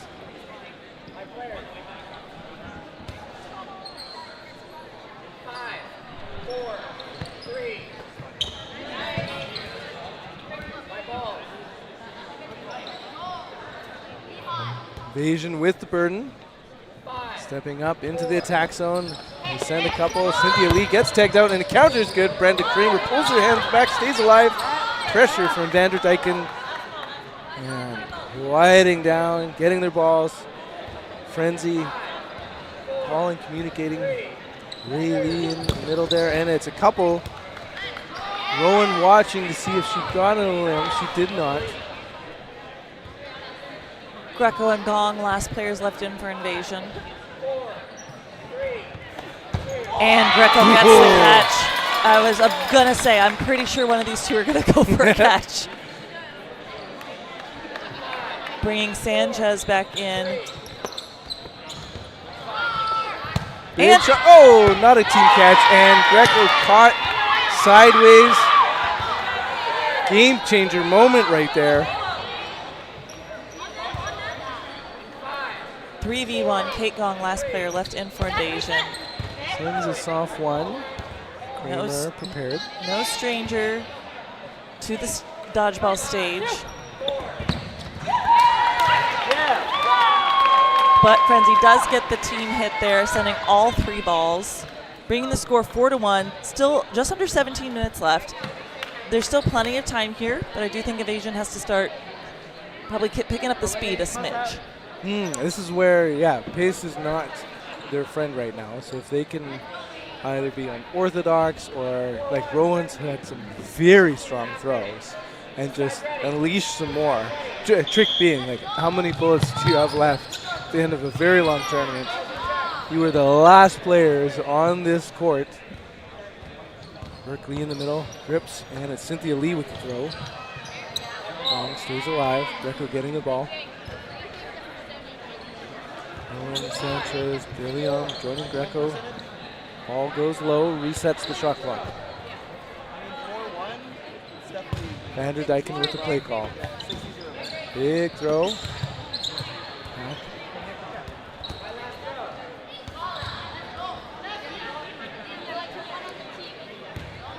Frenzy on the attack. Whoop, up, down, wow. And a limb. Vanderdyken stepping off. That was MVP moment. De Leon just gets low, gets up, and fires it. Sade Berkeley getting tagged out by Rowan.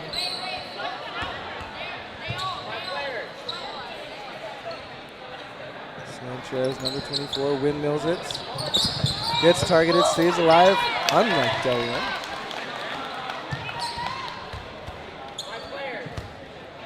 and later gets a limb. So we are down to 4 Invasion, 4v4. Pump fake returns to teammates. Greco checks in. And all 4 in the attack zone. Fire hard on target, taking out Rayleigh. 3 players left in for Frenzy. Double Guevara ready and with the teammate is a good throw. That's what you need. The right side, Grace Rowan. Oh, and big Greco. by Sam. Oh, and he freaked it in. Finishing Turnaround that time. Bringing the score 4-2. Invasion soon. within reach here. Yeah, pretty soon we're going to get an opportunity for your impact player of the match. Let's remember that Greco moment. I think Frenzy just calling a timeout right now, assuming it's coming from the Frenzy side, as that was a big momentum swing in Invasion's favor. Again, Frenzy's still up by 2 points. Just over 14 minutes left in the game. If Invasion can continue to ride this a little bit, you know, they're within reach. They're definitely within striking distance. Good call for timeout. Check in. Sure, hey, here's how much time is left. And we're going to get to see this replay. In the pockets. Love when it's a full body catch. Just like I'm going to fall back and just embrace it.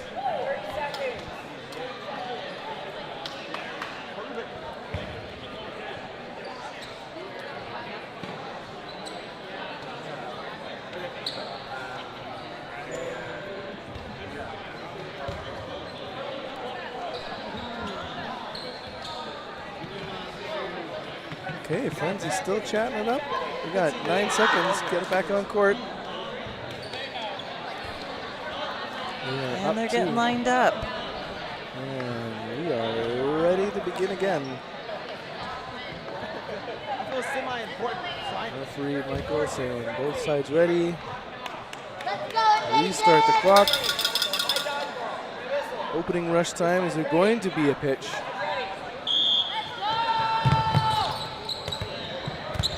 Asian chooses to, taking out Rayleigh.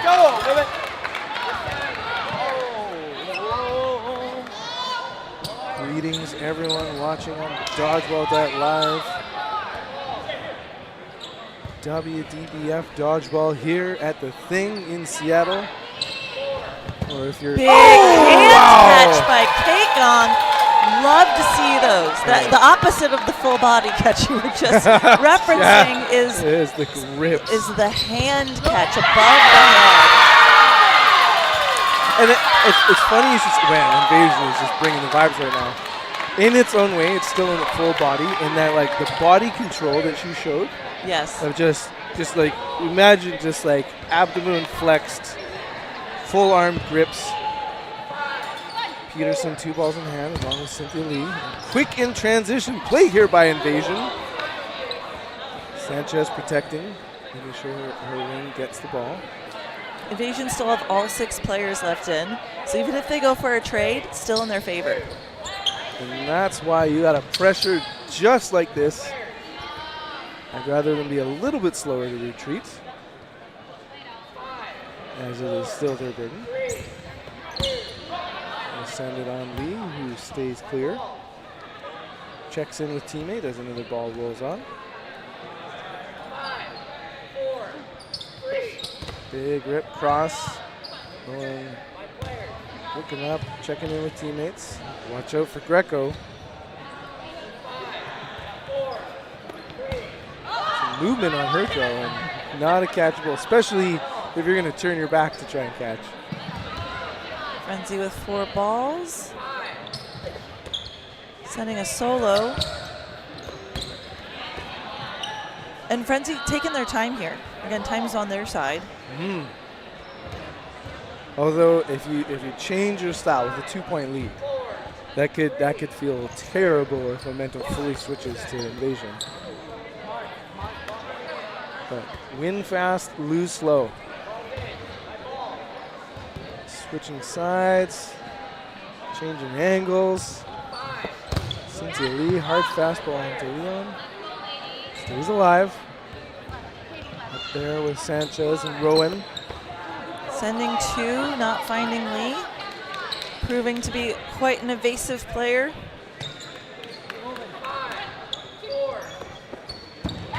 Two. Speaking of invasive, the runner, Rowan,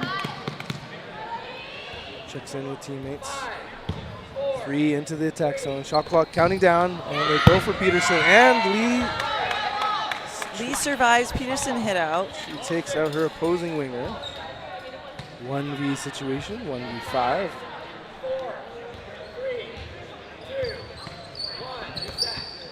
Turf 1, 2. Look out. Looking to run down. And she finds Lee, bringing the score 4-3. Invasion starting to find some momentum, starting to find some energy, a little bit of mojo on their side. That's the patience of the vets. Just like, I know how long 40 minutes is. Just over 10 minutes left in the second half. 1-point game.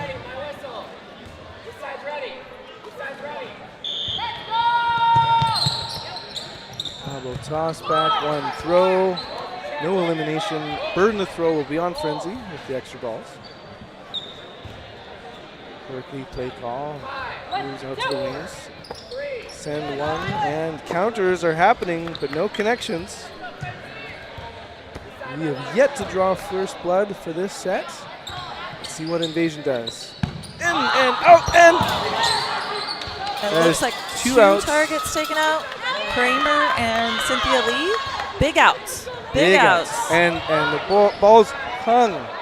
It was scary if you're Invasion, but it worked to their favor still. Good lift. Leon getting, Greco getting the snag, bringing it 3-6. Invasion favor. Into the hips. And whoa, man, I think the ball retriever knocked our camera.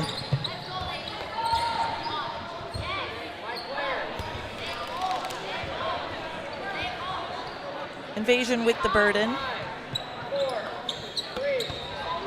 Throw and perfectly placed. Finding Sade Berkeley. What a beautiful throw. Yeah, with the ball in hand. All right. 2 players left in for Frenzy. Rayleigh and Paige Peterson. And Grace Rowan finds Rayleigh, leaving Paige Peterson as last man in for Frenzy. Up against the full court. Alex Sanchez might have called their own number. Pump fakes for days, and they send 1-2. And she survives them. Wow. I think they're really trying to respect. They know Paige is a phenomenal catcher. You're talking about how Cynthia was MVP at the last Worlds. Paige is also a Worlds MVP. And we may have a front runner here. Greco, we said earlier, look out for potential impact player of the match. It might be a good time for Mitch to hand me a sheet so I can make our finalists. Okay, so who would you have? Let's assume Greco would be one of the finalists for your player of the match. I think, yes, let's say Greco. We've been calling De Leon's name a lot. Rowan's had some hard throws. I think I'm going to go with Rowan. She's been really holding down her opposite corner, taking out some hits. Some nasty fastballs. On the Frenzy side, I do think Cynthia Lee has been consistent in running clock, staying alive, and finding her targets. Who would be your next Frenzy? We've often been talking about Paige Peterson. That would probably be my final one. And who will decide this 4-4 match? Go back in time, and this could have been a runaway, but the patience and the discipline. Oh, and DeLeon snagging that catch with a ball in hand, taking out Brenda Kramer. Wow. Invasion starting to find their catching momentum. Oh, yeah. Just like, go ahead, throw at me.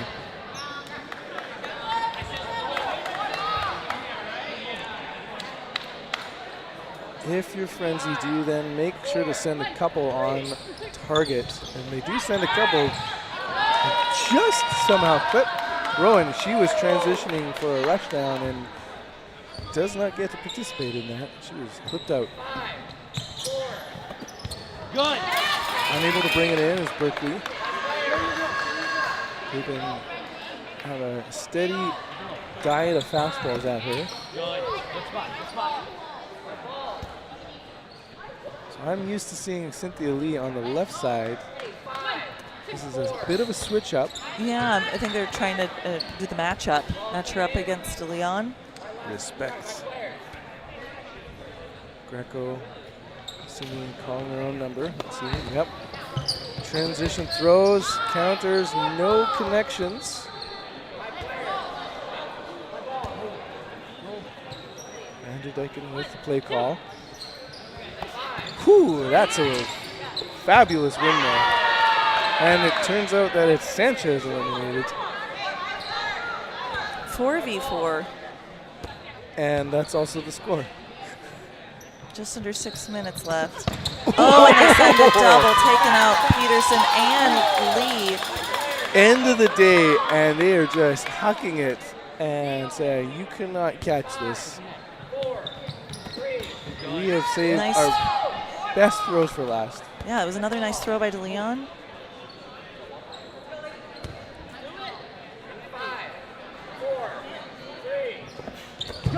Good ups. She stays alive. Ball retriever needs to do some push-ups. While these women are playing top shelf. Ooh, yeah. Pump fake to remind you, game on here. Ray Lee communicating with Vanderdyken. Their burden to throw.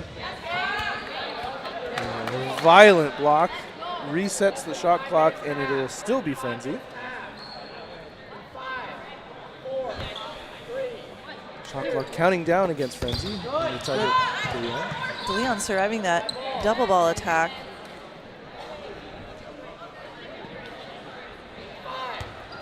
All players on Invasion have a ball. 1-2, and on target. Potential lead for Invasion. Ray Lee stands in their way. And Leon finishes it, taking the score 5-4 in Invasion's favor. As mentioned, this is Invasion's first lead of the match.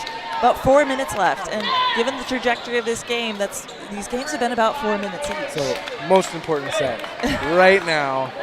If it goes 6-4, wow, because it will be down to the final seconds. If it goes 5-5, we will be ending this to break a tie. And the momentum very clearly on Invasion's side as they send one hard on target. Sanchez taking out Peterson. Kramer now on that right wing. Fresh arm, hasn't had too many throws. DeLeon just has been all day energy.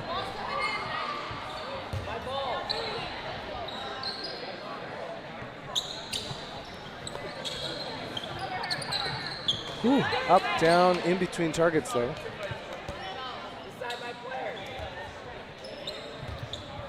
Quick back into the line, sending one, and attempted catch. Kramer taking out DeLeon. Was very close though. I thought she So snagged close. it for a second. Not quite, grips, getting low, Sanchez.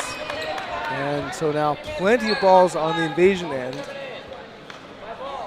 We're going to break up this tie.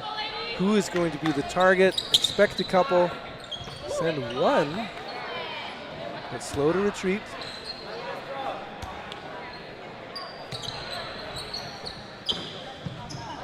Back and Another forth. single ball throw.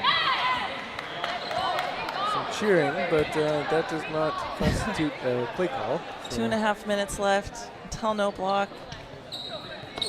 it's tricky with those throws. And like Berkeley holding kind of ball out in a kind of a unique way, but making sure that it spins away from her body. Send a couple, no connections. As you said, we are down to a couple minutes, and it would be shocking if it ended in a minute and change. With so many players still left on court, despite back and forth balls thrown. Again, crucial point for both teams.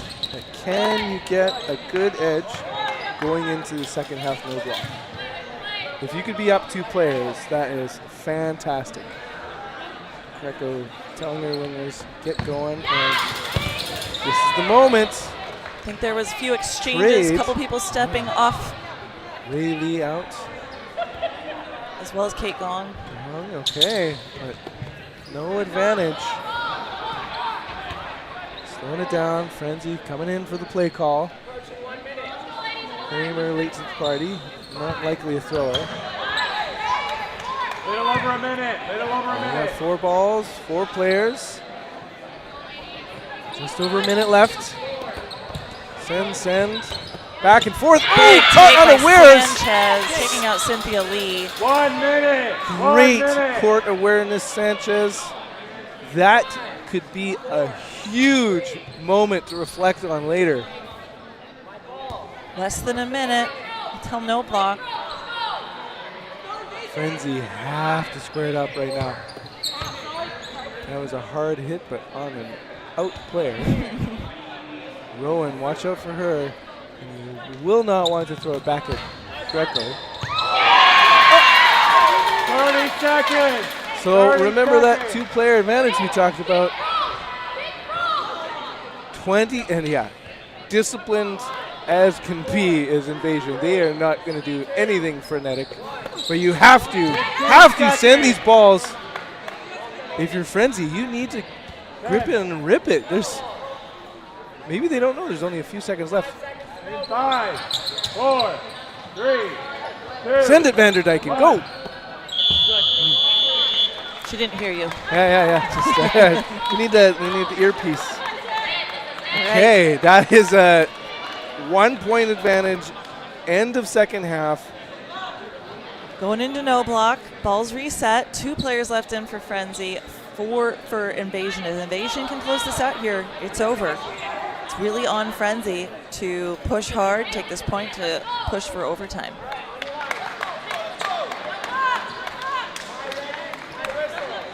Burden to throw will be on Invasion. Player advantage. No blocking.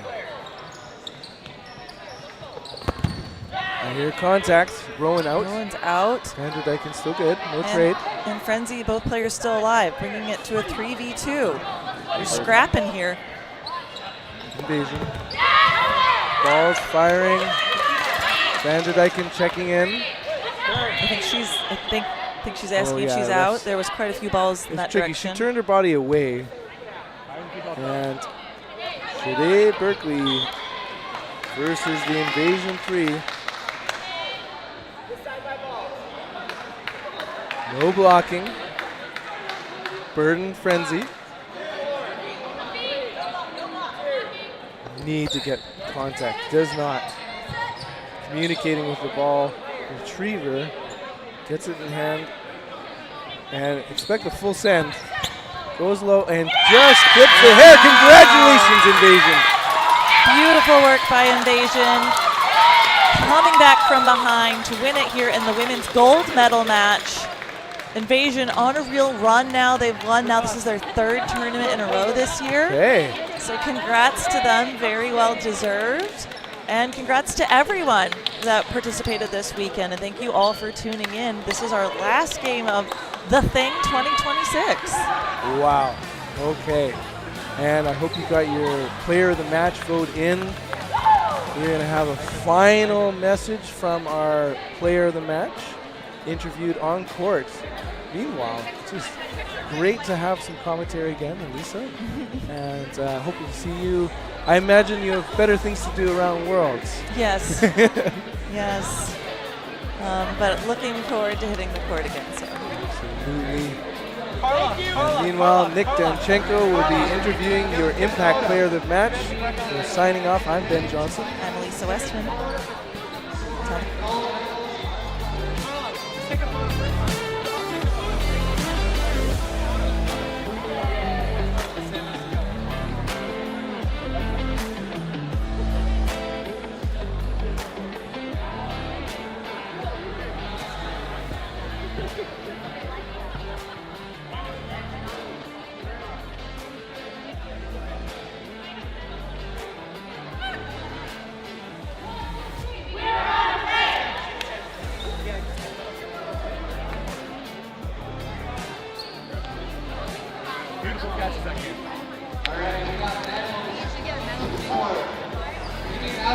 Hello, I am Nicholas Danchenko here on the court with two players from Invasion, Captain Katie Sanchez and also former captain. All right.